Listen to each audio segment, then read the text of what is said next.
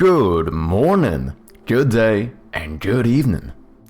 How are you doing, ladies and gentlemen? Hope you are doing good, hope you haven't missed me too much. What am I saying? Of course you have, of course you have. I'm glad I have missed you guys too. Welcome in, hope you all doing good. First one in today, none other than Major Gov. Welcome in, man, nice to have ya. Verity, with the resub as well, 4 months. Thank you so much, Verity. Appreciate ya. Hey. You absolute legend. Hey, hope you're doing good, Verity. Thank you. I appreciate ya. We also have a Prodi Dev in here. We have Niket. We have Unity Coder. Terve. We have Ameripon. I don't know. I hope you're doing good, man. Nice to have ya. Hobbit Changes, the one and only. Thank you all for dropping by. And right now I figured out A-Sprite. Ooh, nice, Major. A-Sprite is sick. I love A-Sprite. It's such a good... Like, the ease in which I create my pixel art is so much better after getting A-Sprite. Sorry, I don't know. That might have sounded bad for you guys. Anyway. Mr. Trick, with your second channel name, you should have been... should have called it Mental Chirpy. Yeah, maybe. I did call it something else before. I think the first name of it was actually... I think it was also Chirpy. But then I realized that, you know, Mad Chirpy, More Chirpy has more of a ring to it. So I did actually kind of rebrand it, or whatever you want to call it.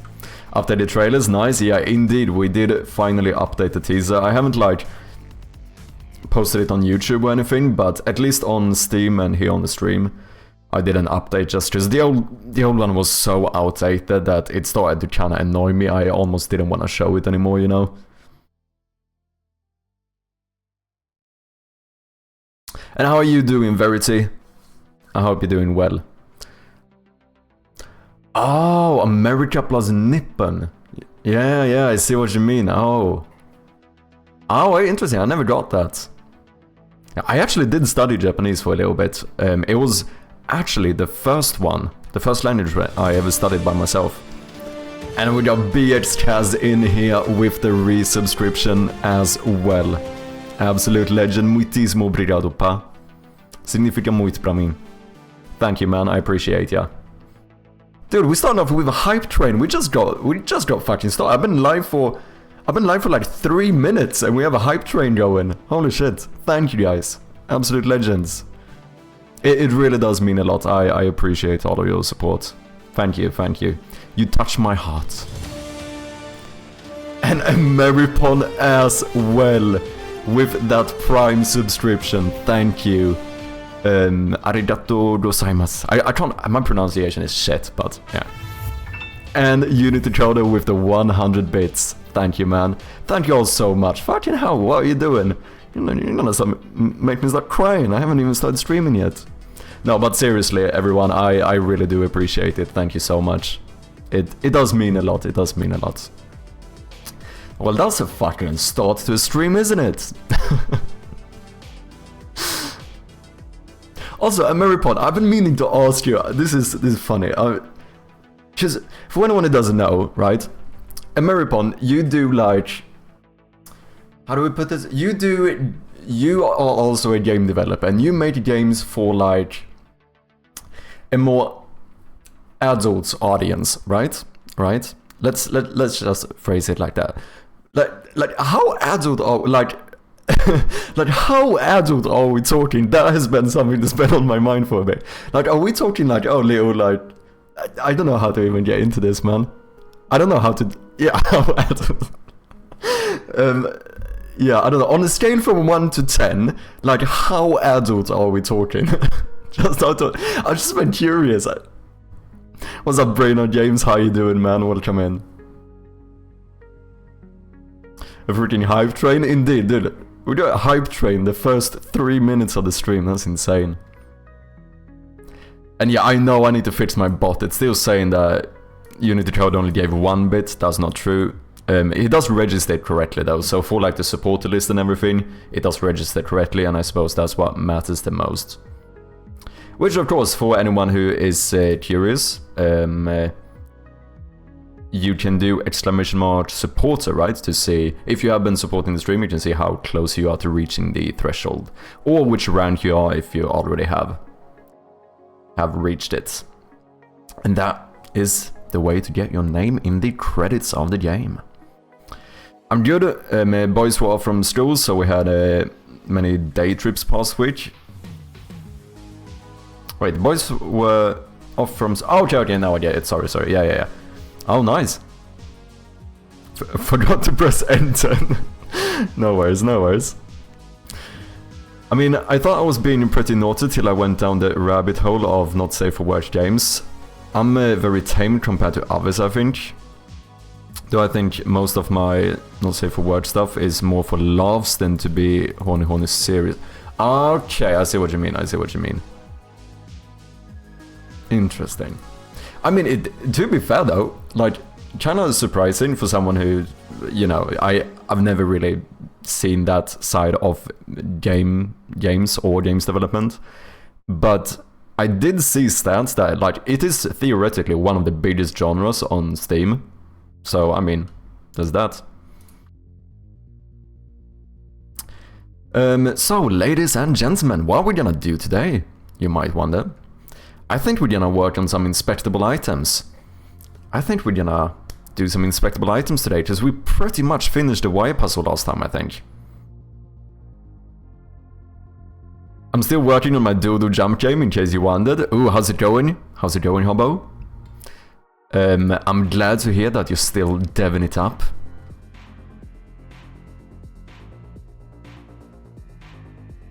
Oh yeah, and another thing, I don't know if I have mentioned this a lot, and I haven't really had it written anywhere, but for anyone who already is a supporter, if you for some reason would like to be credited with a different name compared to your Twitch username, I do have a system for that, so just let me know and I will sort it out.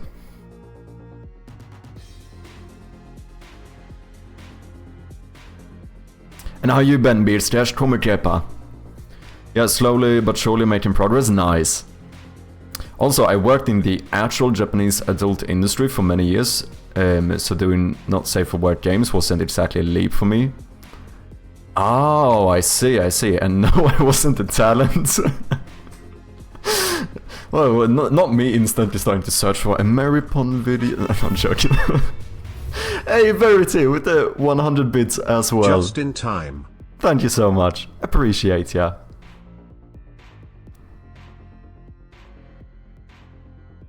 I need to get some better sound effects or stuff for bits at some point. I think I use some... Oh wait, did we just... No, we completed... Oh, did we get a new emote? We did, look at that. Choo choo. What was I gonna say? Yeah, I think I'm using like some Streamlabs default sound effects for the bit alerts. I feel like we should do some custom ones at some point. We'll see if we can get Bjarne to sort it out for us. I don't know exactly how to do them. Like what? Because now I'm using like gems. Anyway, who cares about this? At some point I'm gonna sort it out. Still working on prototype phase, so graphics are still ugly. I think that's good. I always make art too early on. I really think I do. I think it's good to have the discipline to not start focusing on the graphics too early. Estou bem e tu? Estive de férias? De onde? Or, no, onde?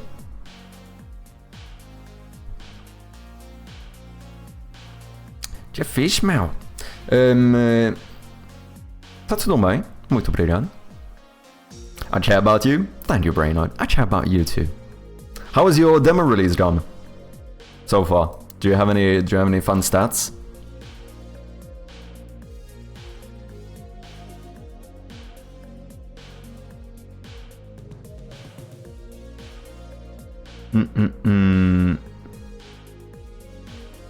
Ah, no Porto.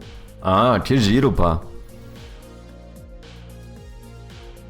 E já agora, esta onda já perguntei, né? Mas não me lembro. Qual cidade em Portugal? Vige anos dia 5?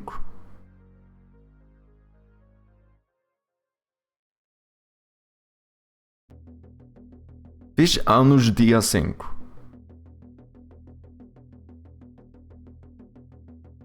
I don't think I understand this. Wait. Fish anos. Fish is like... That's like made, right? Like so I made, past tense. I made years day 5. I think the grammar is throwing me off here. Is this that you... Fish anos sounds like it could be an expression to say that you had like your anniversary or your birthday or whatever. But then dia 5... I'm not sure I'm following. Is it like 5 days ago or something? Sorry. It's definitely tricky to not delve straight to the art. It is indeed. Wait, 12 review. Oh wait, did you do a separate? Oh, did you do the separate Steam page for the demo? Oh, I didn't even notice that at first. Also, you can actually get the reviews as well. Seeing the positive on demo page now. Nice! Congratulations, man. What's up, Cornish? How you doing? Welcome in. How's it going today? It's going quite well. Strom as well with the Prime resub, 4 months. And he just hit the supporter threshold. Thank you so much, Strom. I appreciate you very much, you absolute legend. Holy shit, we've gotten like what? Wait. 1, 2, 3, 4, 5. We've gotten like 5 subs and I've been live for like 10 minutes or something. Holy shit, what a morning. Thank you all so much. Appreciate ya. Yeah, congratulations, Strom. Thank you very much for your support. Yeah, nice with the reviews as well, Brainoid. Should we give it a little go? How long is a run in your game, Brainoid? Like, what's a average run kind of thing? Så du Oeiras Lisboa? Oh, wait. Oeiras Lisboa. Okay, let me look.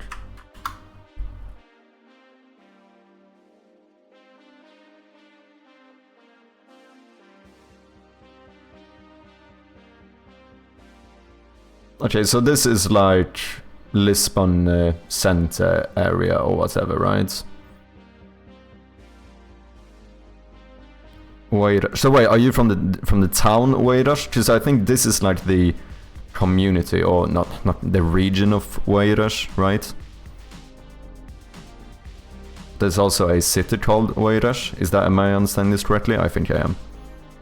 What's up, Coding Gree? How you doing? Welcome in, man. Hope you're doing good. Okay, so wait, where have I been? I've been around quite a bit in like the center of Lisbon, and then I went to Sintra, which is a bit more to the north, right? Wait, what the fuck is Sintra?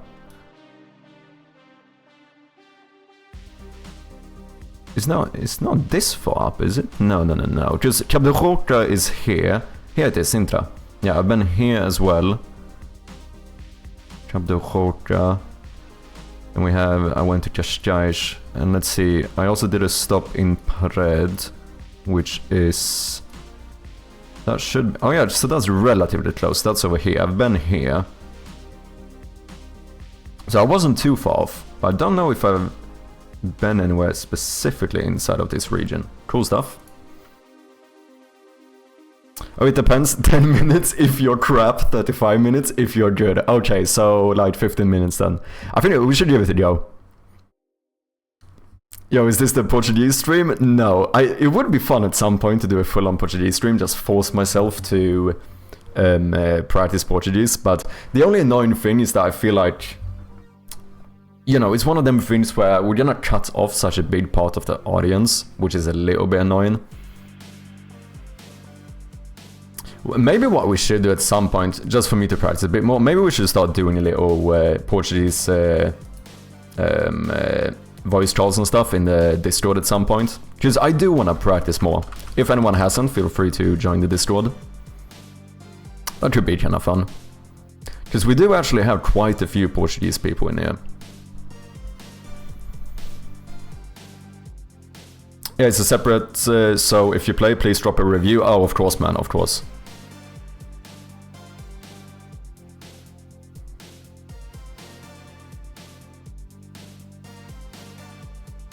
So 20 minutes average, okay. I think that's a quite good length for... That's the kind of time where it's like... You're in the just one more kind of time frame, you know? Just for me playing something like... It's time for the daily word. Let's do it. For me playing something like Binding of Isaac, I'm quite slow at Binding of Isaac, because I would say I'm quite good at Binding of Isaac, but I am a hell of a min-match perfectionist. So I will take my time to make sure that the run gets as good as possible. But so for me, like, it's not uncommon for a Binding of Isaac run to take like 1.5 hours for me. And that is like, a lot of the time, a bit too long to where you're like, I don't know if I have another, you know, if I have enough like 1.5 hours to play. But when a run is like 20-30 minutes, it's more likely that I would do 3 of those than start a new 1.5 hour run. Do you know what I mean? Am I making sense?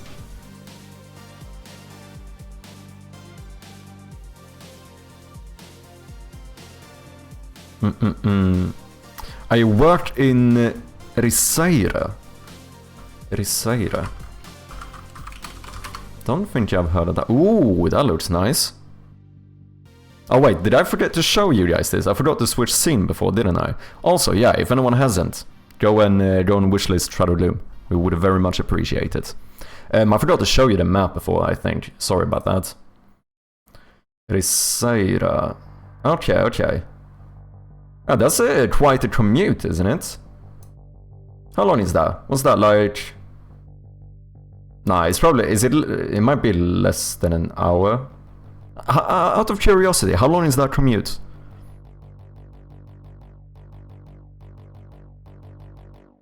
One hour? Okay. Wait, are you talking one... like back and forth? Got a Wordle in 4. Ooh, what's up, Whale? Hope you're doing good. But yeah, this looks nice. Holy shit, look at that. The Portuguese coast is very nice though. This reminds me a lot of Nazaré, right? Nazaré. Like some of the, if not the biggest waves in the world. Absolutely sick. This place is beautiful. Look at this.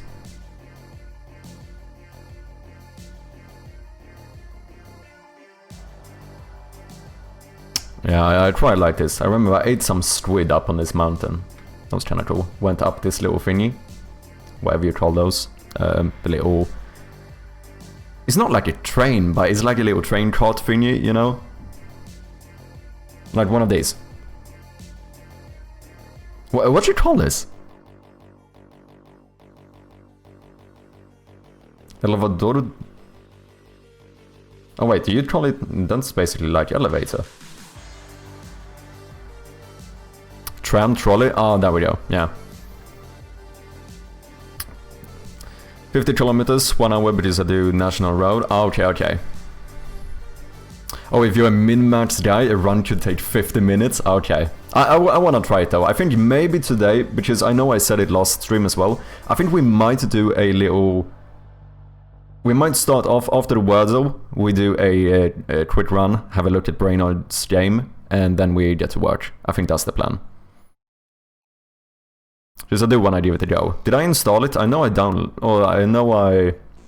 What you call it? Added it to my library. I don't know if I installed it. If not, let me start doing that immediately. Wait.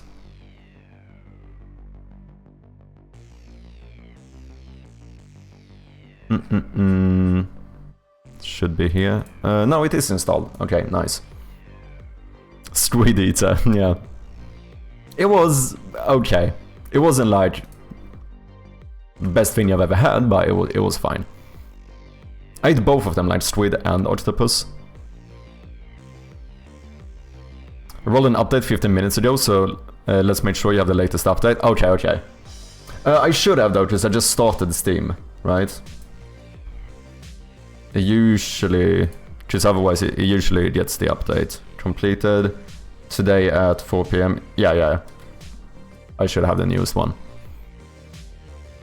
That specific one is called elevator, yeah. Or elevador. Can stop anytime and continue later. Ooh, that's nice as well. Oh wait, did it say update queued? Was I... No. Completed.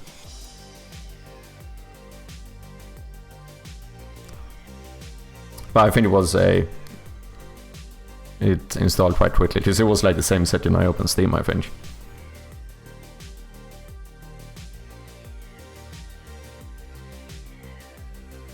How do you handle saving, Brainoid, out of curiosity? Fried squid is more a thing around Setúbal. Oh, interesting. Yeah, the ones I had was not fried, right? Just, you mean fried as in like actually, you know, oil fried, right? I think I have a image of it. Did I post it on my Discord? Oh, sorry, on my Instagram? Might have.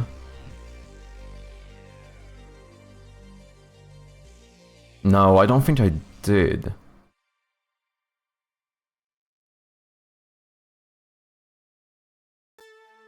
Yeah, this is from Nazaré.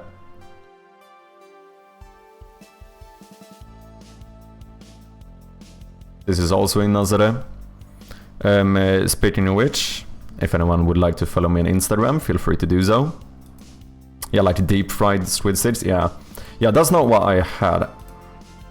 I love this picture. And that's not from Portugal. Wait, I do have some older... Didn't I post one very early on as well? This is also... This is Porto, Nazaré. This is like the view from where I ate the squids, basically. Cap de Roca. This is in Sintra. This is Lisbon. Francesinha. Holy shit, so good. Dude, I miss Francesinha. Wait, do I have it? Oh god, I might have it in my story thing. Portugal. I might have it here.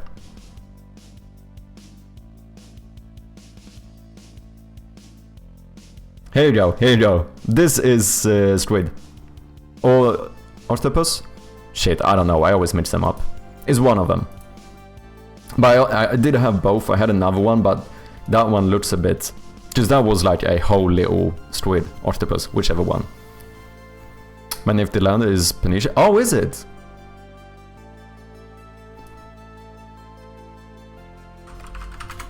I know that one. The reason I know this one is because it stands out so much on the map. Ooh, this looks quite nice though. Just whenever you see a map of Portugal, you have this little... Like, it just points out here, you know? So, I don't know. That's why I remember this this city so much. You're like, following the coast, you can't miss it.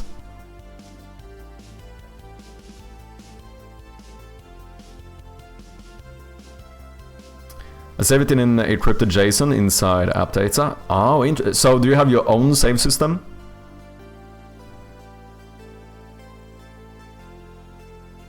I guess it probably isn't that complex for you, right? Now I'm making assumptions here, so please correct me if I'm wrong. But I imagine that you just need to save some references to like maybe the cards you've picked or whatever.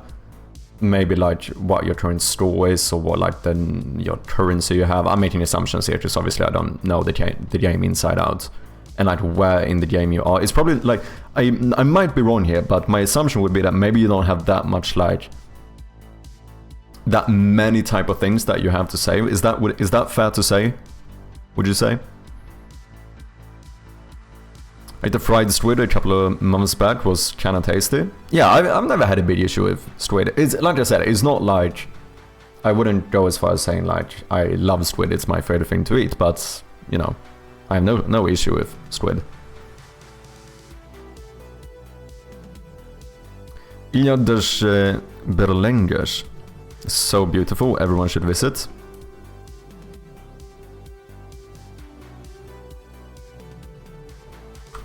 Ilhas de Berlengas.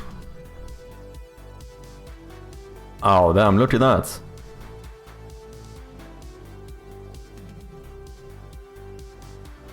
Holy shit, this looks pretty sick. Sorry, am I kind of covering this for you guys? This looks straight taken out of a fucking video game or something. Look at that. This is like where you fight the final boss. Oh, can you camp here as well? It's pretty neat. That is quite nice.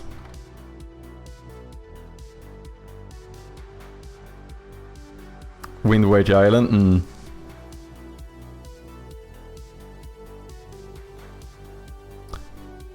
Still have to dive that, tried in December, but weather wasn't good. Diving is fun. I've only done it a few times. My brother is a big diver, so I've done it a few times with him. But only in like, you know, almost like small little lakes and stuff, like nothing major.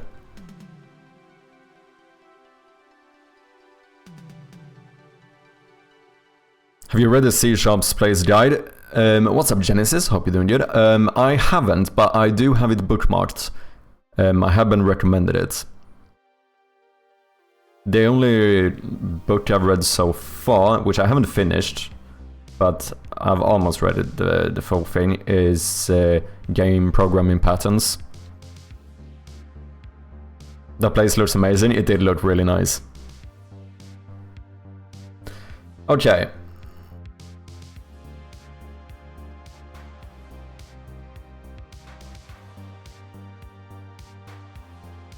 Okay, fuck off. That ain't good. Okay, ER. Let's do something like... not fever, because I don't want to use a double E. Especially not this early. Could do something like maybe power. Okay, we have an O somewhere. Don't love this start. By the way, you can feel free to guess in the chat as well if you want to. Of course, if you already know the word, you probably shouldn't guess, but if anyone else wants to guess with me, feel free to do so. I'm not gonna read chat.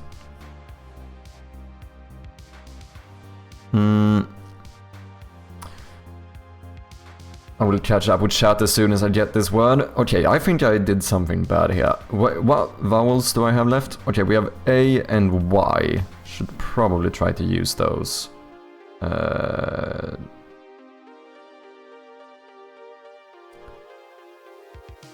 Something ending in any, maybe? Many? Nope.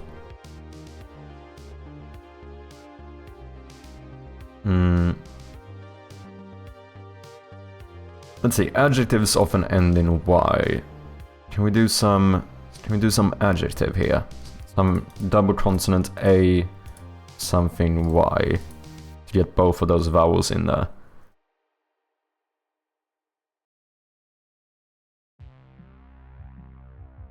Maybe something like...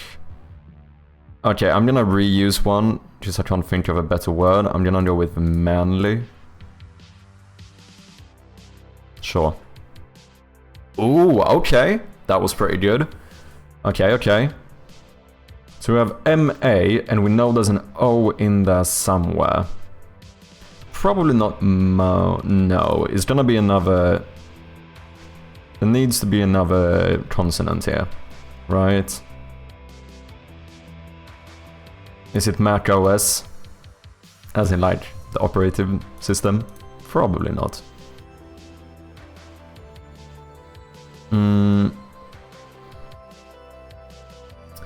There's an O in here somewhere.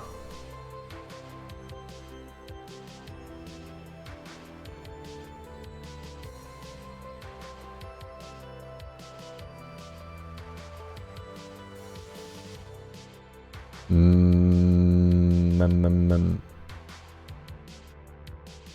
mean, it could be double M as well, you never know. Mamas? Fuck. Okay. That wasn't it. Ameripon is disappointed. I'm joking, I'm joking. Anyway. Okay, what do we have here? M-A... I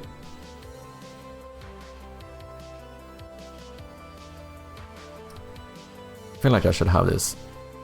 We know there's an O in there. I don't think the O is here. We should do one more word to just get more letters out there, if I don't come up with a good guess here.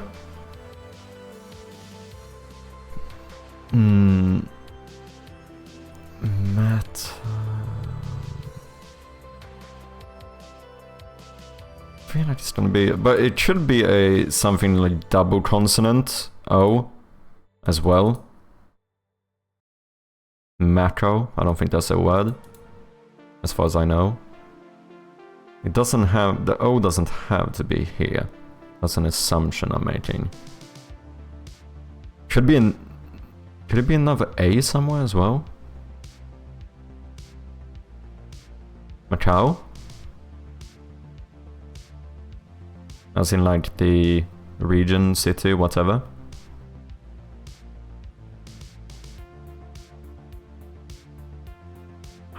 If this is not correct though, it's gonna be it's a dumb guess, because I only get...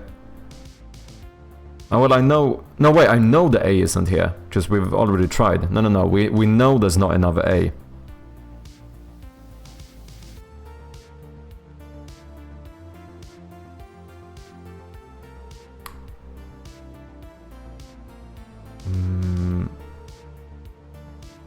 I'm a bit stumped here, actually.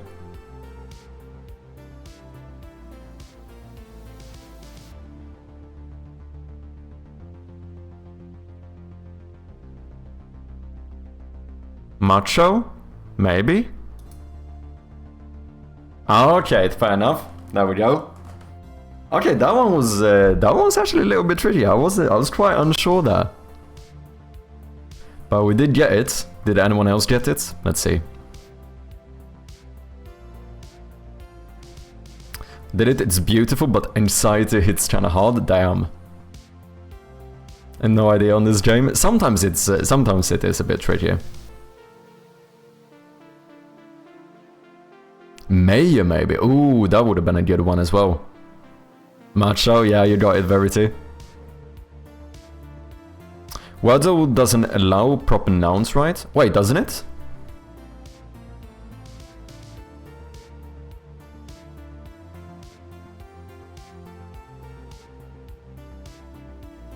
Trying to think of the other words I've had. No, they might. Wait, why would they not allow proper nouns? I'm not sure.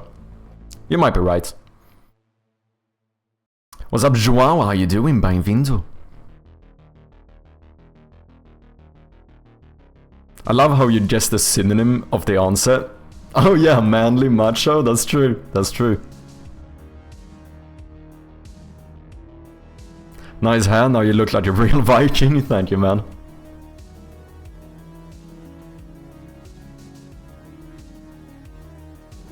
It was my first time diving, so the first few minutes were getting used to breathing underwater and realizing that you're 8 meters below the surface. Yeah, it's a weird feeling at first, right? Yes, like I said, the plan today is that we're gonna do inspectable items, but I actually think before we do that, like I said, I think we should give Replicat a go, because if you guys didn't know, Brain on Games recently released the demo for Replicat, which you can check out here if you want to play alongside. So I think we should do this, I think we're gonna give this a go first.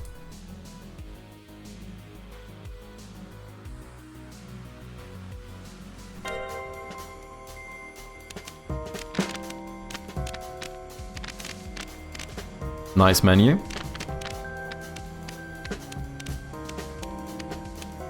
Oh, I like this. I like the sound effects and the movement or whatever of the buttons. Oh, the volume? It might be a bit loud for you guys.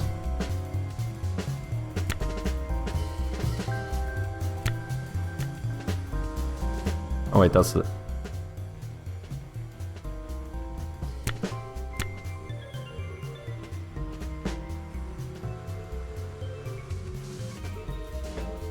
Maybe something like so.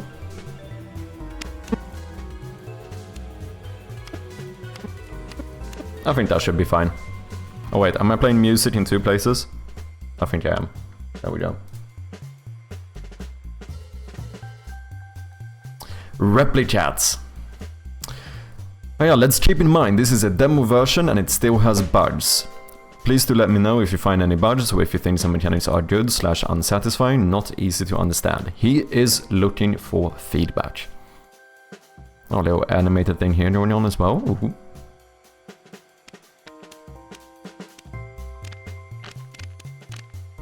So far this seems nice. And I don't know why I'm hyping up the menu. I mean, it is a good menu though. Kind of want to do a 2-hour game dev challenge. Do you have any ideas for a theme? A 2-hour game dev challenge. Yeah, my theme would be simplicity. That would be my theme. If you want to do a 2-hour game dev challenge, my theme would be simplicity.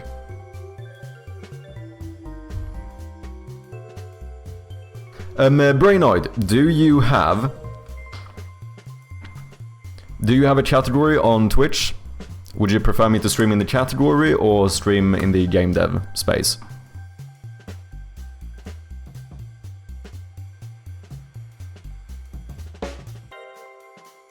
That's perfectly normal. It takes some tries to get really relaxed and used to it. Yeah.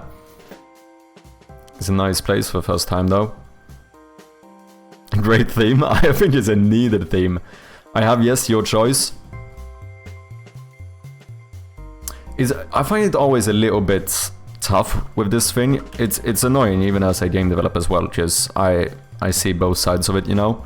Just at one hand, it's like we want to populate the category, right? However, if the category is not popping, there's a chance that there will be less eyes on your game if I stream that. Do you know what I mean? Yeah, exactly. Replicat category that doesn't have many followers, so maybe stick with software and game. Yeah, because the thing is that if I stream that, the new people coming in will only be people that already know about the game, right? Because I'm not gonna bring the category up to the top of Twitch, of course, you know. So it's annoying because at the same time it's like, but maybe we would get more followers if people did stream the category. But yeah, I don't know. It's a weird one. Let me change my title for this as well. Trying Replicat by Brainoid Games. Please, people, if you don't mind, can you remind me to change this title after we're done playing? Because I will definitely forget to do so. I promise you guys. I will forget to change the title. Portuguese as well? Yeah, we have quite a few Portuguese people in here. We also have João, another Portuguese fella. What's up, Lyomatech? How you doing? Welcome in. Nice to have ya. Don't forget to change your title after. Thank you, Major. Okay, let's... should we try this? Okay, so, ladies and gentlemen, this is Replicat, a Balatro-like game made by Brainoid Games. This is the demo, and we're gonna see what it's all about. Friendly deck. Murmur deck. So, wait. Oh, is this... Okay, so we can choose a different difficulty up here. Pro mode, time limit, interesting. And then these are like my start index, I suppose. Score 10 points. Stays revealed. Score 50 points. Automatically reveals its pair when revealed. Oh yeah, because this is like a memory Balatro-like. Can I keep that in mind? That's why there's duplicates of each one. Because it's basically... You know, Balatro is like poker, right? This is the same kind of thing, but we're doing memory. Also, here do I start with something else? Dirty Whistlebird, and $3 per each joker pair in your deck at the end of the round. Plus 4 moves, -1 turns. Oh no, but that's the difficulty, right? And then I assume, yeah, we have some... Oh, sorry. We have some extra or new cards on each one here. Which one should I go with? Should I start with the friendly deck? Maybe. Oh wait, only one starter deck available in the demo? Oh yeah, it says here, not available in the demo, right. Fair enough. Well, that makes my choice a whole lot easier.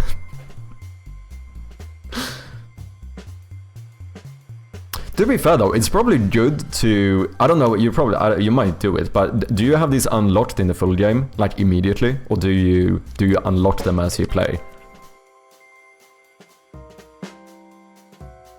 Because it's probably good to do this even for the full game, to be honest.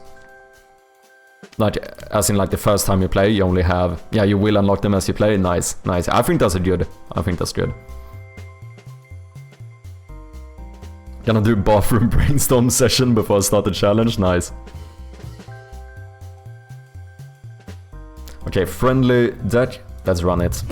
Ooh, nice little transition, ooh. This feels good. Click on cards to reveal them and find matching pairs to score points. Mr. Butterfingers. Your matched cards are added to your hand. Nice little animation. Sorry, I'm way too detail focused. Your hand can contain a maximum of 5 pairs. Okay. Score enough points to reach the score goal. Okay, so I want to get 5 pairs and hit the specific target. You have 5 turns and 16 moves per turn. After each turn, new cards will be dealt to replace missing ones. Okay. So wait, I need to get my 5 pairs in my hand. What if I get shitty pairs? Can I change them out? Maybe. We'll see. The sound effects are nice. How's the volume for you guys? Is it okay? Or do I need to lower it a little bit more?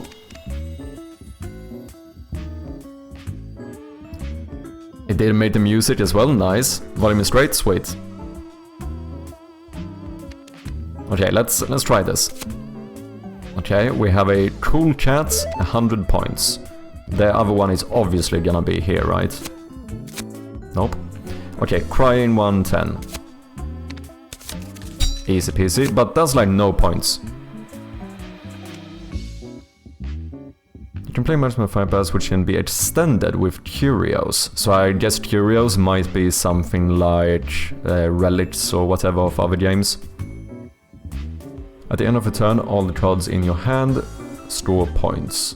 And that will be when I run out of moves, I imagine.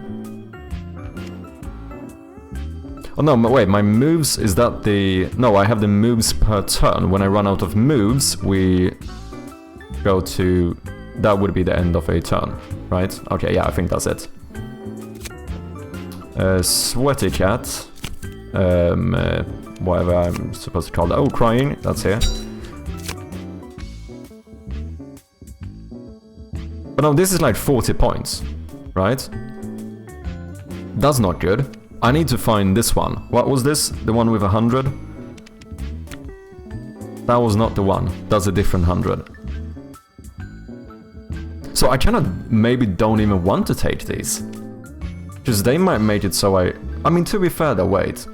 If I get one of these, that might give me...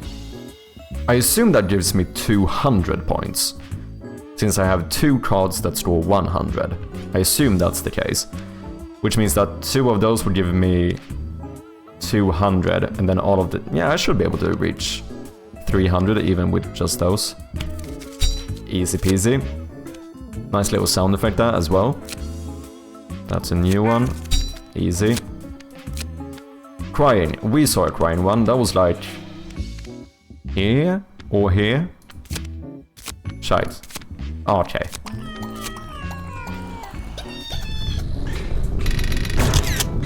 Ooh, juicy.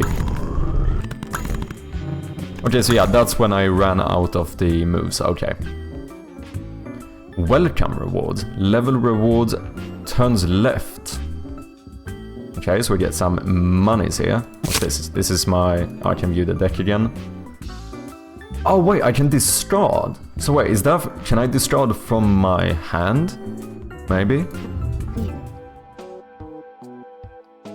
Wow, a shop. You can purchase cards by dragging them to the area above. The cards you buy will be added directly to your deck and will appear in future rounds. Next we have the curios. These items will allow you to tweak the game rules and develop your strategy. Nice. You'll keep your curios for the duration of your current run.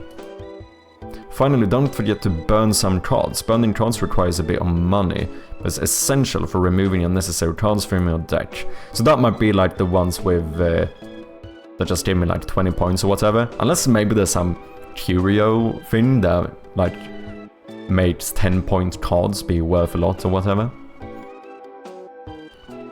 But this is essential, blah blah blah, helping you focus on revealing the valuable ones, exactly. No reds. Score 250 points, whereas only if there are no other red cards in hand. Interesting. Can I see my deck from here? I can. So I do have quite a lot of red cards. I have red and blue cards. So then what I could do, now I probably would not be able to afford it, but theoretically I could just get rid of like all my blue cards. Or just try and never get 2 blue cards, but that's kind of impossible. Because what if I do it first try accidentally?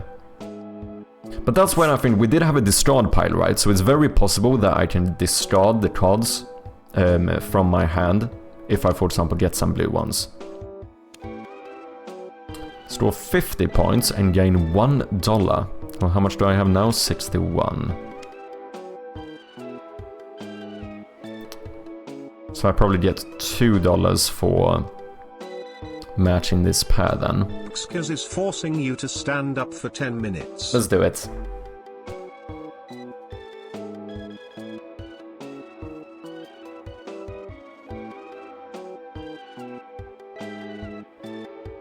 Some blue cards are better than the red ones, I think. They seem to be equal, right? All the scores seem to be pretty... Oh no, this one... But this has stays reveal instead. I don't know what that really does. But here we have an artist. So both have one like special, it seems like. Automatically reveals its pair when... Oh, that's actually pretty sick. So that means if I only grab one of these, I'm gonna see where the pair of it is. That is quite neat. Try and drop your essences on your cards to upgrade them. Oh, that's something we haven't gotten to yet. Try here to burn. Okay, so we can upgrade cards as well. Multiplies your hand by 1.5 if you played 3 or less card pairs. Paper chain, plus 1 max pass allowed. Okay, so that would be 5, right? So I would get this to be so I could have 6 pass. That sounds pretty good.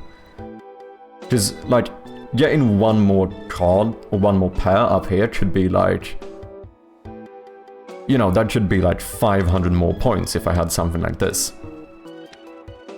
Start each turn with 1 card revealed. That's pretty nice too. I can reroll the store as well.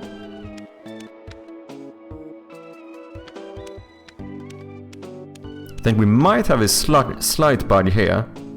Does it happen from this side too? Probably not.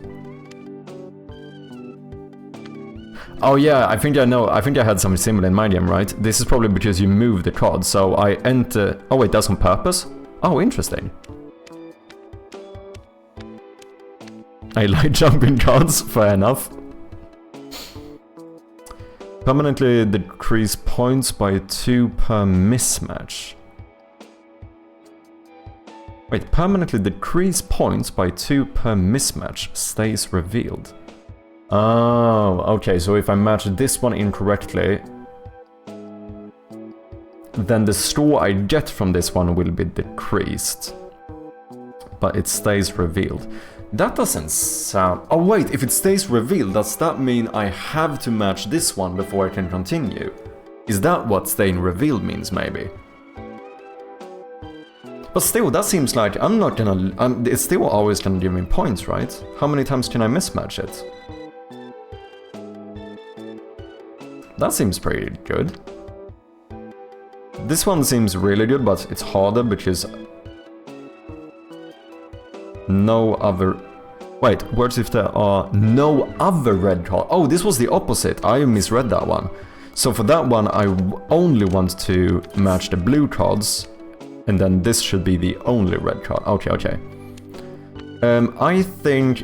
I kind of want to try this one.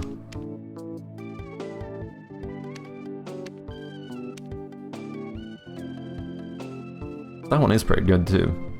Feels like. I might get these two.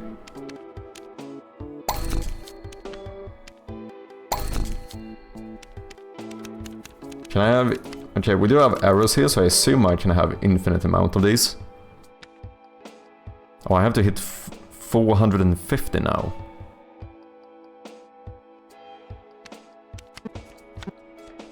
That's quite a lot.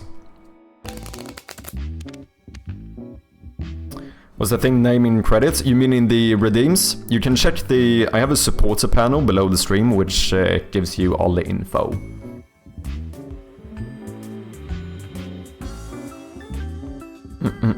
Okay, 450 in score we need to reach. That seems pretty high. Okay, sweaty one. 100, we want that one. 50 points, we can get 6 cards. That's pretty decent. I'll grab those. So wait, clicking here, is that what's gonna populate this now? I think that might be the case. Oh, I tried that one already. And I don't remember what's here. Do I want that one though? 10 points? This seems bad.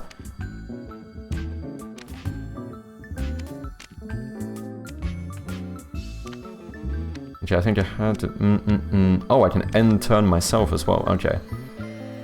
But this seems like it's too little points, right? I'm not sure how the discard works. I thought it would be that I could discard my hand here.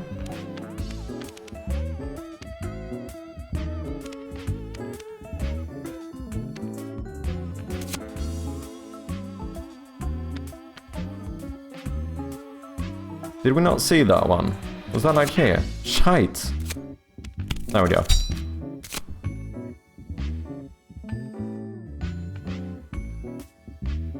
You have 5 turns to do so? Wait, I have 5 turns to do so.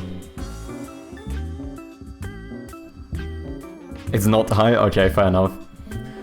Just like, what do I have now? I have 220... 60. 260. Yeah, you know what, we're pretty fine, to be honest. Another sweaty chat.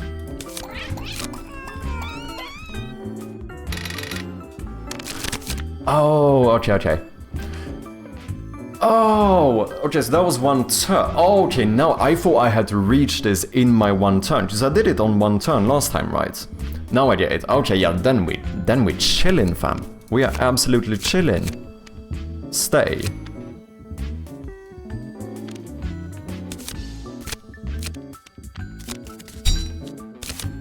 Okay, so I can actually pair up other ones while this one is staying. Now I don't know what's gonna happen. Auto, that's nice. So now for each one I mismatch. No? Okay. Oh yeah, 198, right. That's pretty good. So wait, I can just end my turn right now. Can I? Discard. Oh, the discard is from my last hand. Ah, I get it. It's like my discard pile. Rather than I thought this was to discard something. Okay. So I should just be able to do this, right? We're fine. Maybe I should have tried getting even more, maybe there's achievements. You can have achievements on demo demos, right?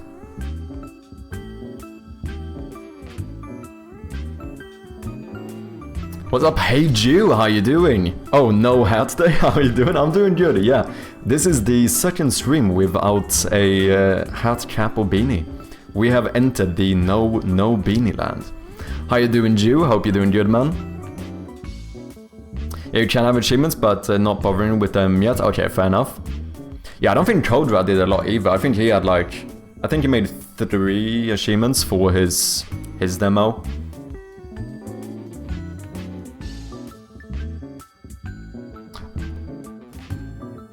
Yeah, I might have been... No, wait, I actually get extra cash for having more turns left. So maybe it is good to end it early then. If I know I'm gonna win.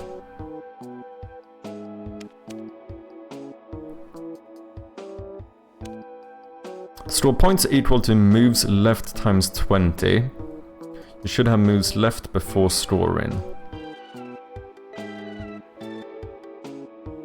Moves left times 20, that sounds pretty good.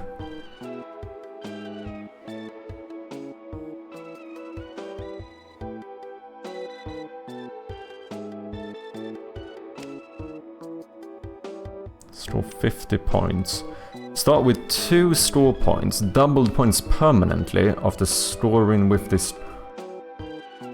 Ooh. Like long term? That sounds pretty good. I think Stardew Valley, holy shit, Slay the Spire had something similar. And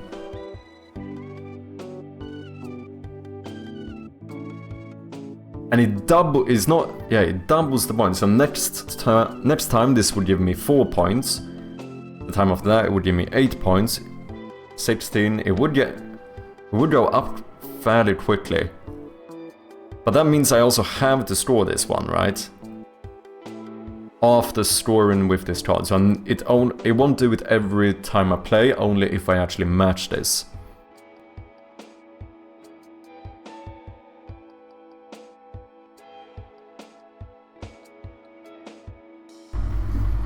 Good, so has it grown long enough? Time passes quickly? Nah, not really, almost, we're almost there. Like, you can clearly see that I can't get it all up, so... Oh, we're getting close. It's getting there. But nice to hear you're doing good, Jew. I'm kinda interested in this one. I kinda wanna try it. 44. If you have no identical pairs in your hand, multiply hand score by 1.2, so 20%. It's not super much. Taste bin, multiply your hand score by ×2 if you have no reds or blues in your hand. Fuck off, man. I can't have anything else. Those are the only cards I have. Yeah, this would be if I didn't get a single one. 0 × 2. Lovely. I mean, I could buy this. That's a yellow card. Burning cards that are not basic 10 or 25 earn you $5 instead. Card prices in the shop are doubled. Burning cards that are not basic 10 or 25 earn you $5 instead. But that sounds... wait, I don't know if I'm misunderstanding this, but that sounds...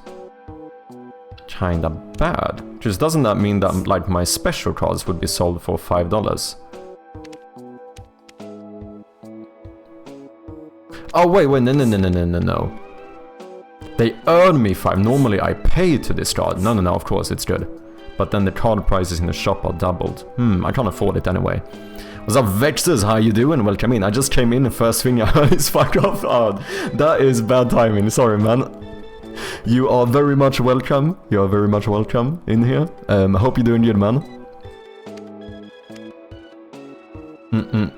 Start with scoring 2. Oh yeah, that was that one. That's a normal 50-50. So this does sound pretty good then, but I cannot afford it.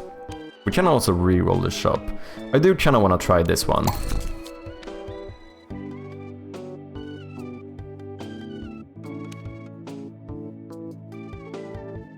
should get this one for the fuck of it, but...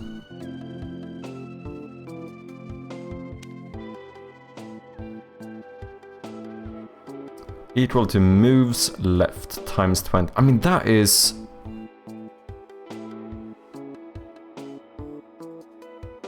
So what, if I do this on the last one, do I get 0?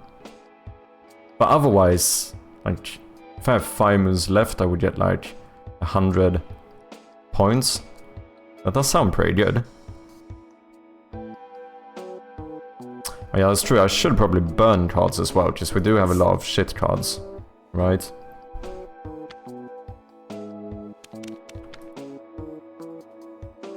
That is probably true.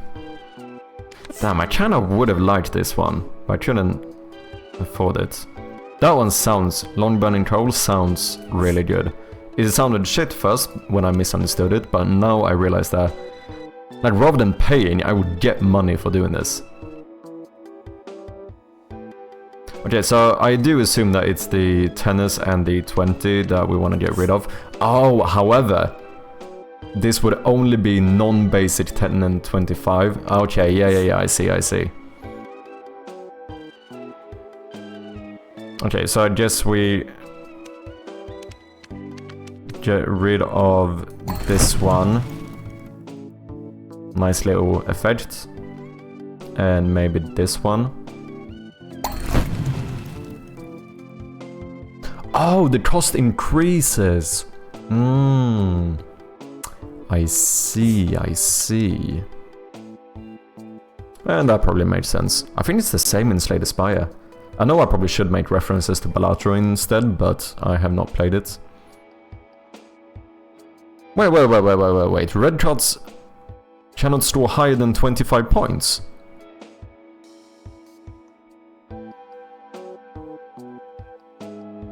Are these like... curses or whatever you wanna call it?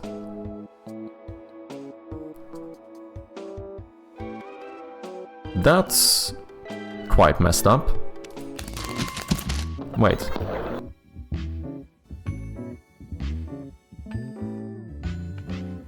Oh, okay, no, I think this is yeah, no, I get it. So this is like the enemy or whatever, and the special thing he has is red cards cannot store higher than 25 points. And I need to reach 600. So like, these ones are just not that good, no. Even these are halved, right? Because these would give me 50 points. Imagine if you now have a deck with like only red cards. You're basically just screwed. Oh, it's a boss round every 3 rounds? Okay.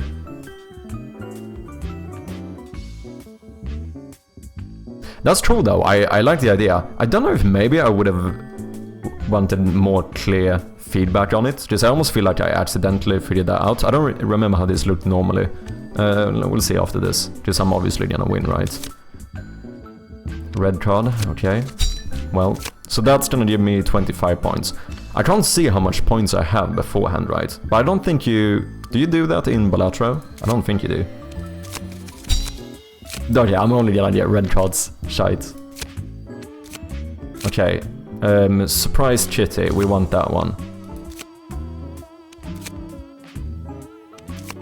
Oh, Surprise Chitty. Was it here?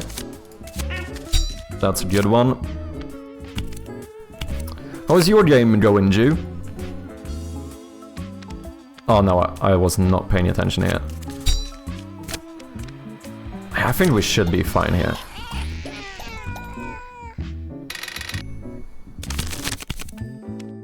Oh, so mismatch stayed up.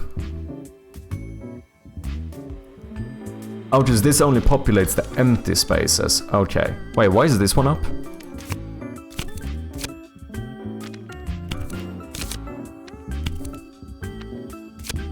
I'm not paying enough attention. Okay, that should be good. Crying. Okay, Sweaty up in the middle. See if we can... Okay, that's gonna give me 25 points. Sweaty. These are the ones we want. I mean, I do have some high... Yeah, we do have this one. This is kinda... We have another surprised one, and... another cool chat.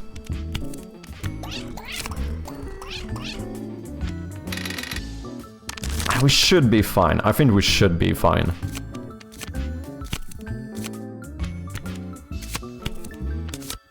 Sorry, I don't know. I'm not paying enough attention. That's gonna give me 25 points. Okay, I'm getting a little bit scared here. Okay, I need to pay attention.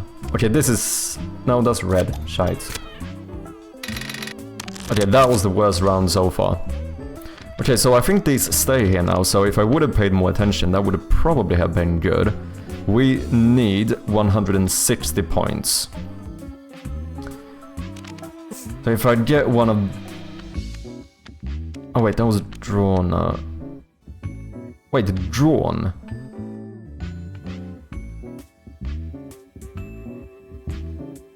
Oh, that means I've already had this? Is that what that means? Or does that mean it's on the deck right now? No, I think that might be... Can I see my discard pile? No. Drawn means it's on the board. Okay. Making slow but steady progress right now, working on making and adding sounds. Nice. That adds a lot, dude. When you start adding all the sound effects and stuff, it has a big impact. It really does. It's a lot of fun, but another deep and wide rabbit hole. Oh yeah, for sure. You see, it only populates empty spaces. New cards joining the boards are matched among each other. Is an important hint. Okay. Yeah, making them is different. Yeah, for sure.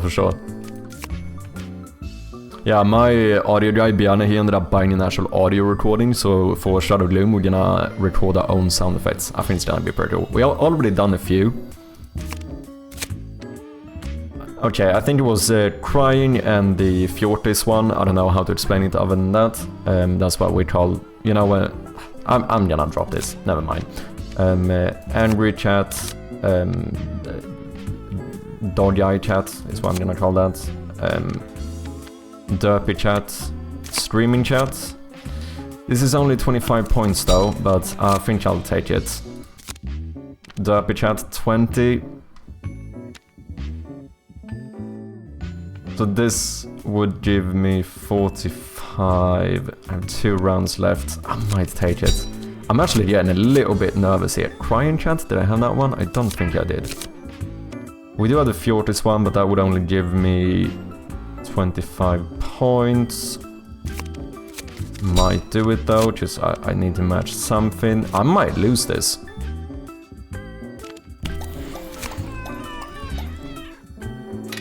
Nah, we should be fine. I have 1 turn left and I need 40 points.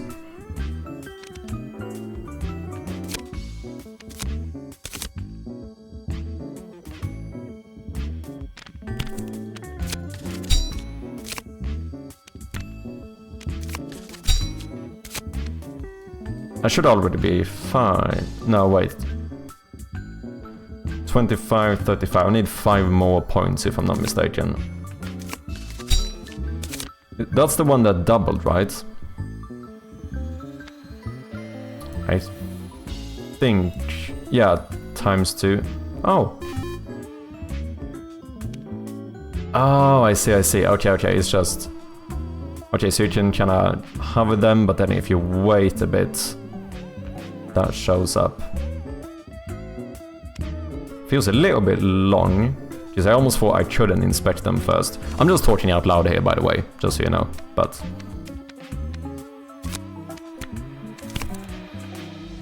Six moves left. Oh shit, I have to get this one. That should be fine. Yeah. Wait, that was more points than I thought I would get. Easy peasy. Essence of Chaos? Ooh, I think that means we can update or upgrade one of our cards. Oh nice, so far I do them by mouth. Yeah, I've done a few by mouth as well. In my intro actually, or sorry, in my teaser trailer, you know the sound effect when like the logo glitches? That is literally me just going into the microphone and then just plainly run with pitch and distortion and stuff. That's 100% made by just me streaming into the microphone. That's kind of fun though, to be fair. We're all mouth magicians. Don't know if I love the term, but yeah, pretty much. Yeah, I think there's something fun about doing that as well. Just it feels like it's a bit of a... for me at least, in my teaser, it sounds pretty good. So it's just like a little fun fact that it's a self-made sound effect, you know? When used on a card, provides a random unique ability to it. Stay, 23% chance. Repeat. Not sure I know what repeat does. Auto is really nice, 35% chance. And then Ghost, I don't know either. Auto is sick though.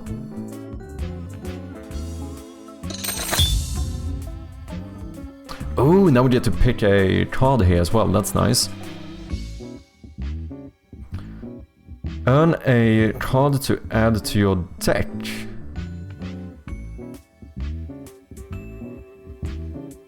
Multiply total points before this card by 4. Works only if you have at least one Curie. Removes a random Curie after storing.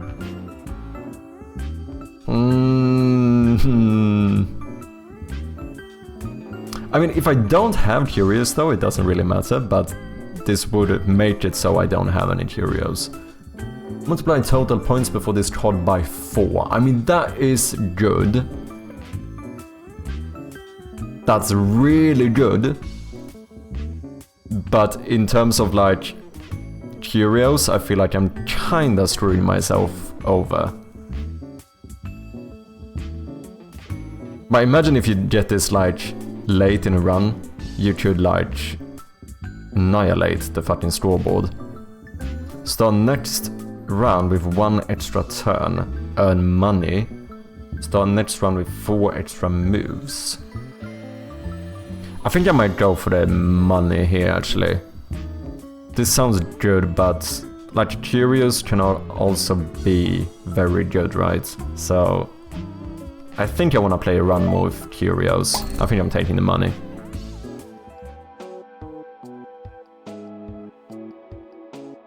I'm just starting to become one, but I'm enjoying it a lot. Nice.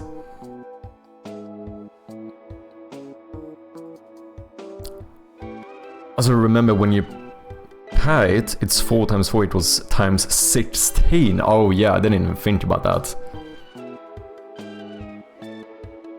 Check it out, you have an essence in your collection. After each boss round you have different types of essences. Each essence has a unique effect. Yeah. So now I want to use this on like a card I mean, can I add it even to one like this that already has something special? Probably. I think so. You know, getting auto on this one. No, not on that one. Getting auto on this one would actually be pretty good. Because that could make me get this one up to the max a lot quicker. Or even stay. Repeat Ghost, I don't really know what it is, but... Because this card kinda sucks now, right? But like theoretically, this could get to... so that I get like 1,000 in store at once. Which that would be pretty good. I might do it, for the fuck of it. Stays revealed. Not too bad. I'm happy with that. Also, with your pace, you could end up playing this for hours. You are kind of min-maxing it. I told you guys, like, I don't know how to not do it. I am a fucking min-maxer when it comes to these type of games. I just... yeah, I actually don't know. I actually don't know how to do it. It's so hard to not start min-maxing, because you're like, how can I make this run as good as possible? Scores point equal to burn cost times 2. Oh, so the more cards I burn, Which is this stays at 20 now. Ooh, that seems like it could get very good. Multiply total points before this trial by 3. Permanently decreases its multiplier by 0.25 after scoring with this card. This one gets worse in the long term. On match, add 20 points permanently. Permanently? On mismatch, subtract 2 points permanently. That's an interesting one. Shop has a chance to offer upgraded cards. Skips next boss and disappears. Nah, because then I lose the loot from the boss, don't I? Can have 3 revealed cards at the same time, -1 turns. Yeah, so now here we see 4-5 boss. Every 10th revealed card is denied. Denied cards cannot be matched. Ooh, interesting. This one seems pretty good. Because then the more cards I start like burning, this is gonna just get better and better. Burn cost ×2 as well. That does seem pretty good. I think I want that one. But I need to burn more cards, that's the issue. I think which I can't afford now, right? Yeah, I need to be more careful and make sure to burn off all of my shite cards.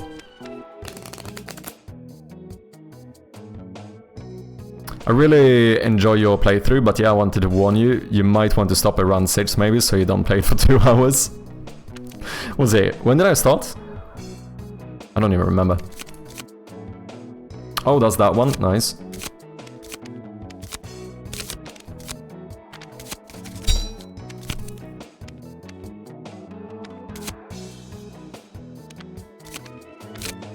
I think I had that one somewhere. Oh my god, what am I doing?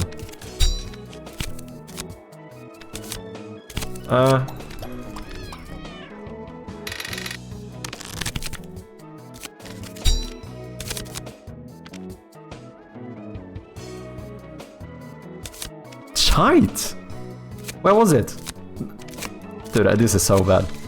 At least that's a good amount of points. I need 1000 though. That should be fine, right? I wanna find this one. There we go.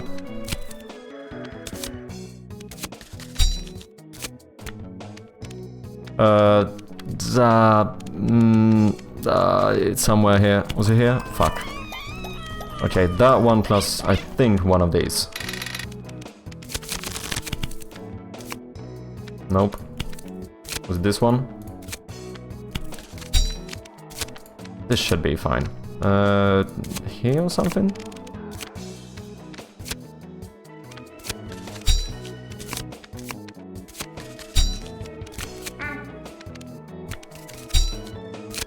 Yeah, we got this, man.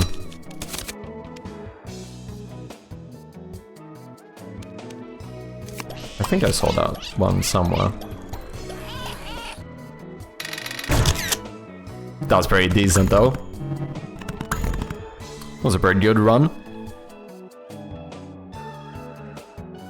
Getting a bit of money here as well. I think I need to burn cards. I think I do. So what happens if I run out in my deck? Does it throw my discard pile into the deck? Do we loop the decks? Is that what happens? Or am I like screwed if I technically run out of cards? I imagine it probably loops, right? Because in that case there's really no risk with removing shitty cards. Only works if all cards in the hand are blue. Cannot burn cards as shop? Nope. Cannot get that one, especially with my burn cost card. That was kinda cool, I like the burn cost one. Shuffles back in, okay, nice. 25% chance to earn a turn back if you played at least 5 pairs. Sounds pretty good, but it's relatively rare actually. I don't even know why I got this curio, because I never get that many pairs anyway. First turn of each round has 4 extra moves. That is pretty good as well. I think I want to discard first. It we don't really have anything that cares about color yet, so I suppose it doesn't really matter.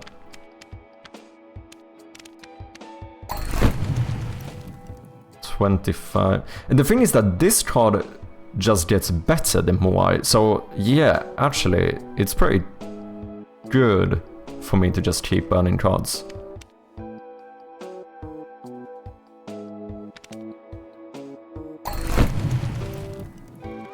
Yeah, because this one just gets better each time.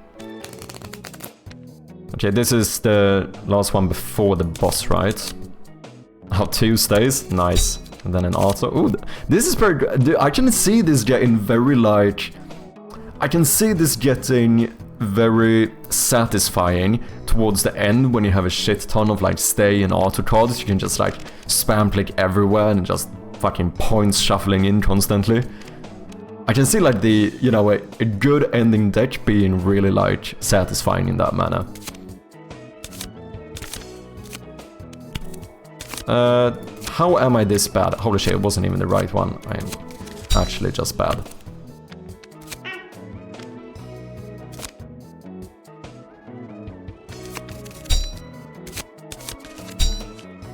They're easy peasy, man. Look at that, almost 600 in the first one.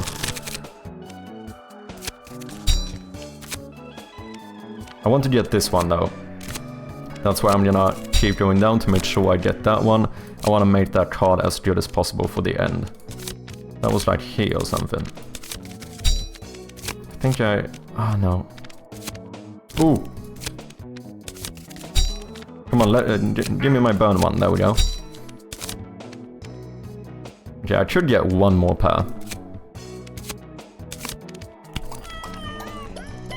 That one is here.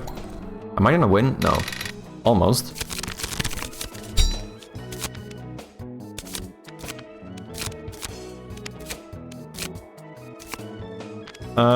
Fuck.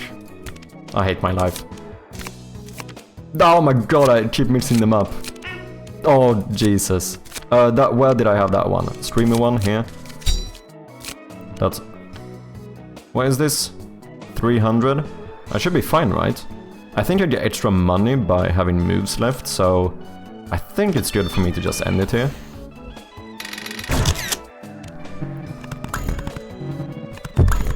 Yeah, you can have such a deck that it becomes an idle game, it plays on its own. Oh, because maybe you can get something where, like, you know, revealing this card reveals another one, that one is an auto card, and then you have curio that, like, every time you reveal a card, you reveal another one, and it becomes like that kind of stuff. Oh, it's only for turns left. Oh, okay, I see. Oh, so then it doesn't really matter that I should have used... Yeah, I should have done that one because I would have had the same amount of turns left anyway. Okay, I see. Ooh, what's this? That looks fancy. Stores equal to the corresponding card from the previous pair of the hand. Wait, stores equal to the corresponding card from the previous pair of the hand times 2. That's pretty good. So whatever one I just paired, this is gonna do the same times 2. That sounds good. Starts with 5, permanently increase points by 10 before scoring. I do like these, like, permanently increasing stores stuff.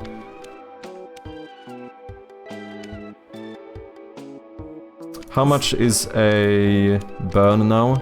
30. That's annoying. What's up, Blue? How you doing?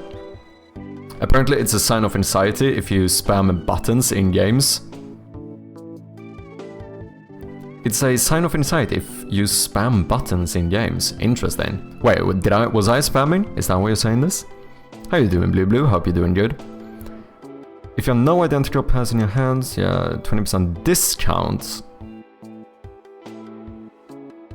Permanent discount on curios.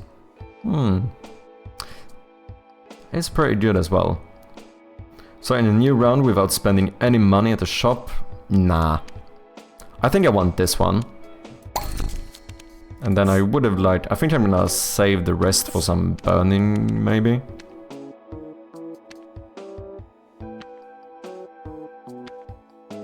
I think so. Alright, it's boss time. Ooh, nice little animation thing going on there. What did they say? Every 10th revealed purple card is... Oh, that's fine. Do I even have purple cards? I don't think I do. No, we're chilling, man.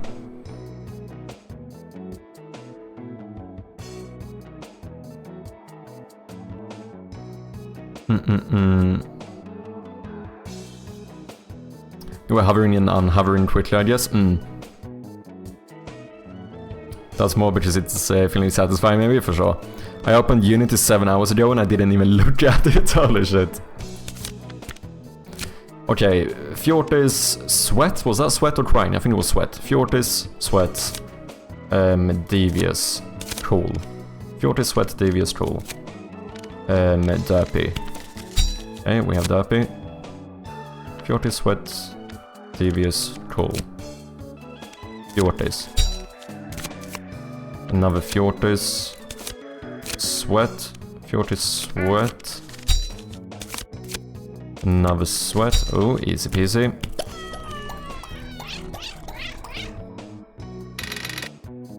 Not too much in terms of score. Oh, well, that's gonna give me a bit. Cool. Fjortis, Sweat, cool.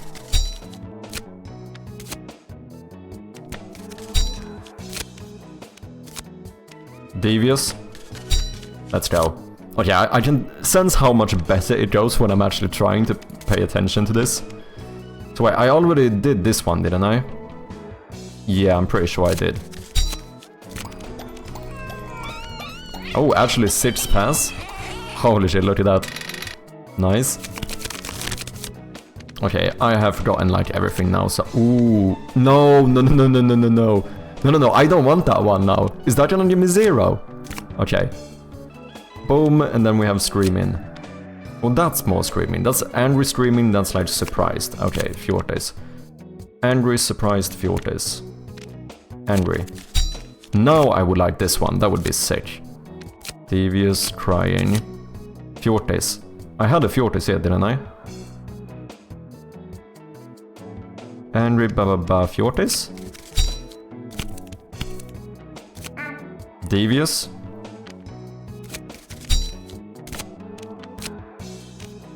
Surprised. Crying. Was this one Crying? I think that one might have been Crying. It was. What's up, Code Ran? How you doing, man? How's it going? So far, so good. Actually, this is quite fun. This is the first Balatro-like game I ever played. I never actually tried Balatro, but I kinda... I mean, obviously, I enjoy roguelites to begin with. It's one of my favorite genres. But, you know, I see the appeal of this, like, subgenre. I actually do. Is this basically like Pass? Yeah, it's basically like... Imagine Balatro, but instead of being poker-based, it's memory-based.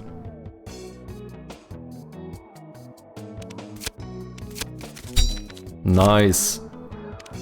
That one is gonna get OP at the end. Okay, wait, have I forgotten stuff again? No, I know this is the previous score thingy. That I know. We have a Devious there. Burn costs. Surprised. Burn cost? Sure. I mean, this should be enough, but we might as well finish the round, right?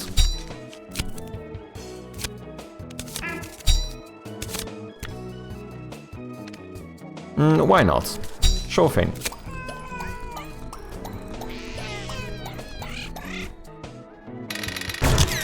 Easy peasy.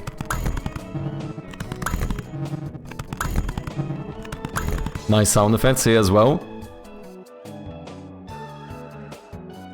I was watching a video on iSet recently. The game has so much mechanics and hidden content. Dude, yeah, I mean, I've played Binding of Isaac for like almost 700 hours or something. It's one of my all-time favorite games. And I'm like nowhere close having all achievements. I think I have like half of the achievements or something. It's outrageous.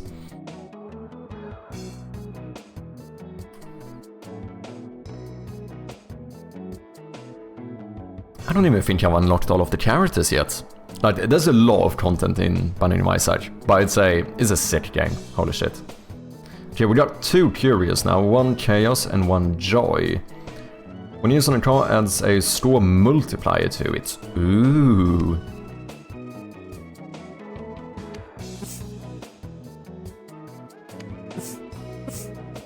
Okay, I can't do it here. Okay. Add a curio to your collection. Rainbow magma lamp. I used to have one of these when I was a kid. Multiply your hand by times 1 plus 0.2 by each different color you have in your hand. Plus 0.2 per each different color you have in your hand. That's pretty good. Only works if you have more than 2 colors.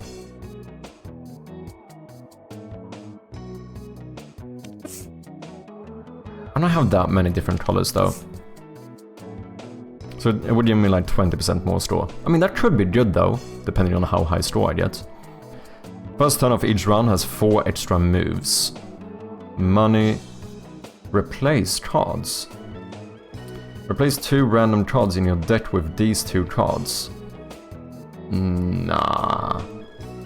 That feels risky. What if it replaces like my burn cost card or something? Quite interesting actually. It actually is. I said it's crazy, everyone is so fucking different. Yeah, true.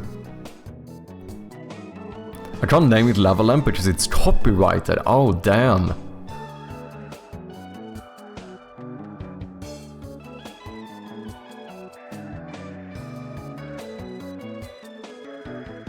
First turn of each round has 4 extra moves.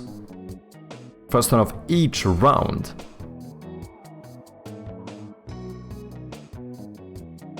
Wait, what is a round? Round say, oh, okay. I was thinking of each turn, like the first. I don't know what the fuck I was thinking. That makes no sense. I think I'm gonna go for money again. Unless I go with this one, maybe. I might try this one. I should have gone with money. I need to burn cards. Okay, I think we might go to this boss. I don't know how many. How many rounds do you have?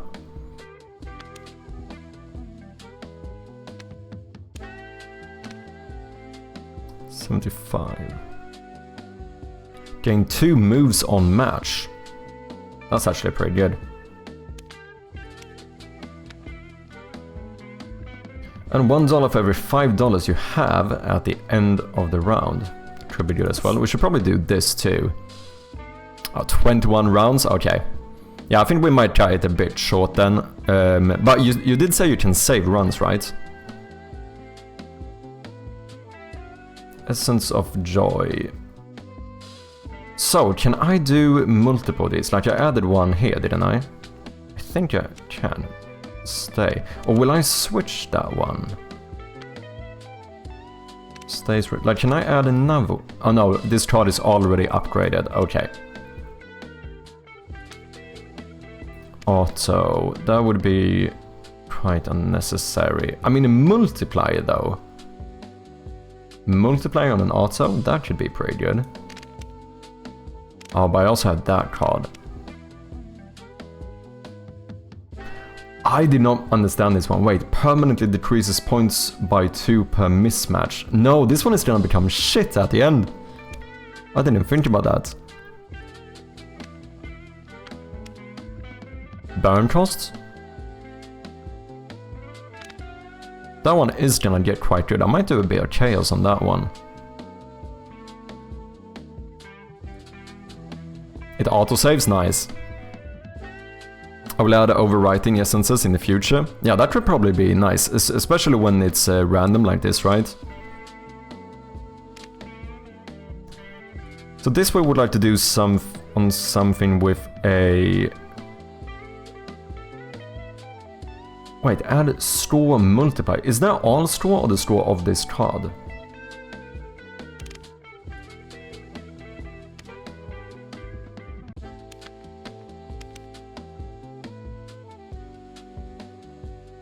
Okay, let's try this. No, wait. Multiplies the store before this card by 1.1.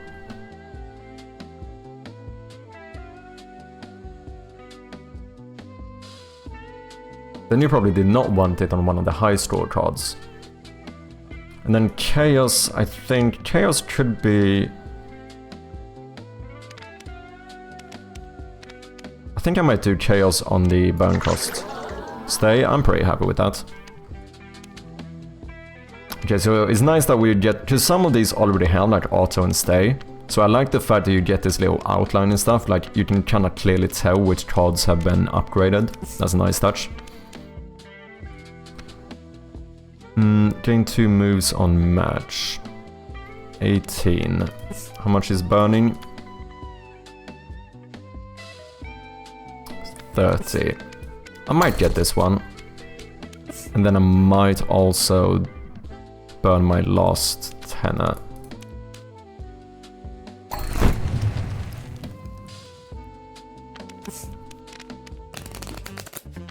Have you played a lot of Binding of Isaac, Code Red?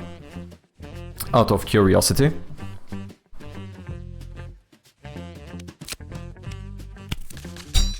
Easy peasy.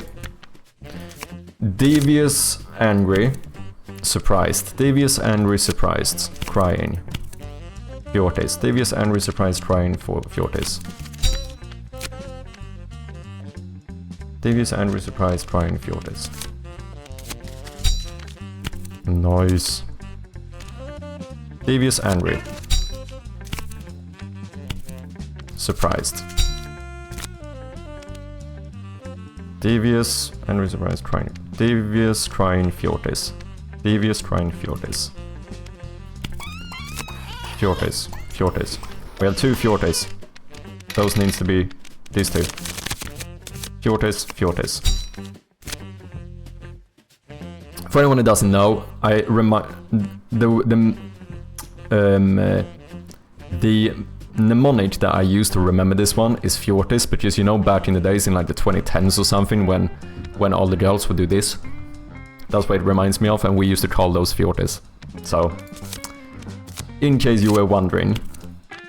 Oh shit, that is so bad, man. What am I doing? Devious, I didn't get the Devious one, right? Wait, I can check, because I would see here if it's discarded. I did not. Devious was earlier on, it's like here. Or here. I think it's here. There we go.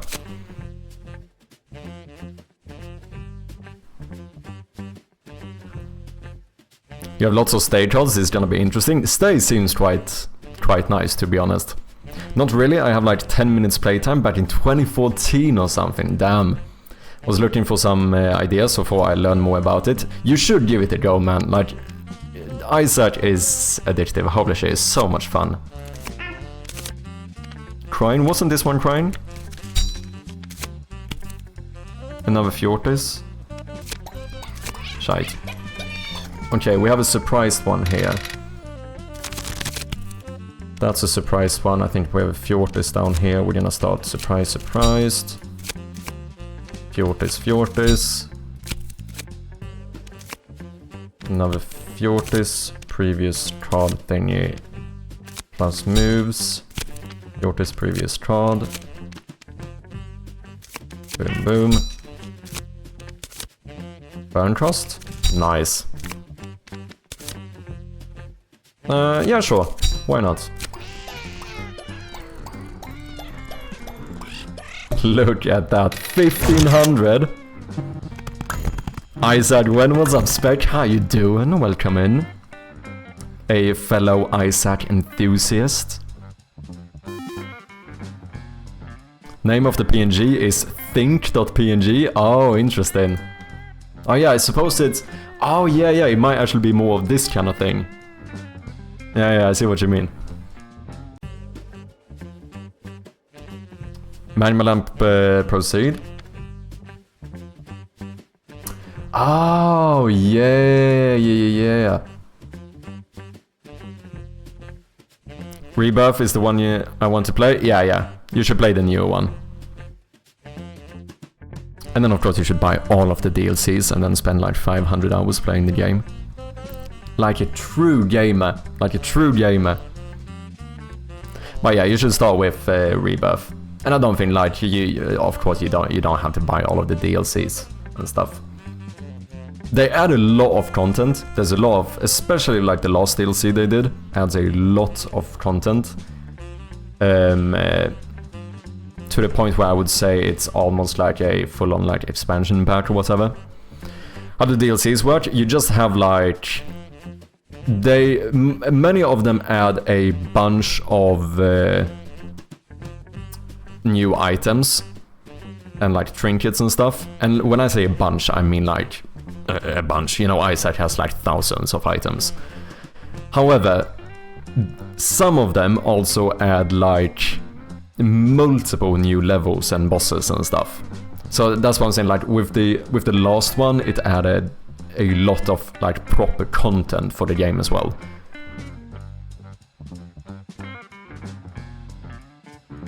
I don't know, I imagine they probably have some bundle, right, where you can get all of them. I don't know how expensive it is, but because obviously I've played Isaac for ages, so it's one of them things where I've kind of bought them separately as they come out.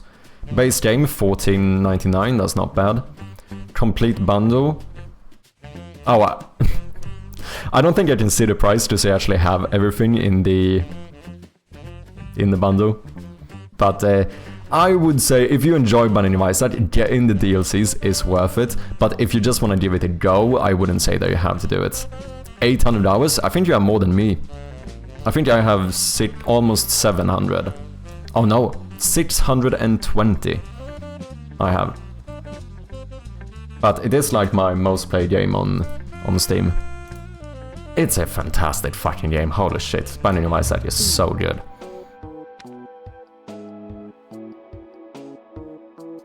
Oh, do I have a boss in the middle now? Interesting. I think this is the one where we're gonna end it. That will be the final boss for this run. But holy shit, Brainerd, this is a good job, man. Works only if you have no more than 3 curious. Nah. Multiply the points before this card by 3. Permanently decreases multiply by 0.25 after drawing. Ah, I don't like those permanently decreasing ones. Mismatched socks. Score 40 on each match. Lose 6 on each mismatch. Risk reward. Bendy Spoon. There's an item in Binding of Isaac called Bend Spoon. Earn $1 for every $5 you have at the end of the round. Dominant District. Autocards always play last and reveal... Oh, wait. This is interesting. Autocards always play last. They always play last. Oh, so wait, you're not gonna actually match them immediately. Instead, it's going to reveal another card. Is that what it is? It might be. Autocards always play last. And the reveal a random card sounds like it's really good, like synergy stuff. They just play at the end of the hand. I think that's where I'm like, I don't know, I'm not sure if I entirely understand what you mean by play here. They always play at the end of the hand. As in like the other card, the pair, will be revealed at the end. Sometimes you get odds on multiplier cards and that sucks because you end up revealing them first. Oh, I see.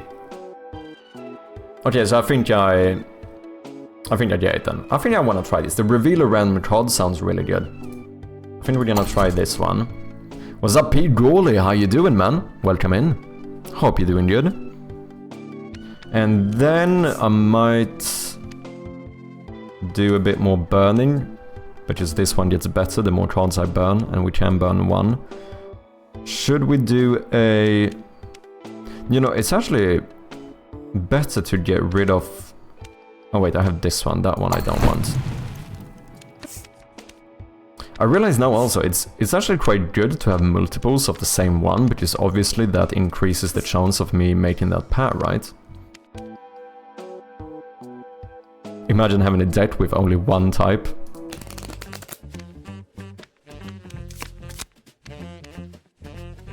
Boom. Oh wait, that one's gonna stay, but then we have a Fjortis. Surprised. Okay, surprised. Another Fjortis.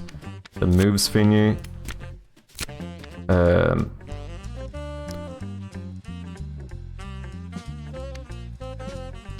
Wait, was that a surprised one? Ah, shite. Was it? It was, okay. Yet another one.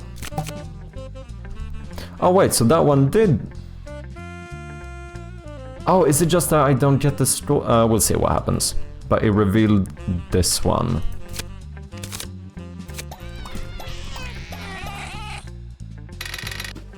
So I wonder if I would have had another one after, would that still have been moved to the end maybe? I officially have less than 1 hour left. Damn, have you started? Oh, that had a multiplier. Does that multiply my straw here maybe, or is it only in the hand? Multiplies the straw before this straw by 1.1. Sounds like it should affect the straw, I didn't pay attention though. Fjortis, don't I have one of those here? Oh my god, what am I doing?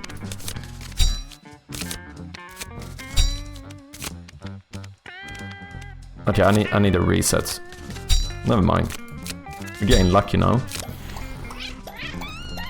Come on now. Magma lamp is OP. Okay, that's good to know. Okay, previous card, Fjortis. Devious, Fjortis. Devious, okay, let's do that. And it would be nice to get the previous card one now. Let's fucking go. Okay, that's pretty good. Surprised, sweaty, I don't remember this one. Was that another Fjortis?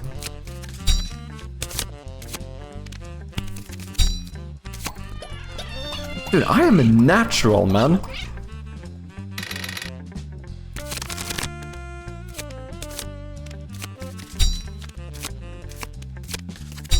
Stay is OP, I like stay.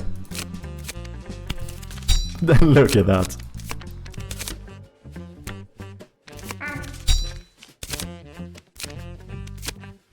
Devious? Did I have a devious one here? I actually can't remember.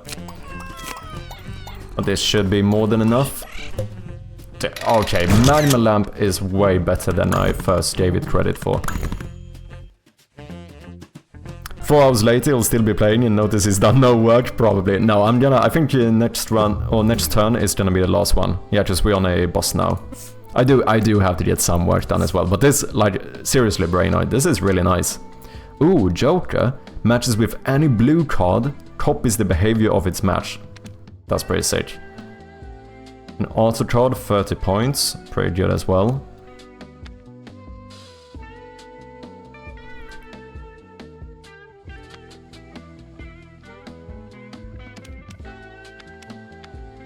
I mean, we have to try the Joker, right?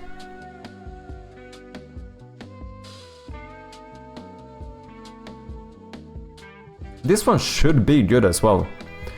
Starts with storing 10 points. On match, add 22 points permanently. On mismatch, subtract 2 from points permanently. This should be good. That should definitely be good. But you have a random card is revealed and denied at the start of each turn. Card stays revealed, denied cards cannot be matched. That's annoying.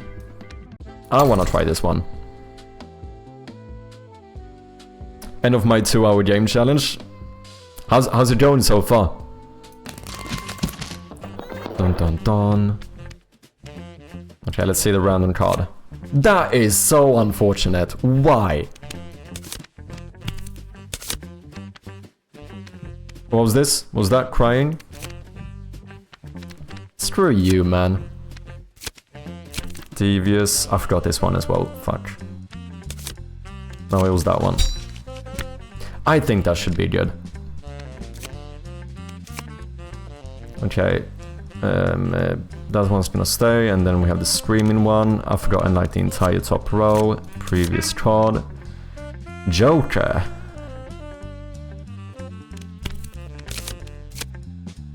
Previous card. sure. Then I do it. Okay, wait. This is too... Oh, that is mean. That is so mean. No previous card would be... Is that here?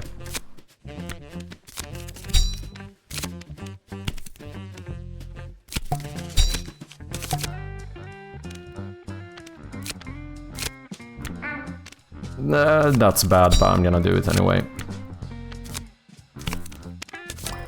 The deny one is messed up, fam.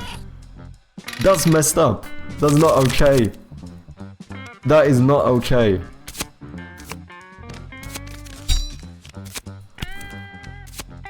Okay, I can't remember shit. Was you here? Yeah, I think we should be fine anyway. Okay, we have a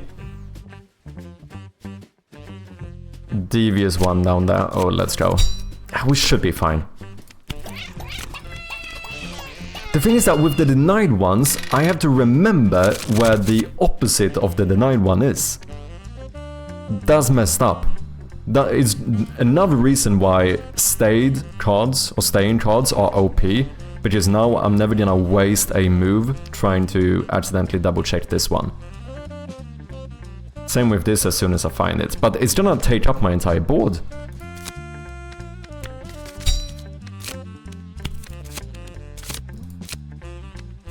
Oh my god, I am so... What am I doing?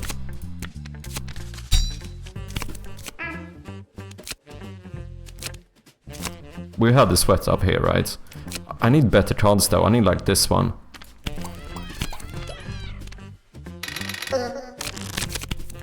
I think I have this one up here.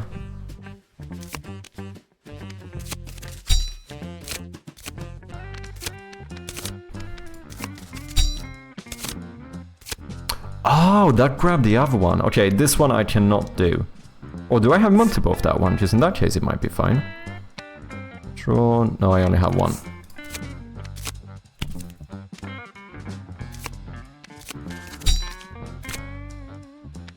Am I gonna lose? Nah, this should be fine.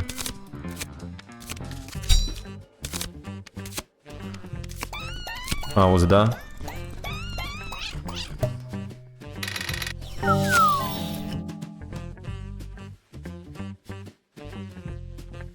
Wait, did I lose? Wait, what? Continue? No, did I lose? Fam, look at that! I'm so close! No, are you kidding me? The denied thing is absolutely messed up, fam. Fun little thing though, good idea, but holy shit, that is so messed up. Oh, damn. So close, holy shit. Denied, I actually was. That was mad.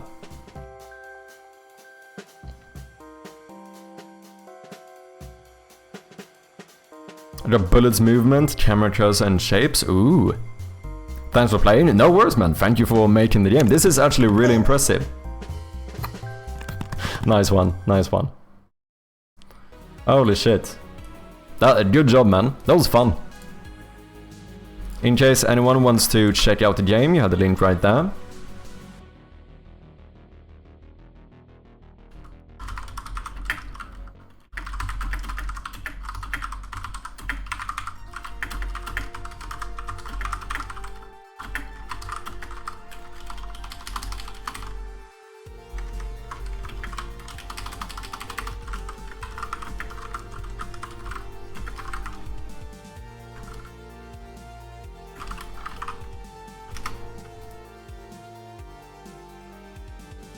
Booyah, let's go.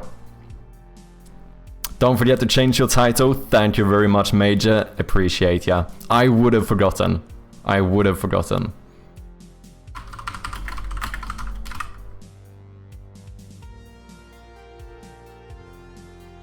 Thanks for the review, means a lot. No worries, man, of course.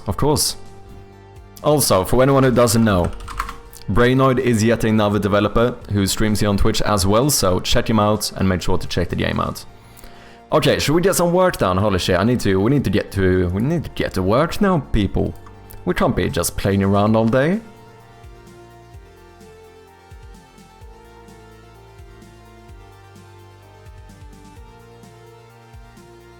Let's see, what are we doing? I think we pretty much finished off the entirety of the wire puzzle, right? That is I mean, there's always polishing you can do. But this is basically working now. We also have the little broken one, which we now can fix if we want to. Oh, did I actually do it correctly? Holy shit. However, we also have this wiring diagram, the one that's supposed to tell you how to connect this. The issue is that when I click on this one, I just have this pop up as a little placeholder. So 254214. This will be here. Boom, and the door opens.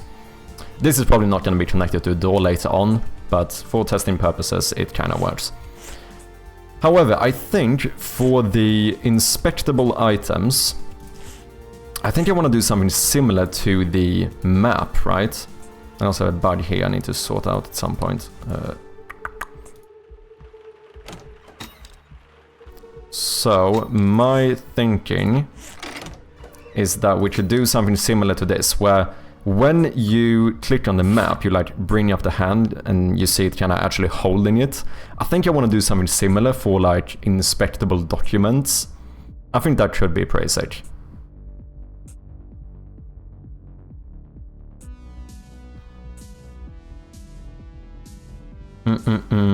Should be a note. The code's half ripped, so you need parts for the code. Oh, do you mean like we wouldn't give the whole thing immediately?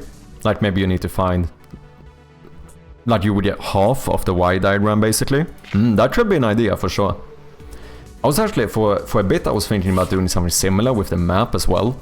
Like, rather than doing this... Now I basically have a Binding of Isaac map, right? Like you explore the map as you go. Like the new rooms will pop up here. So, you know, in a role-playing sense, we can imagine that maybe the player is like actually drawing the map themselves. But at some point I was thinking about having it so that like you would have to find like map part 1. And that would give you a bit of the map. But we'll see, I'm still not fully decided. Oh, did you mean it for specifically the map? Yeah, that is something I did consider. It's not impossible that we end up doing that. I also recently found out, did you guys know? I don't know how I missed this, but you can actually on Windows use the Windows button and like 1, 2, 3 to switch between applications instead of alt-tabbing. So like Windows button 3 would bring me to the third one on the taskbar. I had no idea, but it's actually pretty convenient.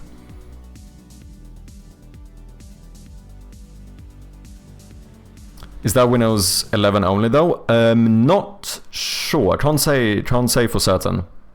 It's possible. It's possible. Okay, so what I'm thinking is I already made some assets here, right? So I copied the hand. And then we have, this is like an A4 paper. The reason why I'm doing this separately is that I imagine that maybe at some point you should be able to find like maybe just a smaller note or something. So then we can just like, I don't know, enable that one as the inspected item instead. I think for this we're gonna use a big one though.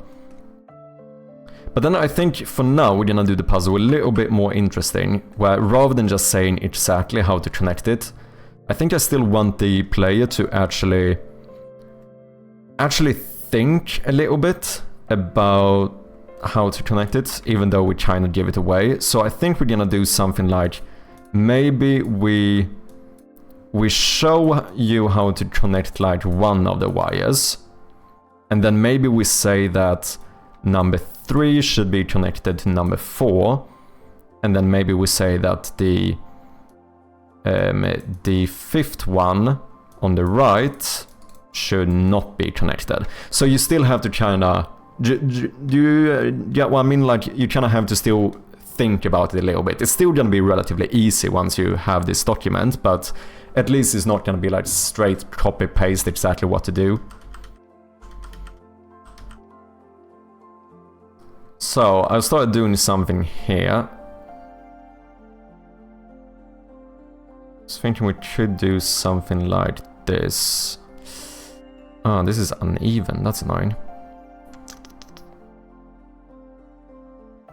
That means it can't be centered. Do I care? No, this is fine.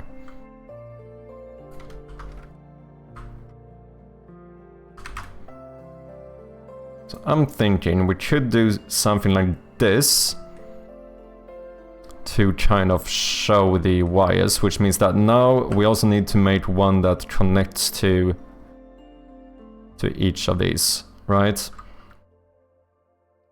So what we need is... maybe we do this actually. Maybe these are more grayish. And then we use white, because apparently we've introduced more grays into our palette now, which I'm kind of happy with. I can do it on my laptop and create a whole new window section as a clean window. Ooh, nice. Dude, I'm really impressed by your pixel art, for real. Thank you, Major. I appreciate ya. I feel like I've gotten a lot better, to be honest. Okay, so we have a straight one. We also need one that connects like this. We also need one that skips 2. Or skips 1. We can always invert them for the opposite.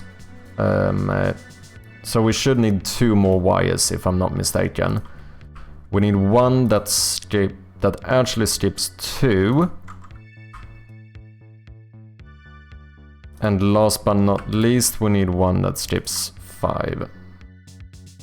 Because, of course, we are going to randomly generate the code, because that's a lot more fun. So this should be enough to be able to visually show you how to connect the wire. And I think the rest we should be able to do through text. So I think this is all I need. So let's remove this one. Let's maybe add a black background here.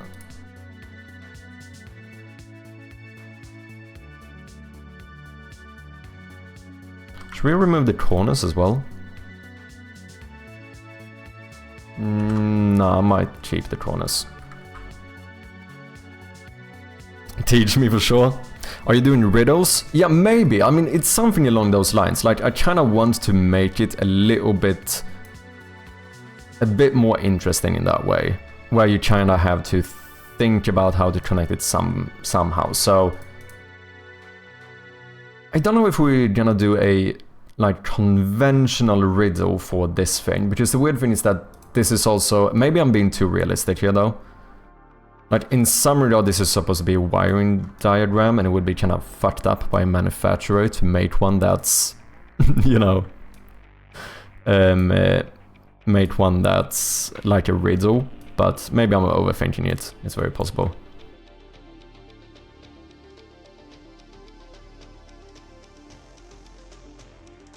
That should be fine. I mean, we can even go closer, to be honest. We can do this. Boom, boom. Boom. And then this is the last one we need. Boom. Now we should be able to show the player. So let's save that.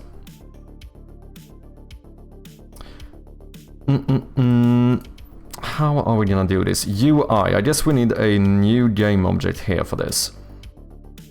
Because I think I'm gonna keep the map fully separate. I don't want to include the map in this system. So, in the UI canvas, I think we're gonna do an empty game object called maybe inspections.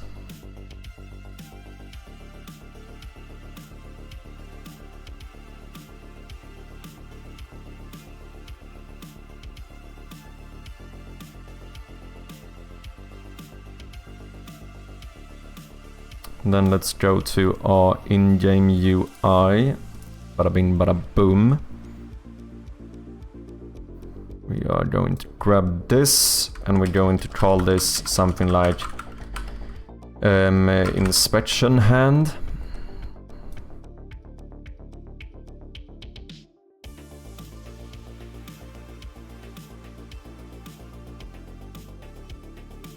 Should have made a new game object for this. Or a new sprite sheet for stuff that's inspectable. Should I? Maybe I should.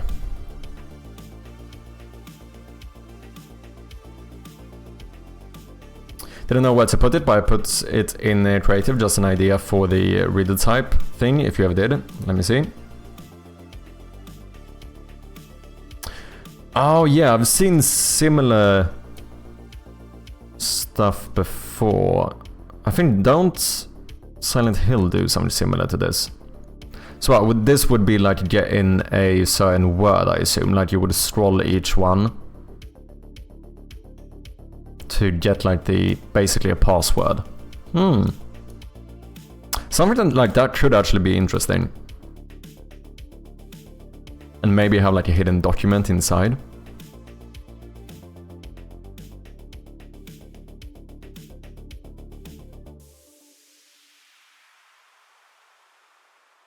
Maybe, yeah. That should be quite cool. The only thing that sucks is that I probably have to draw a new hand for it. If we're gonna do it like inspectable and not like mounted on the wall. But I think something like that where you have to spin stuff could be quite cool. Just an idea for you, just feels like something I would find within the game. Yeah, I think it's a good idea. Okay, I think I'm gonna keep these here now. Let's do A4.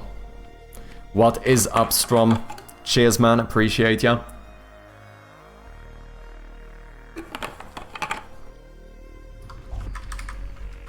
Let's do document A4. Let's apply. And I wonder if we should maybe make a new script here for this. I think we might.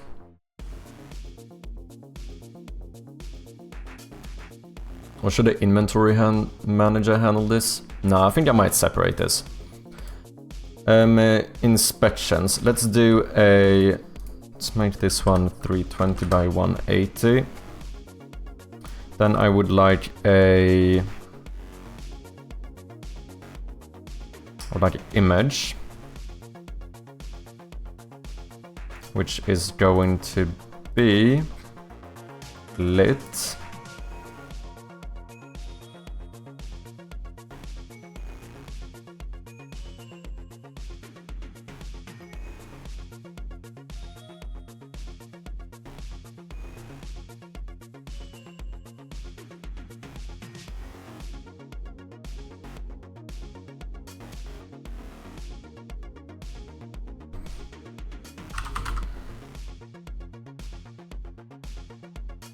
Boom. We have ourselves a bit of a hand. Then I would like to... We're probably gonna duplicate this one, and we're gonna go for the document thing.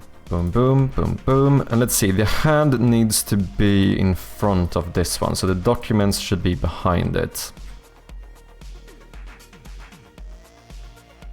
Okay, we have an ad coming up in about 40 seconds for any non-subscribers. Thank you for your patience, and I hope to see you on the other side. I might try to get myself a bit more tea during the break. What's up, Bit Casual? How you doing?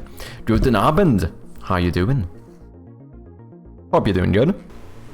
I hate this. The fact that this disappears when I zoom in. I know I found a fix to get rid of that before. I don't remember what I did though. But I did something to fix this. A cuppa, yes, please splash a milk and 2 sugar stuff. I am very vanilla. When I drink tea, and coffee as well, I literally just pour up a cup of tea. Like nothing, I have nothing in it. Same thing with coffee as well.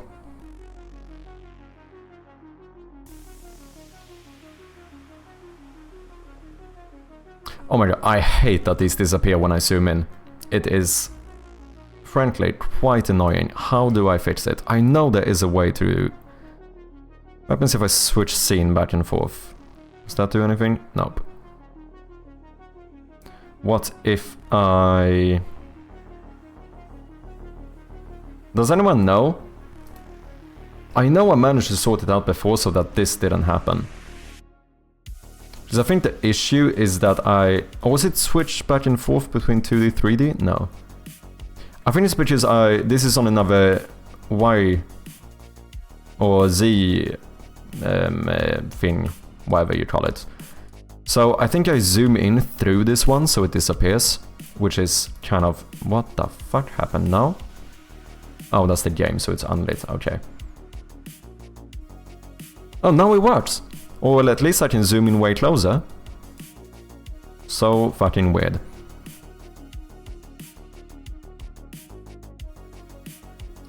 Your Z position looks way out and you zoom in past it. Yeah, exactly, I think that's the issue, but I know I got around to where it still worked before. Because the issue is that I need it to be, because I play the sounds differently depending on how close you are. And everything on the UI layer is closer to the camera, right? So because it's closer to you, so you hear it a bit louder. But yeah, this is frankly a little bit annoying when it happens. Oh, that's the wrong one. Let's do 0.5 maybe. Is that pixel perfect? It should be. 35.5. There we go.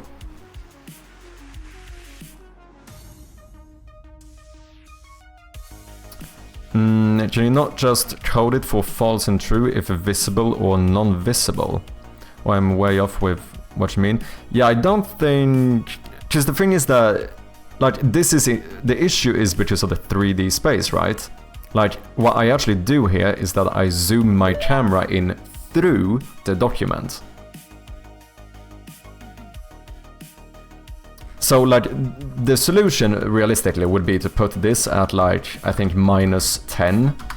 If I would put this on -10, it still doesn't work. Okay, lovely. Oh wait, is it the opposite, maybe? It might be the opposite. If I do 10 here, what happens now? It still doesn't work. That's interesting.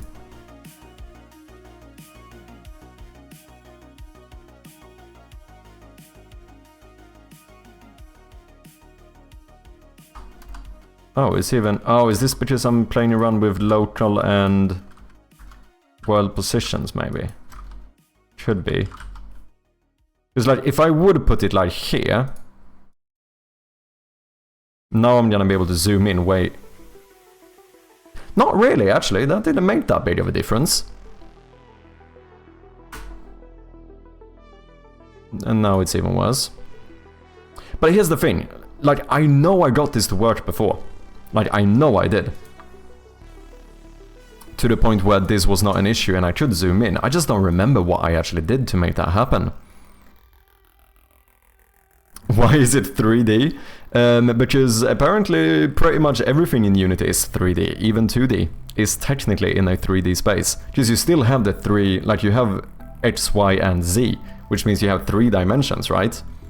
So technically speaking, you can view my game in like a 3D space.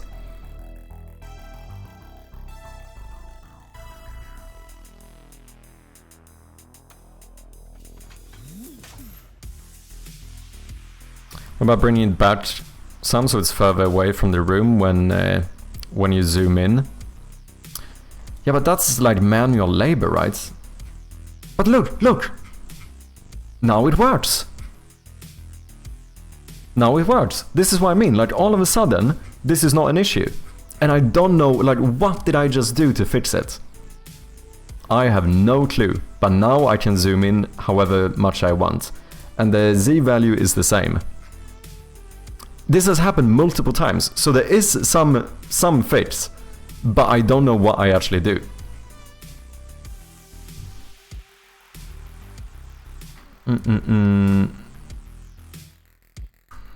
Boom. Then we're gonna go, I think something like should this be 10.5? Nope, it should be something like 10.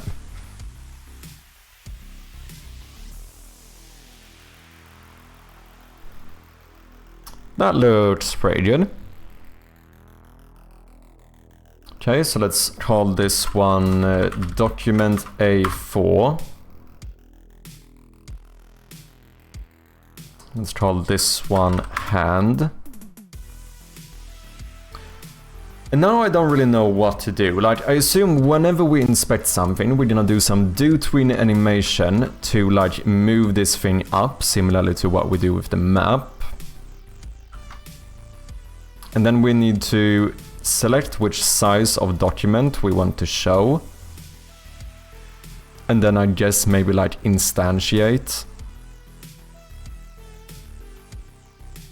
the thing we're supposed to show here.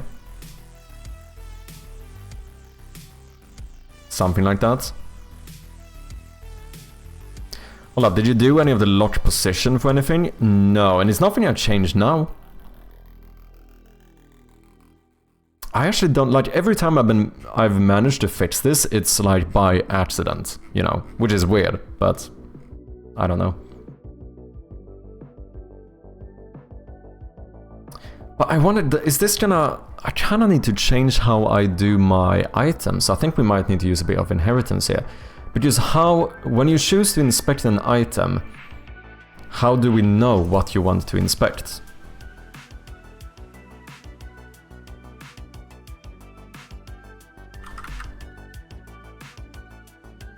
Because right now...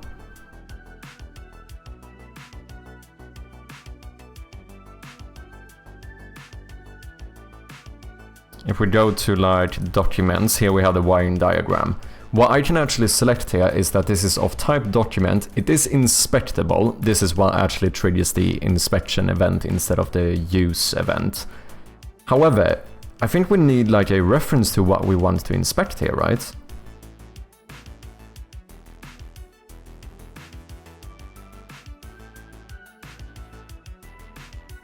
It would be pretty sick if I could do something where if I select usable, it looks like this, and if I select inspectable, we automatically get another variable here. Is that possible? So that it's kind of dynamic. I think it would be possible with something like Odin Inspector. I don't know if it's possible in standard Unity. To do something like if inspectable, then show this variable as well. Otherwise I could just have one for like an extra reference. But this would only be because I never need a reference to a game object when I use an item. It's only when I inspect it. So maybe we just leave it null for usable items. That could work as well. That might be fine. That might be fine. Because then we can just read the scriptable object, pass that in when we try to inspect something, and check like what are we trying to inspect, basically.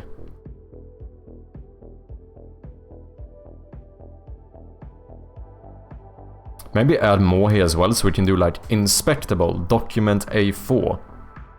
So now we can check if the interaction type was inspectable A4, we know that we want to enable the A4 document, and then we pass in the stuff that we want to inspect on it.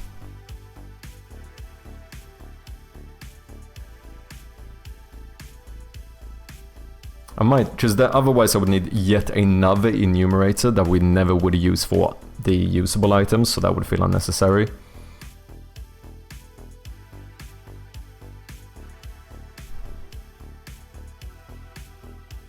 However, if I'm gonna move this, we might... I mean, I could move the entire inspection thing as well, I suppose. But we want... yeah, we wanna probably block the background as well. Yes, I think we're gonna make a new parent thing here and call this...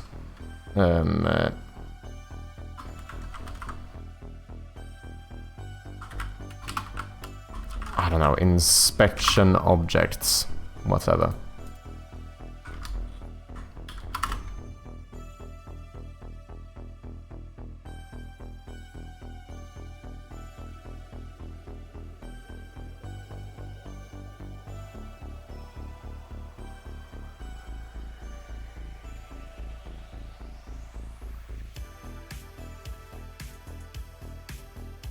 It is gonna work quite similarly to the map.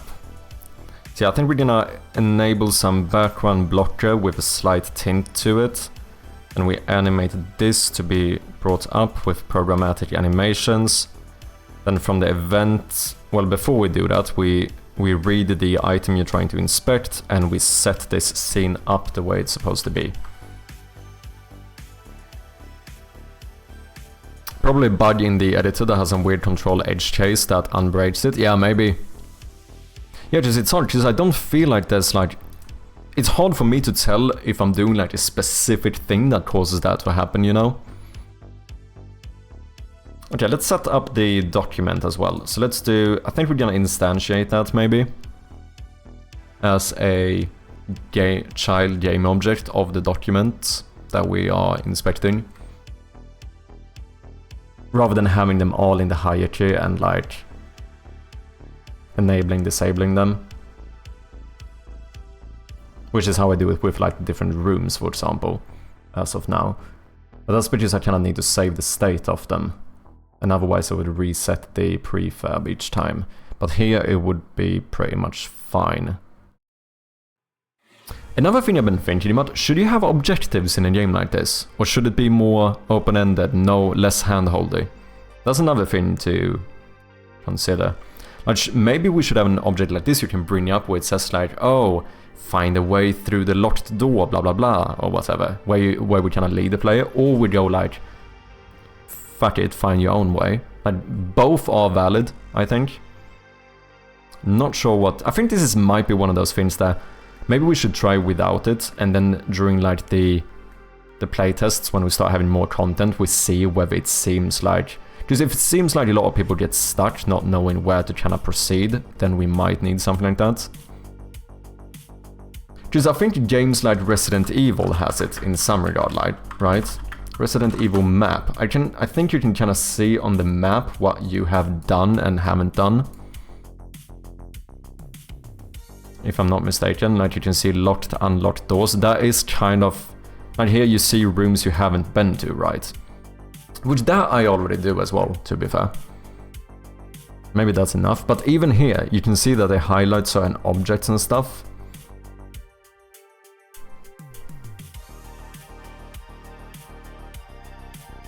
So I think this is kind of a... The menu in these games are a little bit of a... inspection or objective thing as well. Right here, treasure question mark. Do you know what I mean? That would be harder to do for me with the map though, I feel like. Maybe not, I mean, we could just add text like, locked door question mark. Well, see, it's something to think about. Let's call this the wiring diagram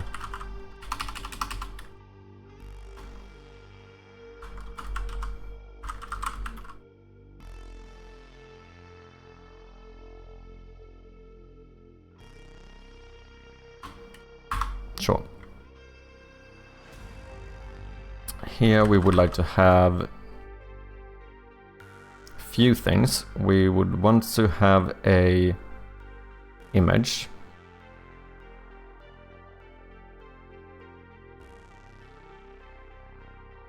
Also, should we set this one to similar size as the document maybe? 102, 124. 102, 124.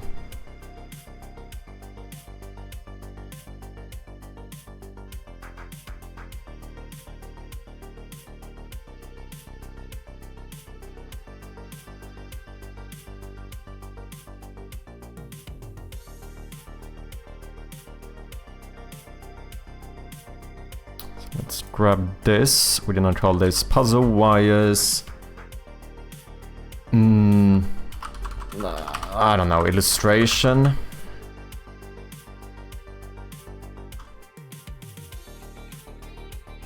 And then this is like illustration wire 0.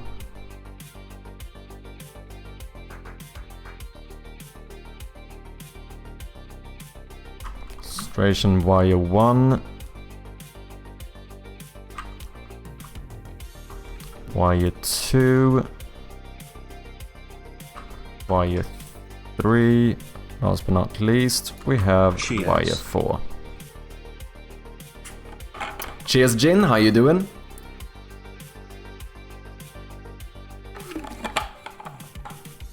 I want to do objects to hold the player's hands, but rather clues that guide them in the instance, like make the player think, depend on how you foresee the game and what you want it from it as such. Yeah, I think in general I tend to prefer games that are not as hand-holdy, you know? So I think that's also the reason why I kind of want to try doing it without objectives first and see whether or not it works. And then if we feel like we need to have them, then so be it, you know?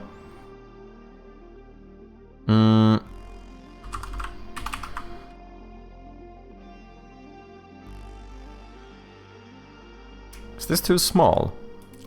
I think that's fine. We need to just add some text and stuff to fill this out.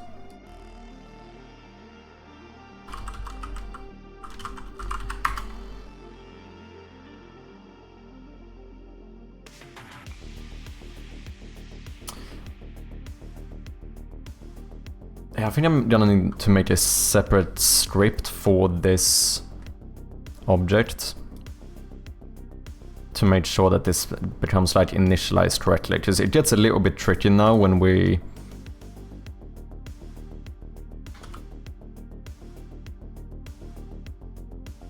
since we have to kind of update this since the code is randomly generated. I think I want this one on this side.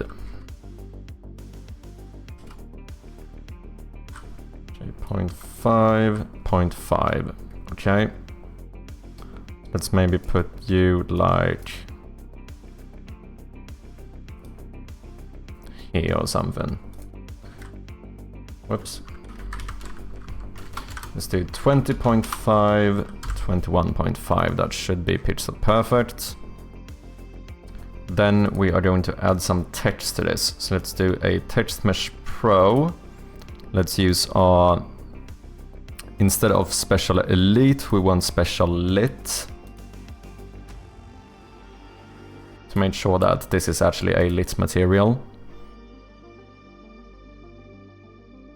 Oh, maybe this shouldn't be...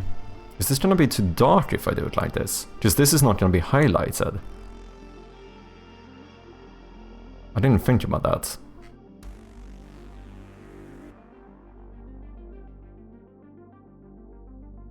That might be an issue.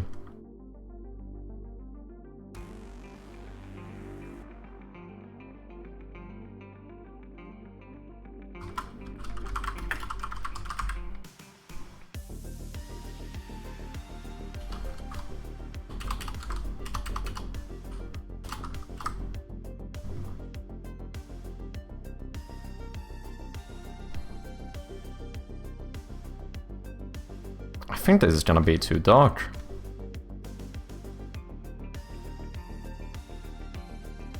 Let's call this one title.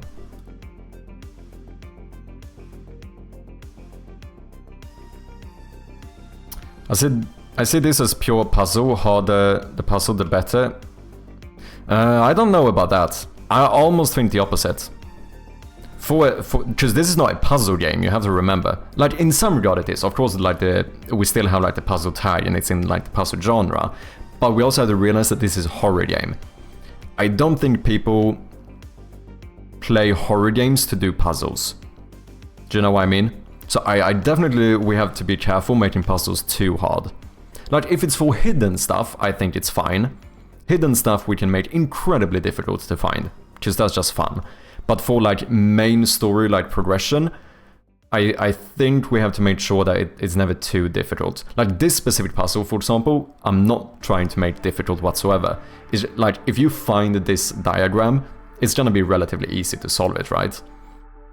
Because it's almost more about having something to do and have some objective rather than having like a tricky puzzle for the player to solve. However, of course, it's also fun to have some puzzles, but yeah, it's definitely a balance you need to find. Did you get today's Wordle? I did indeed. It took, I think I got it in 5 if I'm not mistaken. Whereby using your flashlight on it to brighten it up, that will be the case. Since all of these are lit materials, we have to see once we actually... We have to check how this looks in-game to see whether or not we have to brighten the text a bit. Because I'm kind of scared that the text might be too dark, but we'll see. I've got his horror, so focused on this puzzle business. Yeah, I understand. No worries, man. I'll be back in a moment, for sure. See you soon, man. Damn, spectacular in the #1 spot. Let's go. More than Streamlabs. That's funny.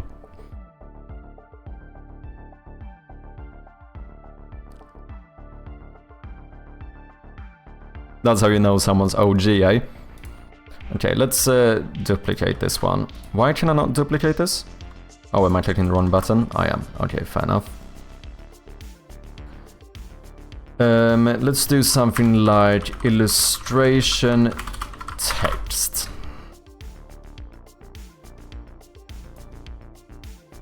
This should be a lot smaller. Maybe 4. I'm thinking here we should do something like...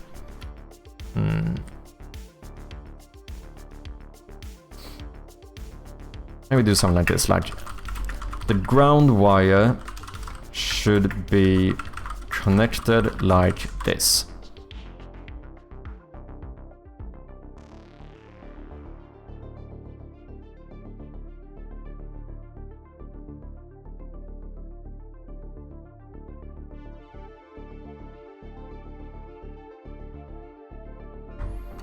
Maybe the ground wire should be connected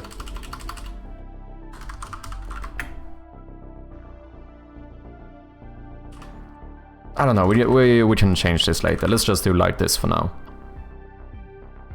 I definitely think this text is gonna be too dark.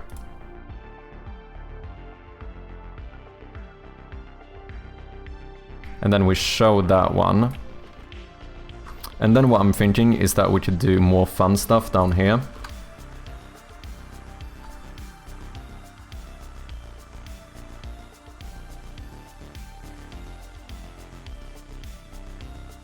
This is where we can go ahead and be a little bit, just ever so slightly more cryptic.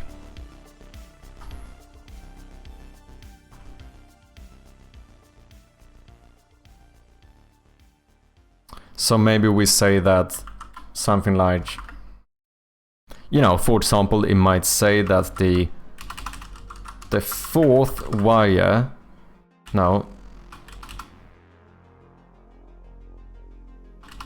Let's talk about it in as wires. We say that the ground should be connected like that. So then maybe we say like the neutral line should go from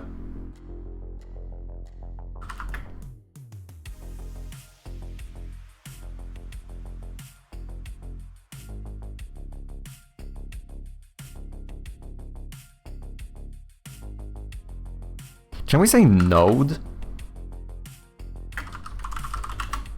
Should probably say node here. Well, a point in a network or diagram at which lines or pathways intersect or branch. That sounds like it could work here. The neutral line should go from the... I don't know, something like the second node on the left to the fifth node on the right. So this is obviously, this is not gonna be like tricky to solve or whatever, but I still feel like it's it's a bit more fun, because at least you have to take like a moment to think a little bit, rather than just giving the entire solution right away. And then I think it would be fun. Let's see, we have 4 wires. So we only need to explain 3, right? Because the last one should be obvious.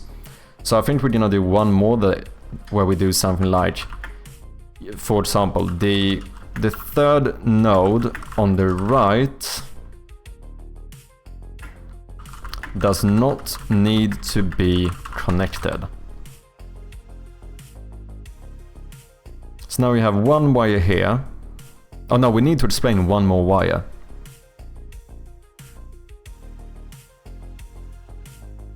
Because now you will understand this wire and this wire. This gives you one to not connect, but you now have 2 options left. I feel like the last one should be obvious because it's a matter of... what do you call it? Like there should only be 1 left. You can do the fucking... What's the term I'm looking for here? Uteslutningsmetod. English. What should you call this? Exclusion method? Method of elimination. I think that's kind of what I'm looking for. Like, after you get the 3rd one, you know how to not connect the 4th one. Like, then you should be able to...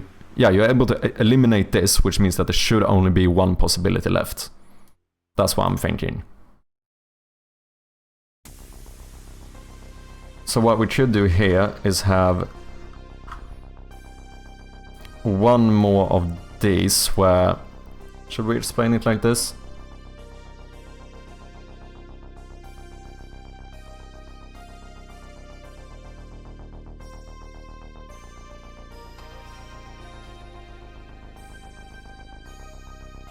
Maybe something like the first...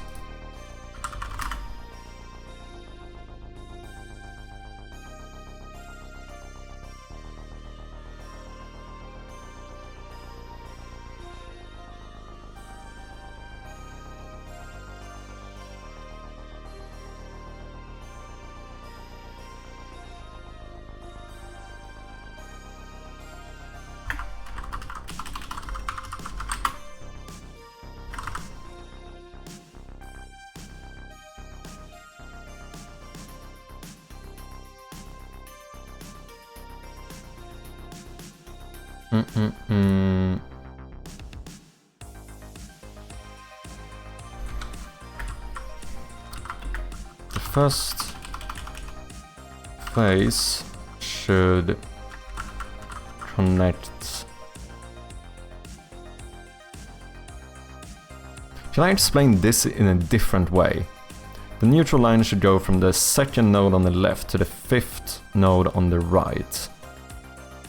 Can we, like, rather than reuse the same type of statement again, could we do something like... I mean, I guess we could do it with numbers instead.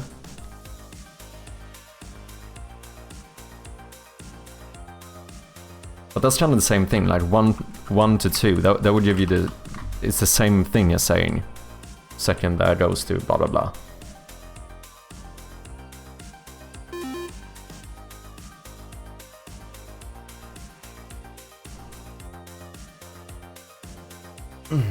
Okay, we have an ad starting in about 1 minute for any non-subscribers. Thank you very much for your patience, hope to see you on the other side. And this time I might actually get myself a bit of tea, because I forgot to do it last break.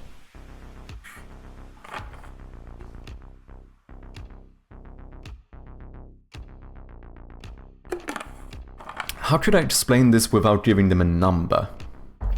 I mean, I suppose you could say top, middle, bottom. But that's not all of them. How do I explain the ones in between? Oh, 2nd to top. 2nd to bottom. That's the way we could do it.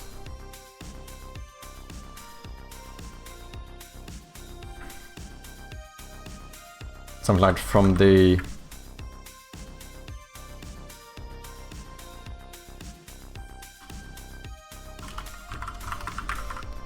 between the...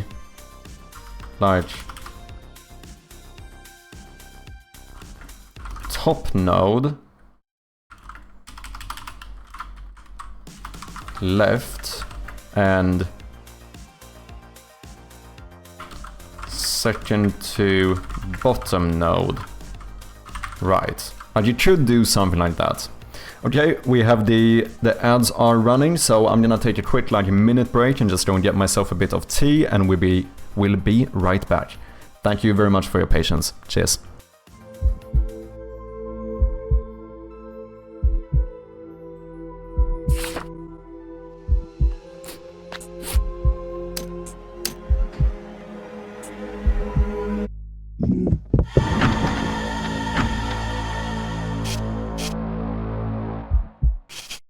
And we are back. Thank you very much for your patience, appreciate ya. Okay, let's see if we can sort this wiring diagram out. Let's see how this actually looks in-game in terms of how dark it is. I'm a little bit scared that the text is gonna be too dark. Let's have a look. Okay, that one is not lit, that's a problem. Let's equip the flashlight.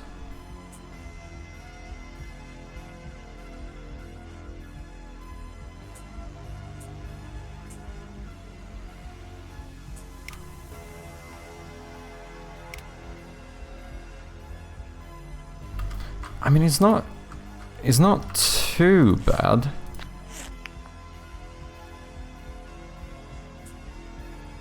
But it should probably be closer to this color. Whereas now it looks like this is more like the darker color. Welcome back, Major. I do think this is just slightly darker than I would want it. And also, let's make sure that the illustration should, of course, be a lit material. Let's see how that looks as well. That's looking good, thank you, man.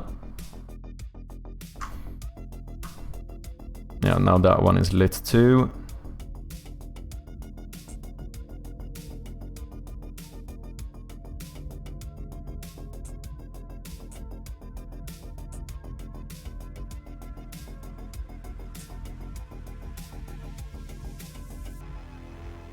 And this should be everything we need, because this gives you...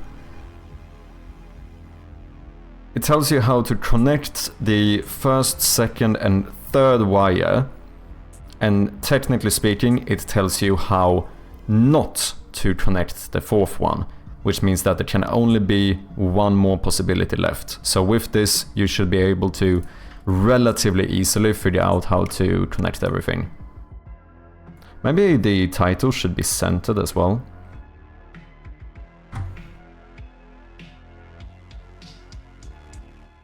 Yeah, that might look better actually.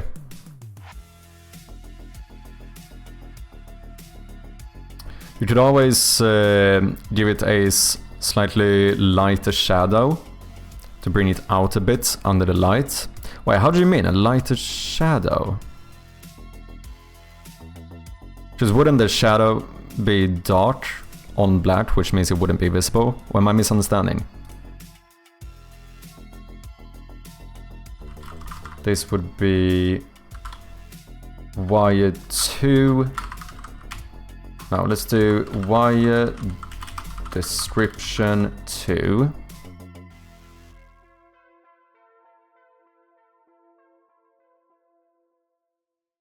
No.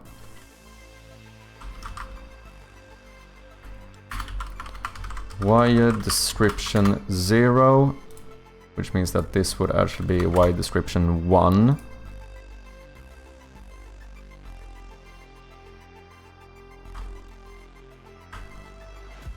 Two, 3. Oh, I see what you mean.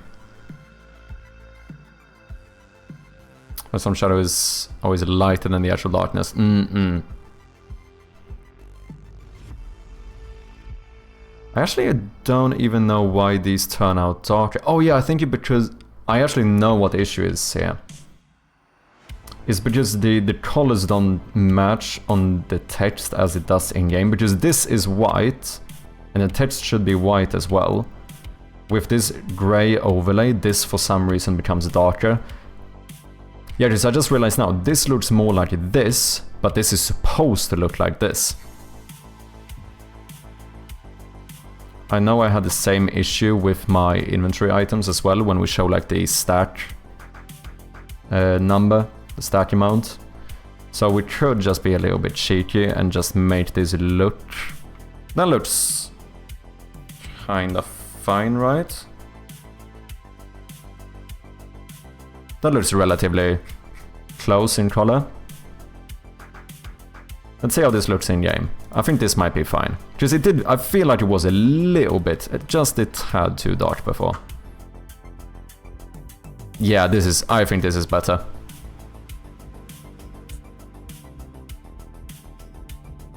Yeah, I think so too.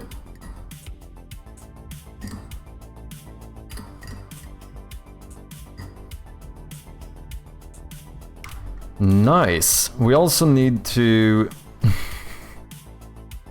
we need to do all of the wires as well. And somehow update this text to match the generated combination, because it's different every time you play. It probably doesn't need to be. I could have probably had a specific set thing. It's a little bit more fun when it's generated, isn't it? I feel like it is. Which means that we need a... let's copy this one. Then we're gonna paste as child. And then we're gonna use this one. Agreed, yeah, I think it's more fun. I know you're dead busy and locked in, but can I ask you a question, pixel question? Yeah, of course, man. Go for it.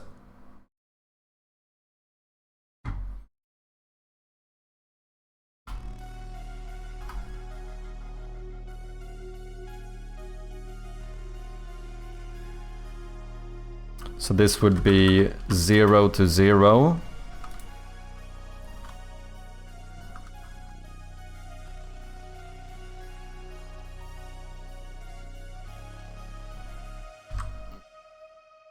Was this 12? Okay, nice. So then we should have 0. We should have -6. And last but not least, we should have -12. That can show... Well, we actually don't need the last one. This cannot be the solution. That is impossible. So for the straight ones, I only need this. So this would be 1 to 1. This would be 2 to 2. This would be 3 to 3. My time ran out, but I don't have a working game, so I'm just going through a bit of overtime. Yeah, for sure. Go for it. So I'm trying to make a circle and a triangle. The circle I currently got still looks a bit blurry. Trying to smooth it so when on screen does look like a zoomed out pixel 2D.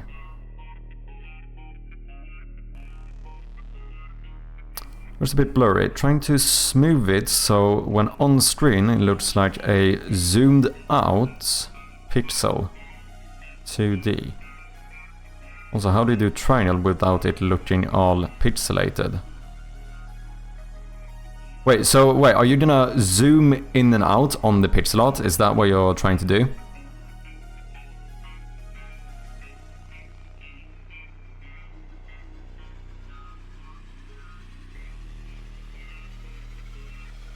Doesn't look pixelated, zoomed out, I mean. Yeah, so it's 130 by 130, but I shrink it. Because yeah, scaling with pixel arts is gonna bring you issues. Like you can tell even here, if I go into the game, well now you can't see shite, but like this is one of the main issues when it comes to pixel art. Scaling is just very difficult, because if you're gonna scale it, like it's never gonna be perfect unless you scale by ×2, ×3, ×4, etc. So if you want perfect scaling, you need 1 pixel to be scaled into 2 by 2 pixels or 3 by 3 pixels.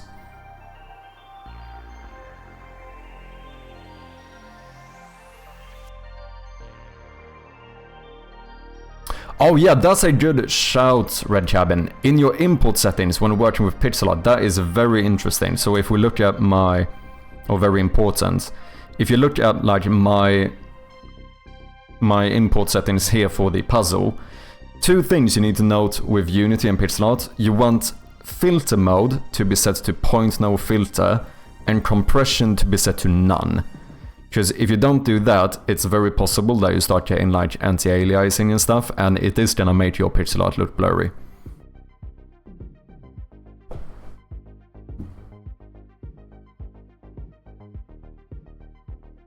So if that's something you haven't done, I would definitely give that a go as well.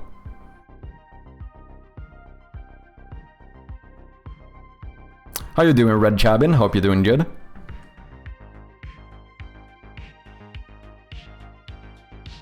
That actually helps. Nice. Let's go. Are these lit? They are indeed. I know I'm still doing this wire stuff very manually, but you know, it's easy for me to understand in my head. It's a lot more work, but I think it's fine. I think it's fine.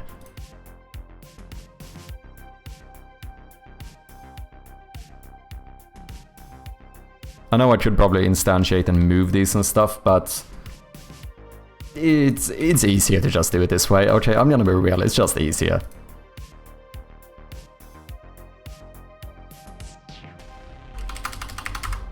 It's more manual work, that's true.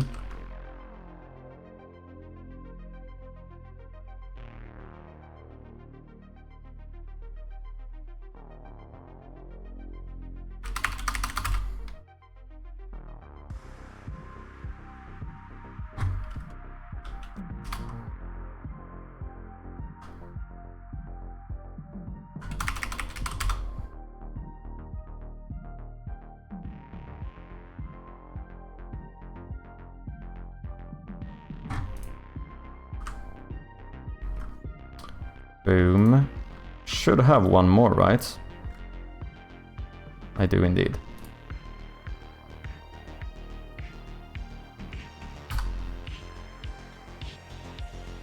So now that one can connect to every node. That's good.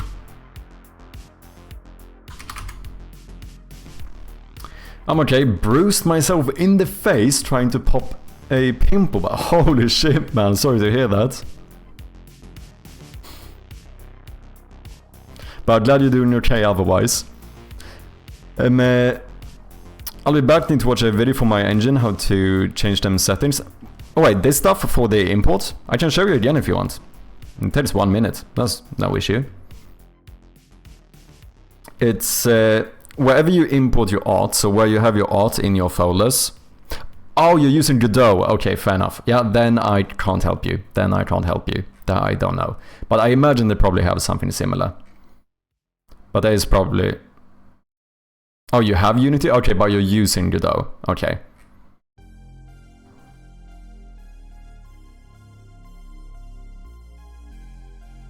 Okay, so 1 can connect to everything. Oh no, 0 can connect to everything. So now we need to do 1. So we need 2 of these, right?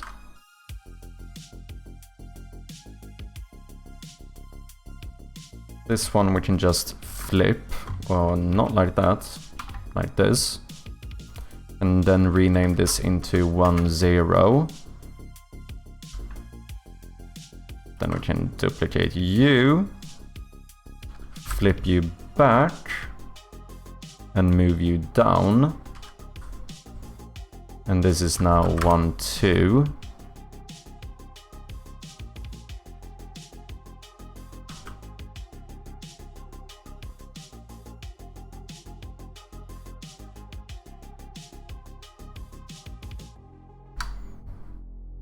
This one, this is gonna be 1, 3.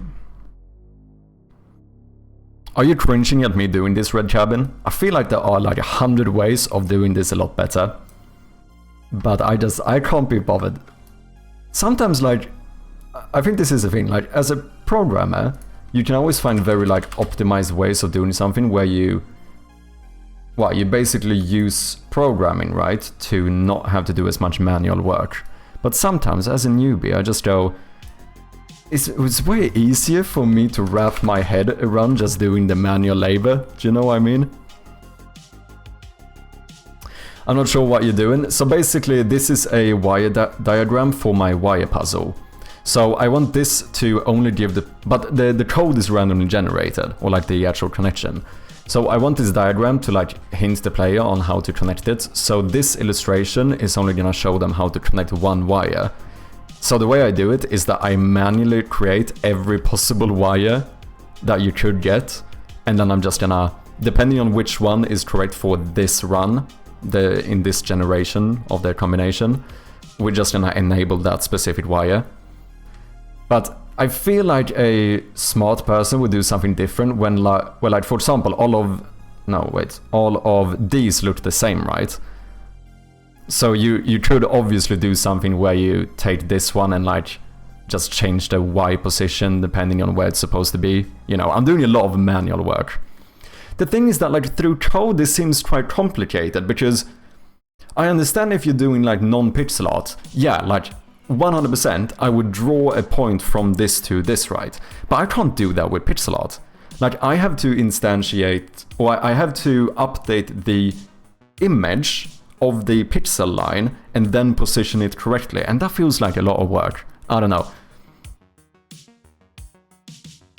Because if I could just say tell the engine to like draw a line from here to here, that would be easy. But you know, as someone working with pixel art, that would mean that we end up doing something like this, right? We can't have this. This is now we're breaking the pixels, right? We're rotating pixels. This is illegal. You can go to prison for doing this. Yeah, for pixel art, I'm not sure either. I'd use a line renderer normally. Yeah, exactly. So that's why I feel like if I wasn't doing pixel art, I would probably try to do it the opposite way. But here it seems like with pixel art, I almost find that doing this extra manual labor is like easier for me to wrap my head around. And at least if I would have to do this for like stuff all over the game, yeah, that would be an issue. But this is like for one specific puzzle I have to do it, I feel like it's fine. I feel like it's fine. Maybe I'm just fucking coping here, it's very possible, but... For pixel art, I still use a line renderer. So how do you make it pixel perfect with a line renderer? With the pixel perfect camera thing?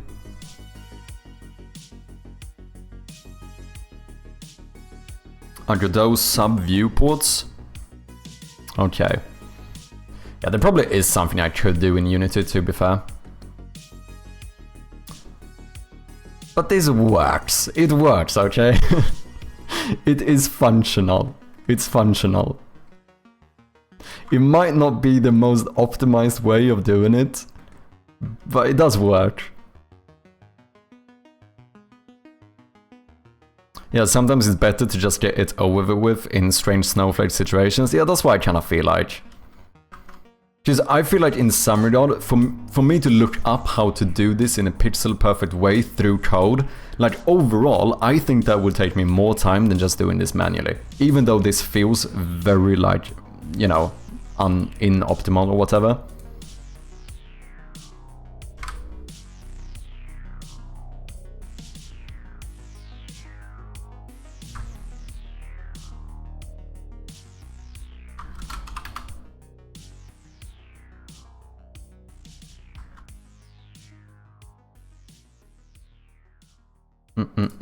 Boom, boom, boom.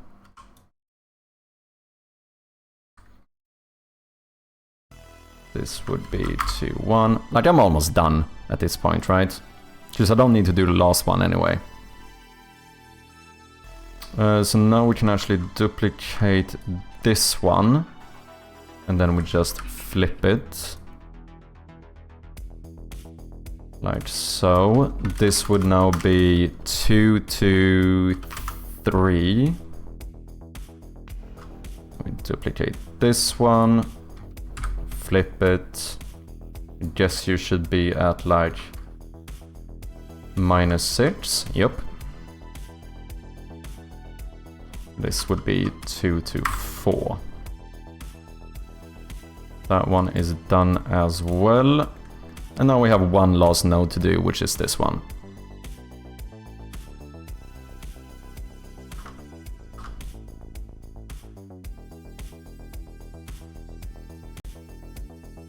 -3, yeah. So what's this? This is 3 to 0, 1, 2. Then we can duplicate and flip, put you at -9. 3 to 4.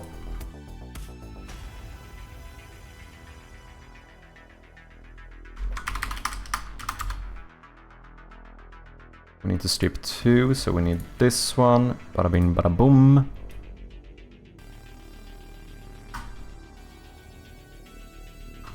And the last one is going to be connecting from 3 to 0 with this sprite. Boom. And we are done. Like I said, it's more manual work, absolutely. But it's not like I have to spend hours making this either. So now we should be able to show and connect any wire from here. Yeah, I need to remake a circle. It looks awful. Triangle gonna be fun to do. Triangles can be tricky depending on how small pixel art you're doing.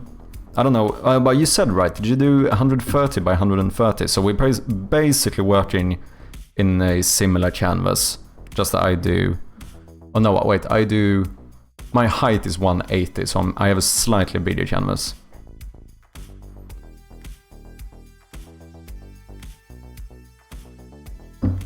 It also depends, of course, like if you have a triangle covering the entire screen, then it might be easier to get the general shape correctly.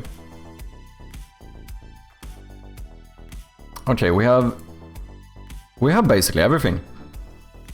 I think this is kind of what I want for the diagram.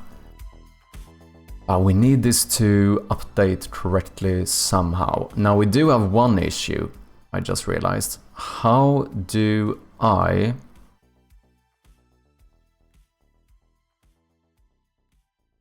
get the reference to the puzzle?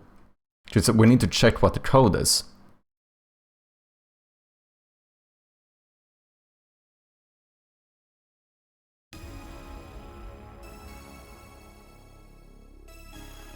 How do I want to do that? Because if I'm gonna instantiate this, this part, I can't have a reference to something in the scene.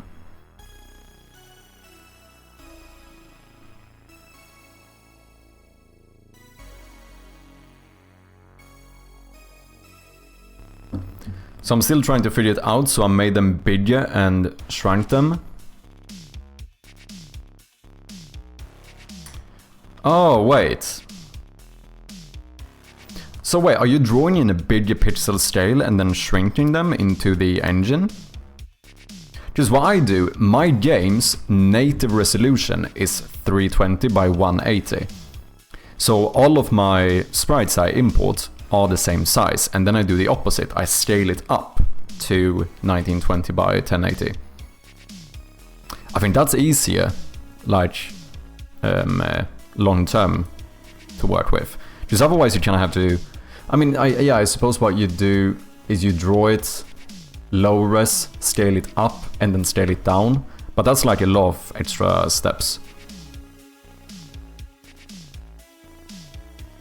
Still in, yep, I might try that. I'm just so new to pixel art, but yeah, in that slow. Yeah, for sure. Do you want a good recommendation? Speaking of resolutions and stuff, there's a fantastic video you can watch if you want to learn more about it.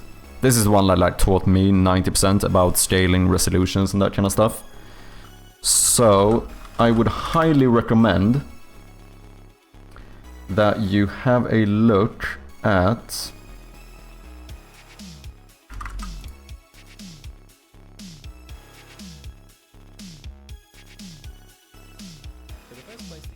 this video. Pixel art class, what's the right canvas size? This goes through like everything in terms of like how big your character is supposed to be compared to the screen, what different like resolutions you can use that scale up, like the traditional resolutions, how the scaling works, how to actually get it to be perfect, everything. This video I can highly recommend. Adam C. Eunice is probably the greatest like pixel art teacher, whatever you want to call it, on YouTube, so highly recommend that. If you want to get into pixel art, like you can just sit there, watch his content, and you're gonna learn a shit ton. Yeah, Adam C. Eunice is great. His game is out on Steam now as well. Oh, it's not out, but the Steam page is up. Recommend his videos on lighting, yeah. I would recommend like all of his videos. It is really good, especially like when it comes to pixel art. That would be my #1 recommendation if you want to like get into it.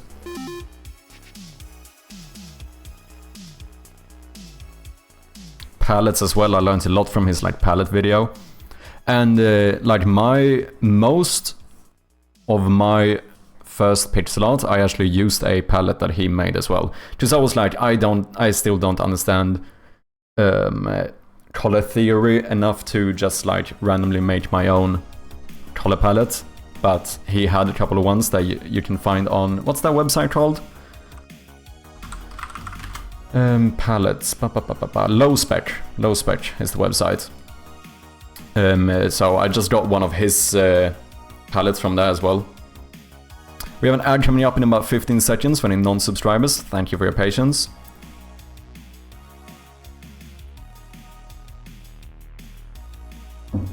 His streams are also fun. Yeah, I do watch him sometimes. I sleep in a little bit too much to watch him too often, if I'm gonna be honest, but this stream's quite early for us. In game art, I threw a screenshot of what I have done so far to give you a better idea of it. Oh, I'll check it out. Too Much Tomato with the raid. Welcome in, man. How are you doing? Hope you're doing well. Ladies and gentlemen, go and check out Too Much Tomato if you haven't. He's working on a really cool sports-like roguelike. Go and check him out. Wishlist his game. All of that good stuff.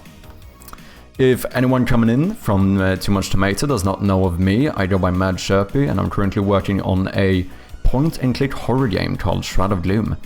If you guys want to get an idea of what the game is like, you can see the teaser right about here.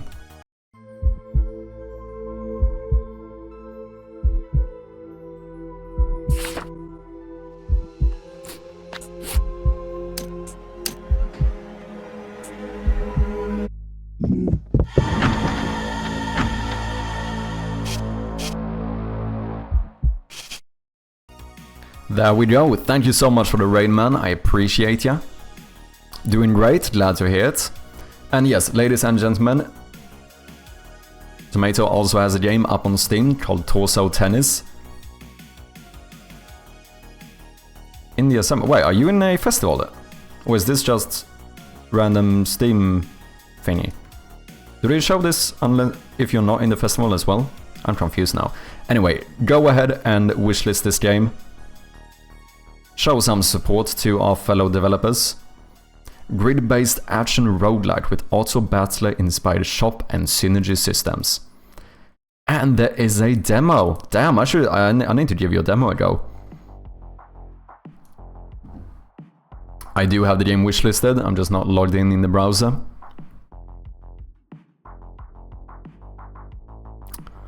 Hadouken and welcome in, man. How you doing? I have my horror game right here, Fedora 42, freezing randomly and requires a hard reboot, damn.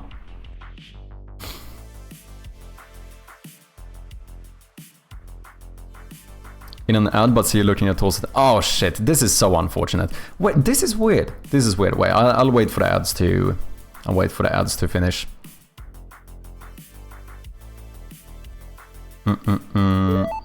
Okay, we should be back from the ads. This is weird. I am pretty sure I heard that Twitch are not supposed to push ads on raiders coming in. I thought you guys were supposed to be immune from ads. Apparently not. But yes, I did show off the game. In case anyone was in ads, then this is the game that Tomato has been working on. Action roguelike. Go and wishlist the game.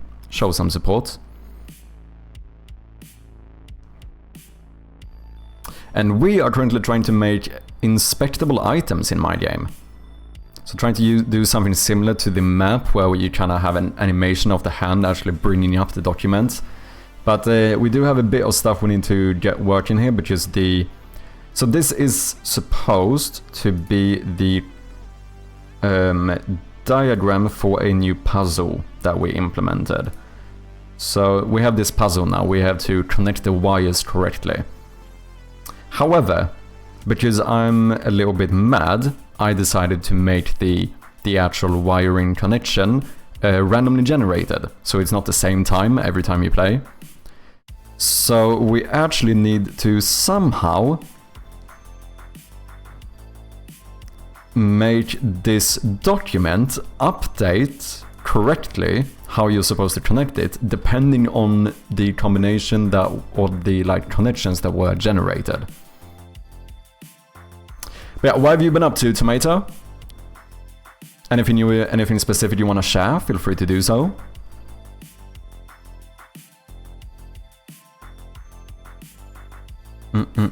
Worthy of your name, Mad Sherpy, exactly. Yeah, I think maybe we should just try to get the inspections to actually work first. I feel like that's a pretty good idea. And then we'll see how to update this one. Because I feel like we're gonna have to do some specific code for that one.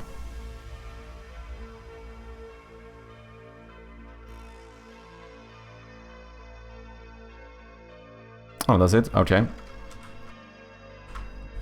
Screw you, go away. Let's do this. Let's open up the wire puzzle.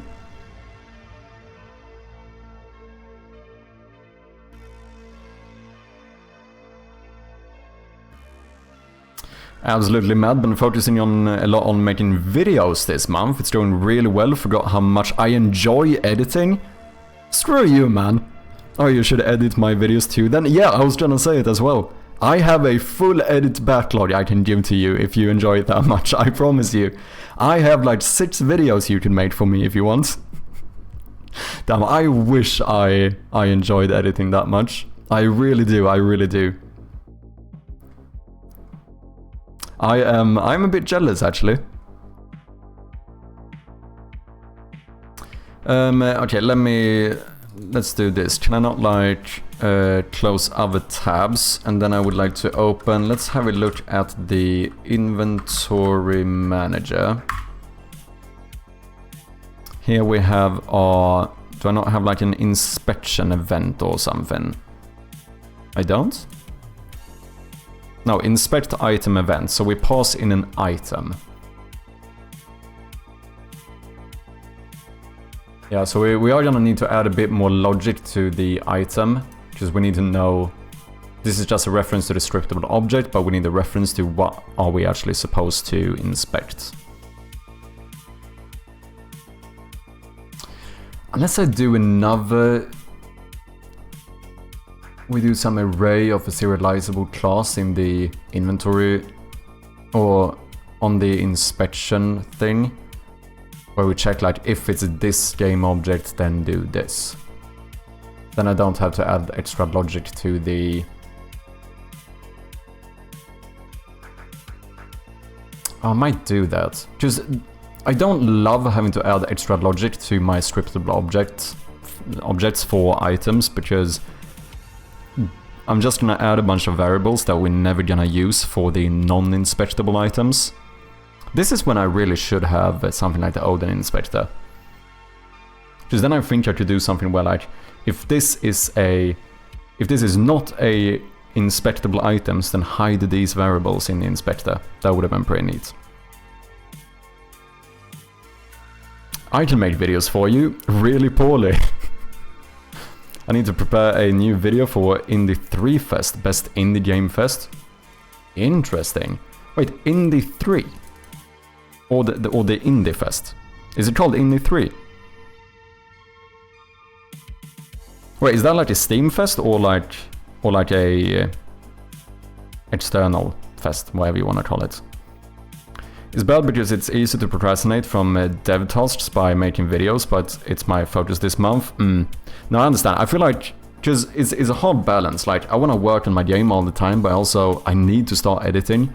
But I find it very hard to actually take the time to edit. Oh, it's a wordplay of E3. Ah, I see, I see. It's called i3. It's hosted by a YouTuber. Which one? What's his name? Or their name?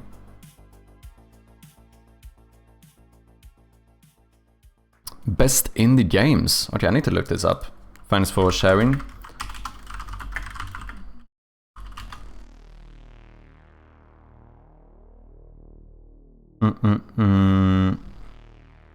On inspection. So this is just hard-coded temporary code for the current wired diagram.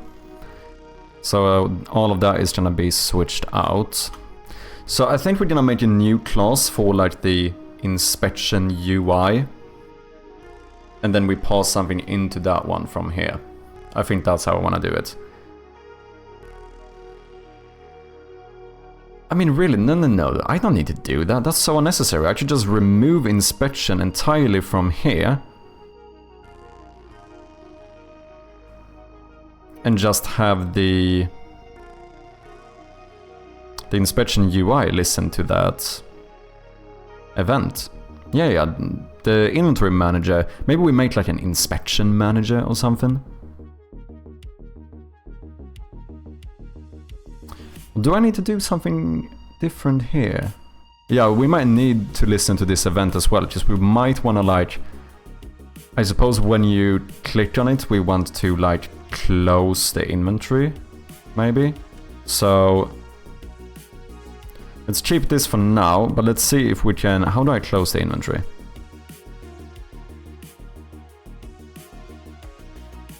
Do I not have like open inventory, true, false thingy?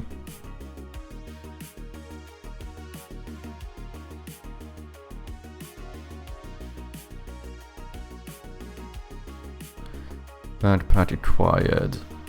Bum bum. Yeah, I think I separate the UI quite a lot from here. Oh, so I make that one listen to the event instead. Yeah, that's how you do it.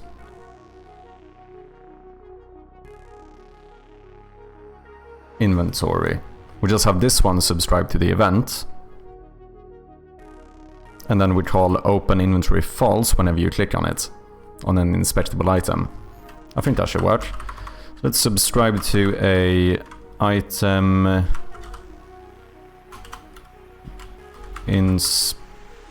inspect item event with on item inspected.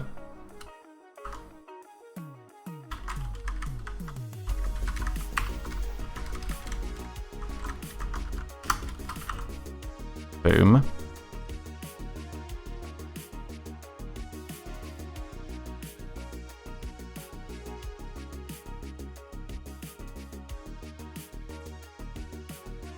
Wait, what? One item added. Oh, there we go. Let's make a private void on item inspected. Inspect item event, boom. And then here I think we just close the inventory. Let's see if that works or not. So let's do open inventory false. And then we keep this the same for now. Sure. Let's see what happens. Finished submissions were a while ago, but a good channel to be aware of. Yeah, for sure. Save it for later. Last year's showcase video.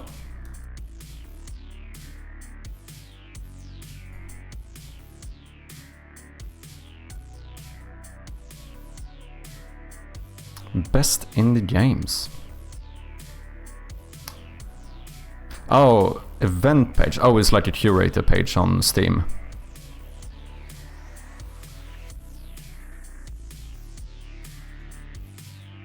But should I even have submitted to this? Or is this like Summer Showcase 2024? Like, are they showing release games or upcoming games?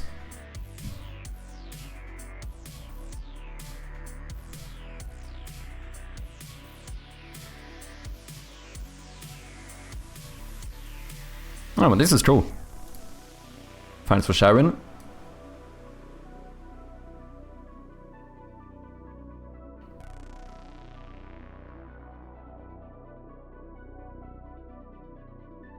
No, like Tomato said, submissions were a while ago. Yeah, but I mean, like, even if I was aware of it then, could I even have submitted? Or does the game need to be, like, out / like, coming out in that period, so to speak? Or, like, does it showcase upcoming games? It's always a while ago, indeed. What's up, Foolbox? How you doing, man?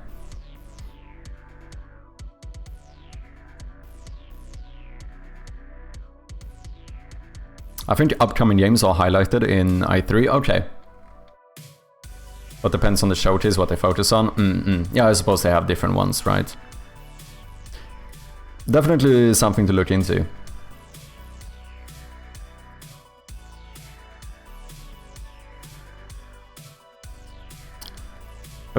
What are we doing? We're gonna see whether the inventory closes on inspection. But first I need to disable this.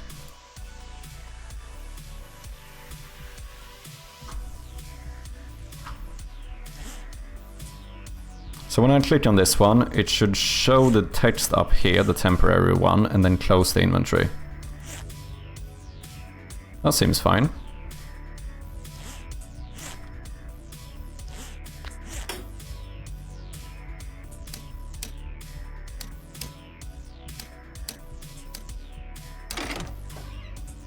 Easy peasy.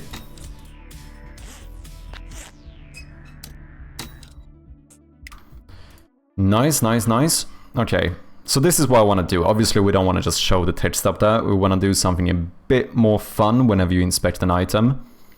So I would really like to do something similar to the flashlight. So when you click on that document, I want to kind of bring the document up like this. That's what I want to do.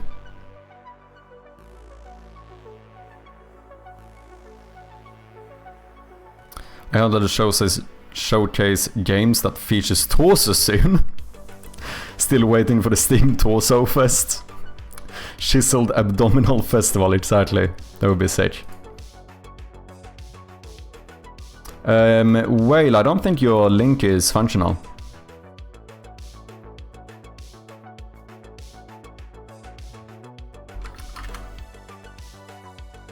404 not found. Beach Body Fest.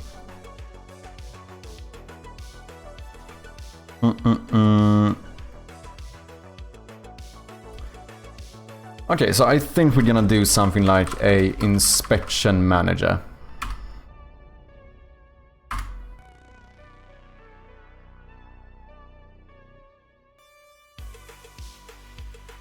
Which means that the inventory manager will not have to subscribe to this anymore. How do we actually get the code here, out of curiosity? Oh yeah, wait, that works. I think the way I did it here is that this one has a reference to the puzzle, right? Yeah, why a puzzle? This is temporary, but this was just for testing purposes.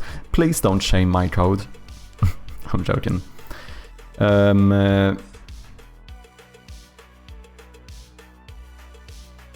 Yeah, and then we get the wiring here. Exactly. So we should be able to remove this. Should be able to remove this. Inspect item event. We can actually move this one as well. Doesn't need to be here. Makes more sense now for that to be in our new inspection manager. Let's put this event here.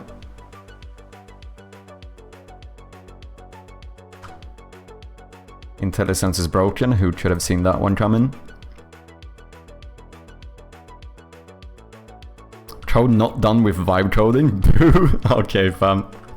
No, I manually make code worse than you do while vibe coding. That's what we go for here.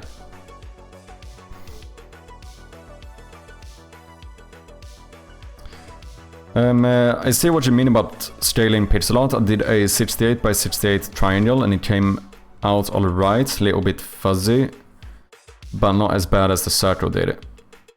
Wish there was a hotline that ironed out the edges. Wait. But wait, so how are you scaling it now? Are you...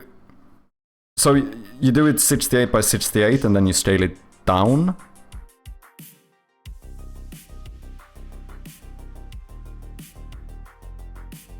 Did you see the famous Humble Bundle? Kinda curious about your opinion on it. I didn't. The famous Humble Bundle. I think I missed that one.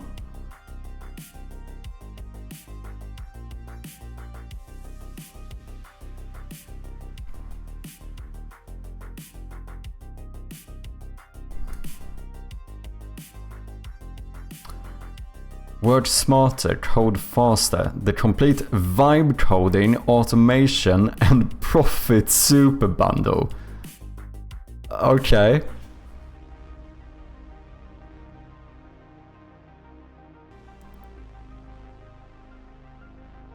Vibe coding is the #1 skill for building modern software fast. Create... Why does part of the G disappear when I highlight it? Oh, no it didn't. No it did. That's odd. Apps and profitable SaaS project. I don't know what this is. Fraction of the time. Pay at least $21.90 for these 42 items. What is this? Vibe coding Unreal Engine? But like what is this?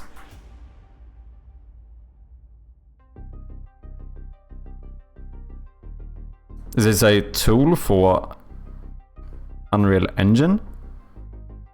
Or is this like a course? No, Unreal 5.5. Oh, it's a course. It's a course for vibe coding. Prompt Engineering Vibe Coding Mastery.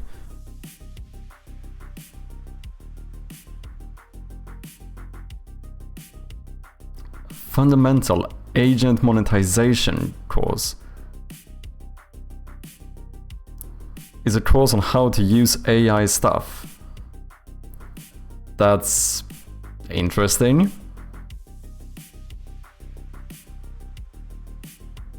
Well, like, okay. But if you're using AI, why not just have AI teach you how to vibe code?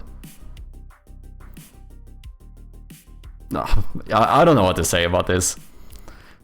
Yeah, I mean, obviously... Yeah. So then you have like AI courses. Basically to show, I mean, I suppose that's the, this is the example of how good vibe coding is, right? What's up, Luasoft? How you doing? Welcome in. The AI bubble needs to burst. This is kind of mad, to be honest. I had definitely not seen this. Link should work now. Okay, let me check it out, Whale.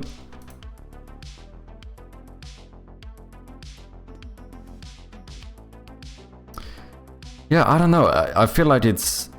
Just even this kind of stuff like prompt engineering, because I've seen this kind of stuff before where people are like, even on Fiverr there was some, I remember you could pay people to like do your prompts for you. I feel like, dude, I understand that you can learn, you can be better or worse at prompting, yes, of course, but I also feel like, doesn't it take like 10 minutes to research how to kind of do good prompts? Like, do you... Prompt engineer is already their job? Yeah, it feels like a weird thing, to be honest.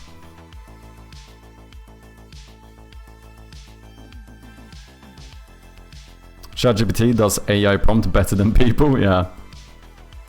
Why not prompt for prompts? Exactly, holy shit, you just vibe everything.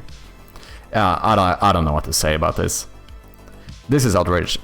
3,700 euros in value for these courses.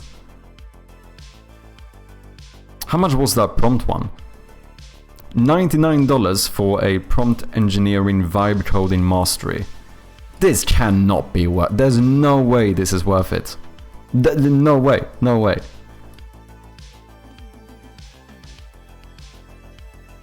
Prompt like a pro, code with flow, launch with confidence. Okay, I would not be confident releasing a vibe coded app. I'm barely confident releasing my own shit.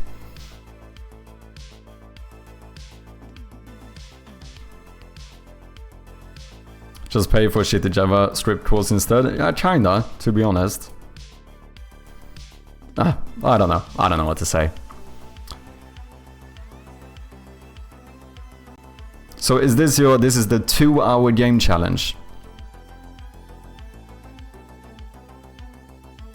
Just code and learn while coding? Yeah. I think it's fine. I think it's fine to use AI to like get into coding, but I think the best thing you can do is to learn how to not become dependent on it. Because I used a lot of AI when I started coding, because I had no experience whatsoever, I didn't know what I was doing, and it was rather helpful. It actually was. However, I made a very clear effort to not ever become dependent on it. So whenever I had just an inkling of a feeling that I could do something myself, I always tried to do it myself first. So I made sure that I was trying to progress, like, and grow as a developer. Do you know what I mean? And nowadays, I barely use AI whatsoever. But I do think it was kind of, it was helpful for me beginning, but I think the danger there when you start off using AI is that it's very easy to start like becoming too independent on it, if that makes sense.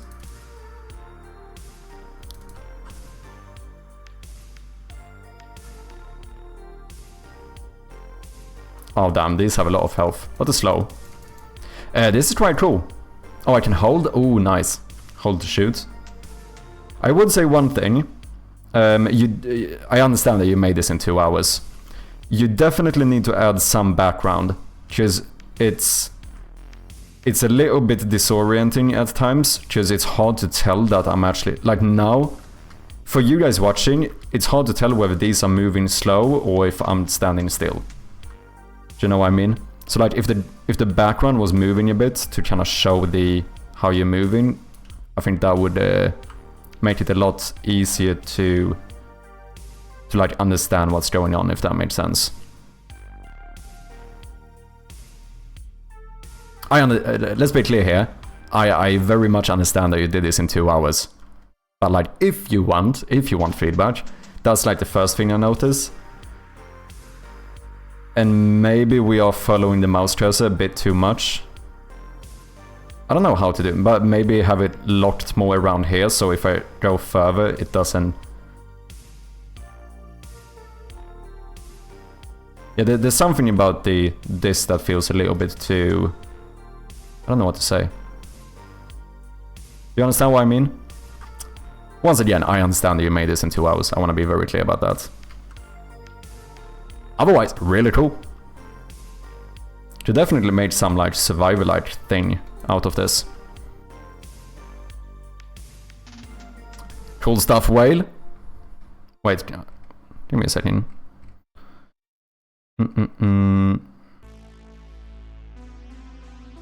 Do I follow you here? I don't. There you go. Asteroids indeed. I have a variable for toning it. I was laying groundwork for upgrades. Oh, nice, nice. I think that would be cool.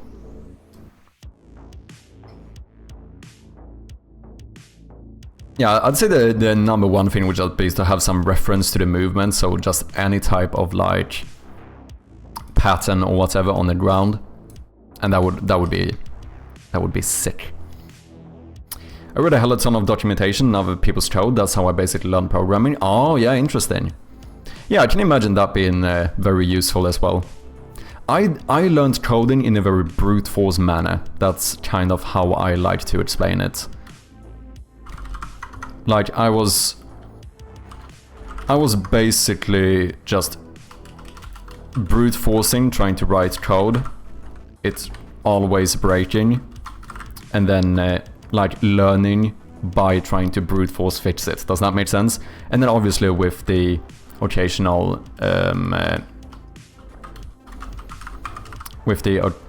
prompt to ChatGPT to help me understand when I was completely off. But yeah, I would say that I learned coding in very much of a brute forcing manner, and I don't think it's far from the most efficient way to learn, I think, because it can be quite slow, obviously. Like, because I would retype the same sentence like 6 times until it actually worked. And of course that's time consuming. Like, I'm not saying it's the most efficient way. I would, however, say that when you finally get it right, you do remember it, because of that like pain around trying to write that one sentence. When you finally get it right, it kind of cements it in your head in a way. So I think it worked very well for me, but I also understand that I don't think that's something I would probably recommend to every person. I learned coding with tutorials, Minecraft, Scratch, and sheer willpower. Yeah, exactly. I think I was just like, I just stuck to it, kept just trying and failing until, like, successively I just started to learn a bit and a bit more until now I feel like relatively confident. We have an ad coming up in about 10 seconds for any non-subscribers. Thank you for your patience. Hope to see you on the other side. Okay, on items inspected, we need to find a reference to the item. So item is equal to item event.item. Now we have that. What else does the inspection manager need? You need a...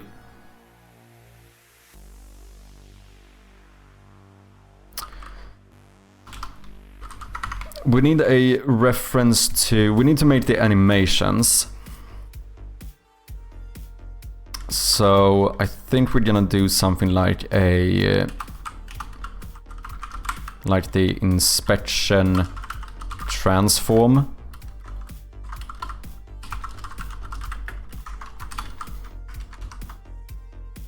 Probably need a reference to that. And then I suppose all of the different things that we could show, like the different formats. Like, for example, this first one is going to be like an A4 paper. Maybe we want to show a smaller note at some point. So I think we might make... Yeah, I think we might make something like an array. Or maybe we do a...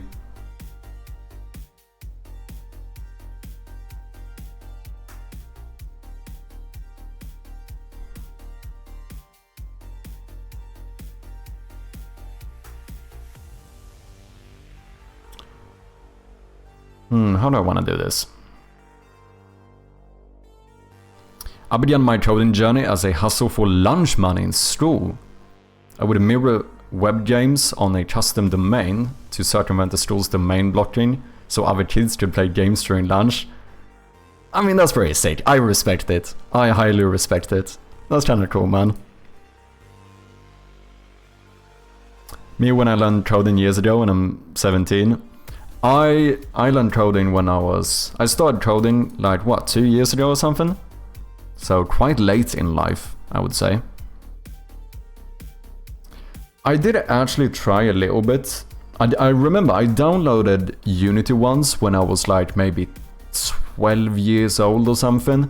but I didn't understand anything. I remember I tried to make some console games, like text games, in the... you know how you can make those like console applications in Visual Studio? I remember trying to make one of those, but I also want to be very clear. Welcome back, people. Yeah, what I was saying is that one of the first things I ever did when I was like 12 years old, I installed Unity. Didn't understand anything, so I stopped with Unity, and then I tried making a console application in Visual Studio, so basically like a text game, right? But the extent of how much I learned was like if-else, right? Like that was all I did. Like if the player types this, then type this back. And I did like 5 of those, like, you know, the game was 30 seconds long. And then I stopped. And I didn't touch programming or game development for another like almost fucking, 23 years? Oh, no, sorry. No. 13 years or something.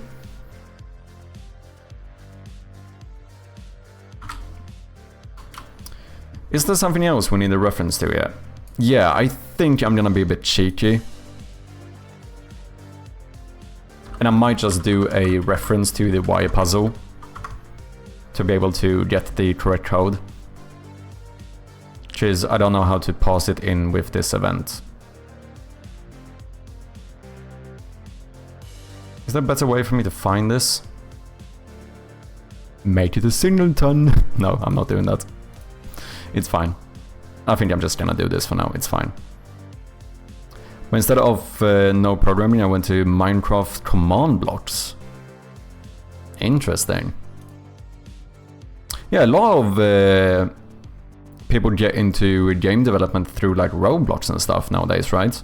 I don't even know how the like game development in Roblox actually works. I barely know how Roblox works to begin with. But I suppose that is kind of cool.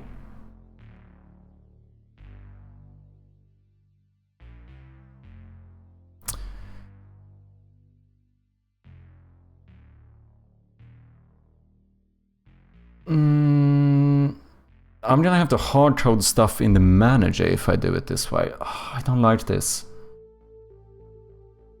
What if, can I make, let's see, wire puzzle. List vector to int correct wiring. I might be mad here. Can I make these static? Can I make a static list and update it in runtime and then read it? But wait, if I... No, that's not gonna work. Because then I need generate correct wiring. This needs to be static as well. Which means that everything in here, like this stuff, needs to be static too.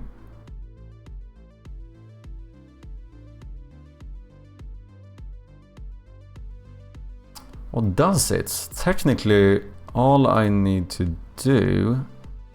No, these need... No, I need these. That seems annoying. I don't know how I want to like actually initialize the document. Because the easiest thing would be to make a custom script when we, as soon like in a wake, when we instantiate this document, we just make it update itself.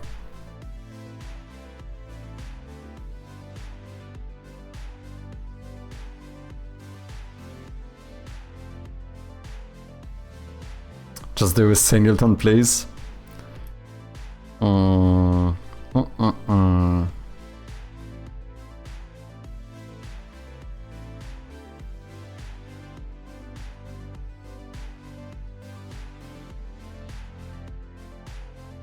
Things that I have overused singletons a lot. What if I need to have 2 wire puzzles? What if I want to do a different wire puzzle somewhere else? Probably not gonna be the case, but in that case I'm fucked if I have a singleton.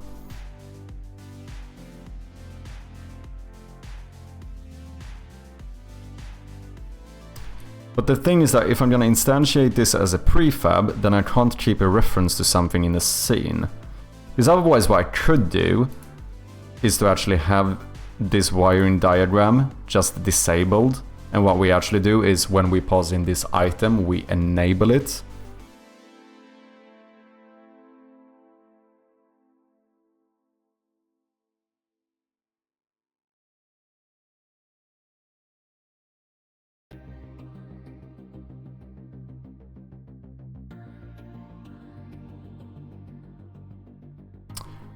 That could work. Basically how I do my rooms at the moment.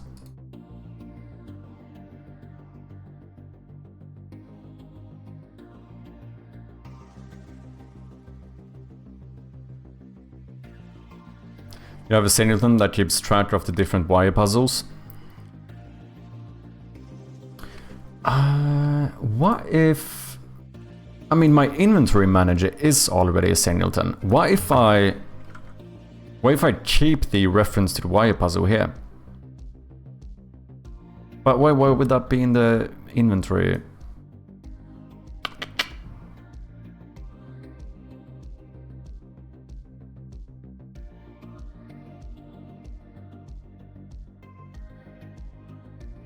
Because yeah, I suppose we should have a different singleton have a reference to this and find the reference through that singleton.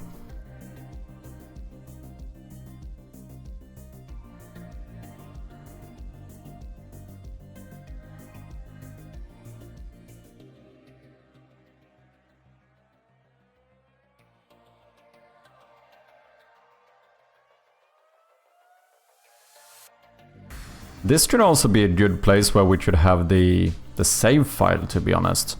Because we're gonna need to save this somewhere, so that if you continue playing, the code stays the same or whatever. Just like, I want this to update between different sessions, or like different playthroughs. But during one playthrough, of course we need this to stay the same. So maybe we should just save it in like the actual save file. Like, this is the code.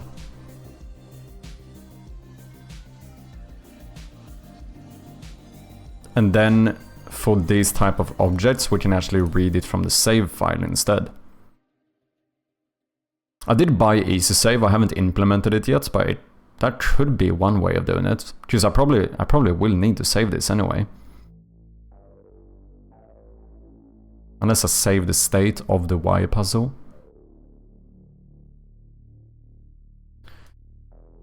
Okay, I think we're just gonna do something that works for now.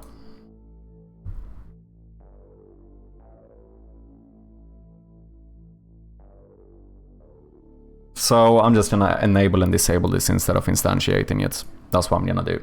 That feels like the easiest way to make this work. Which means that you don't need a reference to the... Wait, no, I could instantiate it here if I have this one be a monosingleton. And then we get the reference from here. That kinda made sense. I might do it, because I think I want to instantiate this stuff anyway. How do I do this again? Monosingleton... Inspection manager? Is that how I do it? I think so. Yeah, and then we just have that object check this one. Yeah, that's how I'm gonna do it. Then we can still instantiate it. Which means that the inventory manager, you don't need a reference to the wire puzzle.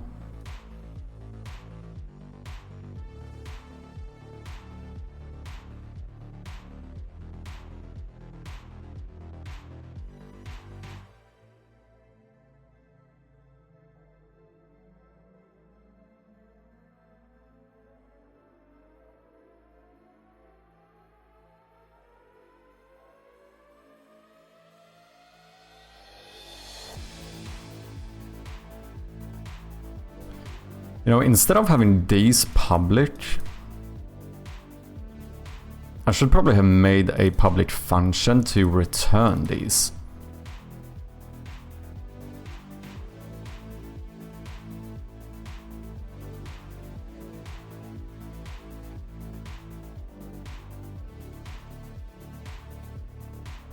Like that returns a list or a vector2 int.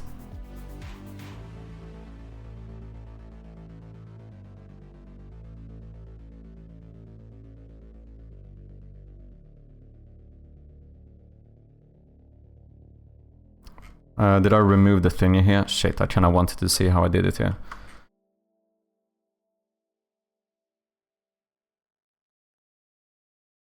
Never mind.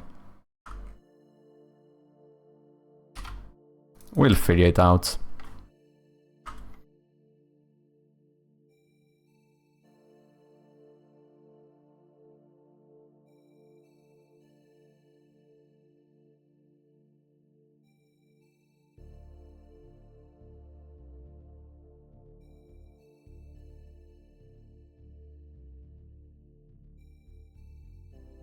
Configuring DNS is always such a pain. Is it difficult?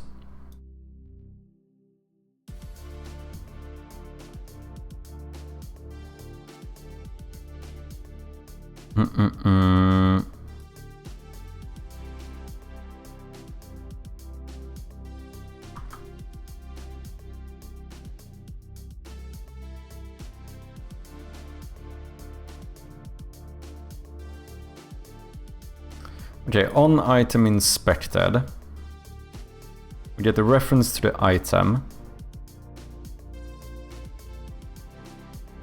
I think I'm gonna be cheeky. I don't know if this is great, but this is how I'm gonna do it for now. We're gonna do system.serializable. We're gonna make a new public class, which is called Inspectable item, and in here we are going to have a public item called item, and we are going to have a public game object called object to inspect, and then in this one we are going to serialize a private array of inspectable items called inspectable items. I might change this later, but this is how I'm gonna do it for now. Tiny differences between DNS providers and vague instructions always. Damn, that does sound a little bit tough. So what are you working on, BitCasual? Like what are you trying to do? Can't you derive from item instead? I was thinking about that, because I assume that what you're saying is that we would get this game object, right? The one that we want to inspect, and set this to like item to inspect, right? That I would like to do that. The only annoying thing is that I feel like I mean, unless we use inheritance, maybe if we made like a child's script of that scriptable object. Because the annoying thing is that the vast amount of items I have don't have a item to inspect. So like my keys. It feels unnecessary to add that to all of my items, but I suppose I could make a item that derives from item, and we call that inspectable item, and we add those. Yeah, maybe that is better.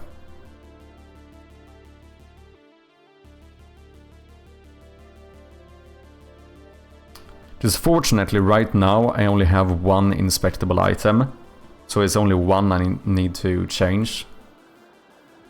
It would be more tough if I've already made like 100 inspectable items, but this is the only one. We could make it so we can just create a inspectable item instead of an item, where we have a reference to maybe an enum of what type, what format it is, like A4, or if it's a smaller document or whatever it might be, or something entirely different. Yeah, we can have an enum for like document type, which could be like book, A4 paper, a small note, etc. And then we have a reference to a game object to inspect. Do you think that's better? It probably is. Because otherwise I need to do more manual work setting it up here in a different place.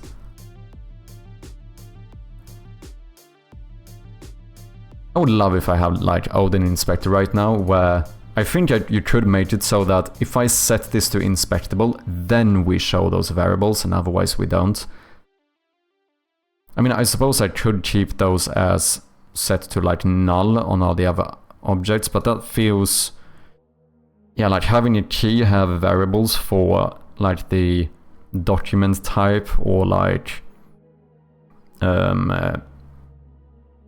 object to inspect would be... that would feel weird. I don't love that. Yeah, maybe you're right. Maybe you're right. I think you are. So in that case, we would have a new script called Inspectable item.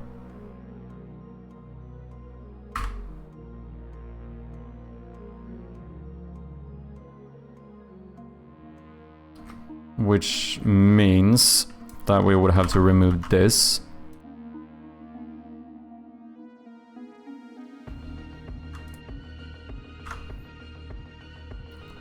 File name Inspectable item. I think I still need to do this, right? And then here we call it Inspectable item. Thank you for lurking, Lilithix. Appreciate ya.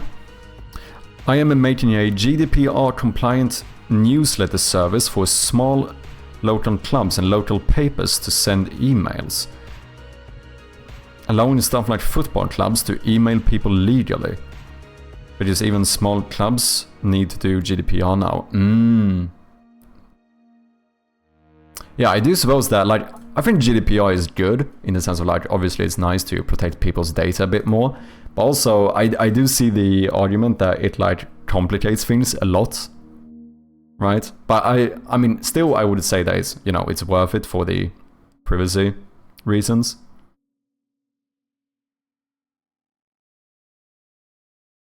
Hope you're doing good, Lilithix. Okay, so now instead of inheriting from scriptable objects, can we not inherit from item? And then we just call this inspectable item. So everything here would actually be the same. We would keep all of this. All we want to do is to have... we need another reference to the... whether or not we have a document type. And then a reference to the game object to inspect. So we're gonna do public game object. Maybe we call this something like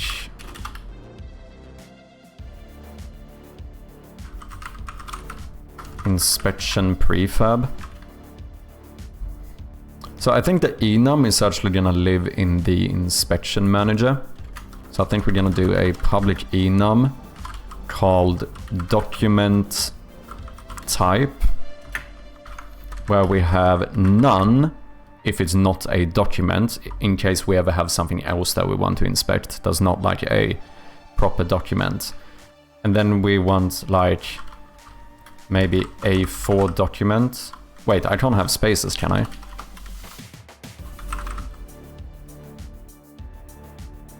Document A4 paper. Paper A4. Then we can have like notes, maybe book, whatever it might be. Post-it note. Is that copyrighted? It probably is. Because is that a brand? I don't know why I... It probably is. Yeah, just sticky note I think is like the yeah, Post-it is a brand, isn't it?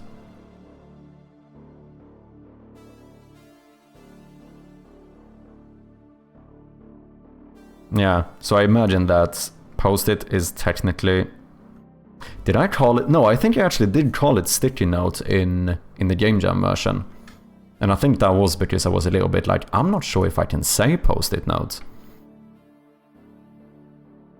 This is own thing, same thing as bubble puzzles, yeah. I think I call it sticky note here, if I'm not mistaken.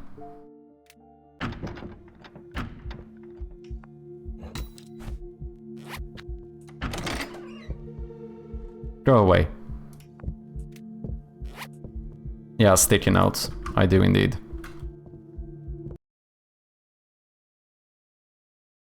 You just need to find a new name basically for the same thing. Well, you already have one, right? Sticky note. I think sticky note is like a neutral one. Same thing with like... What is it, like Band-Aid in America, right? That's also technically a company. And then you have like, I don't know, plaster is what they say in the UK, right? What's the actual term for it in... Because I think it's the same thing, like Band-Aid is a company. So that would be copyrighted, but obviously you also have, yeah, bandage, I suppose, is what I would say, right? It's a bandage. Band-Aid is a plaster. Yeah, it's just that I don't think Americans say plaster, because I think that's a British term, if I'm not mistaken. Nope, it isn't. Do they say plaster in... I thought that was one of those where it's the British term. It's Band-Aid for everything here. Plaster is British, Band-Aid is American, sorry. Yeah, that's what I meant. But like Band-Aid is, I think it's one of those things where like you say Band-Aid, right? But it's not like you don't have a name for it in... Just like the name for the actual product is adhesive bandage. But no one says that, you say Band-Aid. Same thing with like no one says sticky note, you say a post-it note.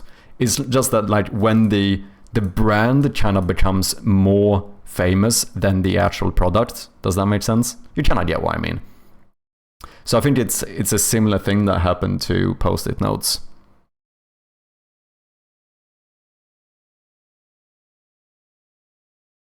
Sticky notes already exists, Microsoft. Yeah, but I don't think that's copyrighted though, in the same way as like a post-it note would be. Because I don't think, like, I couldn't copyright term adhesive bandage, right? Whereas Band-Aid is obviously gonna be copyrighted. Is it like how I assume it is, at least? But you know what some companies are like? That is true, that is true.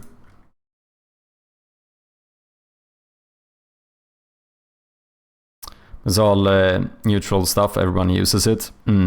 Well, the thing is that, because when it comes to stuff like post-it notes or band-aids, I only think when you're making a product like this, like a game or something, I think you should be careful with that stuff, because that is... Because now you're involved in brands, right? So for a game, I think you need to call it like sticky note and bandage.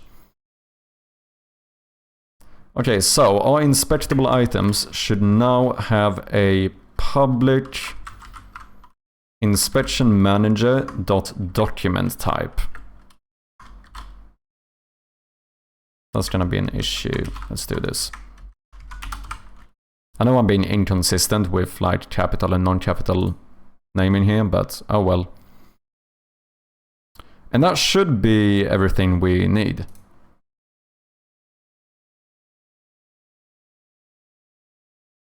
Does that work?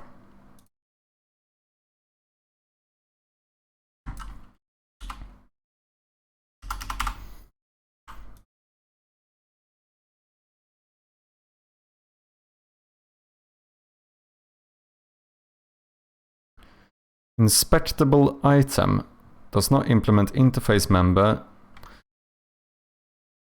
What?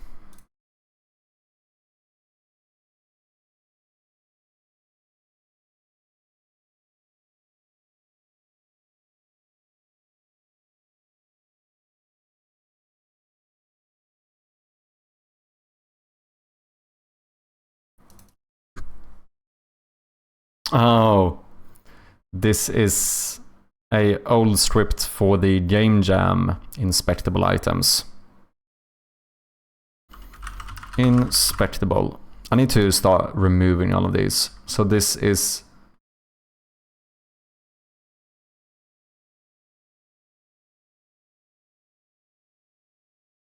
That's a new one, right? Yeah, this is the old one.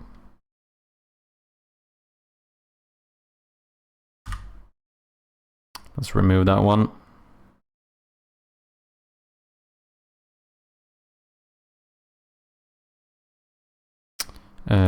Whoops. Let's pretend we didn't see any of that. Okay, no errors now. Documents. This looks correct. So now, if we go here, we can go scriptables, inspectable item. The same field name is serialized in multiple times in the class or its parent class. This is not supported.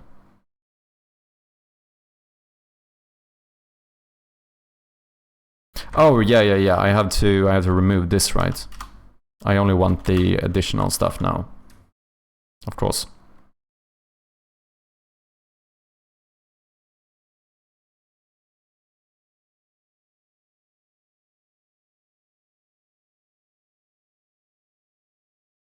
Yeah, that seems fine. So, can I override the other one? I don't care. That's fine.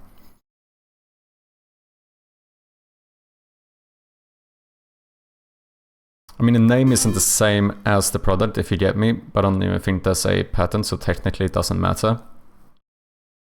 I am coming for your money.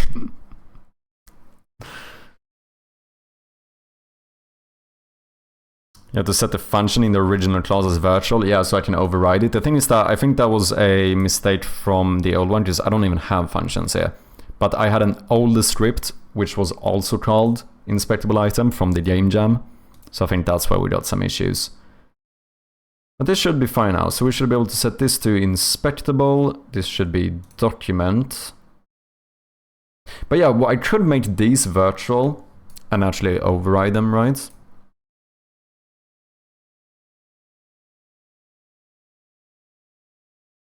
Say that this is most likely going to be equal to Document. And item type is always going to be inspectable. I think that should work. If we do like a virtual, if we make these two virtual, should I not here initialize them and do a public override?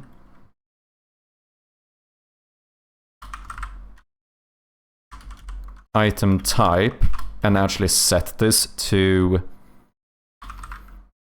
Do I need to... Can I just say inspectable here? No, I think I need to say item dot... Nope. Oh no, wait, this is... I want interaction type. Item type is different. That is most likely going to be document. Okay, so item dot item type dot document. Can I not do this?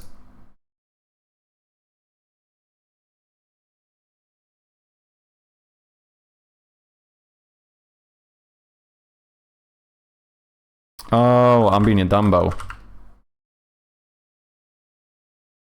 Wait, what? Item type, yeah, that's one I want to override. And I want to set it to document.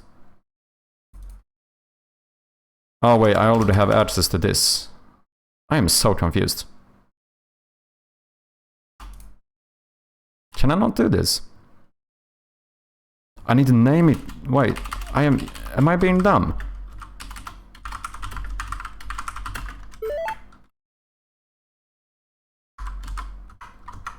That's how you do. Of course, I need to... Okay, yeah, that makes sense. That makes sense.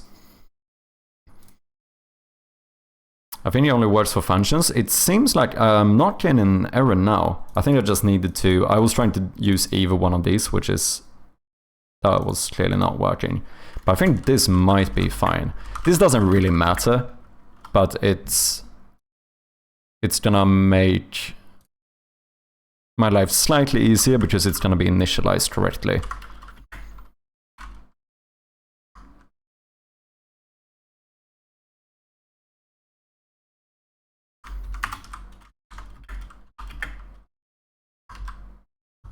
Because I know if I'm making an inspectable item, the interaction type should always be inspectable, right? Maybe not, you might be correct. The modifier override is not valid for this item. Yeah, I think you're right. It's only for functions. No, it doesn't matter. But why did I not get an error here for it? Was there only once... Or was it because did I not save this one? Is that why? No. I think I did save it. Yeah, I think you're right.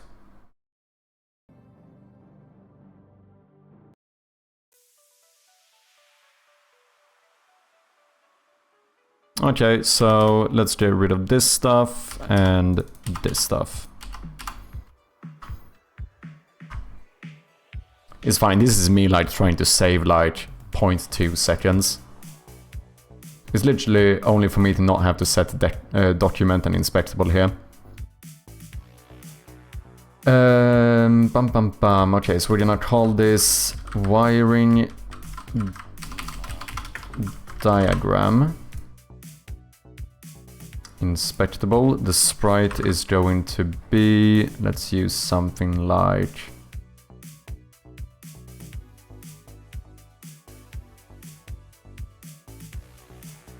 this. Is actually interesting though. I wonder how we should do this, like, because as soon as you have done this puzzle, you don't need this document anymore, right? This document is completely useless. But currently I don't have a function to throw something or like discard something. Or should I... Is it weird if I automatically remove the wiring diagram after you finish the puzzle? Like, as soon as you finish the puzzle, check if the player has the wiring diagram, then just fucking remove it automatically. Would that feel weird? Make a bin to throw it away. Yeah, the only thing with doing that, like, it could be nice, maybe be needed. The only thing is that it does add a bit of complexity, right? Because now we have to start thinking about, like, we cannot let the player discard an item that's necessary to progress in the game.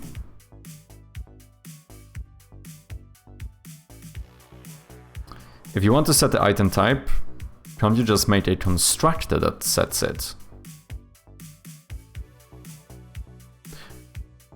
Maybe. But will that update when I create the inspectable item? Will that trigger the constructor?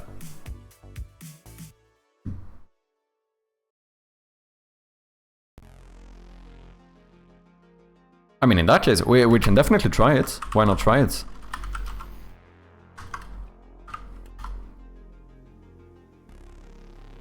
So we would say that the item type is most likely going to be set to document. They might have different things later on, but most likely that's going to be the case. And the interaction type is most likely going to be set, or that one is always going to be set to inspectable. Does that work?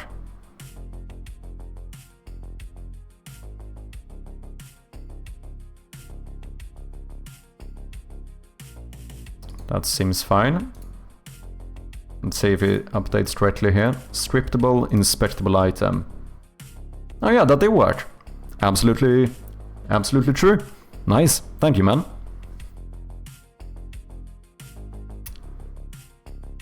I played a fair few that after you've used it and done, stop it, it's just removed as it's not needed no more. And that's what I'm thinking, like if it might be fine to just automatically remove it.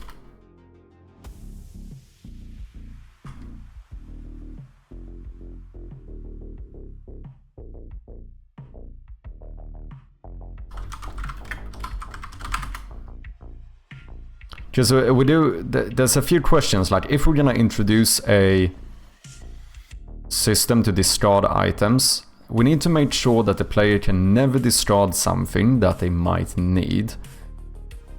And now it feels like it's not a lot of... what's the point of being able to discard it? Now it feels like I almost need to add more unnecessary items to the game just for the fuck of it, just to have something to use the system with. I'm not sure, we'll see, I might change my mind. Flip direction, let's do none, no item interactions. Document type will be paper A4.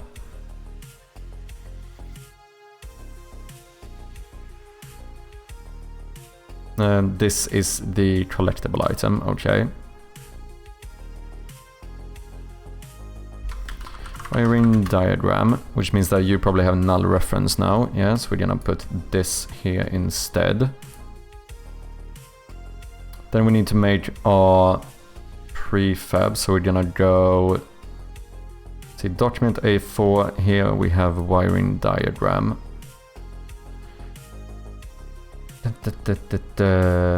Let's rename this. Let's do I. So we have wiring diagram C stands for collectible, I stands for like the...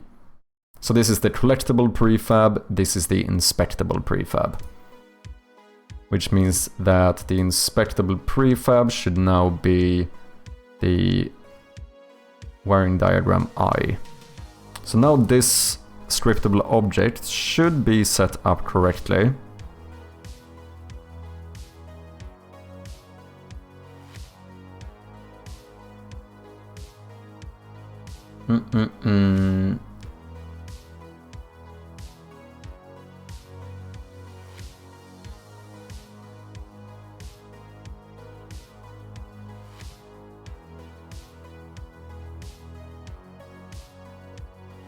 So let's have a look. What do we want to do, ladies and gentlemen? Inspection manager. Whenever we inspect an item, we now know what item we want to inspect, and we also know the document type. So let's make a private void show document, and then maybe we pass in a document type called type, and here I assume we just do a switch statement depending on the type, because right now we only have one. Oh, technically we have two. So let's do case document none. In that case we don't want to do anything, so we're just gonna break. Case document paper A4.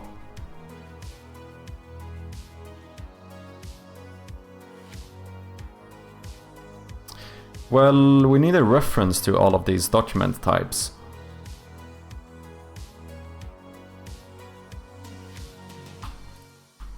Whoops. So I think we're gonna do something like a... this will be an array of game objects called document types.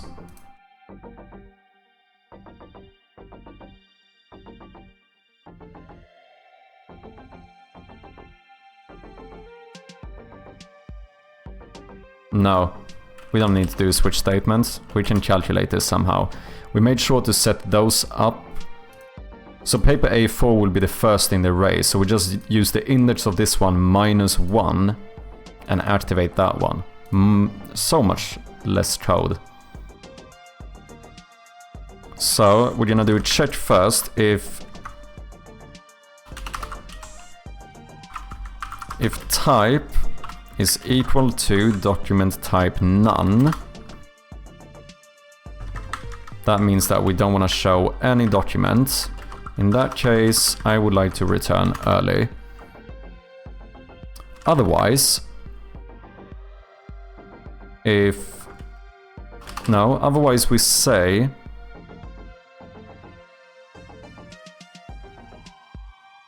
Then we go through our document types. We find the one with the same index as this type. I don't think this is gonna work, is it?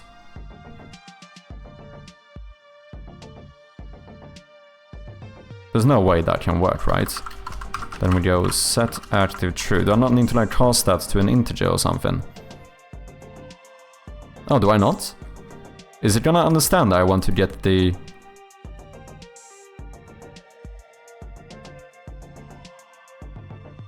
Maybe? That should be all I need.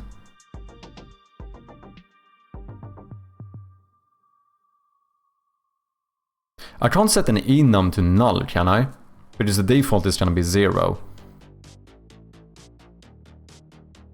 Okay, so let's do another one. Private void hide document. And then we say...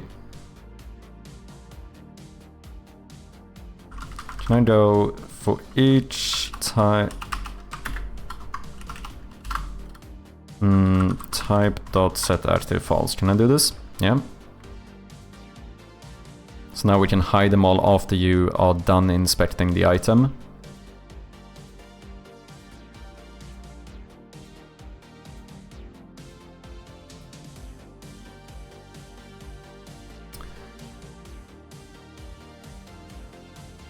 Okay, so on item inspected. Now we want to show document.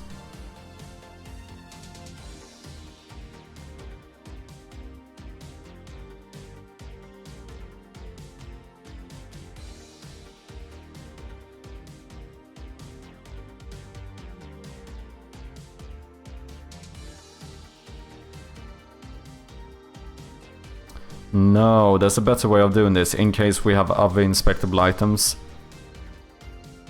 later on. Well, we have to destroy whatever we instantiate as well. That's something we need to remember. So I think we're gonna do something like show item. We pass in the document type, and we also pass in the game object.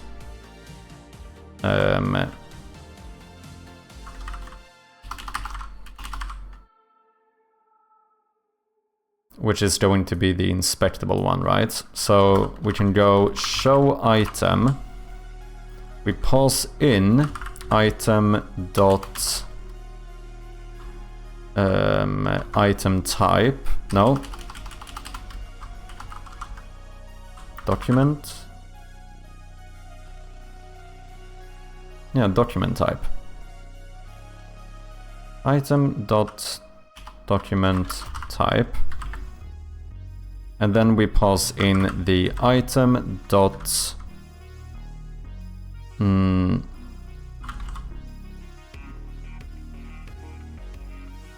inspection prefab. Is IntelliSense bugged out again? Holy shit, why does this happen so often? If anyone here knows how to make IntelliSense stop crashing every 5 minutes, I would love for you to let me know. I have to restart Visual Studio like, I don't know, 60 times a day. Tell it off. Inspection prefab.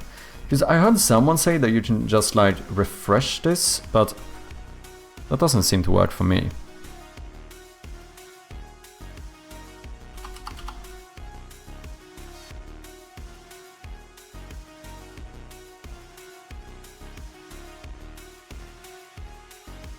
The thing is that if we don't have a document, we don't know the position where we want to instantiate this. That's actually another issue.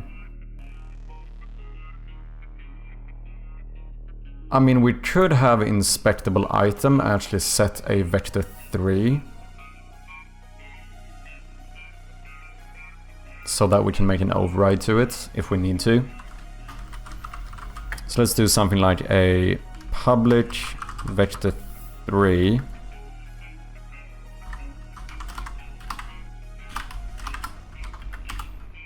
called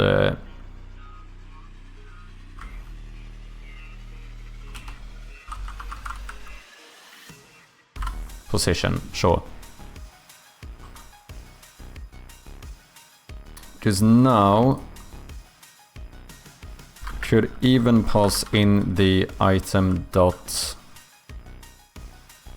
position here. I mean, this should be the same function. On item inspected, we just do this. Yeah, I think I'm being silly here. Why am I making a new method for this?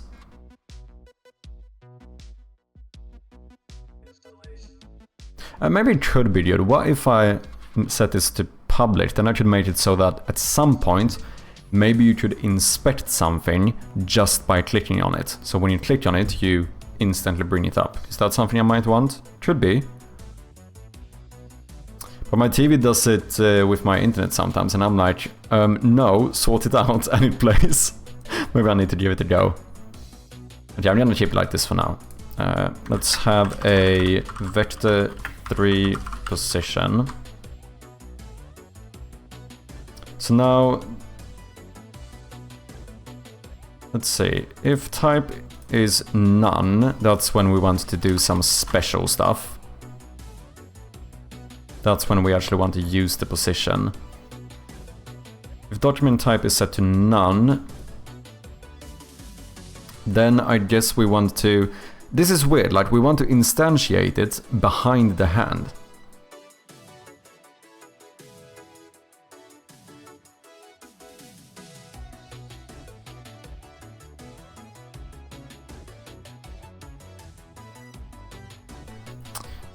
Okay, let's do this. Let's do a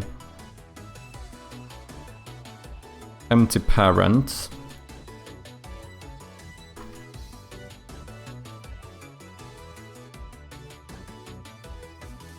No, we don't need to do that. Let's have document A4, and then we should just create a empty one called I don't know, just object transform, sure, whatever. And we position you here.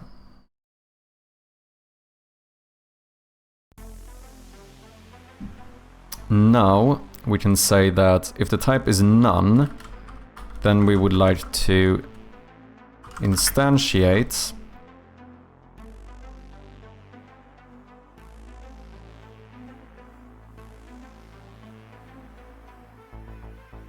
do we need references here too? We do, right? Wait, inspection transform. That's the one I was thinking about moving, so that would be different. Well, that's actually inspection objects, is what I call that. So let's rename this.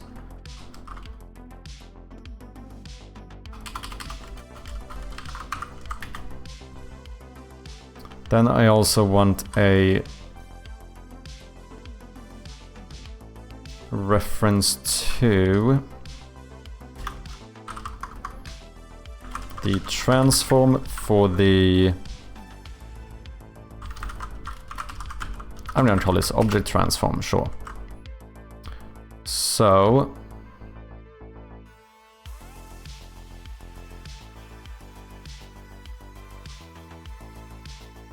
Ah, right, this actually needs to be inspectable item now.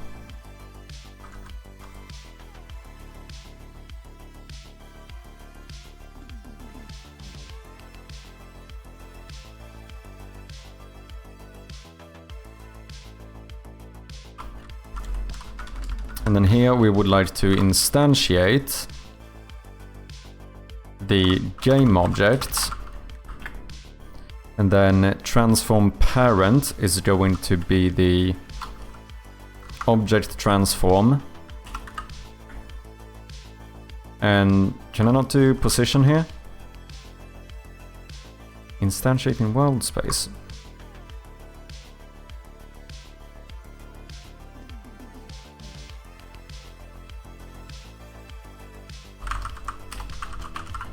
Oh wait, can I not do this maybe? No, okay. I instantiate this, on the object transform, and then we set it to the position. Then we made sure it's lined correctly in like the layers, and then we set it correctly so it looks like you're holding it. This is very unnecessary. I'm making code that I don't know whether or not I'm gonna actually use. So I'm being kind of dumb here, but I might use it. Let's do private game object, current object. Here, let's say that the current object is equal to instantiate game object on the object transform, and then we say that current object.transform position is equal to position.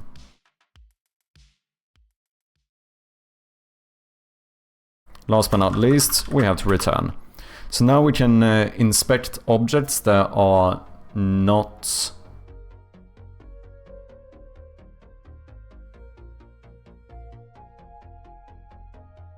Can I cast this?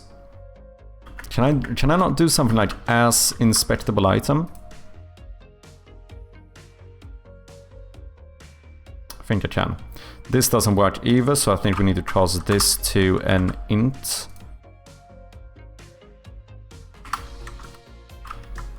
Int. There we go. Better to have it than not have it. I suppose that's true. But if I don't use it, you could also argue that this is a waste of time. But oh well, we're basically done with it, to be fair. Now we can inspect stuff that are not document types. However, if it is a document, then we would like to do this. Document types, we cast the type into a integer, and then we need to do -1.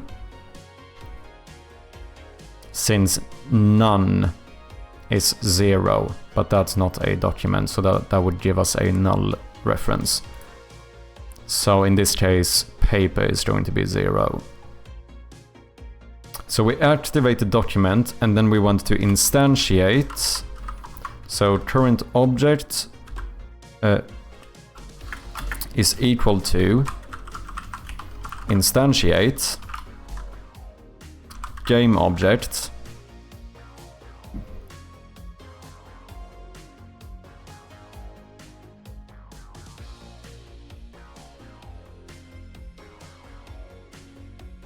well, on this document, right? So let's do game object document is equal to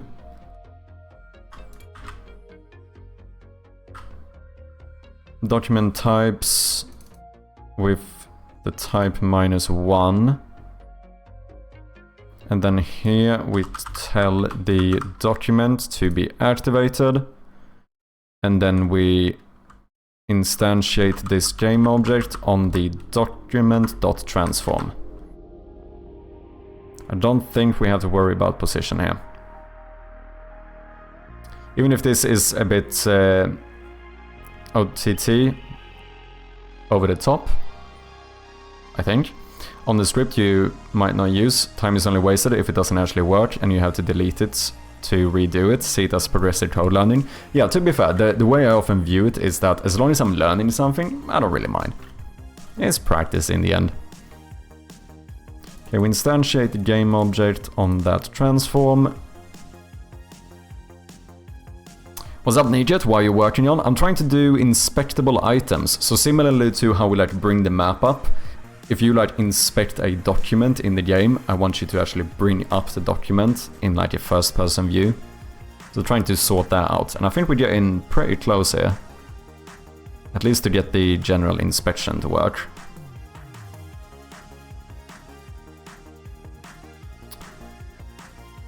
Well, we also... Do we need to enable this thing in general, the hand? No, because the hand could just be hidden below. And then we bring it up with do to in. So should I not be able to check whether or not this works now?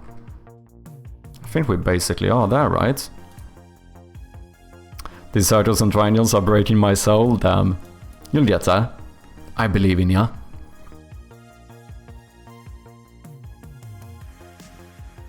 Did I make this thing in the wiring diagram? This is now a prefab, so I should, if I understand this correctly, I should be able to remove this, deactivate this, and we should see whether that works or not. This is interesting. So, we have our hand here, looks a bit weird. Well, that's not working correctly.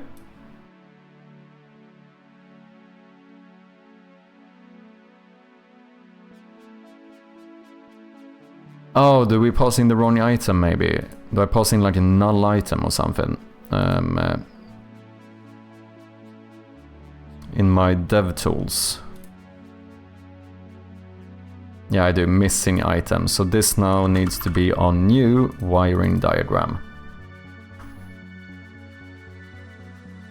Come on, please work.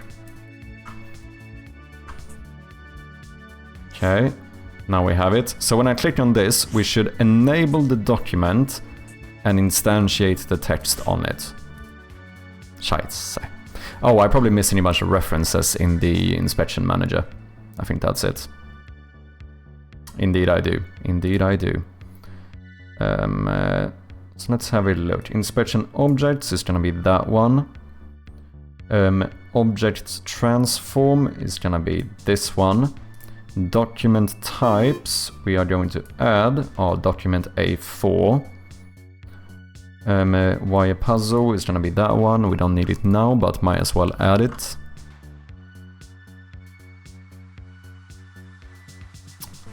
Let's have a look. Come on now. Ah, look at that. That actually works.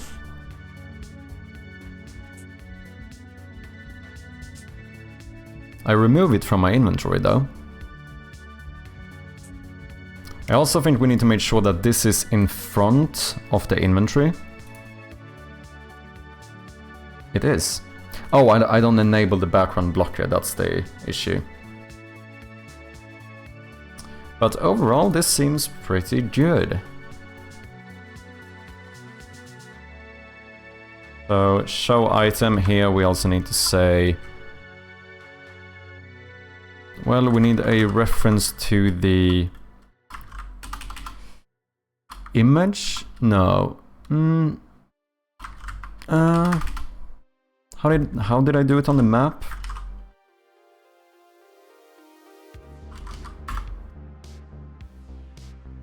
Background image. So do I just turn the ray trace target on and off? Is that what I do?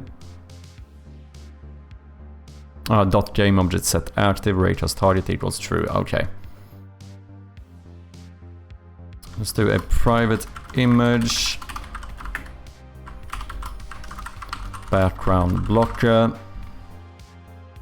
Let's add Unity engine.ui. Also, while we're at it, let's add dg.tweening, because that is definitely something we're gonna use.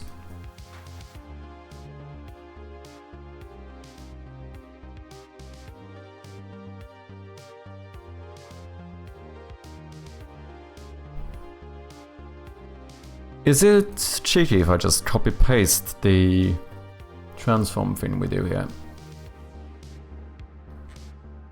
Well, let's have a look at this. Hitbox is show map is. Do I have a hide map is? Or is that the same? Button is. Okay, I think I use the same one.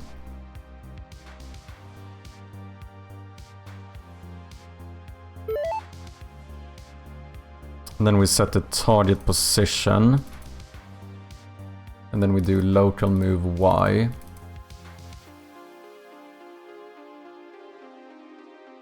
Cheers. Ravioli, thank you very much for the follow, I appreciate ya. And also Demolux, thank you for the follow, I missed that one, sorry. And Major Job, cheers.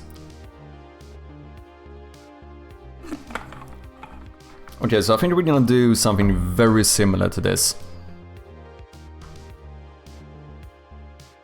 whenever we inspect an item.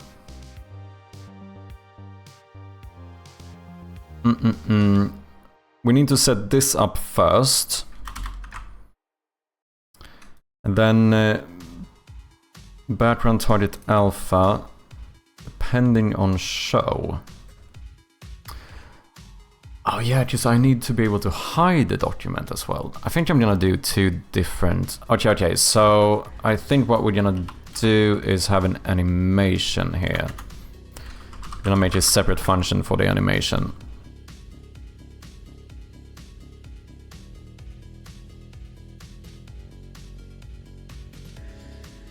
Right? Yeah, just then we can pass in a bool whether we wanna do it up or down or whatever, like show. But then show item.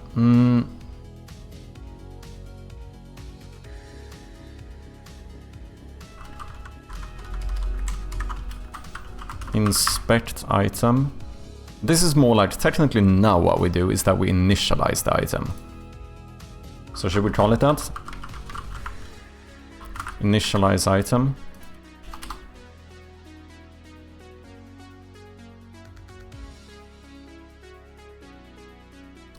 And then what we want to do is to have a private void called show item, where we're gonna have a bool whether or not we actually want to show it. Background target original alpha.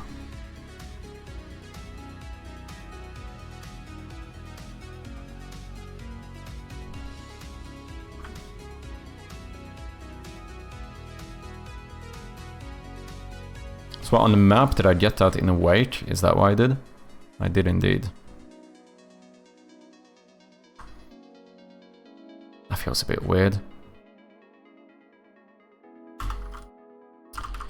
What is this? Like protected override void awake.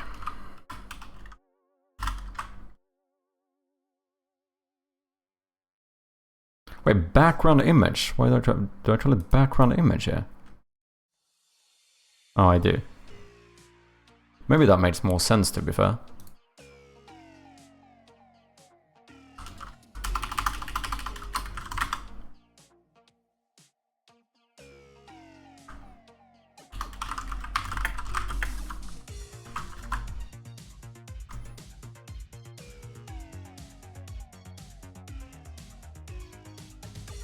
If show and the light is on...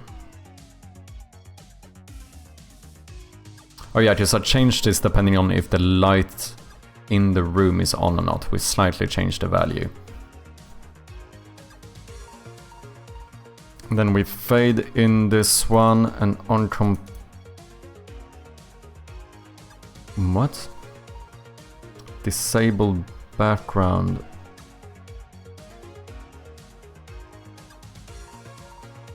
Why do I do this?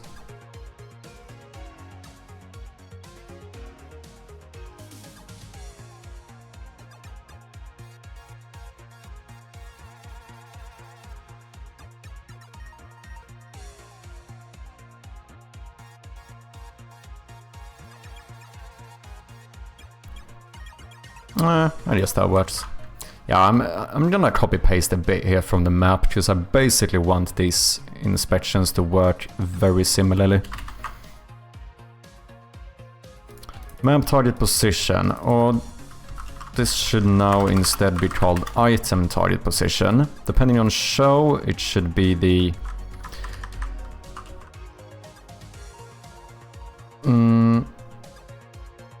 okay, so map show and map hide position.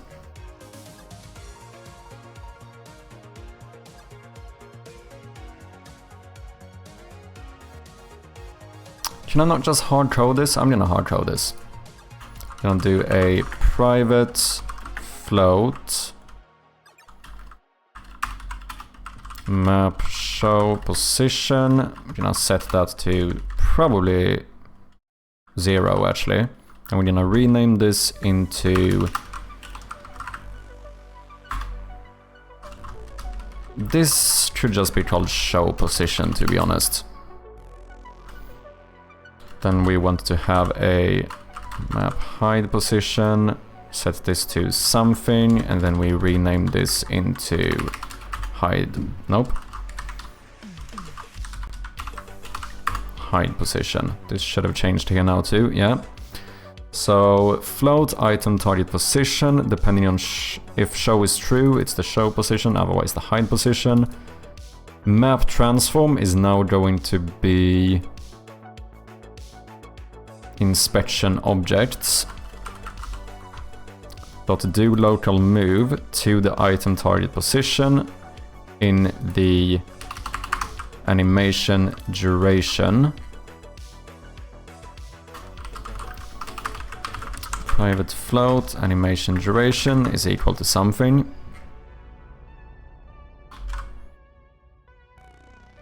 Set the ease.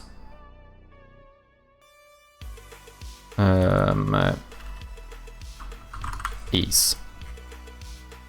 So then we want to have a private ease, which is equal to, I think we're gonna use the same one we used for the map. I think we're gonna do a lot of this the same as we did for the map. So show map ease was in out cubic.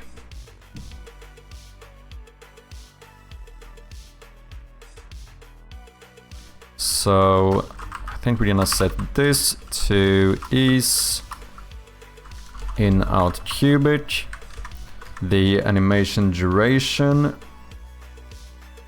Oh, you're right. Show. Wait, show button duration. That's different. Okay.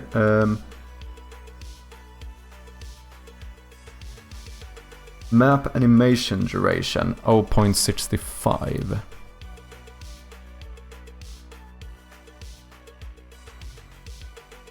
But don't I hide the map quicker? Or do I always use the same speed? Maybe I do. No, I suppose I do. Okay, I think we're gonna set this to the same. Hide position, we're gonna have to check. Show position should be 0, because that's where it's positioned right now.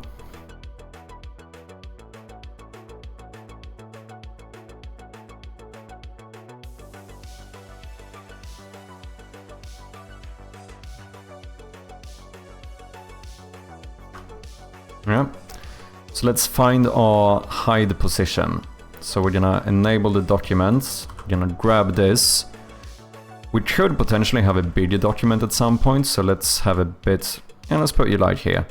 Basically keep the hand at the same position, kind of. So let's do minus 175. Hide position minus 175.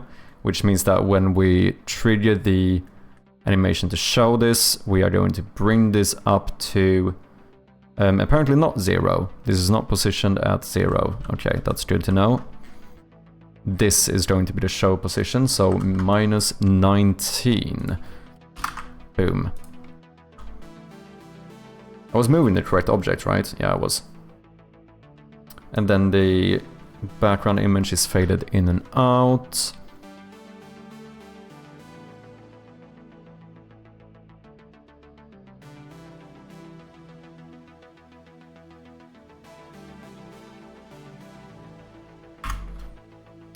I think I want to keep this here for whenever I set these up, so I think we're going to programmatically set this one to the hide position when you start.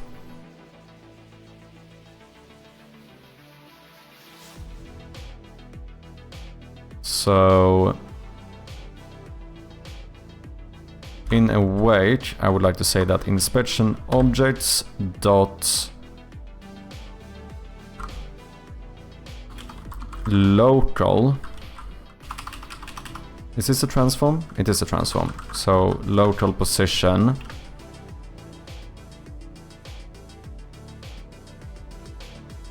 Can I say dot y is equal to minus 175? No, because you can't modify. This is a return value. Okay, so we need to set this up to a new vector 3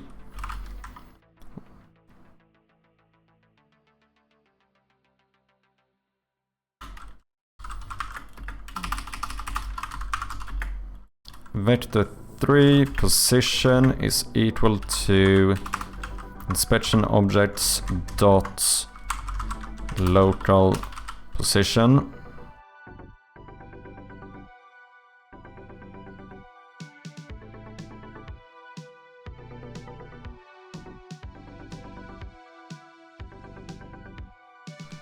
And then we're gonna set this local position to the same position x, minus 175 on the y, and then we are gonna do position z. So now that should be automatically hidden as soon as we start the game.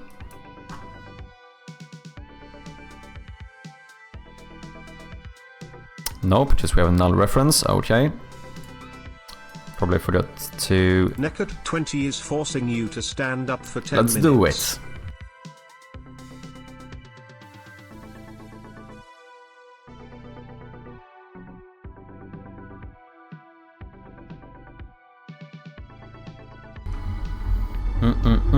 Okay, let's see, what did I forget here? Background image, that should be the one. Boom. But wait, this doesn't make sense. No, I can't do this. So what, this means that whenever... Do I do this with the map as well? Because that's weird if that's the case. Background image, so I fade the image, and on complete, I enable or disable it.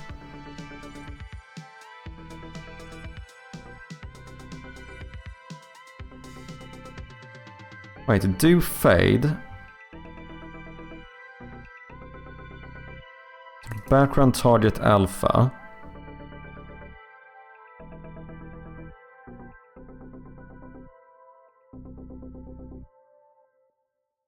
Shouldn't I need to enable or disable this one at first? That's the first thing I need to do. No? What? What do I want to do here? Because if I want to show this, I need this to be disabled or enabled from the beginning.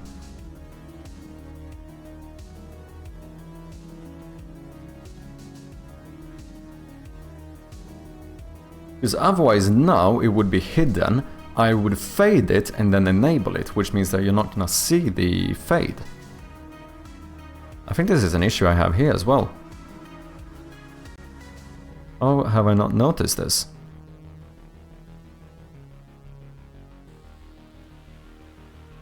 Oh, but no, I activated here. Okay, I see.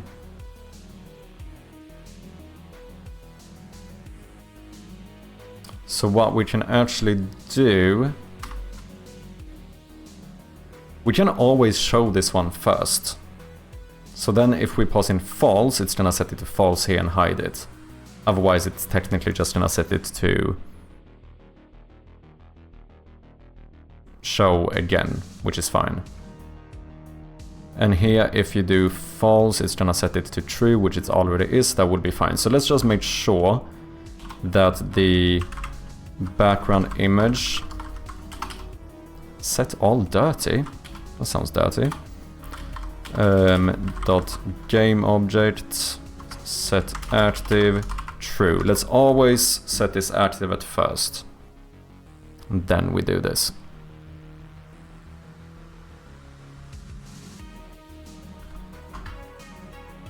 Let's see if it works.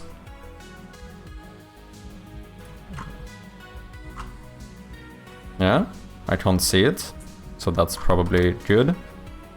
Yeah, it is at the hide position. And what happens if I click here?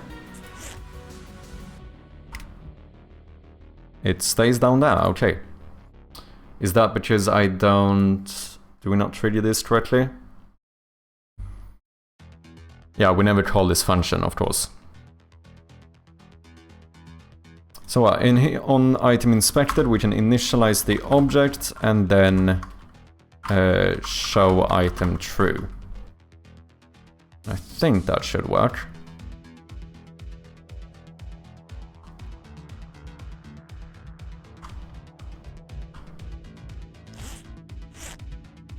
Oh yeah, look at that. course we're gonna need a sound effect here, but overall, that seems to work. Then we just need to be able to hide it, which we should be able to do very easily now. All we do is make sure... Oh, we also need to trigger some event here, right? To make the user interface event. That's what we need to do. Inspection manager. That makes the... Whenever you bring something up, I want to increase the flashlight strength because it's something closer to you. So, whenever we show this, we would also want to publish a new user interface event with the show parameter, right? So user interface true if you show it, false if you hide it. That should work.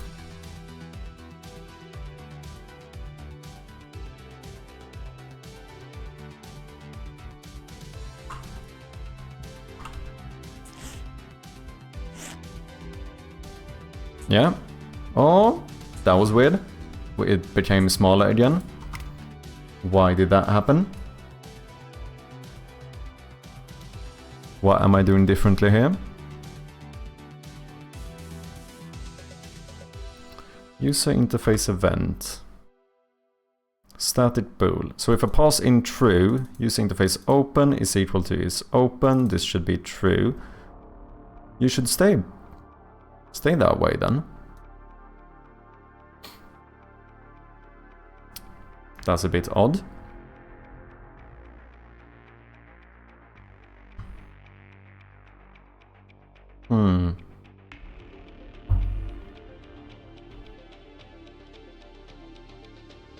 Okay, I'm gonna take a quick minute break, just go and get myself a bit more tea, and I will be right back.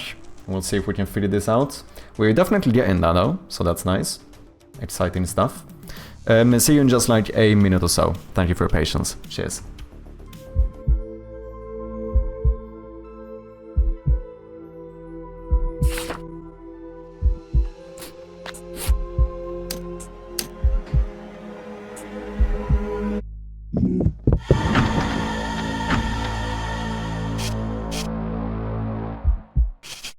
And we are back. Thank you guys very much for your patience. Appreciate ya.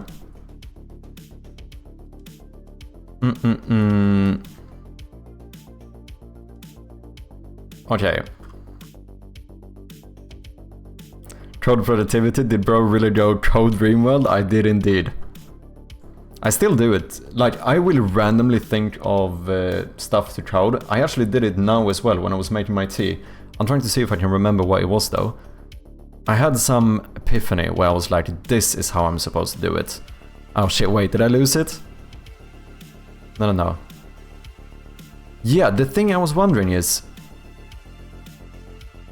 when we inspect a non-document type, do I even need to pass in a position? Because technically speaking, will it not use the position of the prefab? So if I set up the prefab correctly, wouldn't it... maybe... No, that might not be right. I think this is safer to do.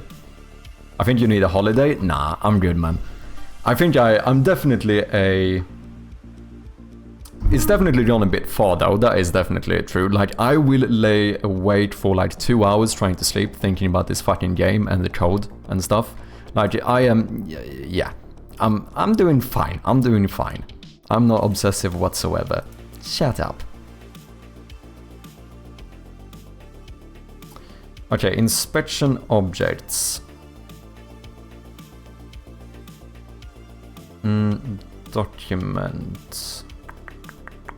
I think each document needs...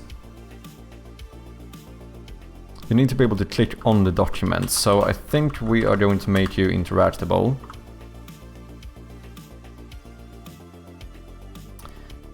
Do I want to highlight it though? That's an interesting question. I actually don't... Do I highlight the map? I don't know if I do.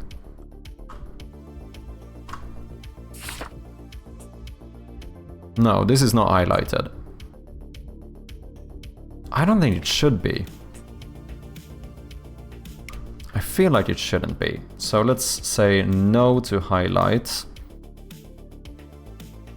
You had your holiday playing Replicat for an hour, time to focus on work. Yeah, exactly, there you go. It's alright, and now I gotta figure out code to make it light work. It's gonna be a pain. Yeah, I mean, it's true. We do take our mini, I would say that, we do our mini holidays, right?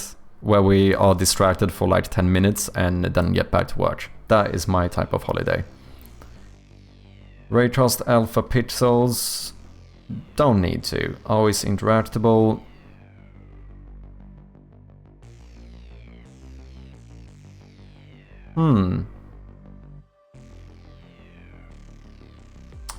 That's an interesting question. Can I hide my map when I have the flashlight up?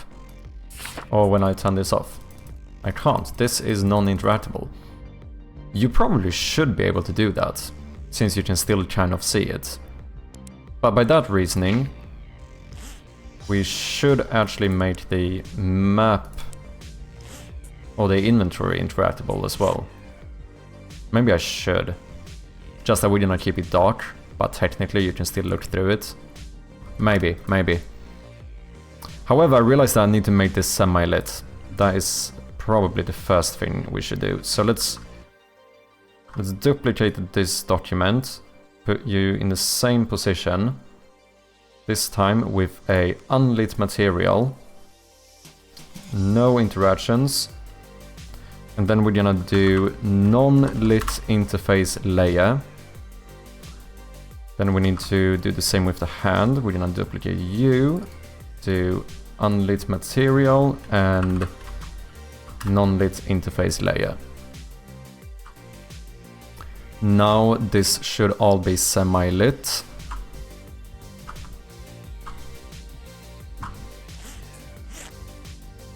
It is indeed. Ooh, no. Scheisse. I just realized everything on the document probably needs to be semi-lit as well, right? Because this looks a bit weird. It looks like the text fades in from nowhere. If you can kind of see the document, that should probably be the same for everything on the document.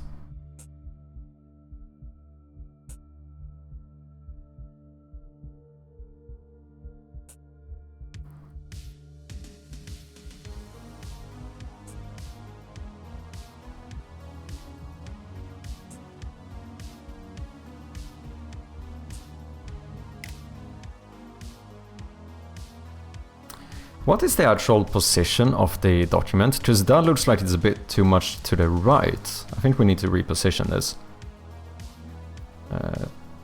Document. Yeah, indeed. I think we're gonna use this as the base and say that this document should be centered.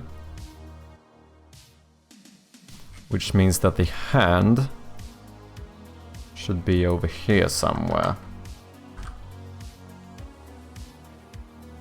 That doesn't look centered.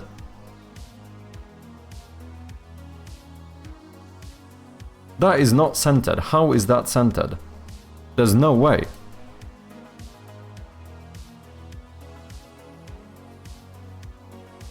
Oh, because this isn't centered. I see. Okay, now that is centered. Okay. Yeah, I think that's better. I'm gonna snooze this ad. Because I just did take a quick little break, so... Let's snooze this one.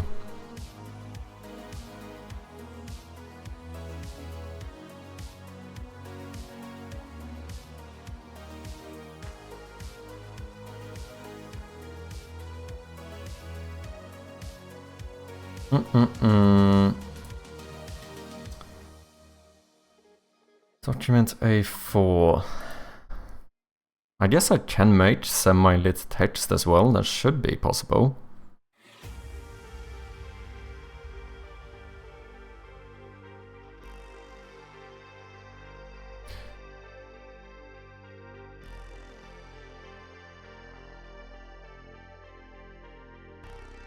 I should make this script better. I should make something like a semi-lit object that I can put on any object with an image, where that automatically instantiates a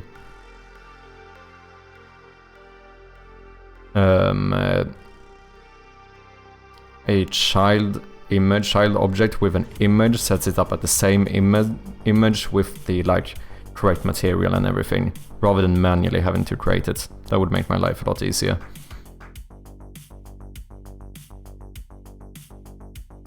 Do I care enough at the moment? Probably not.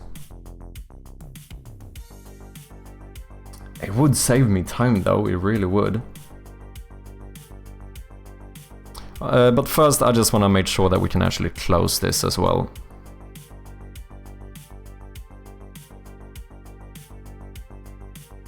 So...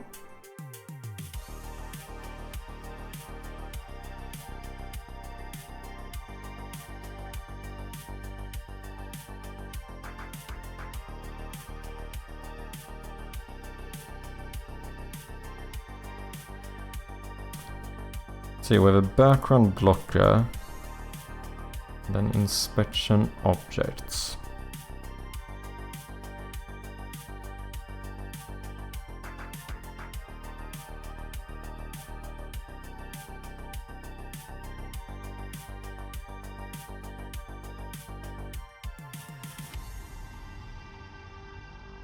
I mean, rather than adding it to everything here, I do think we have a bit of a cheat code we could do. What if we make this one a lot wider, put you in the center again, and then we actually add an image here, but we make it completely transparent. We keep it as a raycast target. We add an interactable script where we say that this is supposed to raycast alpha pixels, don't highlight.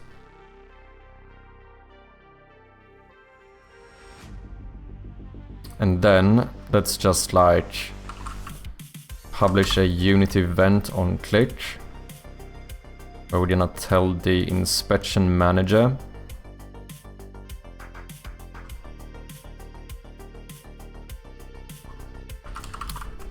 public void, let's make that one public.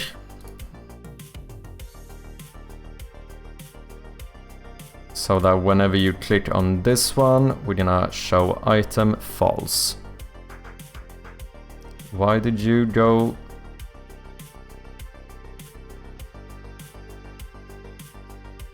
Ah, wait, I know what I need to do. I actually need a transparent image. I can't set you to none, can I? Because you still have a color. I actually need a fully transparent... I should have one somewhere. Didn't I? I have one for the backwards arrow, don't I?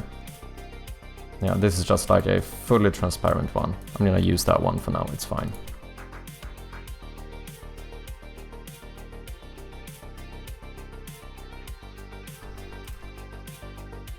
Then I think we are going to copy this. We're gonna paste that on the background as well. And then we do interactable, highlight object false. Well, is this gonna update your color though? Because that would be an issue. No. As long as highlight object is false, I don't think you do. Oh, nope, you definitely do.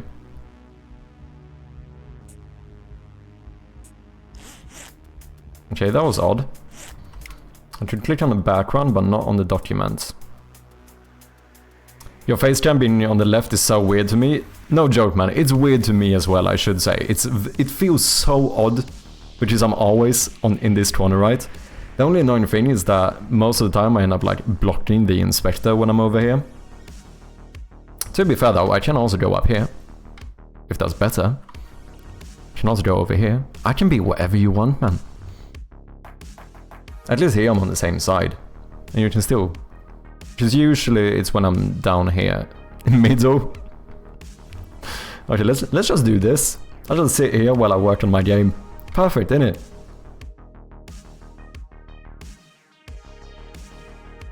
Put the inspect on the other side and it will be even weirder. Yeah, I thought about it because it would kind of make sense. Since I'm pretty much always working over here and I have my camera here, that's an issue. But you are so correct in terms of the fact that it just feels so weird to have the inspector on the left side. I cannot do it. Even though it would work very good for the stream, I can't go that far. I cannot put the inspector on the left side. That would be way too weird. 100%.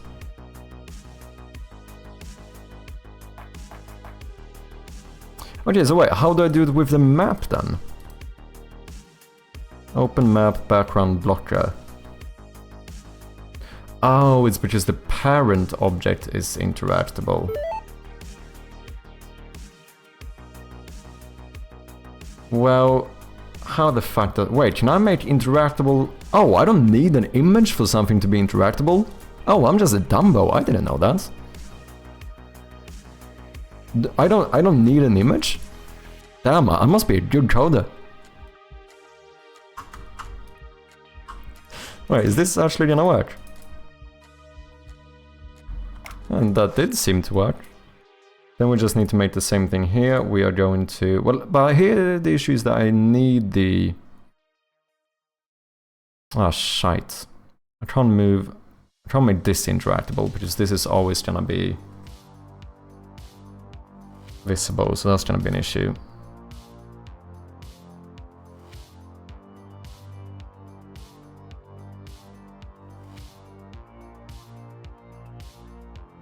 Maybe I'm not a good coder.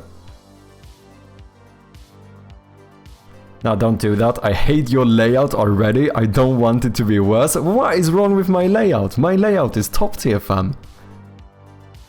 How is your layout? No way your layout is better than this, that's impossible. I have the best layout you could possibly have. Fam, send me a screenshot of your layout. Let me judge, let me judge. The fact that I hate it doesn't mean it's bad. I don't care, I want to see your layout. You know, an eye for an eye, give me your layout.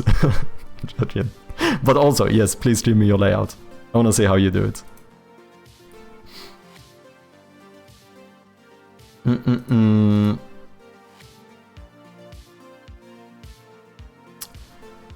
Okay, I'm gonna make this non-interactable for now, I think. Otherwise, what I should do is do something similar to my hover interactable. I think I have a bool, whether this is a, like... If I don't want to update the color.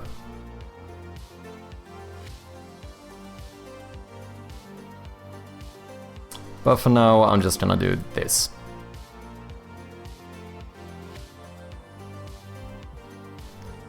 Because I can't make the background fade part of the other object either, because then we're gonna move that one and that's gonna look weird. Or is it? Maybe that would look fine actually.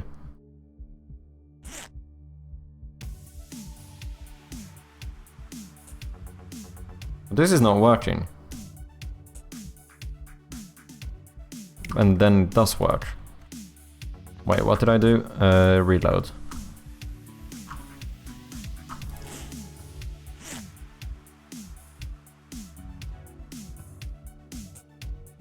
Okay.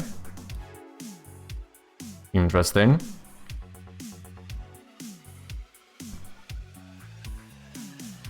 Raycast alpha pixels. Okay, so what? Do I need an fucking... Oh, but this only goes for the child objects with images? Is that how that works?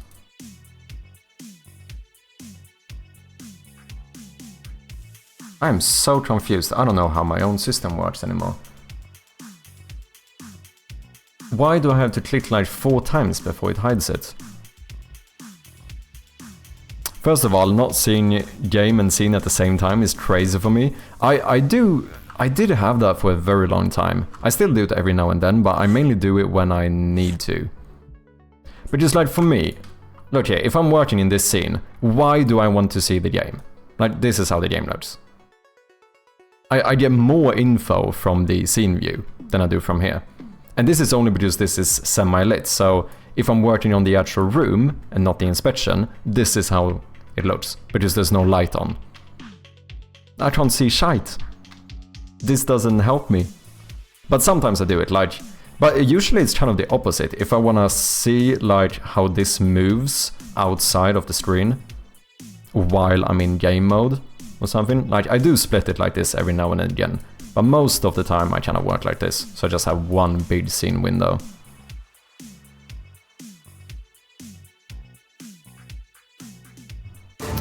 Code Red Games with the raid. Welcome in. How you doing? Sorry that I raid and runs here. No worries, Code Red. I appreciate ya anyway. Thank you very much for the raid.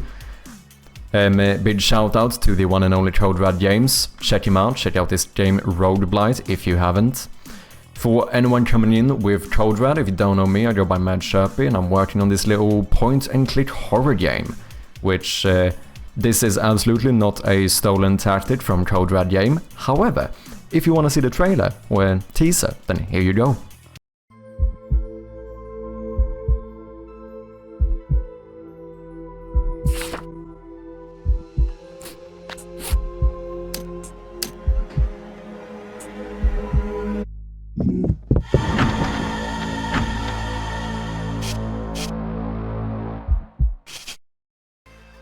There we have it, and the game is available for wishlists on Steam as we speak, so, you know, if you don't mind clicking that little wishlist button, we would appreciate it very much. I think we're getting awfully close to 300 wishlists. We are. I am currently 6 wishlists away from 300, so can we hit it today? That would be kinda sick. What's up, Ninja Sky Entertainment? How you doing? What is it? It's a point-and-click horror game. In first person, maybe a little bit odd, and pixel art graphics. So we're still quite early in the development. So all of these rooms are kind of just testing environments. But I can show you a little bit of what the game is like.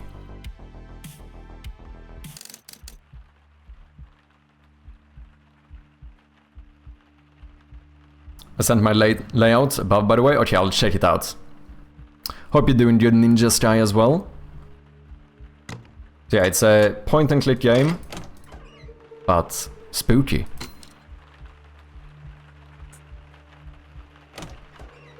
But as I said, like, a lot of these rooms will be switched out at some point. This is just to test different mechanics and stuff, but so far so good. Anyone recognize this? For anyone who doesn't know, I'm gonna spoil this now. This is actually a reference to the opening scene in Roguelite, Code Red's game. If you guys know the intro cutscene. The spare has spread over this castle. Dun dun dun. It took too long for people to figure it out, so... I don't know if anyone figured out this one either. What's the other one? Can you guess, Ninjas? Can anyone guess what the other painting is a reference to?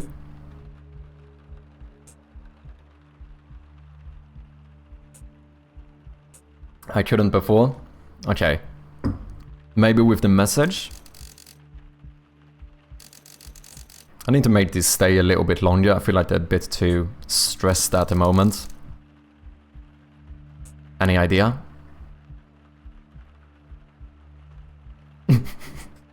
Stardew Valley? I mean, I suppose that is a pretty good guess. No, this is Long Gone. It's the front yard in Long Gone.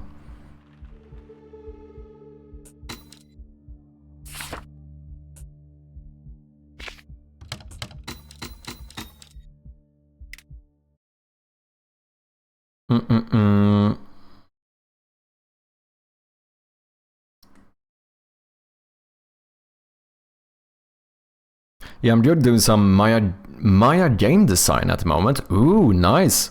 What are you working on? Wait, Maya as in the 3D thingy, or as in, is that your game?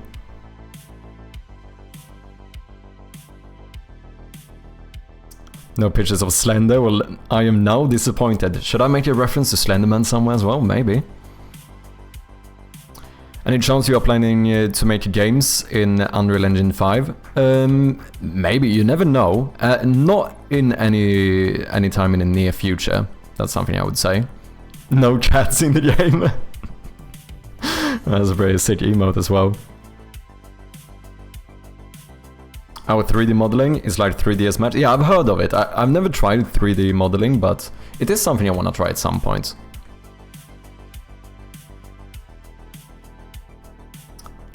I bet there's a creepy hamster running around in the attic. I'm not gonna say too much. Maybe it is possible. It is very possible. Okay, let's see. This is Brain on Games layout. What is this, man? Okay, you have the inspector and the console below that one, and the hierarchy. No, this is your project and the hierarchy, and then game and scene in the middle. This is weirder, man. Yours is definitely weirder. My layout is more normal. This is more unconventional, I would say. But hey, to each his own, we don't judge.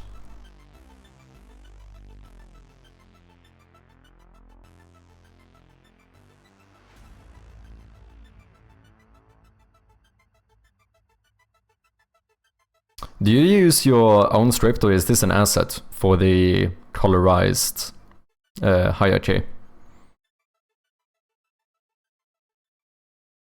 That chat, yeah. Cool stuff. Hey, my Godot looks like that? Oh, come on now. Get out, I'm joking. I don't know, why is like the default Godot layout? I don't even remember how the default one in Unity is. I should say I have switched around quite a few times. I know I used to have my hierarchy here before. I used to do something like this, I think.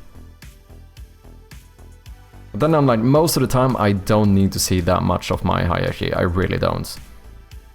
Like the inspector is the most common one, and I kinda like having like as big of a scene or game view as possible.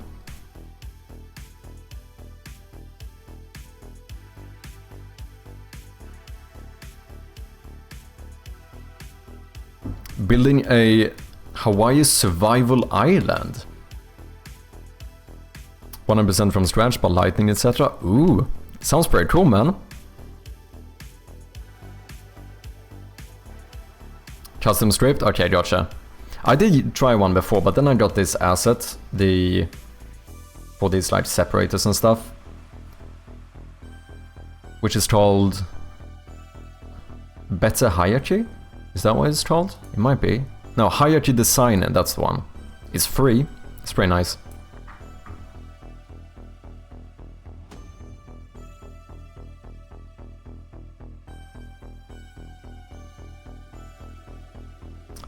Need to see everything plus easy access. The thing is that for me, I still stand by it, like, if I'm in a room that doesn't have a light on, like if I'm in this room, this is what my game view looks like.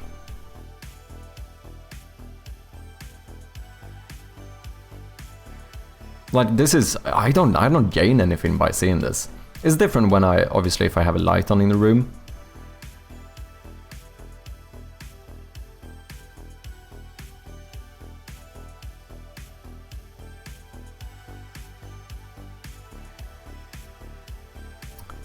Yeah, you eat fish, bark and berries. Do you have a Steam page for it or something? Or how long have you been working on it?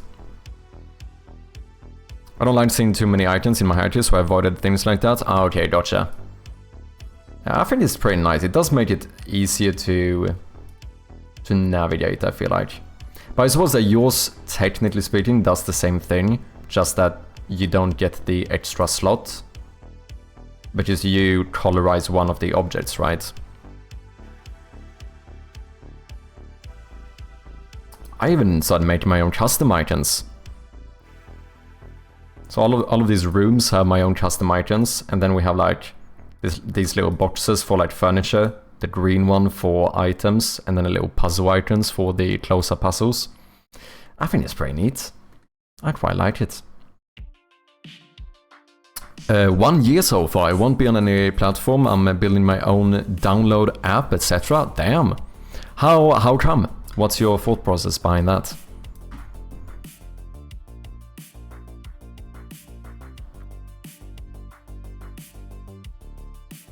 Okay. So what is the issue right now? The issue is that we can't really close the inspections. We're working on inspectable items at the moment.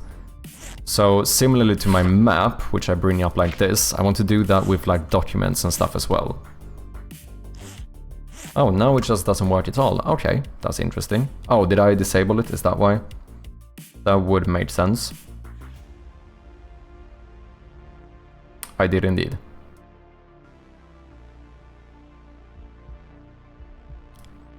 Why should I let another company make money off me just to promote and host my games? Fair enough, I suppose. For me personally, I would say that the promotion, whatever, would be worth it for me personally. But I assume that is, I suppose that is subjective, isn't it? So fair enough too, yeah.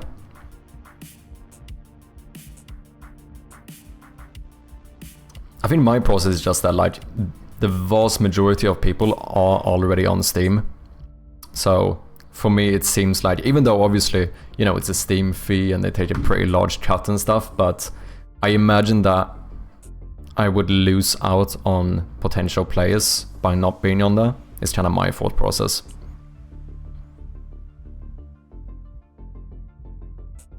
And get that by you're getting 100% of your profit? Yeah, for sure.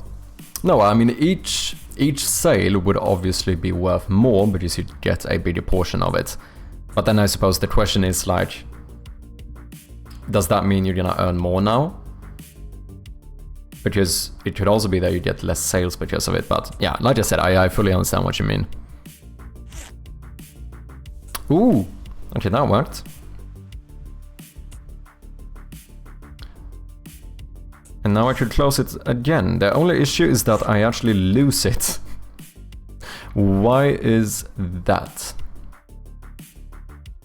So inspectable items, I suppose we should never remove.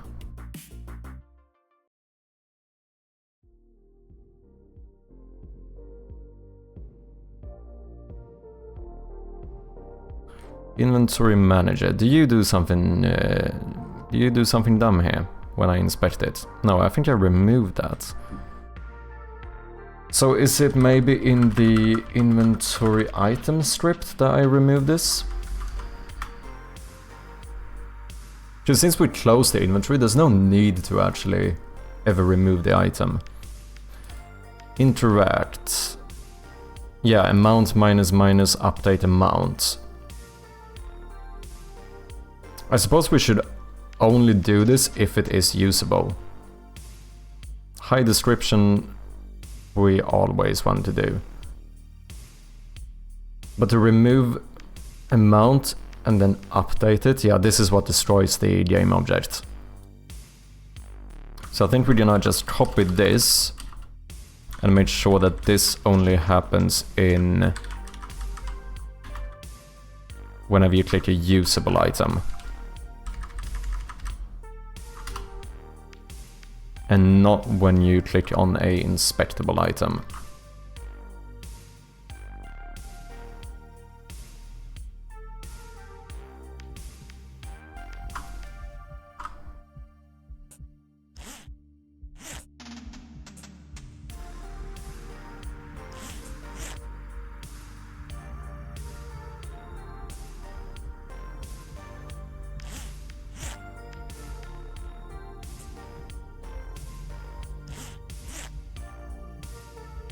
This is something weird here, where, like, I can't actually...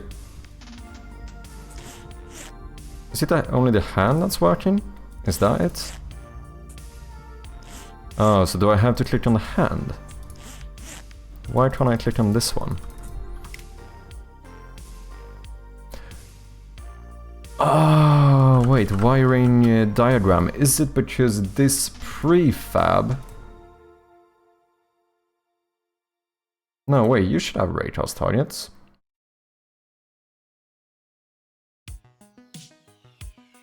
This should be fine.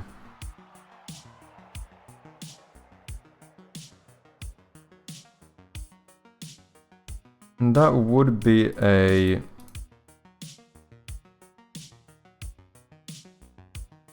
Oh, but I have an interactable script here. Is that messing something up? What if we remove that one?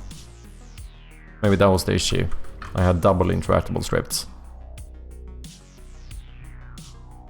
That should be it.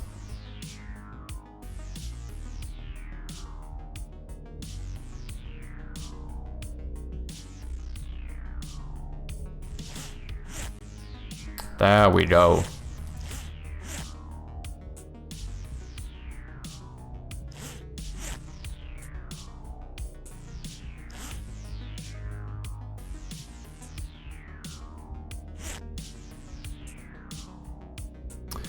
Oh, I might know what is happening here. So when I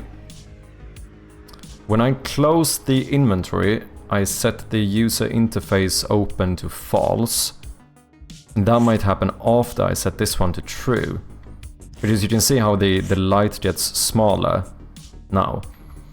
That should not happen. So what if we do that update later?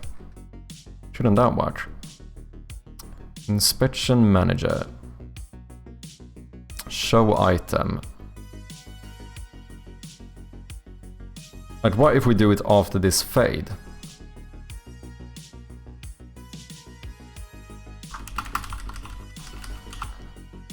Just to get a bit of a delay.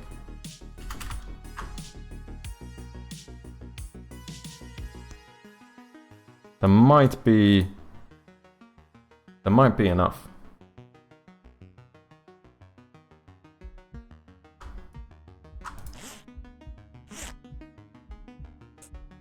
So the only weird thing now is that you can tell how it goes small and then big.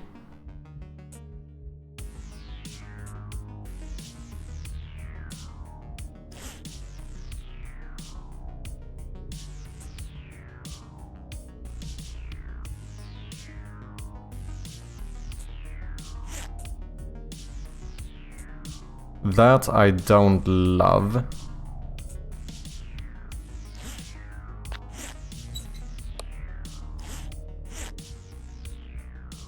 I suppose what we could do is like...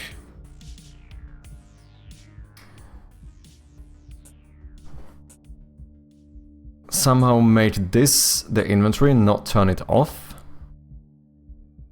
So this one doesn't need to enable the user interface, we only have it to close it after you hide that one again. Because that is noticeable and it does look kind of weird. We also need some sound effects here. I think we can reuse the map show and hide one.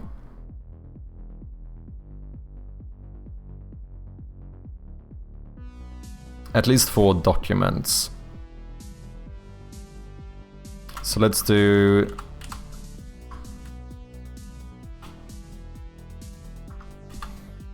let's do a header. Sound effects. Then we do serialize field private sound effect. Open document sound effect. Close document sound effect.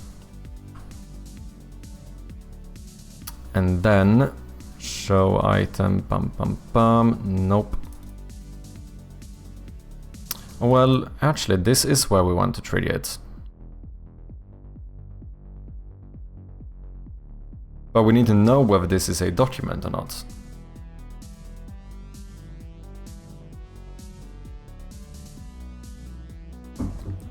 So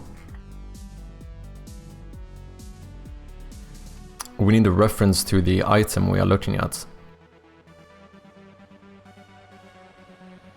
Because here we pass in the type when we initialize it. This works for the show, but not for the hide. Just the hide doesn't initialize it, right? It only does this. And here I don't have a reference to the type. We can't pass one in. I guess we... Oh, we should just keep a reference to the current type. Because we have this one, right? The current object, which is like the prefab. Because yeah, right now we don't destroy the prefab, that's gonna be important. We are gonna need to destroy it as well. So what if we do a reference to a document type called current document type? And then when we initialize the object,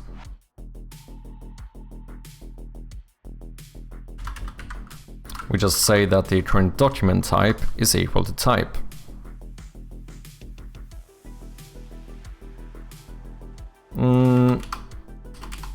No, I want to do it here.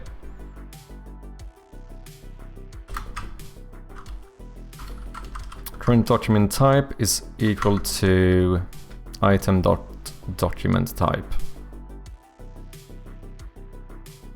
So now we have a reference to that as well, which means that whenever we show and hide,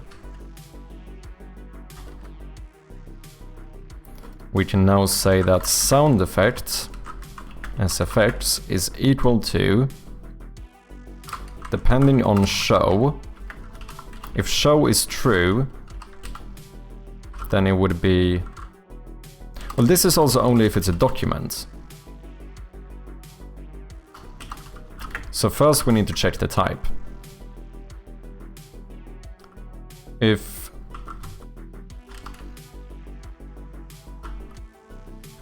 Do I care enough about this at the moment? I don't even know if I'm gonna inspect a object per se. No, I think we're just gonna do this. We can sort it out later, if we need to.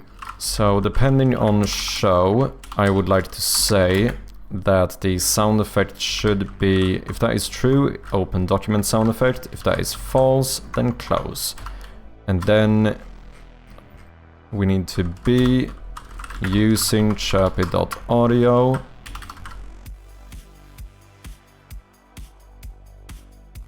Now we can say audio player.play sound effects.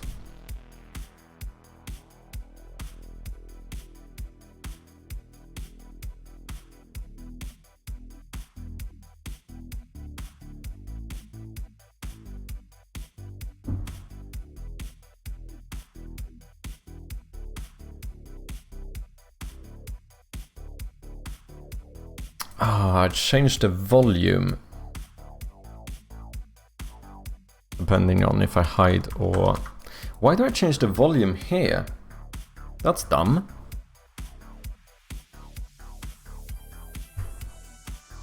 Why not just change the volume of the prefab? Oh, sorry, of the scriptable objects. Oh no, this is a delay, I'm being dumb. That's a delay, right? Yeah, okay, so I have a slight delay when I show it. Okay. In that case, I don't think we're gonna do a ternary operator here. I think we're gonna simplify this. We're gonna do if show else. If we show it, then we do the open document sound effects.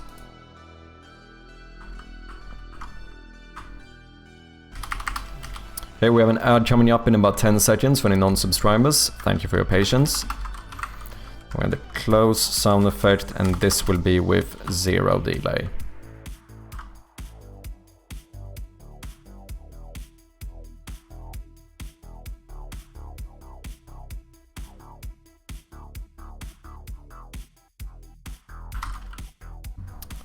Let's see, map open.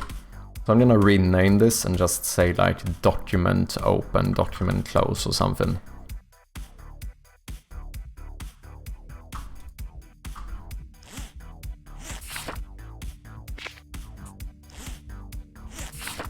Nice.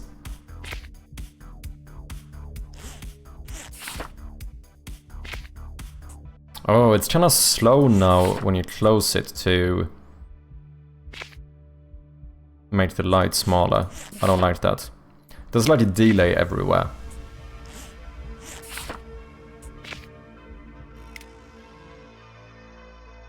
I might have an idea. What if I keep you here?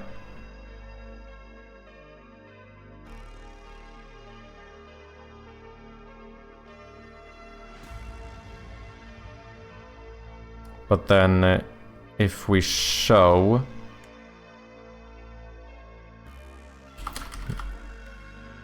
No matter what, I think I want to do this anyway. We didn't call that twice. This feels very weird, but I think it's gonna look better. I'll sort out a better solution for it later on. Will I? You never know.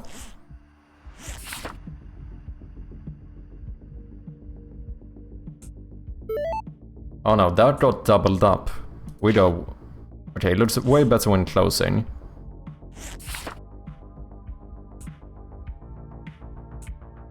Okay, I cannot call this twice on show.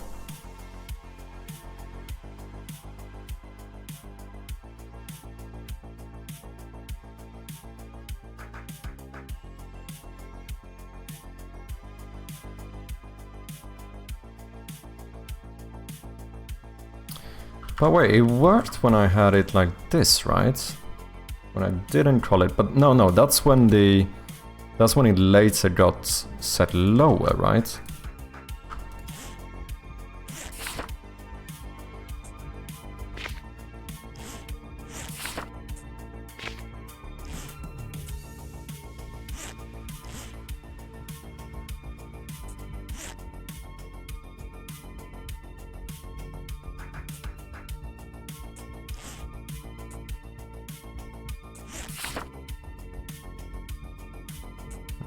Yeah, just now it's too small here.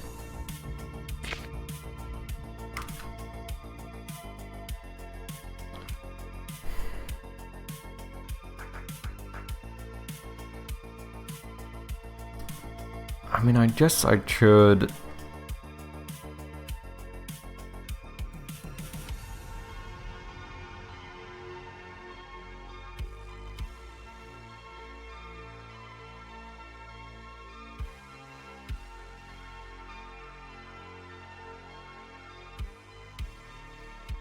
What if I add a delay to this?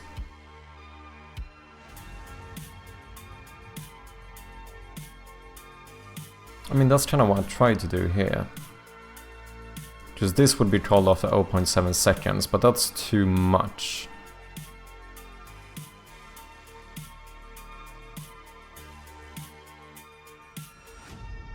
What if I invoke it? Am I being silly? Maybe. Okay, so I think we're gonna do this. If you're not supposed to show it, we do that. So, what I'm gonna do here...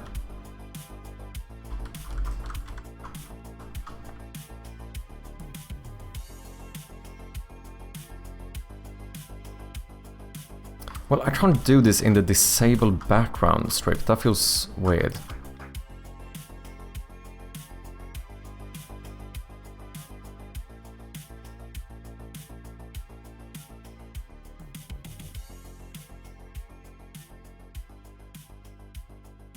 The thing is that if we're supposed to hide it, I think I need to publish this event instantly.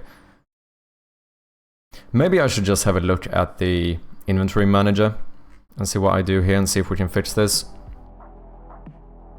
Because this is the issue, that this one is trying to lower the strength of the flashlight. Which I think happens when we trigger show inventory. Oh wait, is it the... Okay, this is in the inventory script. Open inventory, bool open. Here, we publish this one. Is a way for me to know if I am inspecting an item, and in that case don't publish this one as false.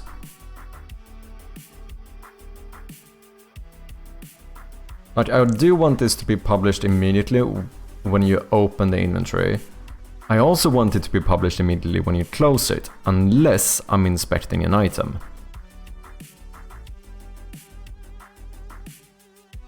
What's up, Phil? How you doing? No hat today? Yeah, it's actually the second stream without a hat on. Or beanie, or cap, or whatever. Crazy, isn't it? How you doing, Phil? Hope you're doing good, man. Slick Rich. Damn, it was a while ago I heard Slick Rich. There once was a story. Bum bum bum bum.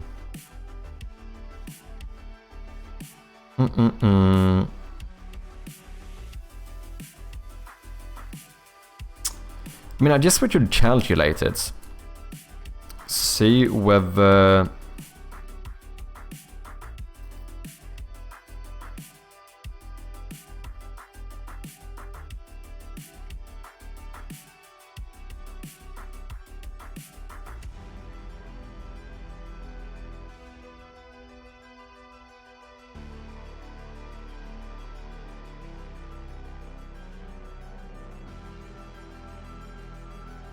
I mean, we should check the position. We should check whether this background blocker is active or not. That's one way to like calculate whether we are currently inspecting something.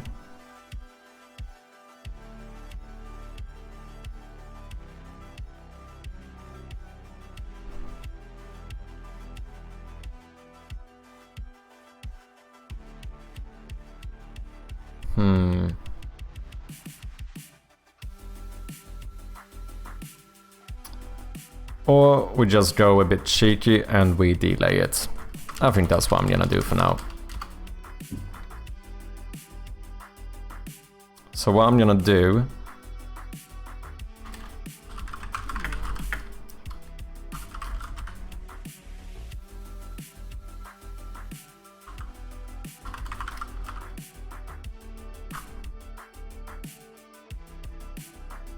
Wait, I can't pass in a parameter though if I'm gonna invoke this.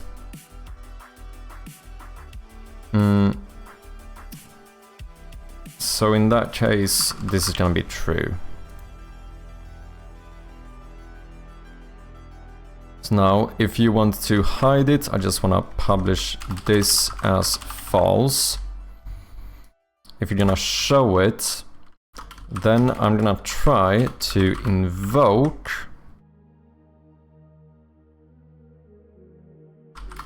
publish UI event after 0.4 seconds.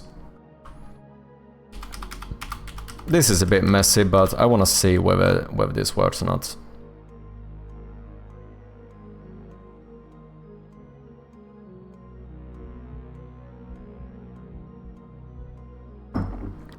We are currently working on inspectable items.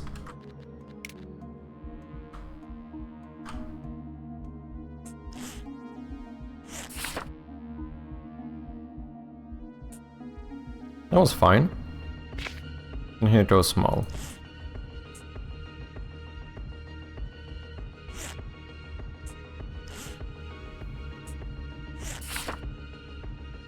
Yeah, that looks fine.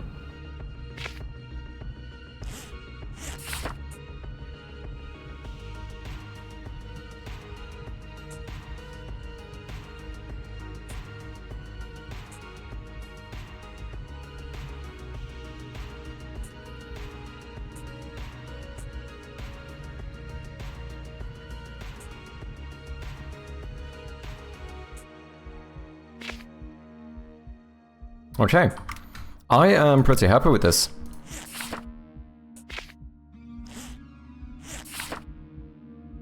Now it looks too strong, isn't it? It's fine, I can't be bothered. This is good enough. I do feel like we need to make this text semi-lit as well though. This looks weird, doesn't it? The fact that you can like see the paper, but the text and stuff fades out completely. It looks off, doesn't it?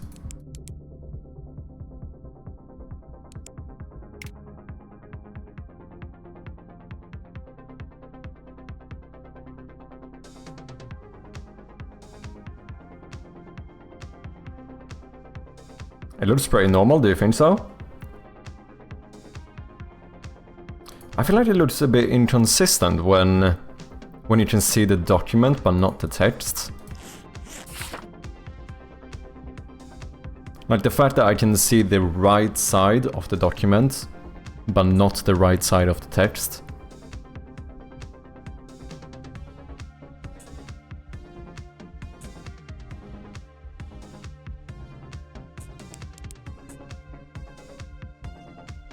So I think we need to make this semi-lit as well. A bit of a hassle, but we should be able to get it done. Right, that means everything here needs to be semi-lit. Oh shit, wait. That means that even the wires have to be semi-lit. Oh, that is a bit annoying. That is a bit annoying.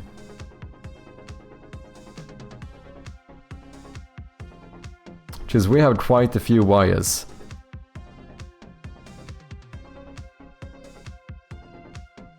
Maybe I just don't care about the wires for now.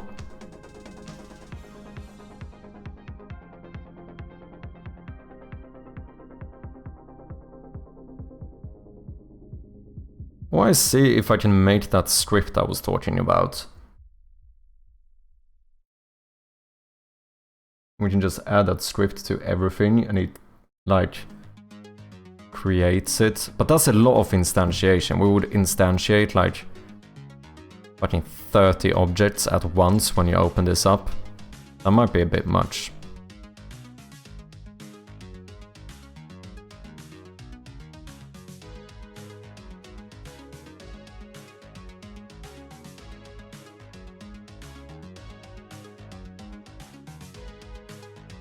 Because like the titles and stuff should be fairly easy to sort out.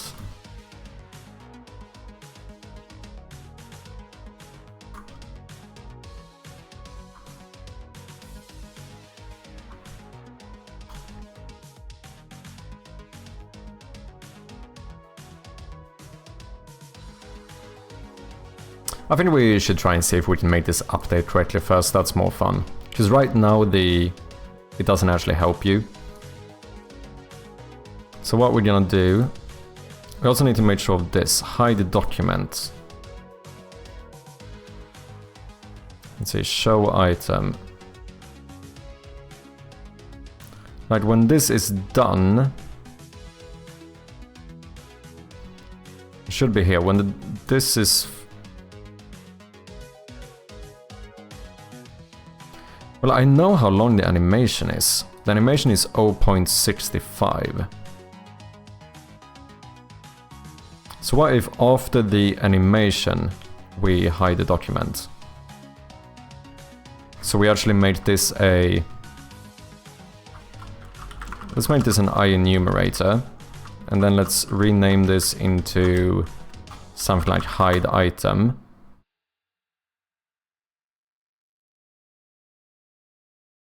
Which means we need to be using system.collections.generic, if I'm not mistaken. No. System.collections.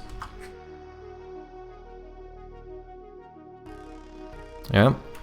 So then let's do a yield return. Wait for seconds. And we are going to wait for the animation duration.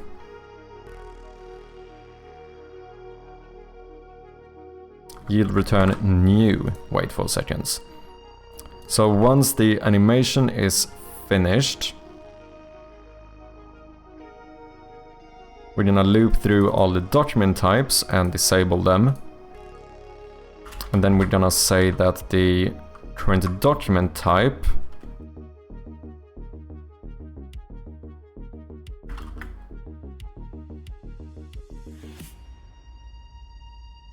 guess we could set it to none. I can't set this to null, so I suppose none will do. Then we also need to say, well, we want to destroy the current object that we are looking at, and then say that the current object is equal to null. And now, after we hide this, so here, else, if you are hiding this, then we say that we would like to start the coroutine, hide item, boom. Because I think we instantiated multiple, like, on top of each other now, because I never destroyed these. But that should now work. And then what was the other thing I wanted to do? See if we can make this actually update. Because we need this document has to read the wire puzzle, figure out the actual combination, like how you're supposed to connect it, and then update all of this stuff to be correct. Because I am a madman and I decided to randomly generate the correct solution to how you're supposed to connect this. So it's on... If you ever play the game again, this is never gonna have the same solution as last time you played.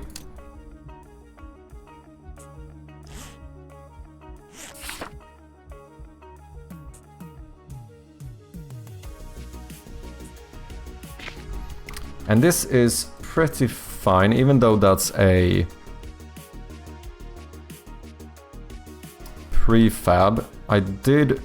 We were a bit cheeky here, and we made it so that the inspection manager actually has a reference to the wire puzzle. A little bit weird, but it's gonna do the job. It's fine. It's fine. No trope. No trope whatsoever.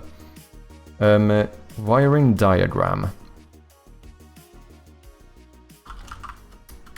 Let's call this the wiring diagram. Here we are gonna need a lot of references. Let's put this over here. And for the text, we need to be able to localize it as well. I think IntelliSense crashed, so let me quickly restart this.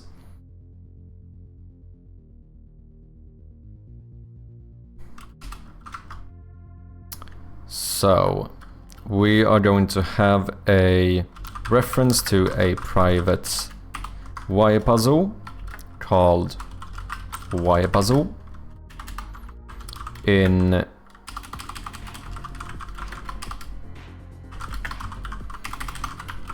await. We are going to say that the wire puzzle is equal to inspection manager dot instance. Did I not make that public? I did not.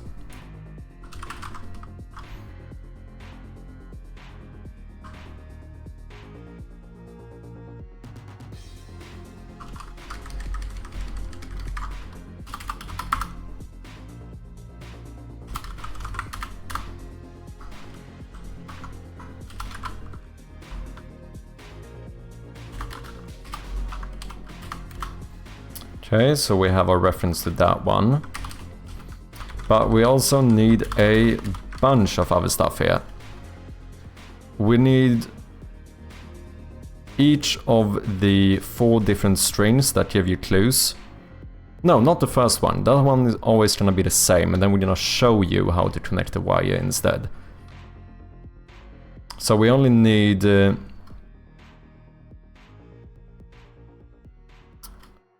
to have a text mesh pro UGUI for, I think, did I call this something like wire description 0123? Okay, so we're gonna do one for wire description 1, 2, and 3. 1, 2, 3. That should be good. So we can update those depending on the actual connection we need to do. But then we also need to display the wire that you're supposed to connect. So here, I think we are going to serialize an array of game objects. Oh no, I need to do something similar to what I did. Can I can I not say wire? Yeah, I should be able to. We should be able to serialize an array of wires called wires. Just the good thing with that is that I can use a vector2, which is the index for all of these, because you have one number on the left for that like node and one number on the right. So for example, a vector2 has two numbers, right? So it's like 1, 2, which means that 1, 2 would be equal to this connector to that connector. So now in our array here, we can set up the game object as well as the index of this vector2. So we check how the first wire is supposed to be connected. We pass that in here, we loop through the list, find the one with the same vector2 integer, and we enable that wire. That's how we do it. This should be fine. So that should be everything I need then.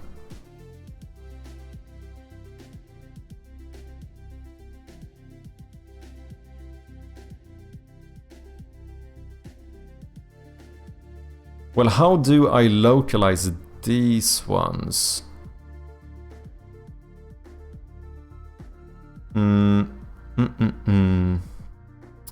I can localize strings in the inspector. This is gonna be a lot of references though.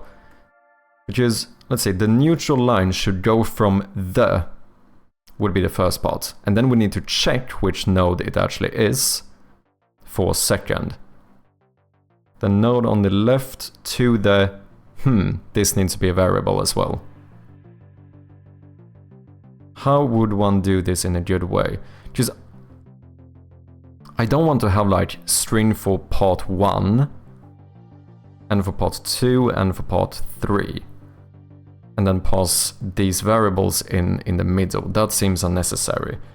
The thing is that if I hard code it through here, then I can't localize it. Can I?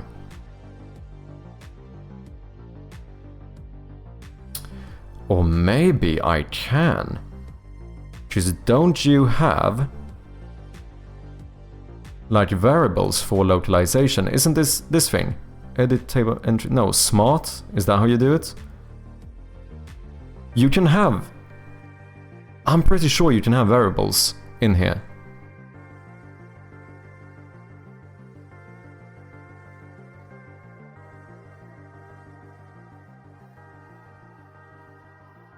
Because then we can only update the variable in the localization sheet. That would probably be the best way to do it.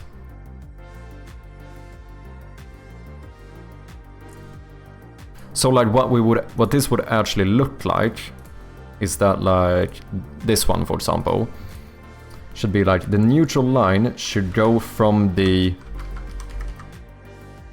and you know, this is supposed to be a variable, like second node on the left, so that should be first, third, whatever, to the variable node on the right.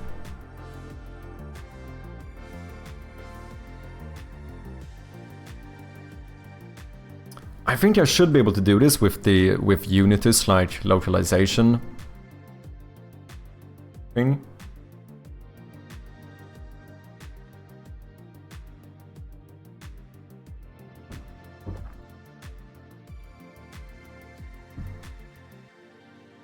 Unity localization variables, I don't know.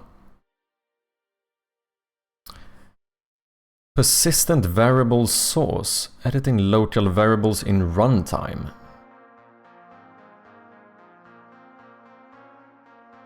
How can I access and edit the local variables of a localized string event from a script? I want to edit the goal cost of a gesture in runtime using a value from a script, but can't find out how to do so. That is pretty much what I want to do, or it's similar. Localized string. What's up, Conrad? How you doing? Welcome in. What are we up to today? I am trying to sort out inspectable items. Just show you what we got so far. So I want to make something similar to the map where we have kind of diegetic UI. So now we can inspect this little diagram here, and when we do so, we actually bring it up like this. However, this is basically fully functional, but this diagram is a bit complex because the solution to this puzzle is randomly generated, which means that for this diagram to actually help you connect it, we now need to check what the current wiring is actually supposed to be, and then update all of this to actually, you know, give you the hints or whatever correctly. And that part is relatively easy. But the thing is that I also want to localize my game, so this text should be able to be displayed in like Spanish. So that kinda confuses things. So that is what I'm trying to figure out now, whether or not I can do. But I think you should be able to do it with the localization system with these kind of variables. So I can localize these entire lines. No, I don't even need to do this.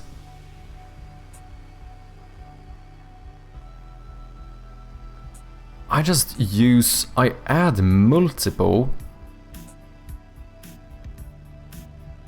What if I did multiple localization keys? But then again, that's gonna mess up my system a bit, because then I would need one for the neutral line should go from there. Then we have another localization key for second, another one for node on the left to there. You know, a fourth one for fifth, or that variable, whatever it's gonna be, and then yet another one for node on the right. That seems messy. I think we should be able to do this with variables, if I'm not mistaken.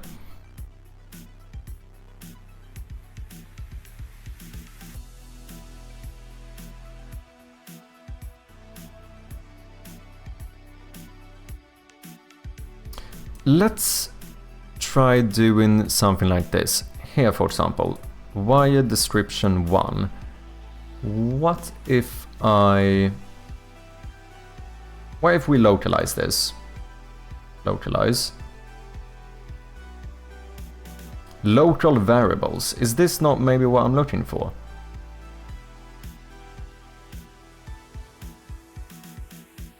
Variable name. But how does this... I don't know how this actually works. How does it know what to change? Or would I type like... I don't know, wire number here as the variable name? Maybe? I don't think the change in text is a big issue. It's probably the spacing that will be different. Yeah, that is true, because obviously languages are different lengths. But the thing is that I don't know how I even want to change the text currently. Because I don't want... If I'm gonna do... Like, this little thing would end up being like 30 different keys in my localization table for every combination it could be. That feels unnecessary. I feel like... Because I don't want to divide up this entire sentence into 6 different keys. Because that's even gonna be more messy then, because the grammar is gonna change in the different languages. We now have to make sure that we position the variables at the correct place or whatever. Or we cut the sentences off at the correct place. But I think you should be able to use variables. I'm pretty sure CodeRad showed me something like that. I just don't remember how to actually do it.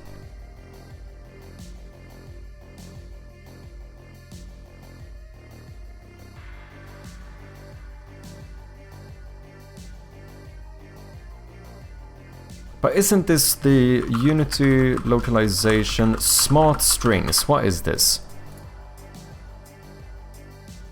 Yeah, look, the value of 0 is 0. That's like a variable, isn't it?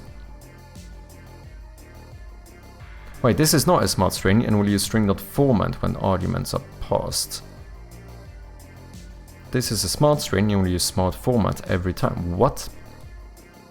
Smart strings are a modified version of the smart format library. Smart strings are a powerful alternative to using string.format when generating dynamic strings. Okay. Okay, that looks pretty good. You could just do your own markup and then replace it programmatically if necessary. Yes. However, if I do that, if I'm gonna do it fully programmatically, I need a whole localization sheet. I mean, I guess I should find the localized key in the sheet still, so that probably would work. But I think, yeah, I think this is... Because I know CodeRad showed me a way to do this kind of stuff. Exactly, they have enabled data-driven templates to have proper pluralization, gender conjugation, list, conditional language logic. I think this kind of is what we're looking for. To mark a localized string as smart, select the blah blah blah, okay. You can also mark a string as smart in the field in the localized string editor. But then we still need to update this in runtime. CodeRad MVP, indeed.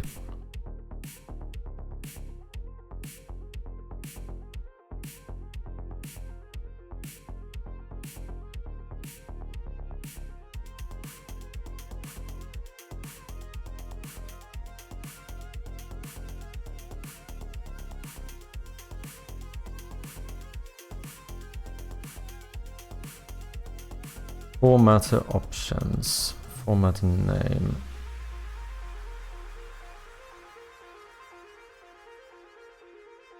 Select this, extract the object from the placeholder. I'm so confused.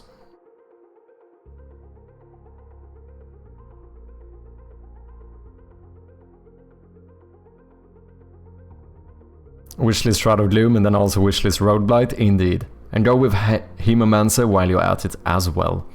Wishlist all the games.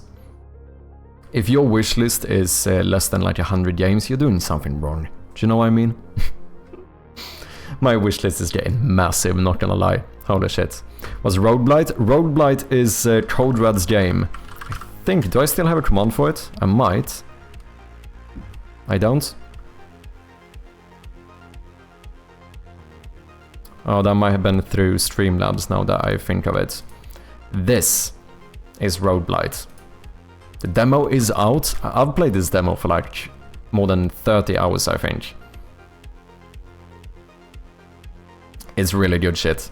It's a roguelite Souls-like, basically. Highly recommend checking it out.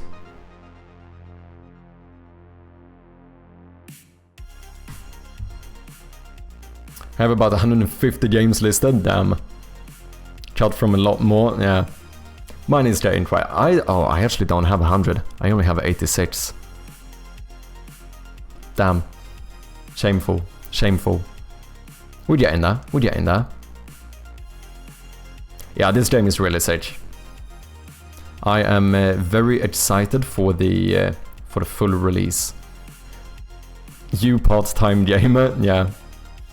Very much, very much. And then we also have Hemomancer, which is Conrad's game. This one, it's a roguelike game with RPG, visual novel, and musical/rhythm elements. There is a demo on itch as well. I got Shadow Gloom wishlisted, thank you Major, I appreciate ya very much.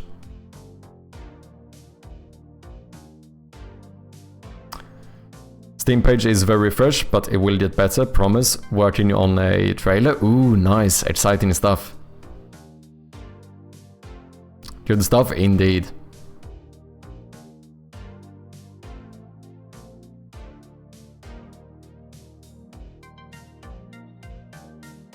Yeah, it's exciting times. Do you know how to do this, Strom? I feel confused.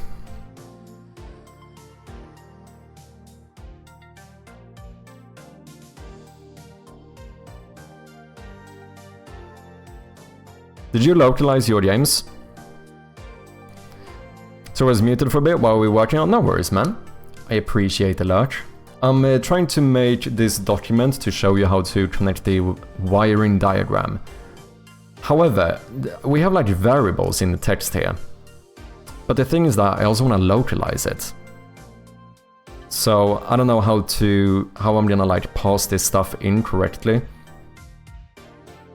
Because I assume that like I would prefer to just have one localization key for this entire sentence.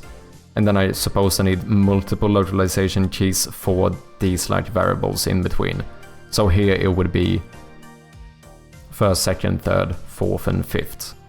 And then depending on the combination, we pass those in. But I don't know like exactly how to go about this. No troll indies from Twitch are coming, to be honest, that is true. Alright buddy, I'ma head off and get into bed, but I shall catch you next time. Have a good one and hope you figure it out. Good night chat, be good. Thank you very much for dropping by, Major. I appreciate you hanging out today, as always. And have a good night, man. Catch you next time. I had a closer look at Hillfoot yesterday. He's really popping off with his game. It looks great. Are you mad? Popping off is not enough. That is underselling it. Man has over 100,000 wishlist. Shit's impressive as hell. That's I would say that is more than popping off. That is like going to the fucking moon. Man is going places. Man is going places.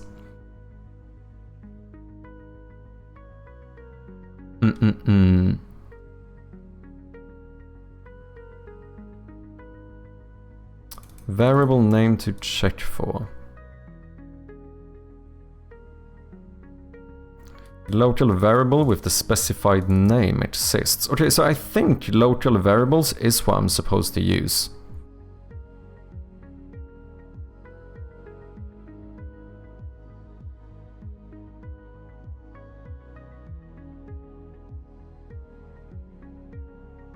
But then I wouldn't want, like this, theoretically this could be go from the second node to the second node, right? Because it could go straight here. I don't want that to be two different localization keys, right? So I hope that a like local variable wouldn't, like if I set this one here, is it gonna overwrite somehow? Maybe not. Looks like a cool game, but oh yeah, no, his game does look absolutely sick. It is very much well deserved.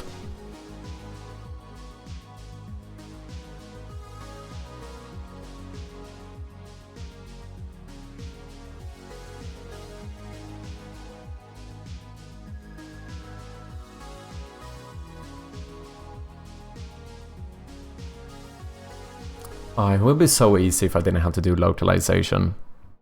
Localization is... But I love localization, I really want to do it. But this would be a lot easier if I didn't have to. Well, we should start updating the wire, to be fair. We do have a lot of wires to set up. So we got 0, 0. We got 0, 1. I know this is mad manual, but it's how we do things here. Be a smart programmer? No. Just do extra manual labor.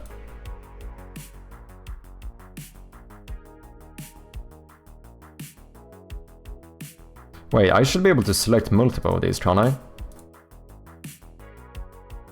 Can I not select all of these?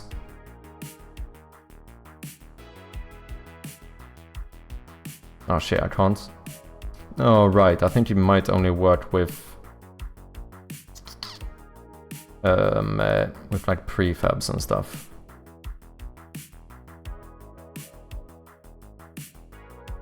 Oh yeah, wait, it wouldn't have worked anyway. Okay, let's go back. Boom.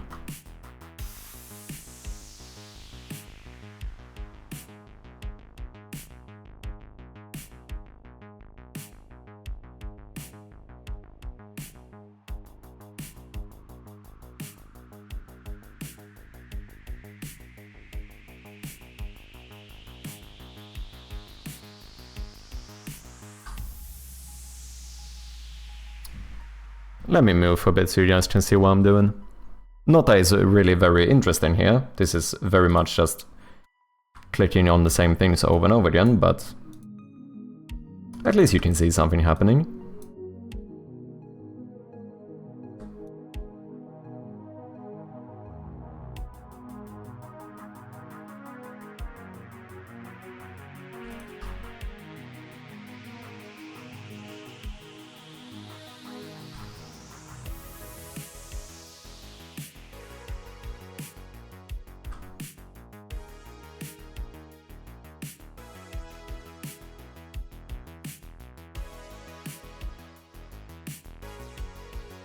Boom, that should be all of the wires. Let's hope I set that up correctly. Then we have the text here as well. This one is always going to be the same because we actually show the wire. But then we need a reference to these ones, I think at least.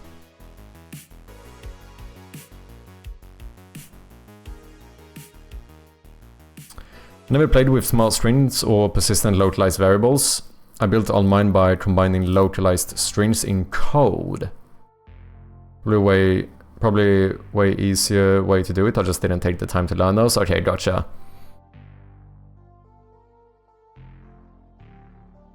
There's like, I can see how I could do this by just looking up the string table if I divide this up. So that we have sentence part 1 and then variable 1. Sentence part 2, variable 2, sentence part 3. And we add all of those together.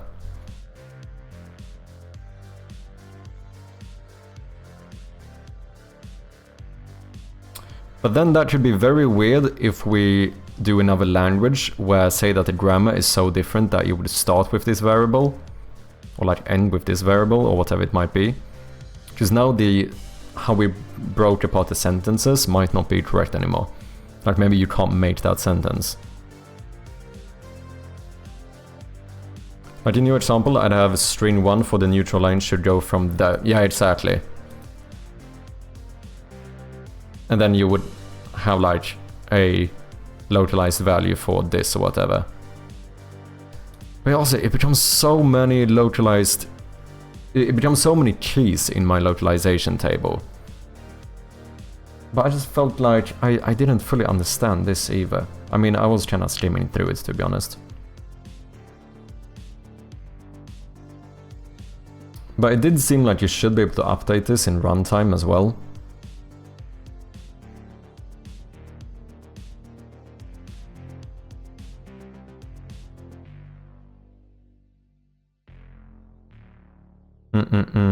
Words 2. Oh yeah, I think I have a old. I think that command is, or the text from the command is very old.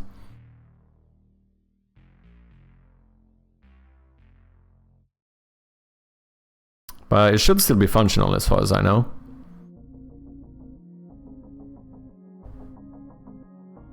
But I should switch it out at some point.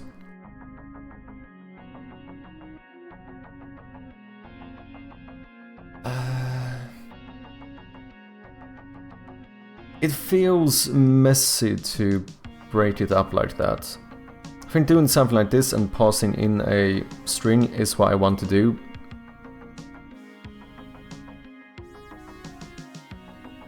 To mark in the editor script, but that's not really what I want to do.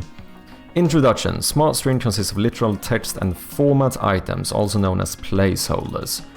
Placeholders are encapsulated inside the placeholder block, similar to string format placeholders.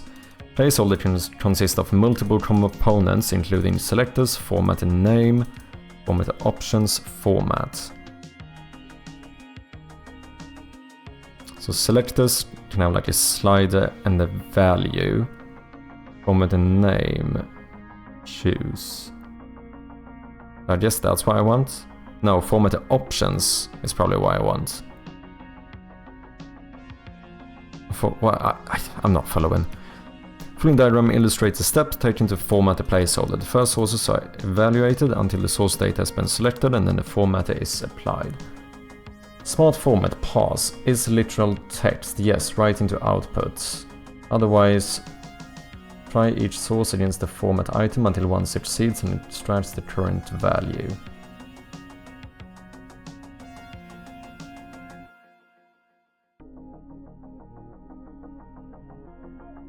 Okay, let's just try something. Let's go ahead with the first one here. Let's copy this. Can I change the order here? I don't think I can. So let's do this. Boom.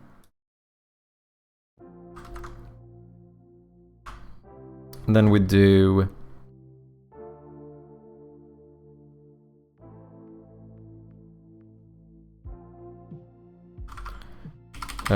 something like wired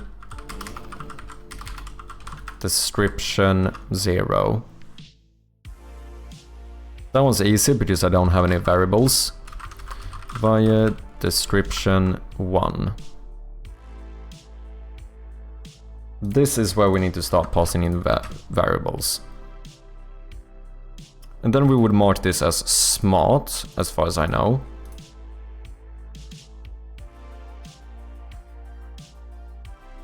Yeah, I mean that looks like it does something. So this is like the placeholder name then, I suppose.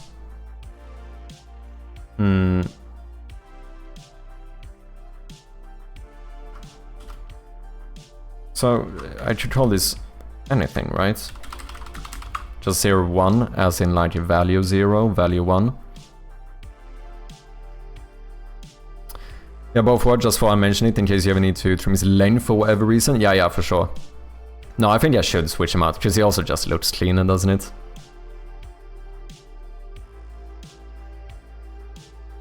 Okay. So now we should have variables in here. Now the question is, how do I update these, specifically at runtime?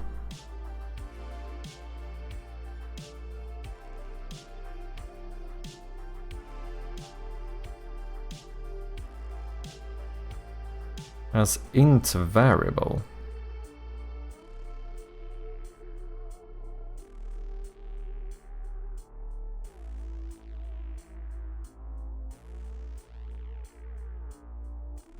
Or you can use try get value. But this is slightly different, right? I want to edit the gold cost of a chest during runtime using a value from a script. Can't find how to do so.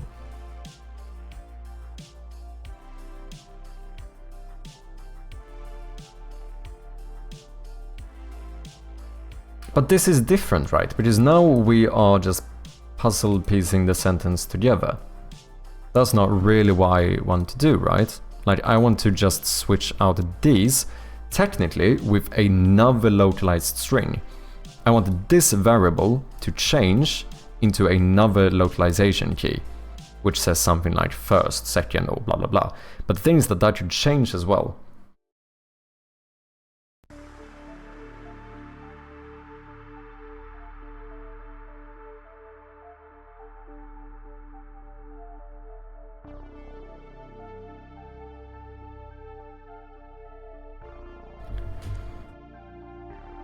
Selectors extract the object from the placeholder. This often means extracting a value from an argument or from an external source.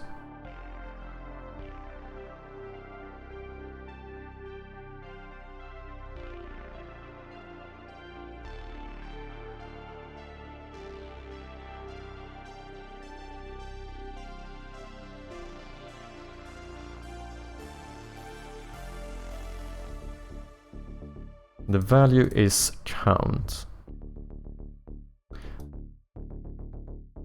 If the following dictionary instance was used as an argument to the smart string, the value is count. var localized string equals new localized string my table entry. var dictionary equals new dictionary string count hello world. What? What are we talking about here? If the reflection source was before the dictionary source, then the output would be the value is 1. However, if the dictionary was first, the output would be the value is hello world.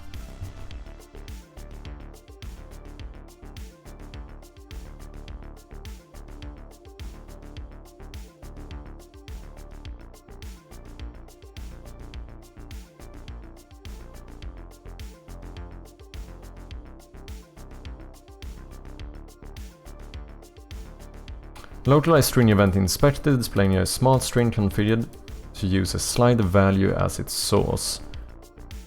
The slider value is driven by a local variable named slider.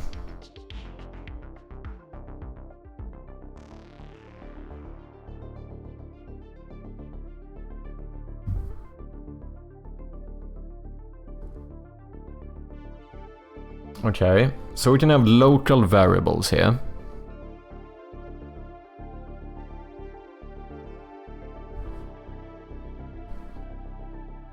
If we add one of these, we should add a localized string as a local variable. That sounds like something I would want to do.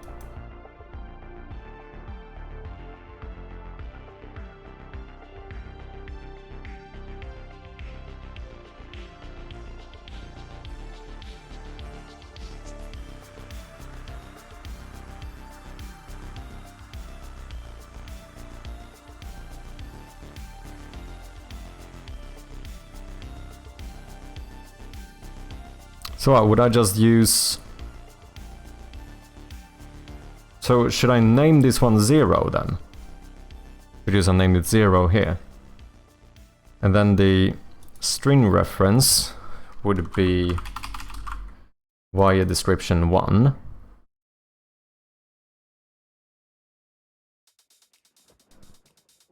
If you click the 3 dots on the Team Pro object, you can add a localized string that links to that. Yeah, so that we have now. So now we should be able to update this. As in, like, if I switch to English here, nope. Error passing format string. Do not evaluate the selector 1. Okay. So is that because I haven't like created the selector or something? Oh, it didn't say 0 though. Is that because I don't have 0 as a local variable? Because it didn't say that I got a issue because of 0, right?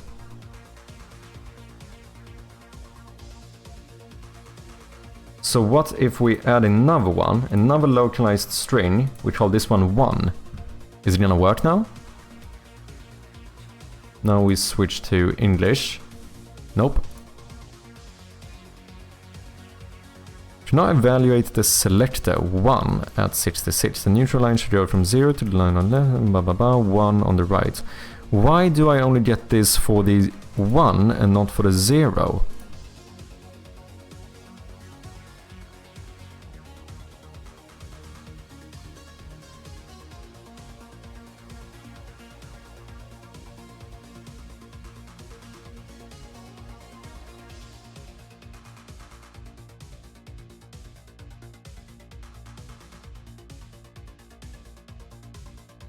Does this have to start at the top every time?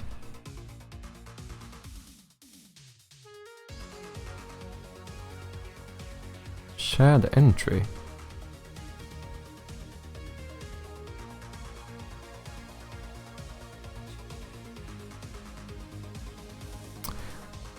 What's up, Fearfy? Sorry if I'm butchering your name. Welcome in, how you doing?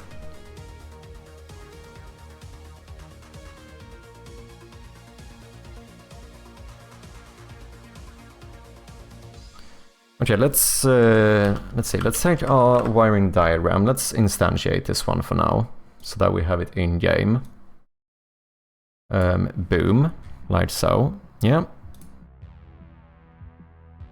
Both of these give me an error for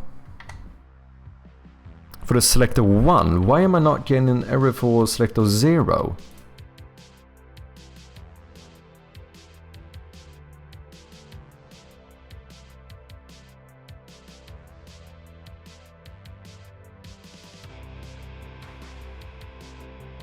Doing good, tuning in for some Unity shenanigans. Nice. Are you a fellow Unity developer?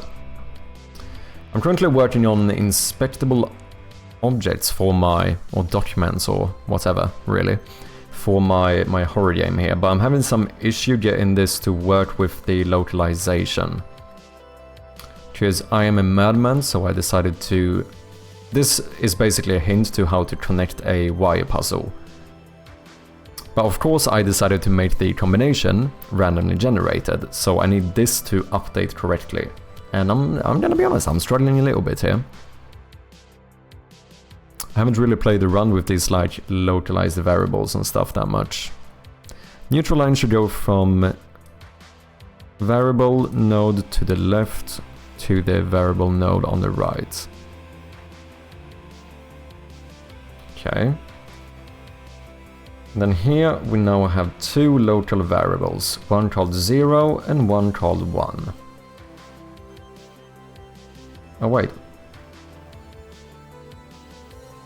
Ah, no, I get it. This is the... Oh, I messed up. I messed up. Can I remove this? Because this is a local variable of a local variable, isn't it? Yeah, I wanted another one here. This one's supposed to be 1. Yeah, wait, let's see if that was the issue. So now... Yeah, now it disappeared. Okay, okay. We're getting there, we're getting there. It did change it. If I go back to none, boom. English. Now it didn't update for some reason.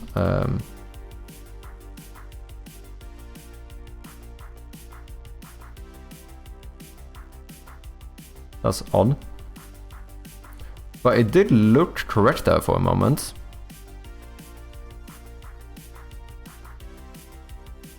The thing is that I now need to set this...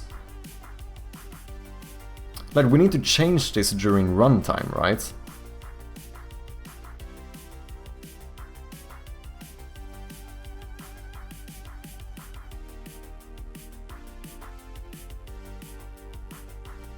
So I can't just select a certain one here.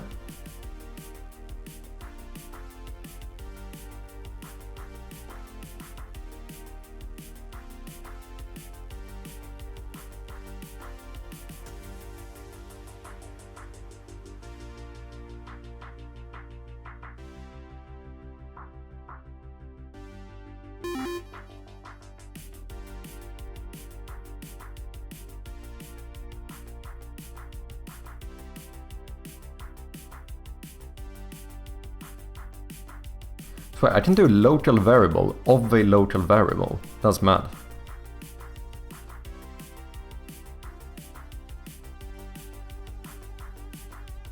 Because now I could have a key for like first and set that up here. That would make this show first in a localized manner. However, it might be the second, so I need to be able to update this. But I suppose that is what this guy asked about. Localized string. But this is very manual, like he's changing the entire sentence. That's not really what, because this would not be localized, the value is. That's not localized.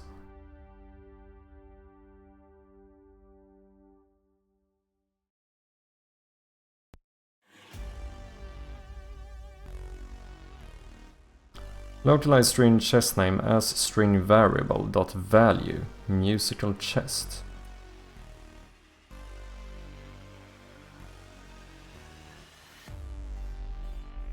Now I'm on Godot. I'm going to learn Unity tomorrow in case our team decided to use it for an upcoming game jam. Ooh, interesting. How long have you been developing games?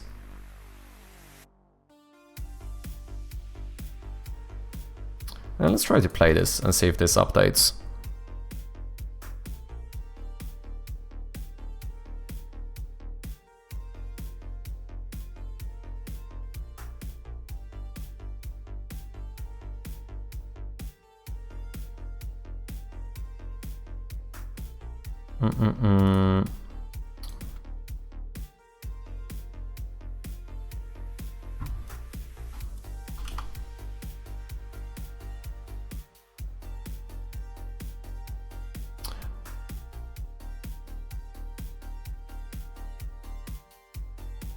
Let's apply everything and then delete this.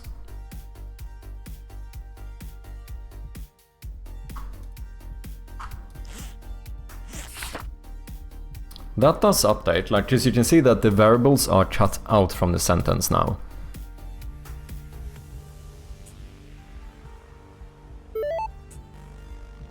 So now if we could update those in runtime and set it to a different key, we should be able to get this to work.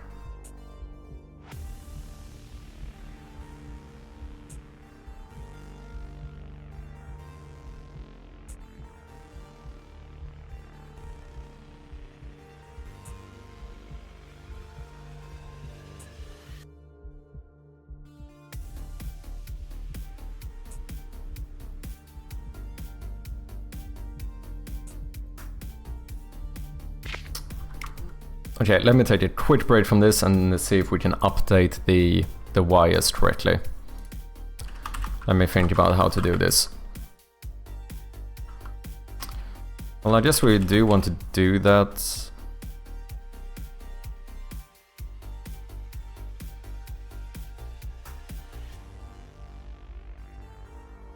I mean, I guess we want to do everything in a wait then. Spreadsheet manager is equal to that one, or wire puzzle.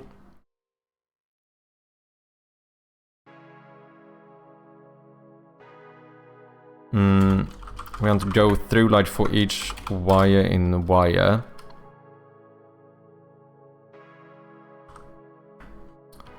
If wire dot index is equal to, I guess we just do the first one here, so if this is equal to wire puzzle dot correct wiring, so that is, what is correct wiring? That's like an array. No, it's a list, I think. It's a list of vector 2 integers.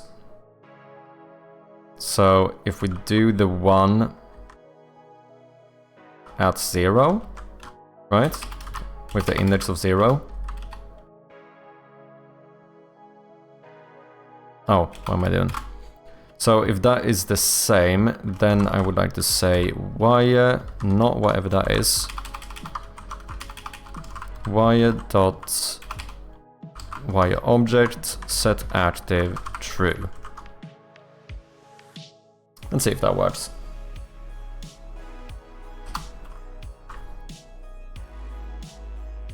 New function that updates them when you click on the diagram in your inventory. Yeah, exactly. That's basically what I need, right? Like, we need to update these variables when you click on it, exactly. Or like, basically when this object is activated. We're gonna just, yeah, then we want those to update. So what, do we get like a reference to the localized variable? And then we do like a switch statement depending on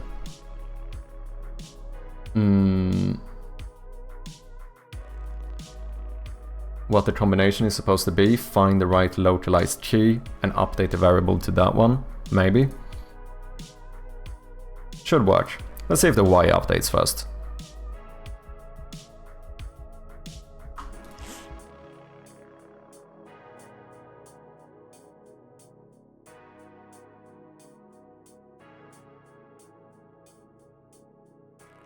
Oh, we haven't, okay, right, just in case we haven't opened the puzzle, we need to try to force generate the correct wiring first.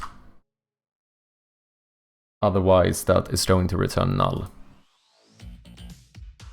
I should make like a function to just get that list instead.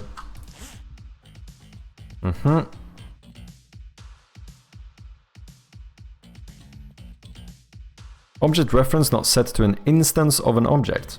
Oh, have I not?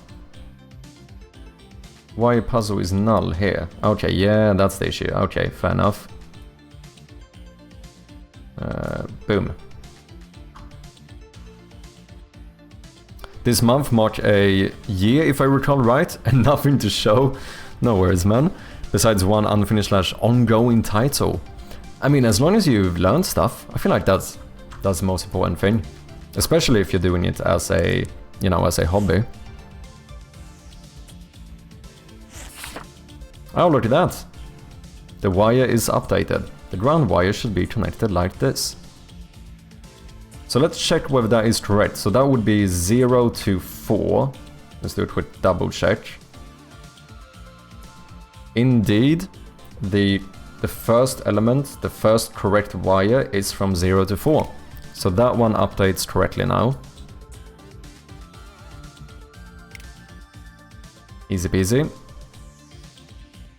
Now we just need to do those variables. But I feel like we're onto something here. I feel like this should work.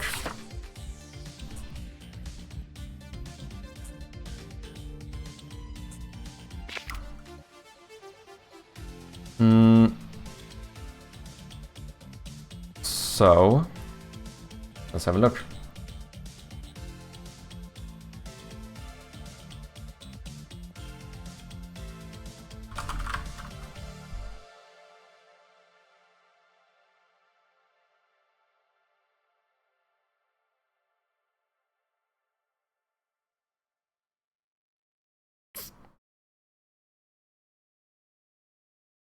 I guess we can set these to a default value first, no matter what. So, localized table. What if we do... So this is gonna say like first to fifth, right? Neutral line should go from the first node on the left to the first node on the right, or whatever it might be. So let's do first. Might be something we're gonna use somewhere else in the game. So in English, this would be first. Then we're gonna do second, which in English is gonna be second. To test this, we should go första, andra, third, third. What did I do? What did I do? Hello? Oh, did I create a new string table?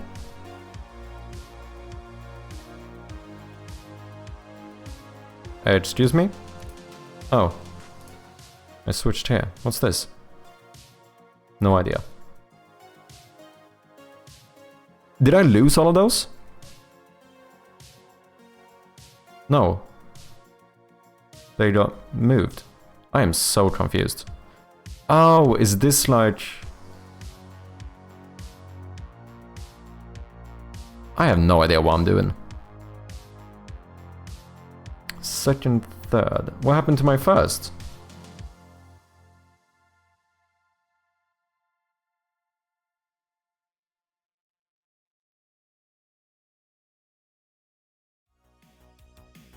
This just... Oh. I see, this is what I'm sorting on. Well, how do I just sort it the normal way? I am so confused. I have no idea what I'm doing anymore. Localization. I love localization, but this is confusing me. You have different table collections. This table has 2 tables. I don't want that. How do I remove this table? Because I assume then that this is the second one, which I think I accidentally created.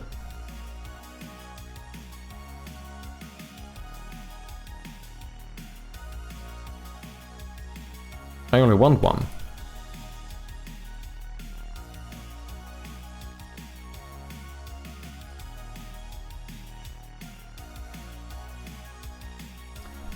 And then how is this normally sorted? Why is everything here confusing me so much all of a sudden? Why did this change places? Did I lose my first? No. Fanmats, thank you very much for the follow, appreciate ya. Okay, how do I just sort this in a normal way again? What the fuck is going on, Unity? What am I doing? This is... How is this... Like, I can sort it depending on the key. But not even... This is not... alphabetically sorted, is it? Oh, it might be, actually.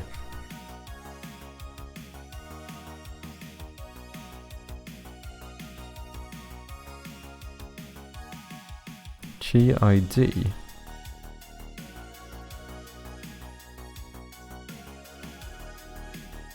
You can delete it in project view. Oh, like in this through here maybe.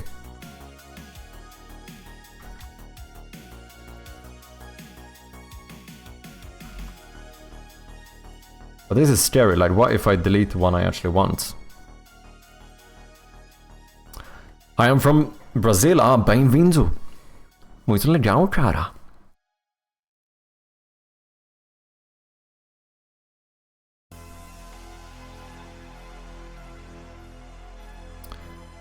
Maybe you sort at the top, edit.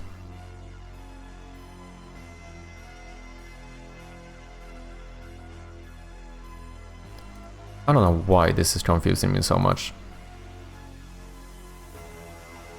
Because like, now I'm sorting it alphabetically on the keys, like what the key names. But I want it to be like it was before, where it was in the order that I added them.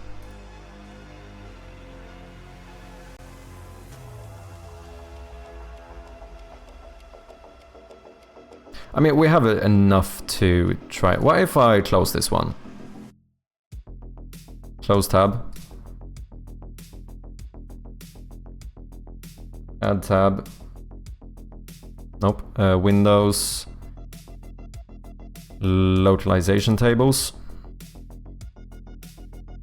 Boom. Are you gonna be like before now? No.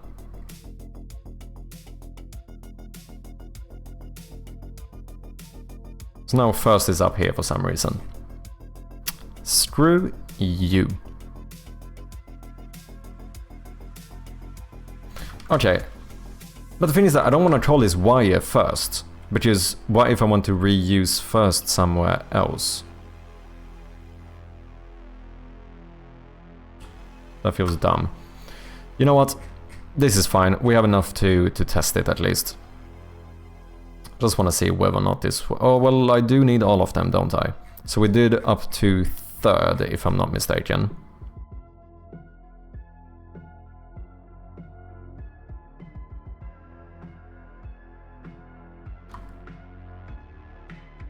What?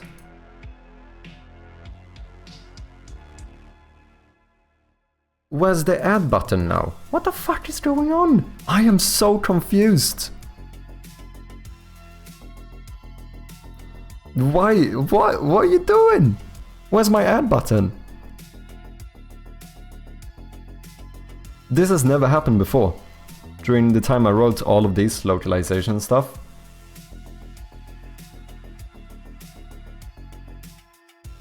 I don't know what I did with this window, but it's not like it's changed.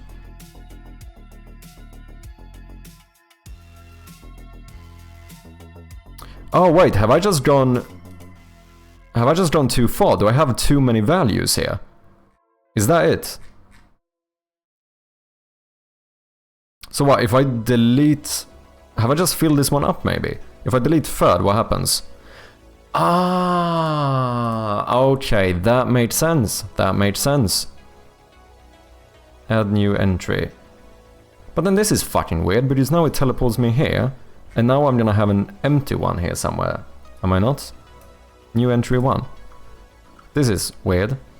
Which one did I remove? Third, I think.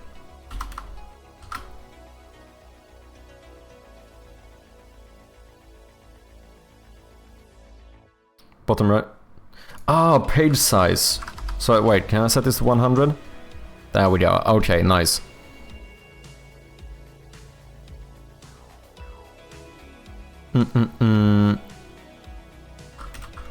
Third. We already had first, right?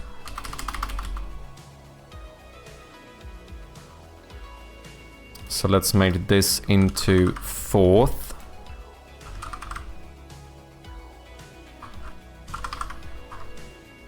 And then we just need one more, which is going to be fifth.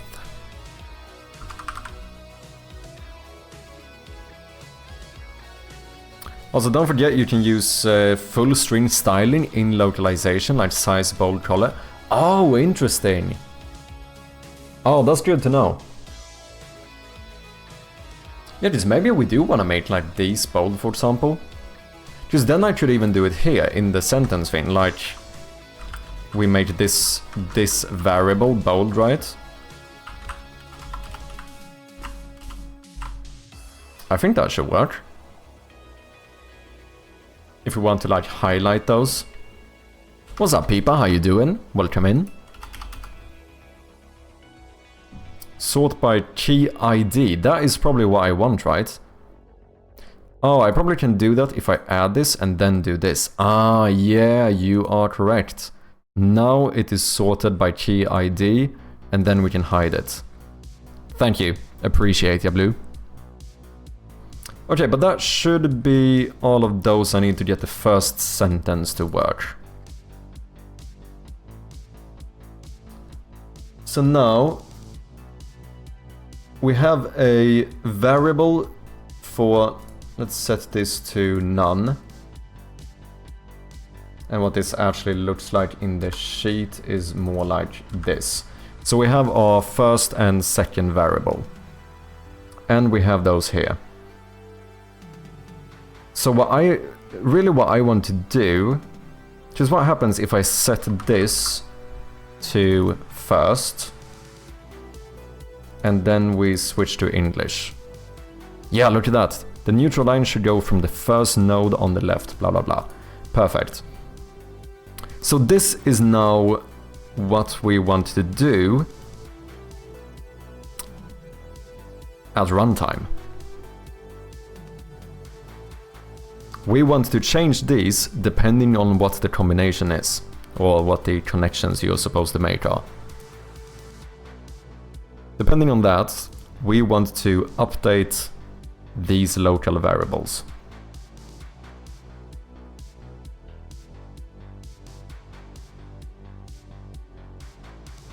So the question is, how the fuck do we do that? Well, some guy asked something here about something similar, but this doesn't seem entirely the same. Variable equals localized string challenge goal cost as int. This seems different.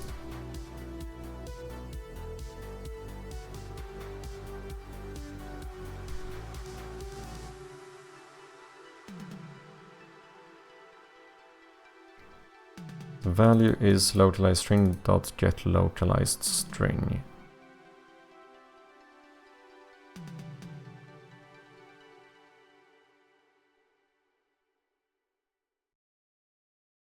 Which is what I imagine that we could do here.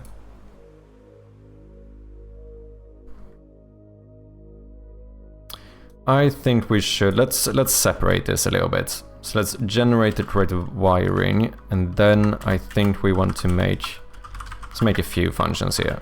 Private void.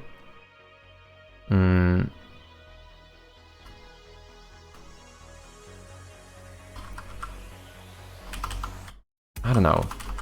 Update first wire, maybe. And then we do this. Now here we can just update first wire. The thing we want to do now is to update the second wire.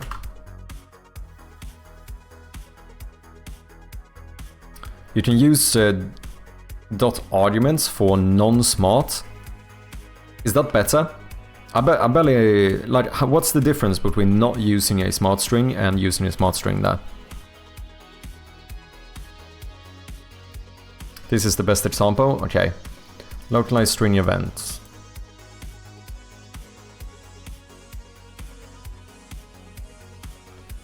Allows for configuring optional arguments that will be used by smart format or string.format.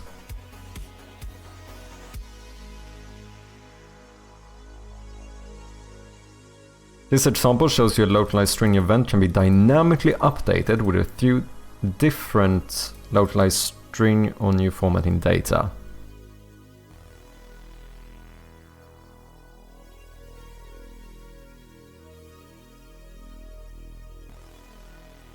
Character data, character info, new character data. So what is character data? Okay, that's their own class. Guy, surname, blah blah blah. Localized string event. Various ways to address a string table entry. New localized string. Table reference. My string table collection. Table entry reference. My text 1.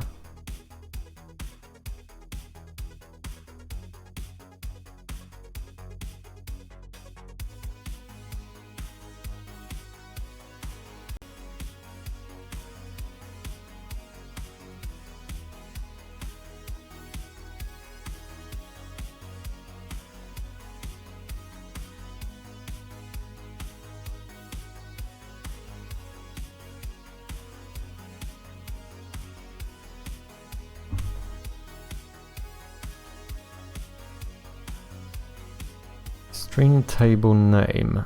Oh wait, what do you do with this string?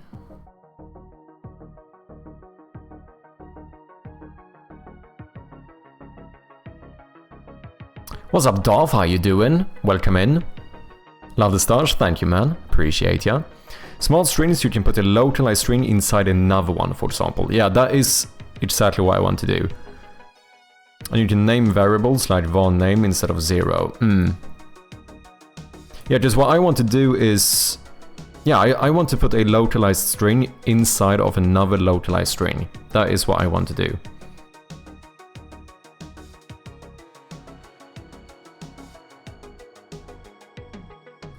So you type in the variable to change in the inspector, and then you change a wire. You tell the localized string event to refresh.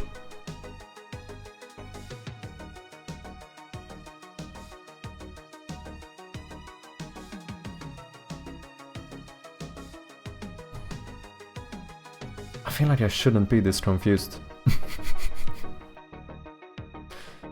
Yeah, because we know 0, 1. I mean, I suppose I'm gonna need to do some switch statement to find which key I actually want to use. Localized string event.refresh string. Okay, so first we find the... what? The localized string event.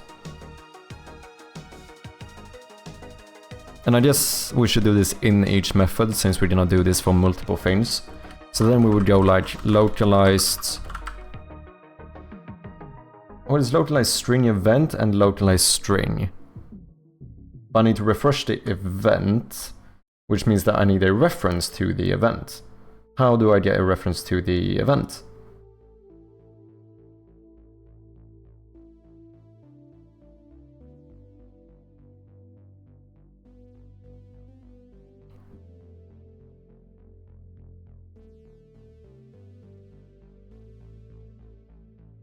Original localized string.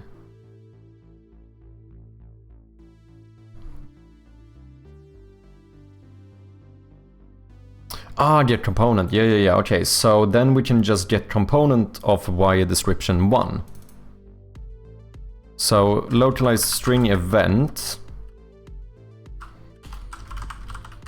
Localized string event is equal to wire description 1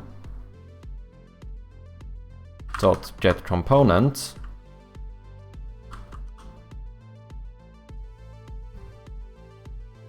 oh yeah, because that is the actual component as well, right? Localized string event. No.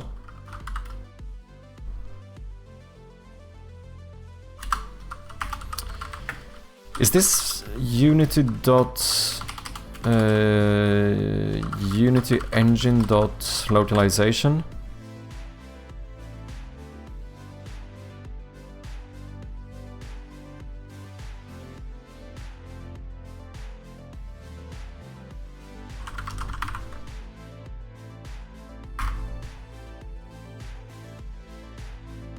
Well, it has to be one of these.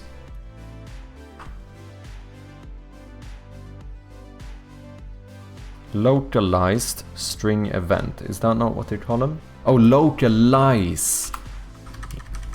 Is that it?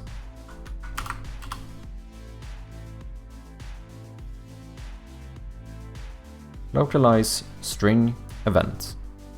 Localize string event.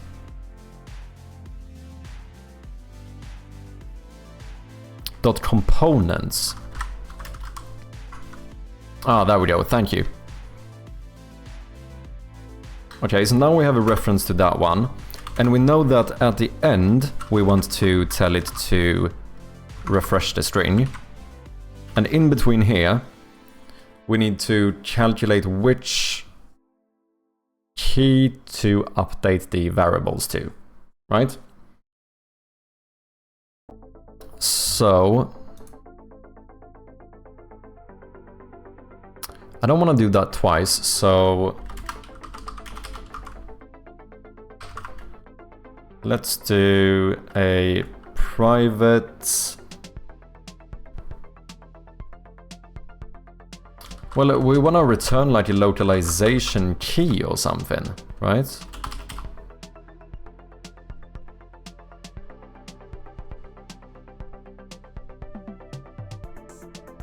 I'm thinking that we should be able to do something where we set this, we have this variable and we name it, and we want to set this equal to, and then we use this method to, you know, get string, and we pass in the integer value of that node. So 0 would be first and so on, and then we do like a big switch statement inside of this one. That's kind of what I'm thinking here. Not sure that refresh string is needed, never use it in my game, and I got a ton of dynamic localization. I mean, we can test it without it and see whether it works or not. For sure. Let's see, the age example is the best one. Age.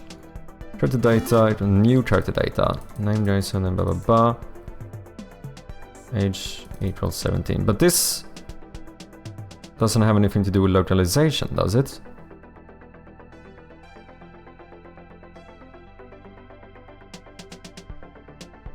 Wait, do we do something later on?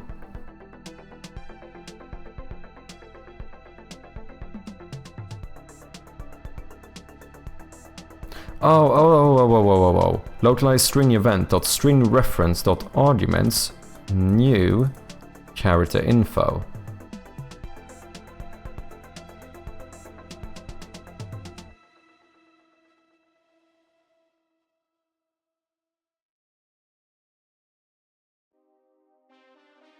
Okay.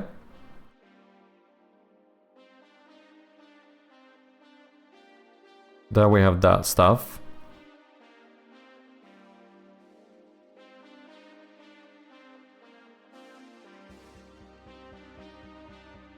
Oh, they're not using TextMesh Pro. Increase age. Character info bam bam bam, and then they refresh the string.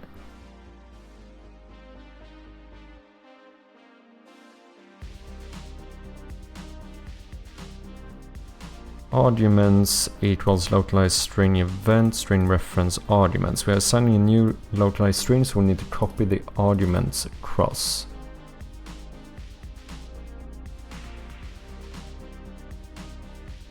I feel like I'm getting slightly too tired to understand this. I feel like I'm not following to the point where that I should.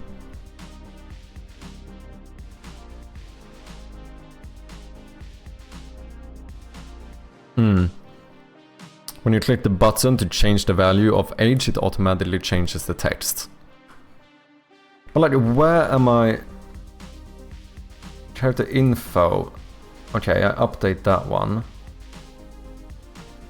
.age, so we update this one. Like, where is this made into the actual string? I feel like, am I being dumb here? It's very possible. Oh, localized string, string reference arguments, new character info.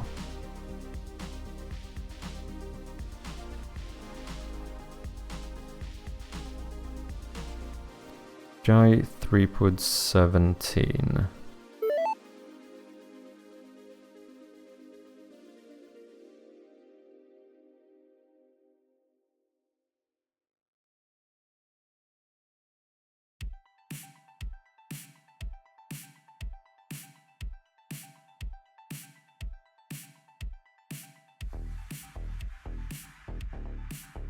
I do wonder what the difference between using UI.text and TextMesh Pro. I think TextMesh Pro is just better. Because that used to be an asset, right? But I think Unity bought it. I almost always use TextMesh Pro nowadays. Because I remember I had some issue when I was using the text component at some point and I couldn't do what I wanted, and then like with TextMesh Pro it instantly worked. So since then I've just continued using it.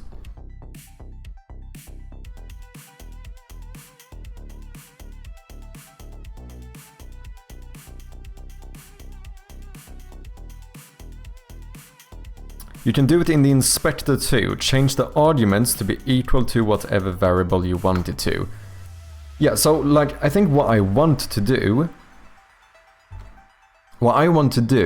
is to change this variable. Like change the localized key to something else.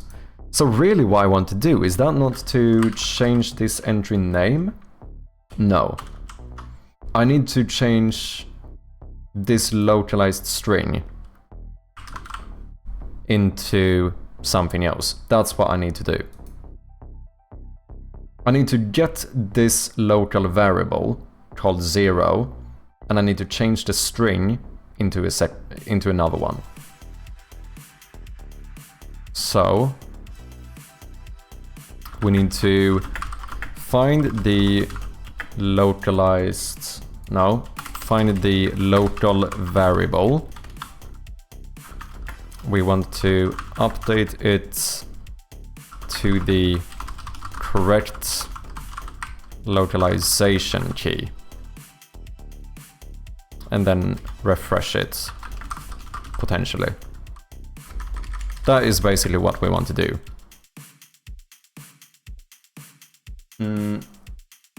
So here it's gonna be... I should know this. What do you call like the... What's the proper name for words like first, second and third? There should be one.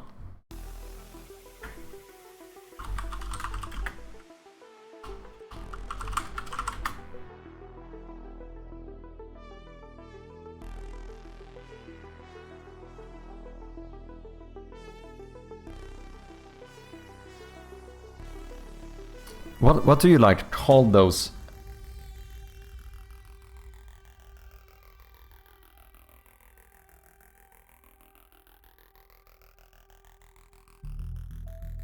I don't know. Determiners? But that feels broader, isn't it? Ordinal numbers? That might be it.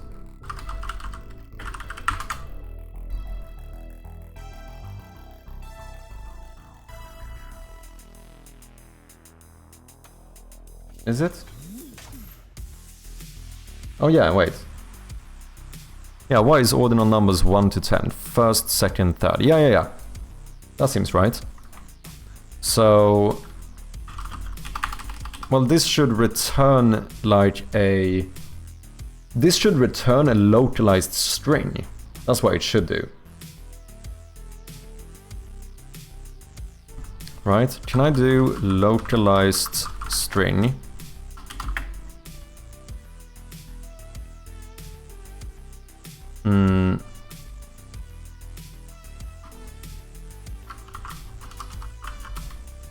So get ordinal number through a integer.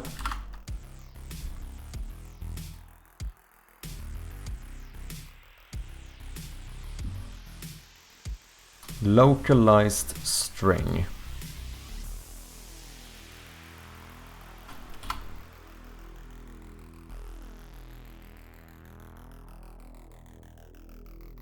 Okay. Return something.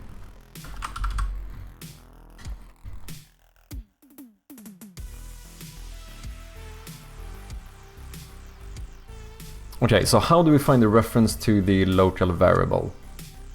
Well, to both of them. Well, that would be through the localized string event, somehow. So what can we do with this?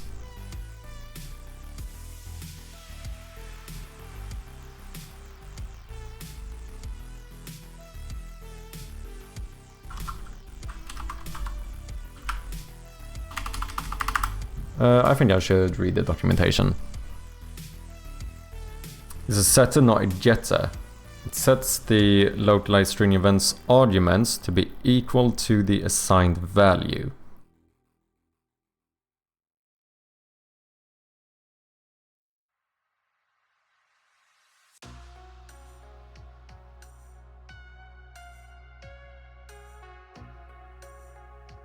Wait, do you mean the localized string? Sorry, I feel very slow here, but I hope it's not too frustrating. Thank you guys for sticking around, I appreciate ya.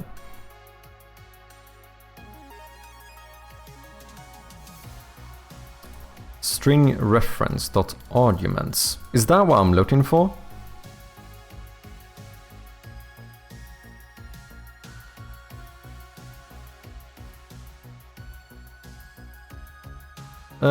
Increase age. No, that's when we just refresh it.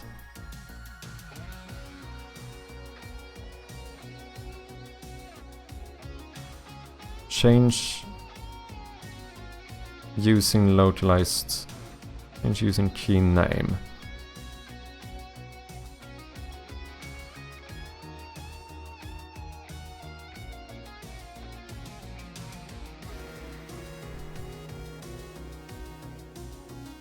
We're assigning a new localized string, so we'll need to copy the arguments across. Localized string.arguments is equal to localized string event string reference.arguments. So would this, but is this my local variables? So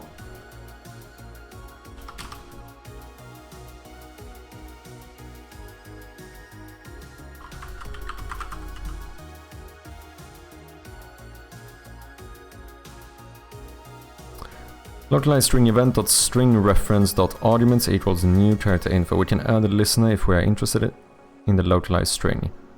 Localized string event.on update string add listener.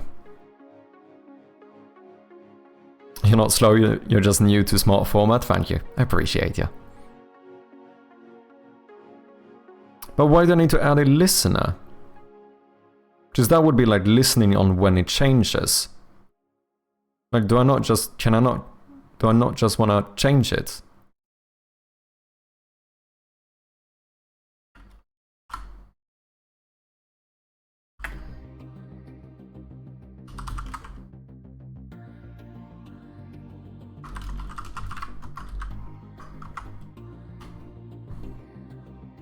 Localized string event does not contain a definition for arguments.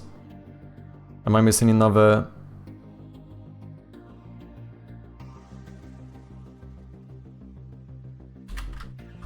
The only other one they have is system.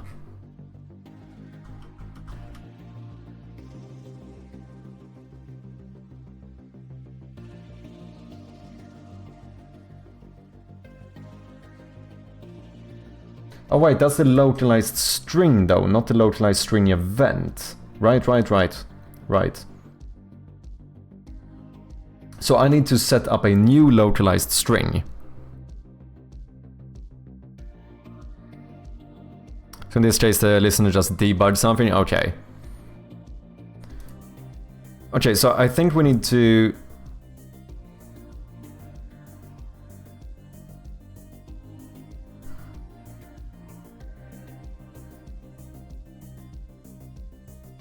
I don't think you need what you wrote. I don't understand, that's the thing, I don't understand what I need.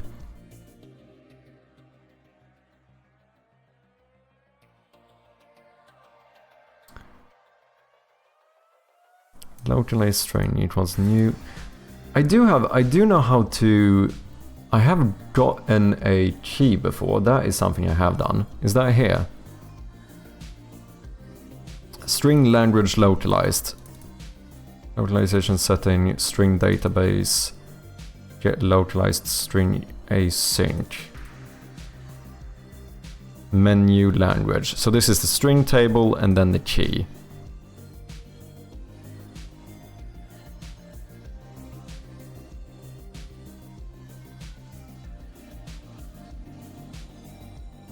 Okay. So we should be able to do something similar here when we need to find one, which we do, for example, here. Right?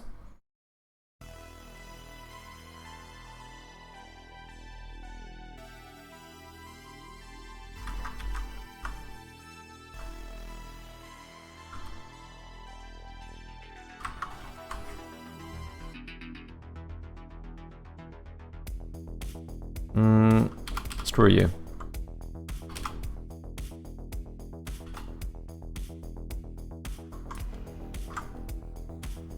String, bam. Okay, why is this happening?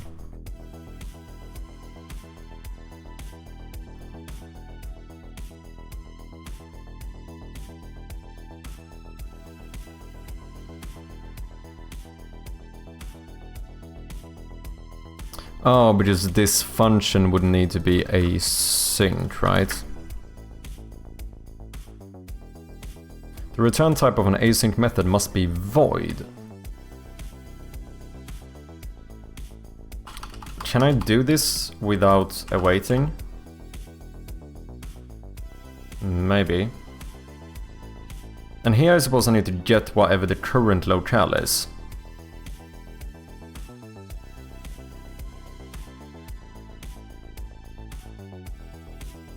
You're accessing localized string event.string reference, but you don't even need to change that.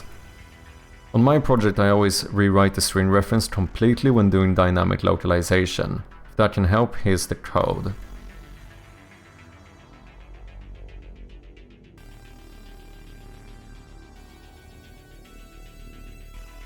Localized string event.string reference. New localized string. Table reference, table entry reference. First argument.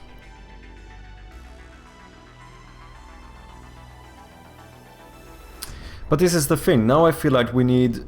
That would be, if I understand that correctly, I now need to divide this sentence up into 2 variables and 3 localization keys.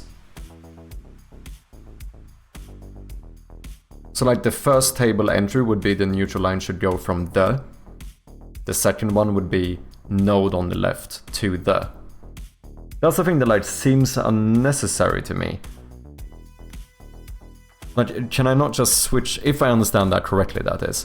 Like, we should be able to just switch out these variables in the text, right?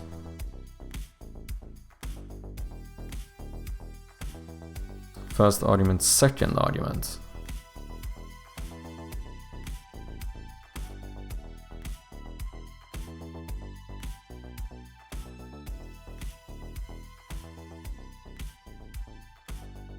You don't need to code anything to make the text match the age 18, just access it in the inspector.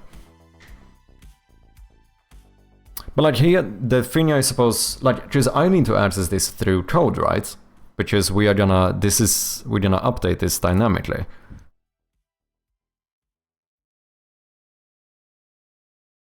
So like, the thing that I feel like I should be able to do, I don't know if this is possible, but what I kind of would like to do,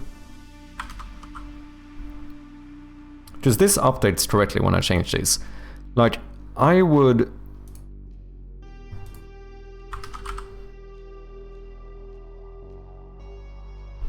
like to just change this value in the inspector through the code, but I don't know how to access this. Like, we can get access to the localized string event. But like, Localized string event dot local variables does not seem to be a thing.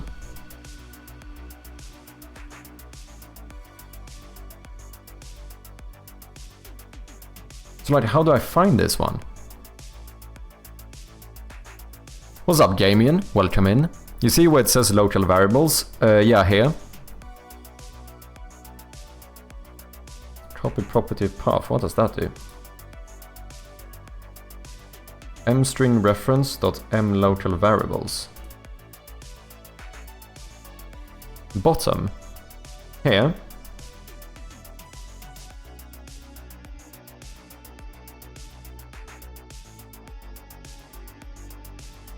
Is this the one you mean?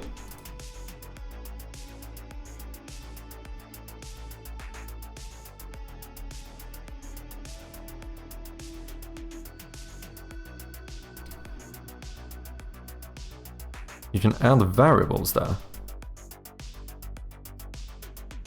Oh, so would I go in here and add like first?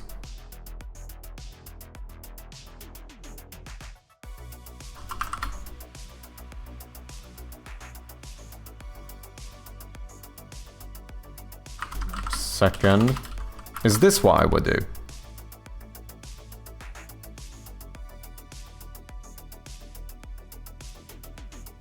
Third. And then have all of these set up.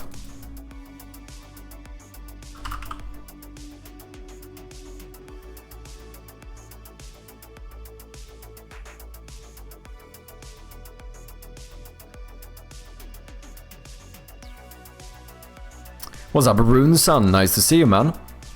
Localization asset slash plugin. Wait, for what? I would name it place and then switch it between the first, second and third. I still need to know, like, through code though, how to actually update this. I still don't know if I'm following this correctly.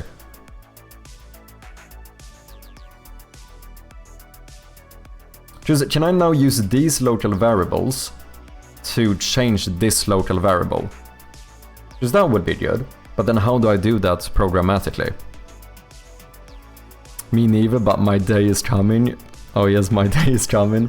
I think, from what I understand, and it seems to make sense, I think it's, if you plan on doing localization, it seems to be good to start doing it as soon as possible. Or at the very least, like, implement a system for it. But also, what the hell do I know? How you been, Runesun and Gamian? Hope you're doing good, guys. Okay, so now I have all of these. Yeah, Chodra did it. I know he showed me that you can do this stuff with variables, but I don't remember exactly what he said. I think he just said that you can do it.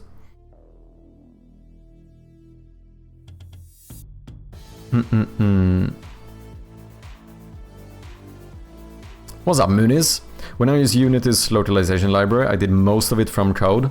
Then I built my own custom localization library and it's so much easier. Nice. Yeah, just what I want to do is to update this one. So first here, that should be a variable. So if that one changes, I should be able to set this to second, and so on. So we have a localized string inside of a localized string. But I need to update this through code, because this is gonna depend on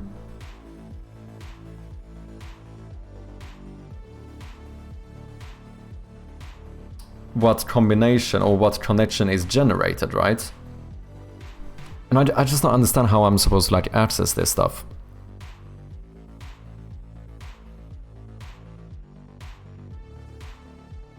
I will name it place and then switch between the first, second and third. But, like, how do I do the switching? I'm sure you could just vibe code this if you bought that vibe code Humble bundle. I probably should have, shouldn't I? Shit, maybe that was my mistake.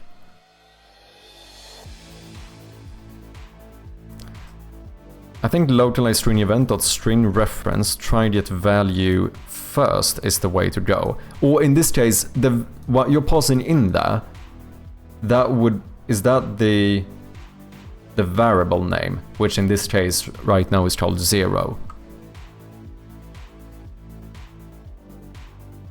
I don't know if I need to do this.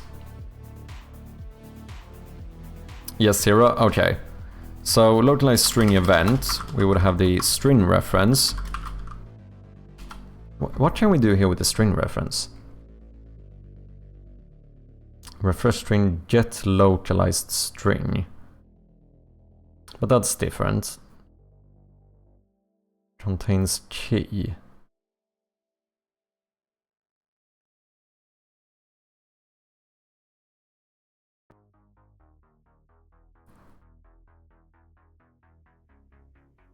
Holy shit, you can do a lot of stuff here.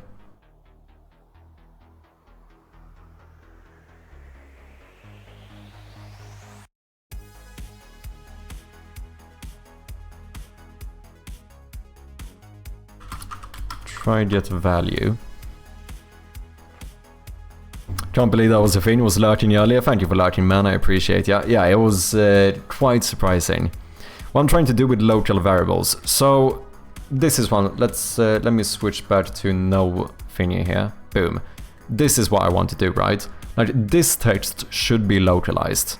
Like the line, the neutral line should go from there. But then we have two variables here, because this might change. So, but these should also be localized strings, because this is supposed to say like first, second, third, and so on. So I need to be able to check the randomly generated connection to figure out how stuff is supposed to be connected. And then here we're supposed to tell the players. So I need to dynamically update these variables to whatever the connection is supposed to be. So what I have is a vector2 int for each connection. So if this is the wire puzzle, this is just an illustration of it, but for example, like a wire from here to here would be 0, 0, right? And this would be 0, 3, for example. So then what I want to do is something through code check, like if the first value of this wire is 0, that means we're talking about this node, so then this should say first, from the first node on the left. And then if the second value of that vector2 int is like 3, then it should say to the fourth node on the right. So these variables need to be updated, but I don't know what the fuck I'm doing. I am very much confused. I haven't played a run with these, like I've done a bit of localization, like most of our menu and stuff is localized, but I've never done anything with the variables. But you're saying that I should try get value, so... Oh yeah, string name out unity engine.localization smart format persistent. This sounds pretty good. So then we would do 0. And then, so this is the reference to...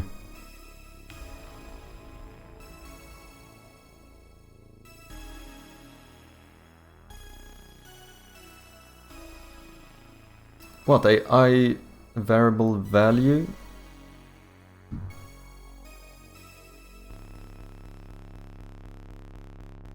And what, and then can I do more with this? So can I set this to something else now? Or can I do that with like overloading? No, because this is a get function, right? So I probably need to assign this to something.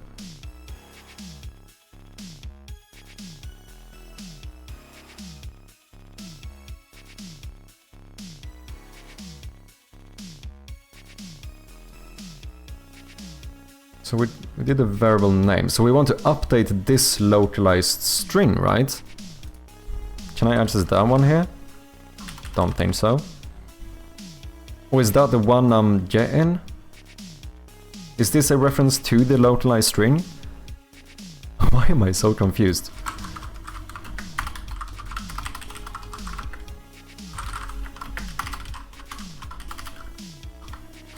I can't even type now. Oh. No. There's no argument that corresponds to the required parameter of value. Okay, so... Is that me trying to set the value? No, I need the outline what I'm supposed to do with this, right? Okay, yeah, I know how this works. I need to do this. Just this actually becomes like a thingy, isn't it? So then we do like out value. Is that what I do? I am so bloody confused, man.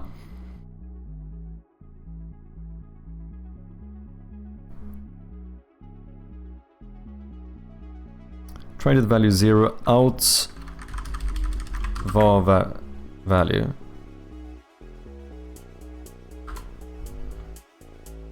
But what am I getting here? A I variable?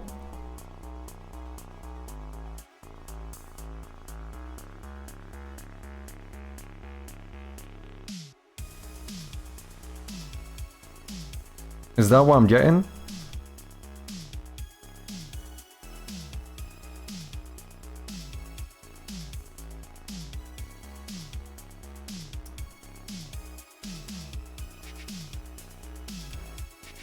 Maybe that example confused you. So a number would be a local variable.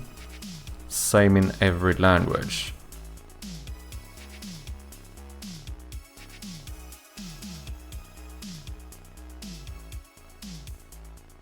Like the index of first, second, third. Wait, what? Something definitely confused me. I feel very confused. I do want to get this to work.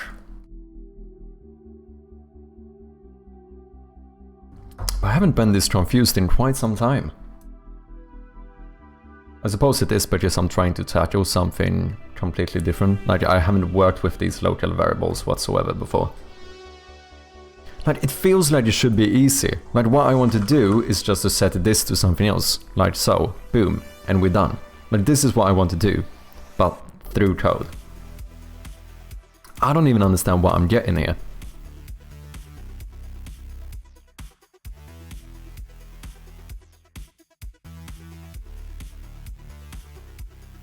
So if you don't care about your local variables and just set your arguments using localized string events, string reference arguments is equal to new object, first text here, second text here.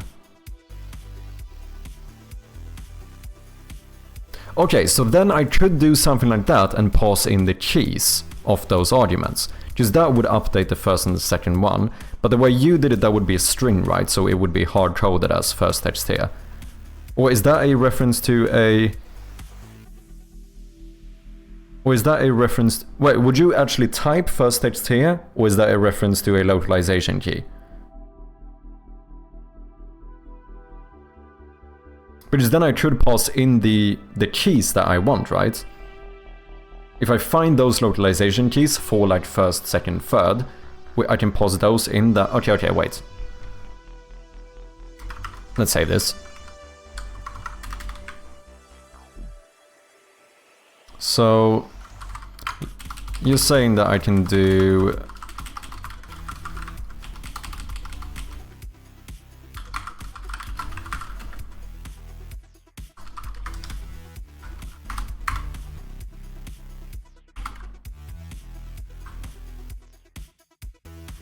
It can be a variable with string, just any type of variable that is a string. Okay, perfect.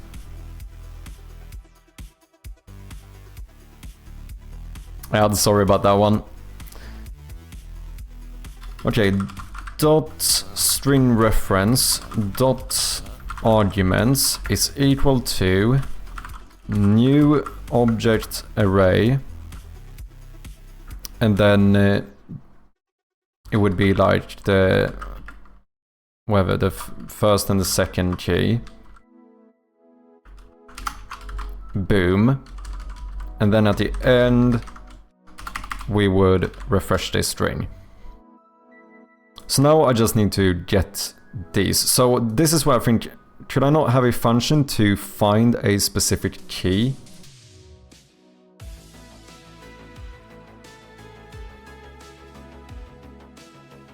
Table reference, table entry reference. That is what I want, right? I want a table entry reference. So I think this should actually be... I want to return a table entry reference.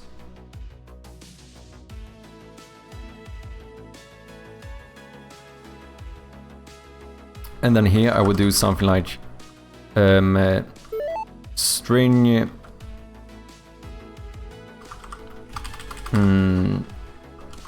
I don't know, argument 1 argument 0 is equal to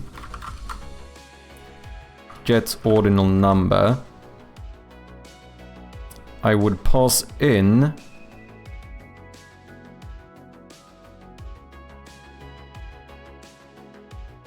okay, so this is a whole index thing. Oh, this is a vertical blah blah blah, so I would do this dot x. That would give me the left one. Boom. Okay, it feels like we're onto something here. Yeah, it reads easier this way, no need to reuse the local variables from editor. Okay, yeah, so this would mean that I don't need these, right? Like these I would be able to remove.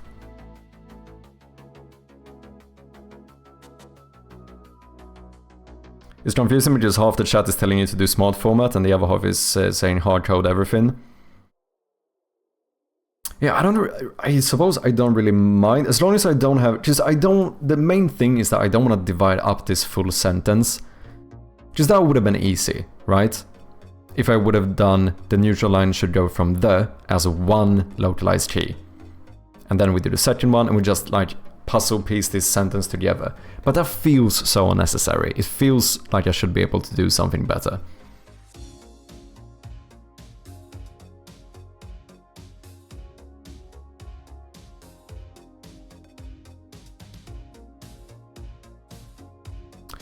Localized string just name as string variable dot value first.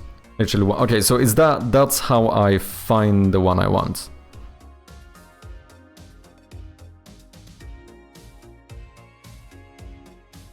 As a string variable.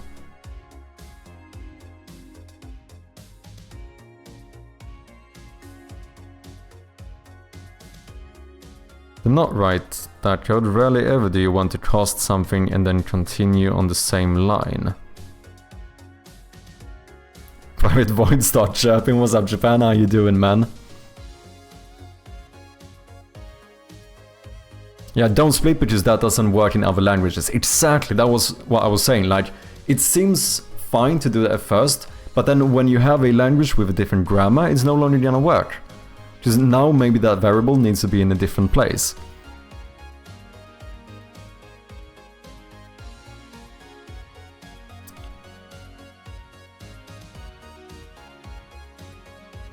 But now if I do this, and I set this as argument 0, and then we did this like argument 1, and this would basically just be duplicated, but here we pass in the y, and this is now argument 1. So this is the actual updating, right? And then we would refresh it here. So then here we would do something like a switch statement depending on the integer that we pass in. Where 0... Like basically what I want to do is to make this return first, right? If I do a return, I don't need to break, do I? That should be unnecessary. This would return second and so on, but then of course we need to find the actual key for this.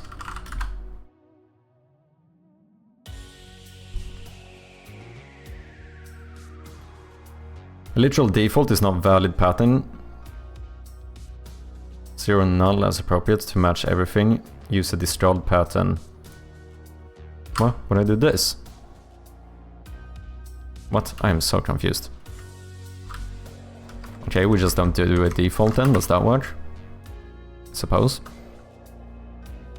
Oh, I see, I see. Did I do a little typo there? Oh, okay, yeah. Thank you. There we go. Exactly, it's not a chase, it's just default, that makes sense.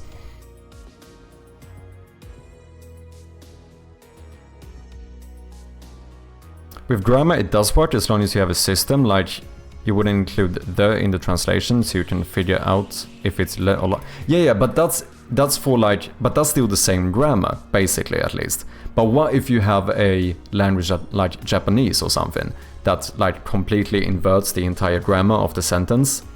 Now, like where we decided to split it should mess it up completely. Which is now maybe like the first, this variable actually needs to be the beginning of the sentence instead of somewhere in the middle. Okay, so I have gotten, like here I get the... But here I get localized string.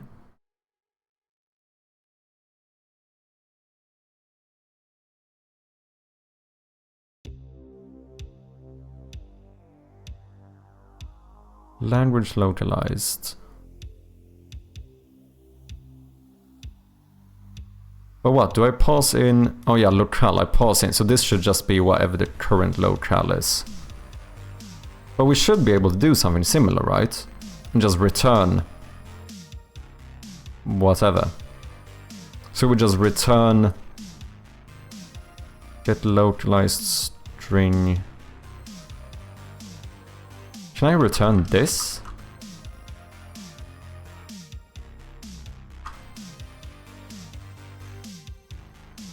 So this, can I do it without this? Just get whatever the current locale is? Nope. Oh no, because this is a task. What if I do this? I'm so confused. How do I find my... Here's a method for you to fetch a message using table name and key. Time for some tea, let's go. Get localized string, table name, string key. I should have made something like this into an actual helper function, shouldn't I?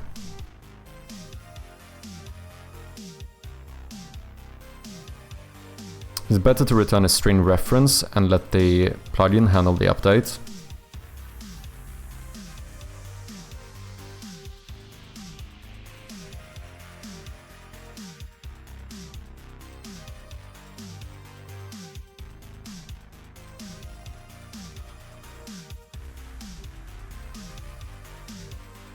But blue, that's small format. Yeah, but what, like, still, if we change the grammar completely, it wouldn't work, right?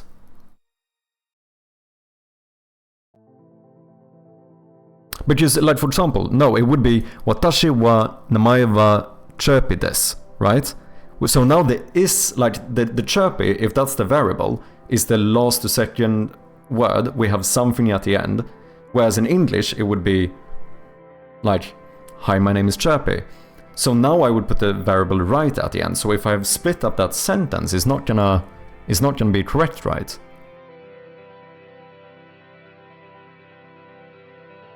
What's up, Natey? How you doing? Welcome in. Damn, pastebin still exists? Apparently so.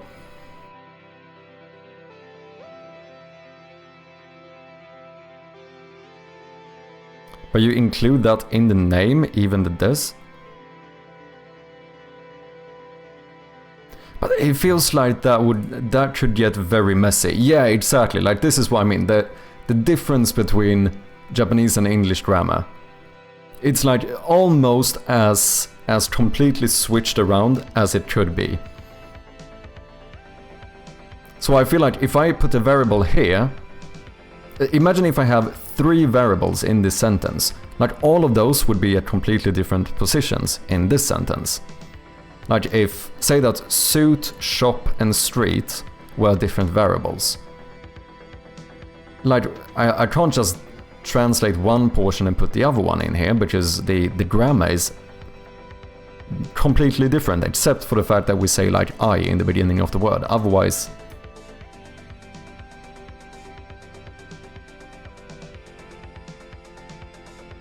it gets very messy. What are you building? I'm working on a point-and-click horror game. Currently trying to do... I've been working on this, like, wire puzzle. I don't think I can show this now, because the game is kind of broken. Well, I can show you like this.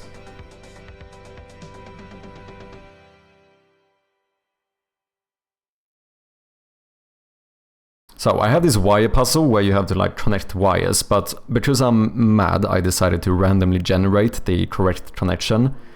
However, now I need to make it so that the player can actually figure this out. So I made this inspectable object called a wiring diagram that's gonna like explain how to connect this.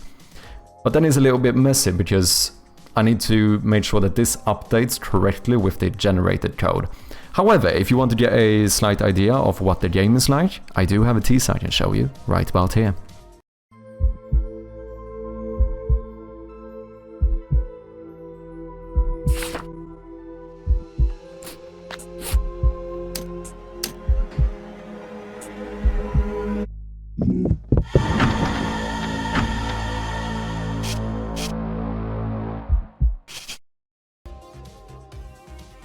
The Moon is even throwing fucking kanji into the chat. That's illegal, because now I can't tell what it is. I mean, I probably couldn't read it anyway, but at least I could pronounce it, whether I understand it or not. Solid trailer, thank you.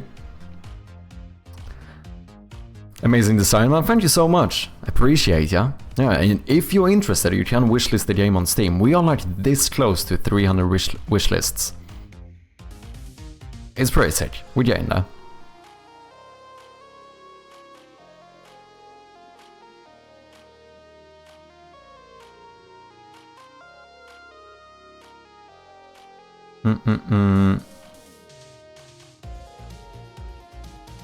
Hey Native, thank you very much for the follow. Appreciate ya. For your code though, it should be much simpler. Public void change wire int string as equals switch statement inside. Localize string place as string variable dot value equals s.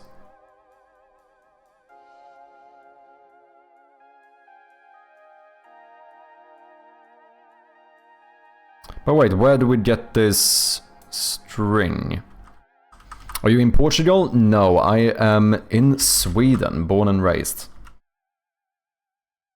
However, I do speak a bit of Portuguese, but I am not Portuguese. Where about you? Where are you from? Este Portugal? Talvez.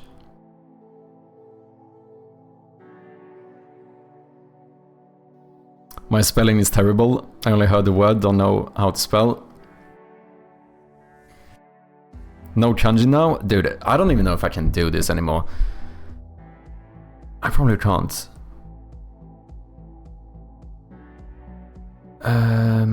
Well, the second one is... It's one go... Right? Something one... I think we have a tent in there, so I think that's go, because otherwise it would be ko, right? Go, ha... damn, it's been so long, man! Something...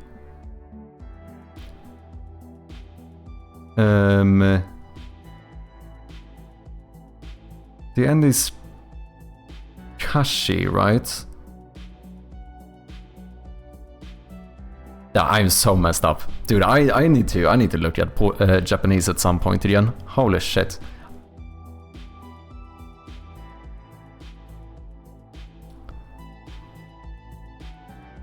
It's been a long time. I don't think I've studied Japanese in like 10 years or something, probably. Well, that I understand. That is arigato gozaimasu, right? Oh!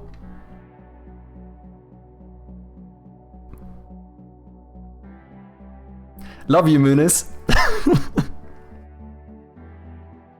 That was a misclick. That was a misclick. I did not mean to do that. I remember this. Man, that was a pure misclick, I promise you. Oh, Ethiopia. Nice, man. I don't remember this. Sorry, man. Sorry. That was accidental. I blame it on the vertical mouse. My accuracy is a little bit off, you know. It's all because of the vertical mouse. I'm sorry, man. At least I only timed you out. It should have been worse. I didn't ban you, at least.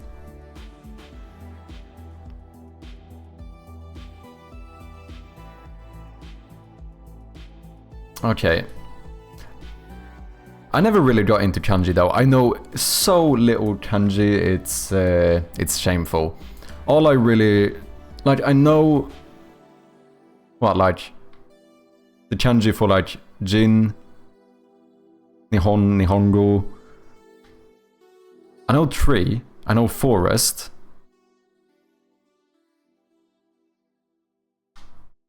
Mountain, I know the kanji for mountain. And that might be like it. Well, I suppose I know sun as well, because it's part of the Japan kanji. Very few. I think I probably don't know more than like 10 kanji. I did know all of katakana and hiragana, but I might have forgotten more than I thought. Okay, so what did you say, Blue Blue? I could do something like... Okay, so wait, that would be different. So that would not be returning like a table entry reference. I know Mooney said something as well, but unfortunately I deleted all of his messages. That's too funny.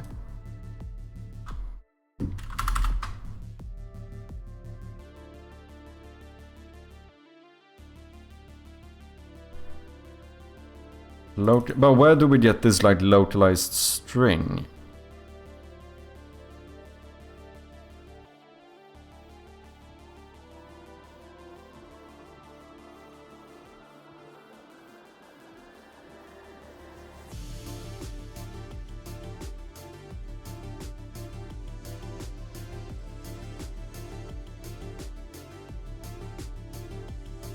I feel like this shouldn't be this confusing. I don't know why I am so confused. But I feel like this should be more straightforward.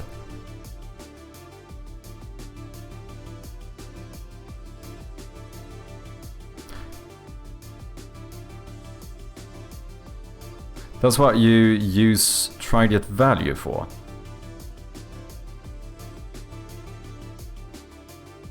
Okay, so this one. But then, Muniz, you said... is this the thing that I was not supposed to do? Why was that? What was your logic here?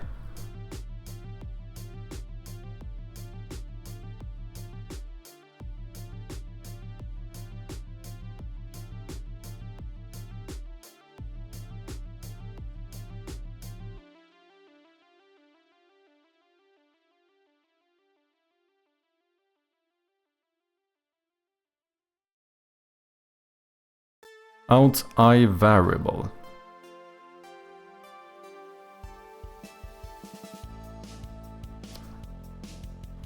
The variable that was found or default.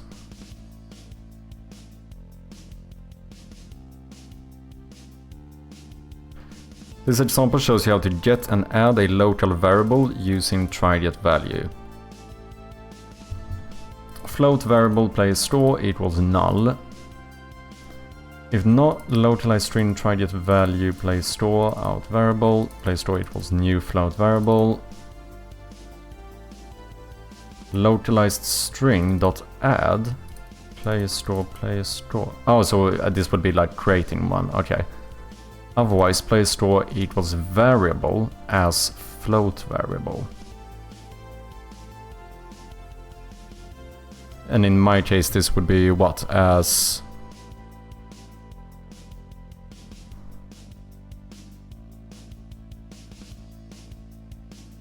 string variable.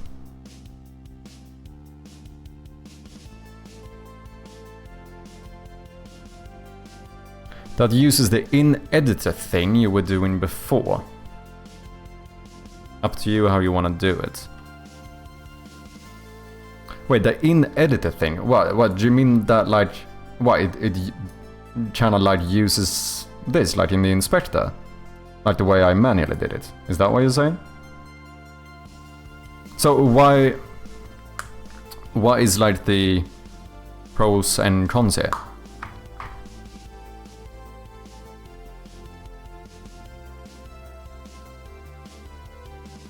At this point, I just want to get this to work. At least get on the...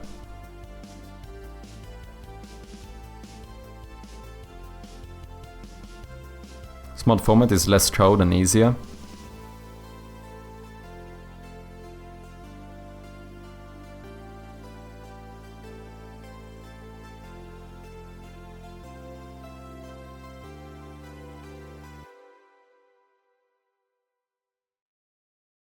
I feel like I should have just been able to return this. That didn't work. Can't you have to set up every localized string event in the editor? You cannot generalize it into easy to write code.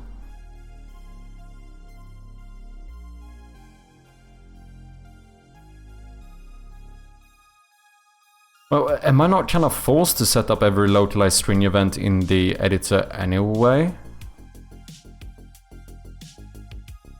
Well, otherwise would you would have done it through code, like you do probably with your own system, maybe. Just like my menu, for example, which I localized, I've added a localized string event to every text. Okay, well let me see whether this works or not. Okay, so that would be this.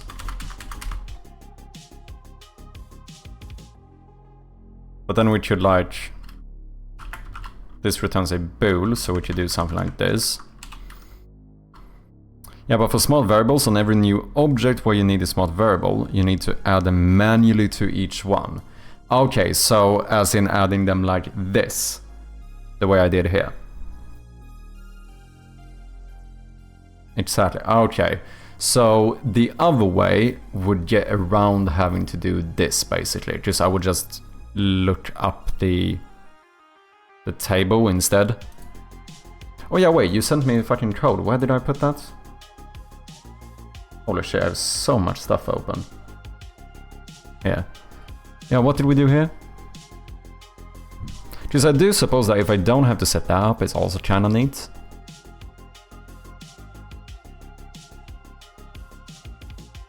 But then I suppose I still have to... Do I still have to set up local variables, just not the local variables inside the variable? Am I understanding that correctly? It's only this portion I wouldn't have to do. Like, I would still need to add the one local, like the top layer variable. Or would I? Get localized string, table name string key. Get table async table name does result. If string table is not null, entry to blah blah blah. Get entry key. If that's not null, then return get localized string.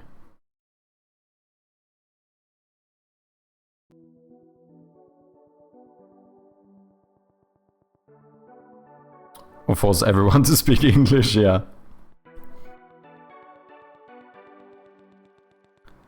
Okay, so this one would work with this, then adding them like so. So these arguments, how is that in the... Oh no, wait, I wouldn't even need these local variables, right? Because this would look... No, yeah, I do, because I still need the localized string event, and the arguments are these local variables, isn't it? So yeah, I think if I understand it correctly, Muniz, well, technically you would have to add a localized string event since you can fetch all the variables from code, so you just have to set up the text mesh pro from code. But like this, the localized string event is, oh wait, do you mean that you would you create the localized string event through code? Is that what you're doing? Because here you still, with this line, we still access the component, the localized string event, right?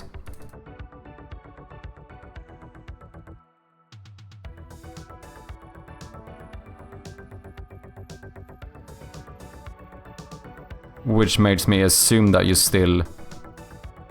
Moon wants to make his own localization package. He already has. he does not only want to do it, I think he did do it. He has his own localization package. Which I'm probably not gonna do, but...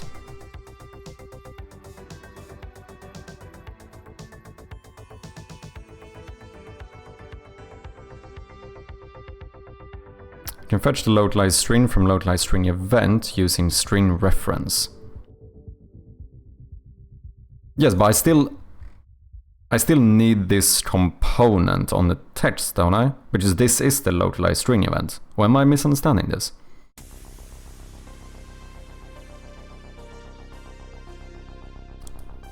I love the fact that you can do stuff in so many ways through code. Sometimes it's also like, it would be lovely if there was just one way of doing stuff.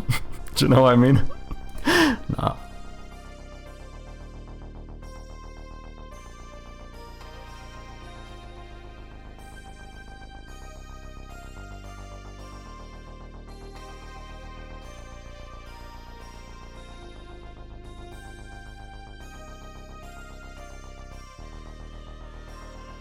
I mean, even if I just don't have to set up these, it still seems like that's slightly less manual work.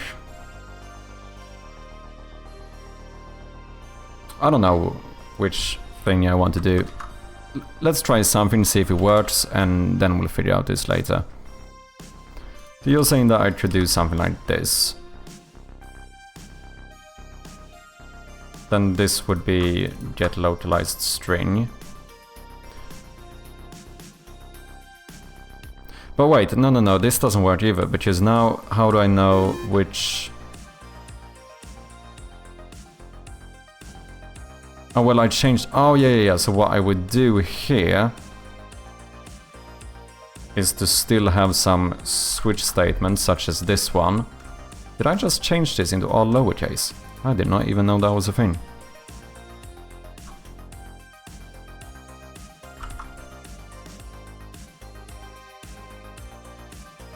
So the reason I include an localized string event is because you have... Okay. Cheers. Miss Chirpy, let's go. Cheers. Did you change your username? Or did you make a new account?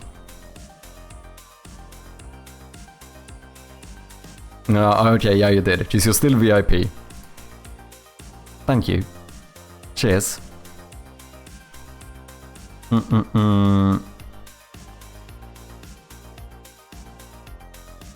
Focus on your hustle.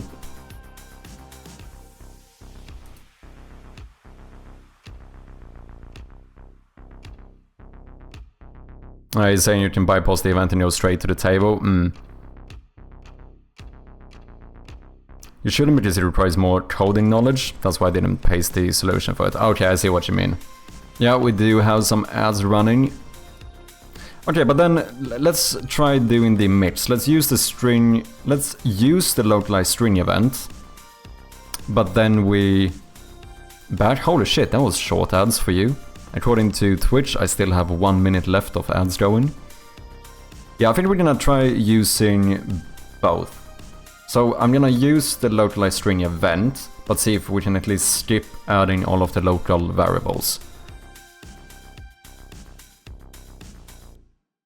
So let me just do something and see whether it works or not.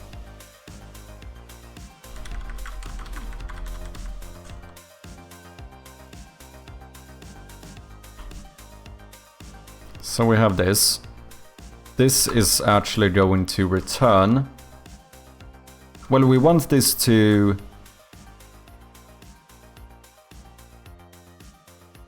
return a string.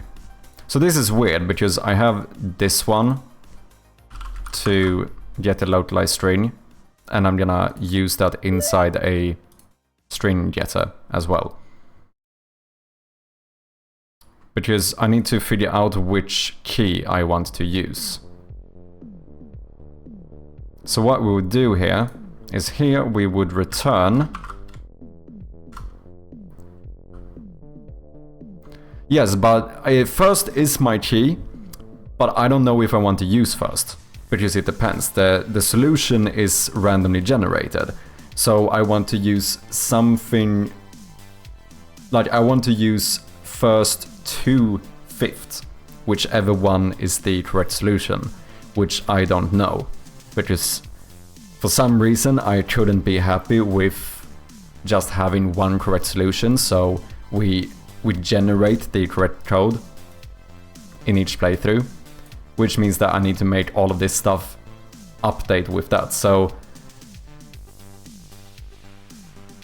yeah, it depends. Like,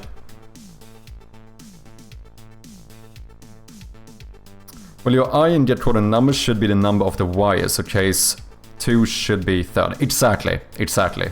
That is basically what I'm thinking. Because each of these nodes in the wires, each of these behind here, have a index, right? So this is 0, 1, 2, 3, 4.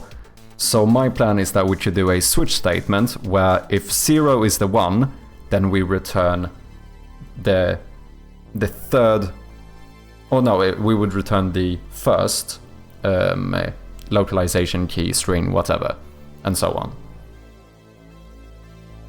So then you return get localized string third in case 2. Exactly. I think that should work, right? So in case 0, we would get localized string. I think this is called like string table, if I'm not mistaken. Because I think I never changed the name of it. I don't know why I would need another. Why do you use multiple localization tables? I'm not even sure. And the second one would be first. Whereas in case 1, this would be second.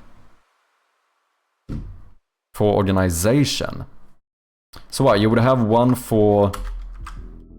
You would put like different languages or something? Or maybe oh yeah, maybe you have one for like the menu, right? Maybe you have one table for the menu localization, one for like the in-game, one for the credits. Maybe that's how people do it.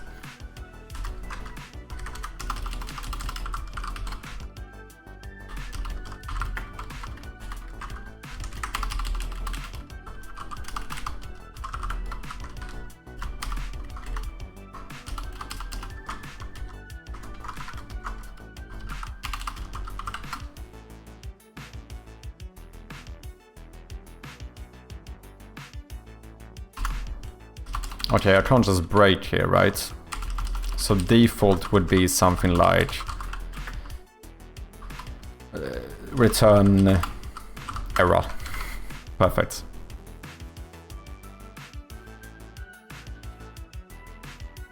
Error 404? Sure. Why not? Could not be found. I do it per event. Well, what do you mean by event here?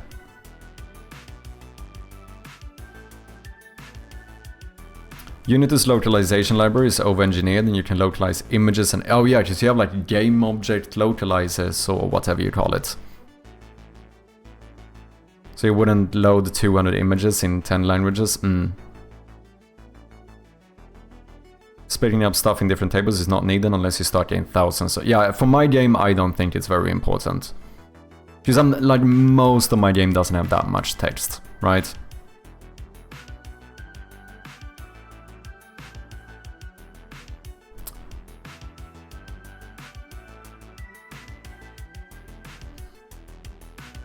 So shouldn't this work then? We get that one. Passing the X and the Y of... Oh, this needs to update. Because 0 is the first one. That's the one I use for the display. So this should be 1, 1. Get this. Bam, bam, bam. Oh, you have to refresh string. Boom. Done. Let's see if that works. So now I should not need these, right? Because these I look up myself.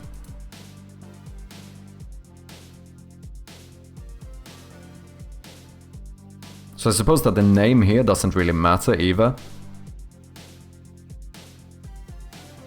Because, yeah, the name doesn't matter because we just have a look at the arguments, right?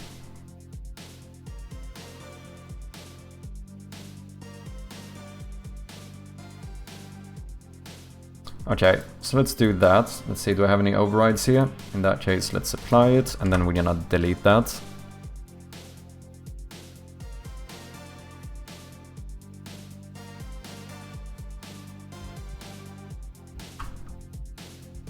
Okay.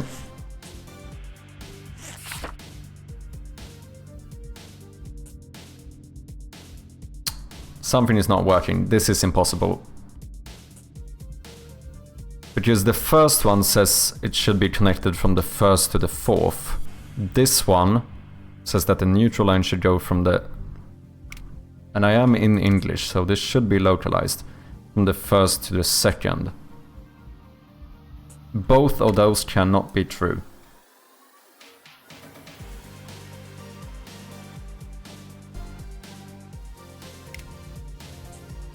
Zero to 3, that is correct.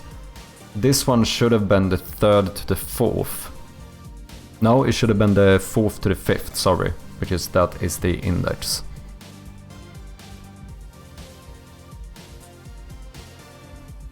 Am I actually triggering this? Update second wire.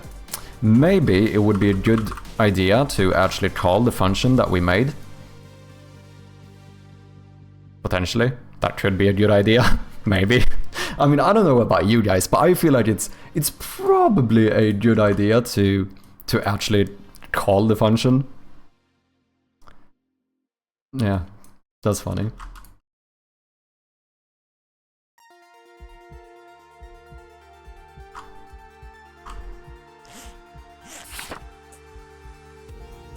Okay, this could very well be correct. Because now here it goes from the fourth to the first, and this says it should go from the first to the second. Let's have a look. Wire puzzle. 3012. So that would be 4, 1, and...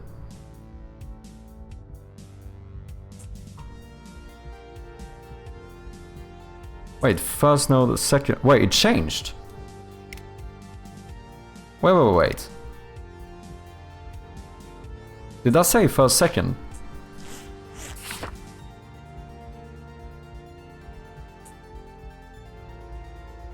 No, did it... Am I being dumb?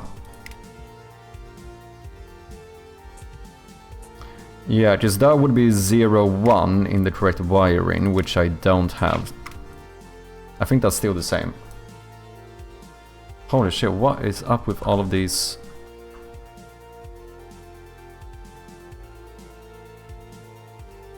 Update second wire.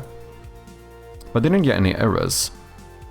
Can you try removing the local variable on your localized string event? Absolutely.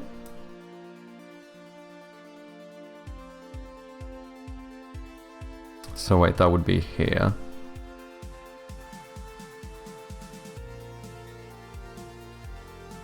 Wire description 1, that is correctly assigned, right? Yeah, that is the one we check in. Yeah, because it sets these again, so should we just remove these fully? Can it find the arguments through the actual string thing, since it's a smart one? Maybe.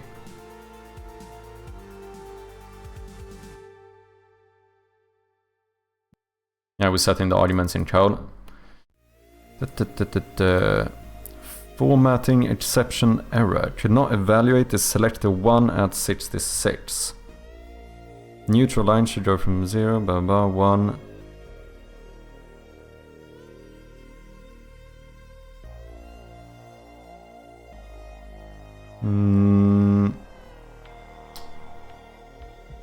That seems like an issue.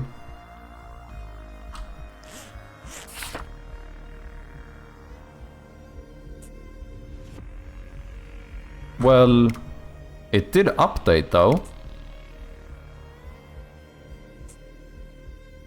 4th node to the 1st node. Wire puzzle. So this should be 0 to 2, that's correct. This should be 4th to 1st. It did update correctly. Oh, because you don't need smart... Oh, so is that the thing that technically smart format is unnecessary now? Because is it enough to just have the squiggly braces in here for this code to understand that that is an argument?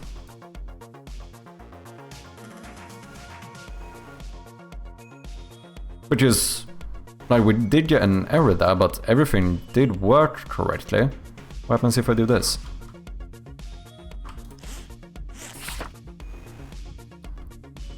Third to the 2nd. Third to... That is correct. Yes, when using string formats, and the 0 squiggle, this is now an argument that would be... Okay. Yeah, I mean, as long as it is working. So now we know that the ground wire should be connected like this. So that's the 2nd, so that one should go here. We then know that the neutral line should go from the 3rd node on the left to the 2nd on the right. The 3rd to the 2nd. And now we would be stuck because we haven't done the other ones.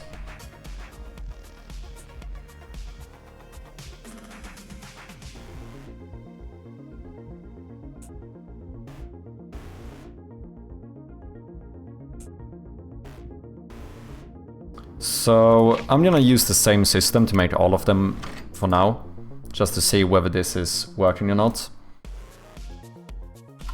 And then we can find funnier ways to make this into a bit more of a riddle type thing.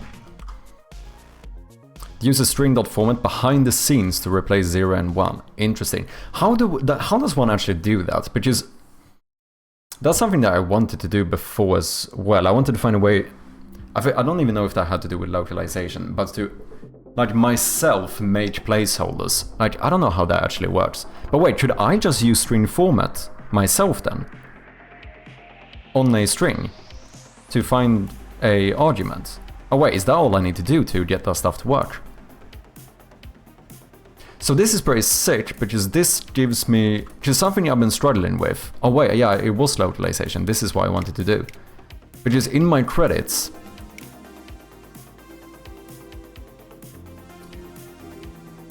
Oh, you need localization, but that's fine, because I didn't know how to localize the titles. I don't want to localize the names. However, everything here is one text object. But then I can do something similar here. And just passing these, like, titles as different arguments, basically. And we are pretty much good to go. Nice, so then I can get my credits localized as well. I'm not gonna bother, just doing the names is... I don't even know how...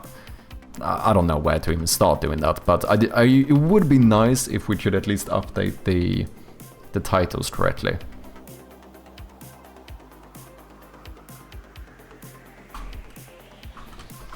Okay, let's see if we can just quickly get something working here. Private void update 3rd wire. And we're just gonna do the same thing. We're just gonna copy this, but instead say wire description 2. That should... and then this needs to be updated to 2 as well. Boom, boom. That should work. Now we should be able to solve this only using document without cheating or brute forcing. Update 4th wire. No, this is not correct. Is it? First, second. Oh yeah, no, it's fine. Yeah, because it's 4 wires you have to connect. It's just that the 4th one doesn't actually tell you how to connect it. It tells you how not to do it. So this one is a bit different, but we still need to get... We only need to get 1 argument, which is the...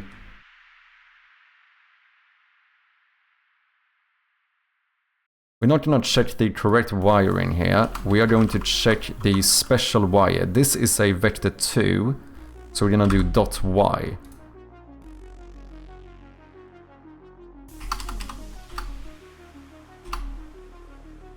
This is going to get the 3rd text. So this only updates the argument, right?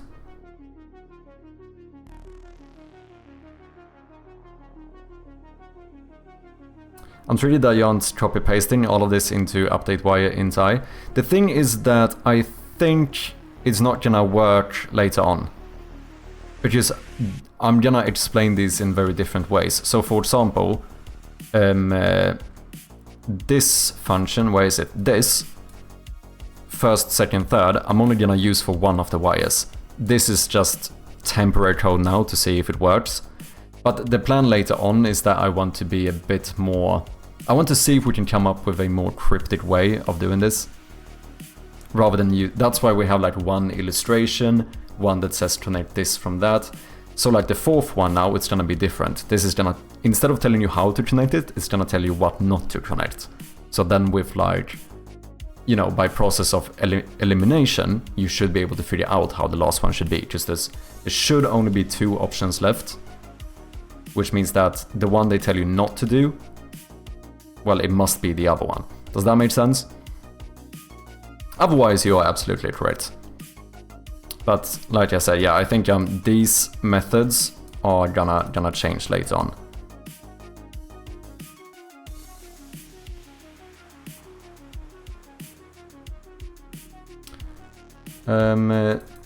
Even here we already changed it. Special wire.y, that would give me the right-hand connector.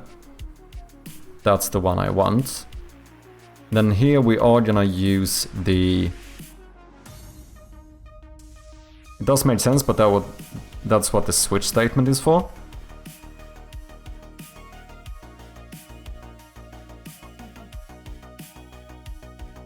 No. Because here's 0. No, because 0 here would return first.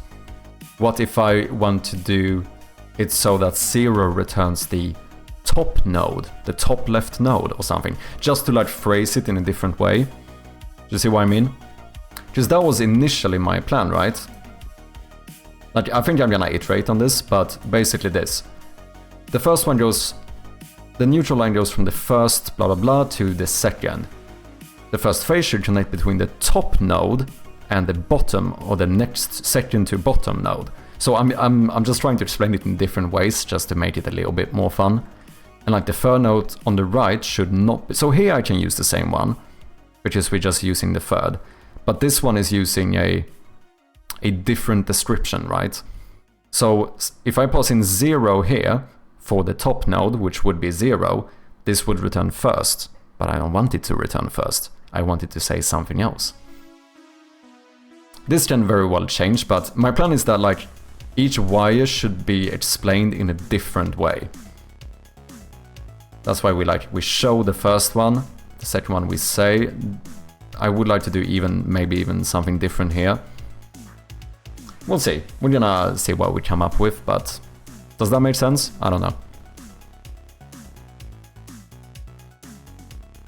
One can clean up code later, very true. Okay, so now we know the ordinal number of the one that should not be connected. Well, shouldn't that be fine then?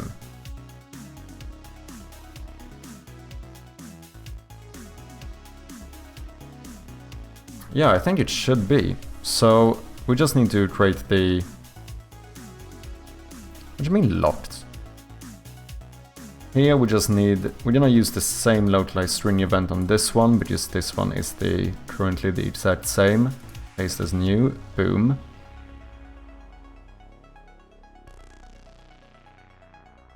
Wait, did I just create a new table entry?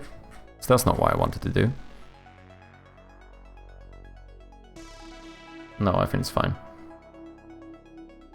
And then on the third one, this one is different. So here we are going to localize this value.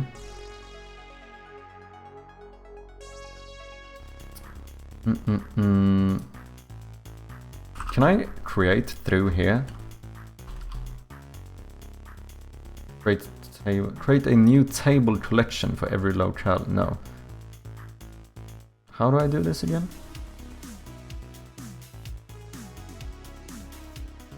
String table. Oh, add table entry. That's what I wanted. Entry name should be something like... What is it? Wire description 3, I think. Yeah, because I'm reusing this one, so this must be 3. And here we should say something like the something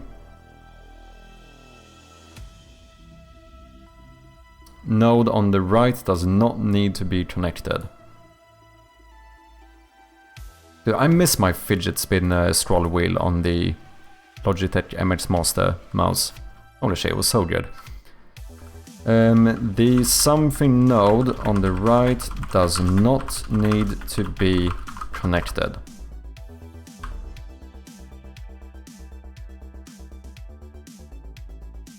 Let's try that. And this time maybe we should remember to actually call all of these.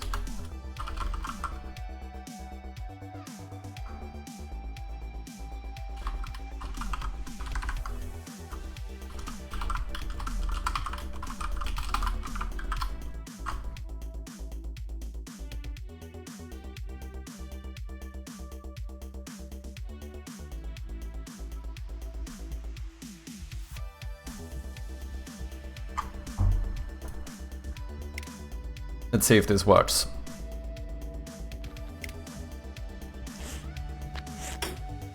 Okay, so we come here, we have no idea what to do, so we open the document. This tells us that the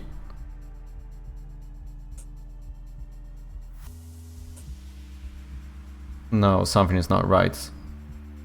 No, wait. No, yeah, this one did not get localized. That one did update. The second one is not updating. Did I forget to set the first wire, second wire, 1, 1, third wire, 2, 2, wire description 2, 1. That looks correct.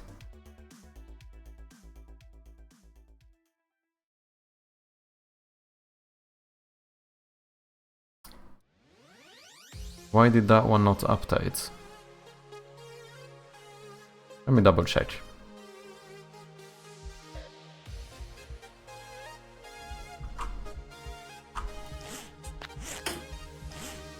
Check here.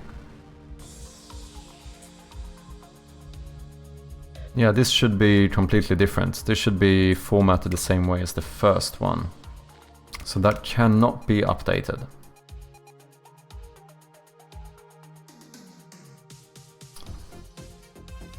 That one is correct. But this is the problem. This one doesn't update. Oh! Oh! I know why. Because I haven't set it here. Because all I'm doing is trying to pass in the arguments to the actual localized string. But I haven't set up the string correctly here, have I? Yeah, because this now needs to be set to wire description 1. Was that not what it was set to? It wasn't. I think so, at least. I think that was the issue. Yeah, neutral line should go from exactly, and this one says the same thing.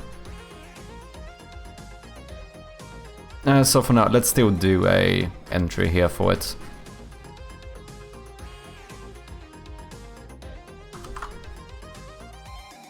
Let's do wire description 2.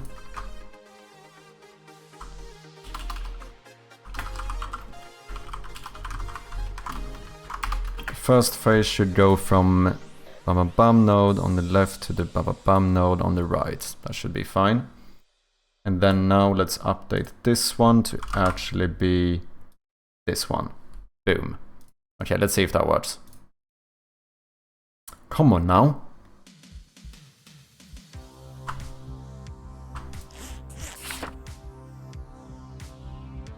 Nope.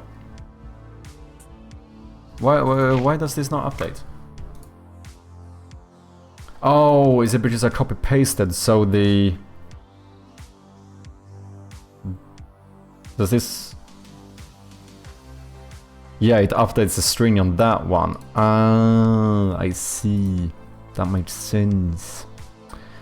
Let's do this. Localize boom. Yeah, I can't just copy paste one of these, just copy paste the references as well. That makes sense. This one should be wire 2, and now this should be correct. I should have just changed that one to be fair, but oh well. Okay, I think we have this sorted. I am almost certain that this is sorted now. There we go, there we go. Let's see if we can solve this. So we know that this one should connect from middle to top. Neutral line should go from the second to the second. So we have boom, boom, boom, boom. The first phase should go from the first node to the 5th. So from the 1st to the 5th. And the 4th node on the right does not need to be connected. I'm gonna skip this ad. What did I say? The 4th one on the right does not need to be connected. So this does not have to be connected, and this one is broken. So the solution must be that this one should go here. And the door opened up. This is bad. I placed an item where I can't pick it up. Unless maybe I spam click here. I did get it. Nice! Thank you guys very much for your help. I appreciate it. And now if we fix this one, we can connect that as well. Yeah, I think this is more fun compared to just straight up giving the answer. Like, at least here it feels like you, even though it's not really a puzzle per se, you still have to think a little bit.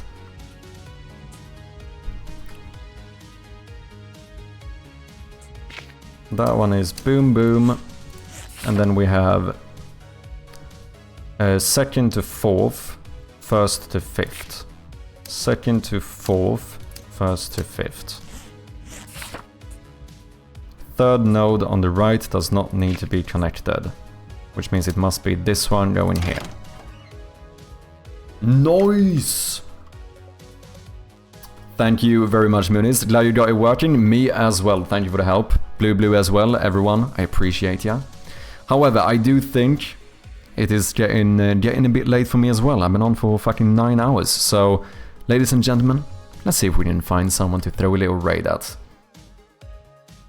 Who do we have live today? Let's have a look. As always, thank you all so much for watching. We had a lot of we have a lot of support today. Holy shit, I got like 5 subs or something before we even got started. Crazy. We got Verity, Beardschaz, and Merrypon, as well as Strom with the resub. Thank you very much. I appreciate all of you. We also had a Code Red Games, Too Much Tomato, with the raids, and all of the new followers. Thank you all so much. Let's see who we're jumping over to today. Let's go to gamedev. I don't know, have I even raided gamedev before? I'm actually not certain. Oh, he's in the middle of an ad break? That's unfortunate. GG indeed, I'm feeling good about this. I feel like these kind of puzzles will be quite nice. I think it's gonna add a nice layer of depth to the game. Or just variety, you know. Rather than only ever having the, like, room perspective. Just the fact that every now and then we'll just, like, zoom in on an object and... yeah, I don't know, I just feel like it's... I feel like it's a nice addition. Okay, it does seem to be bad, so let's go over to gamedev. Also, feel free to join the Discord if you haven't. Of course, wishlist Shadow Gloom, would very much appreciate it. We are like this close to 300 wishlists. So hopefully, if we're lucky, we might even hit it tomorrow. But let's go over to gamedev, throw that chirpy raid in the chat. I will be back on Friday with some more Shadow Gloom developments. Until then, I hope all of you have a good one, and thank you all so much for sticking around, hanging out, helping me out, whatever it might be. I really do appreciate each and every single one of you. Let's go and say hi to gamedev, and I'll see you guys on Friday. Cheers.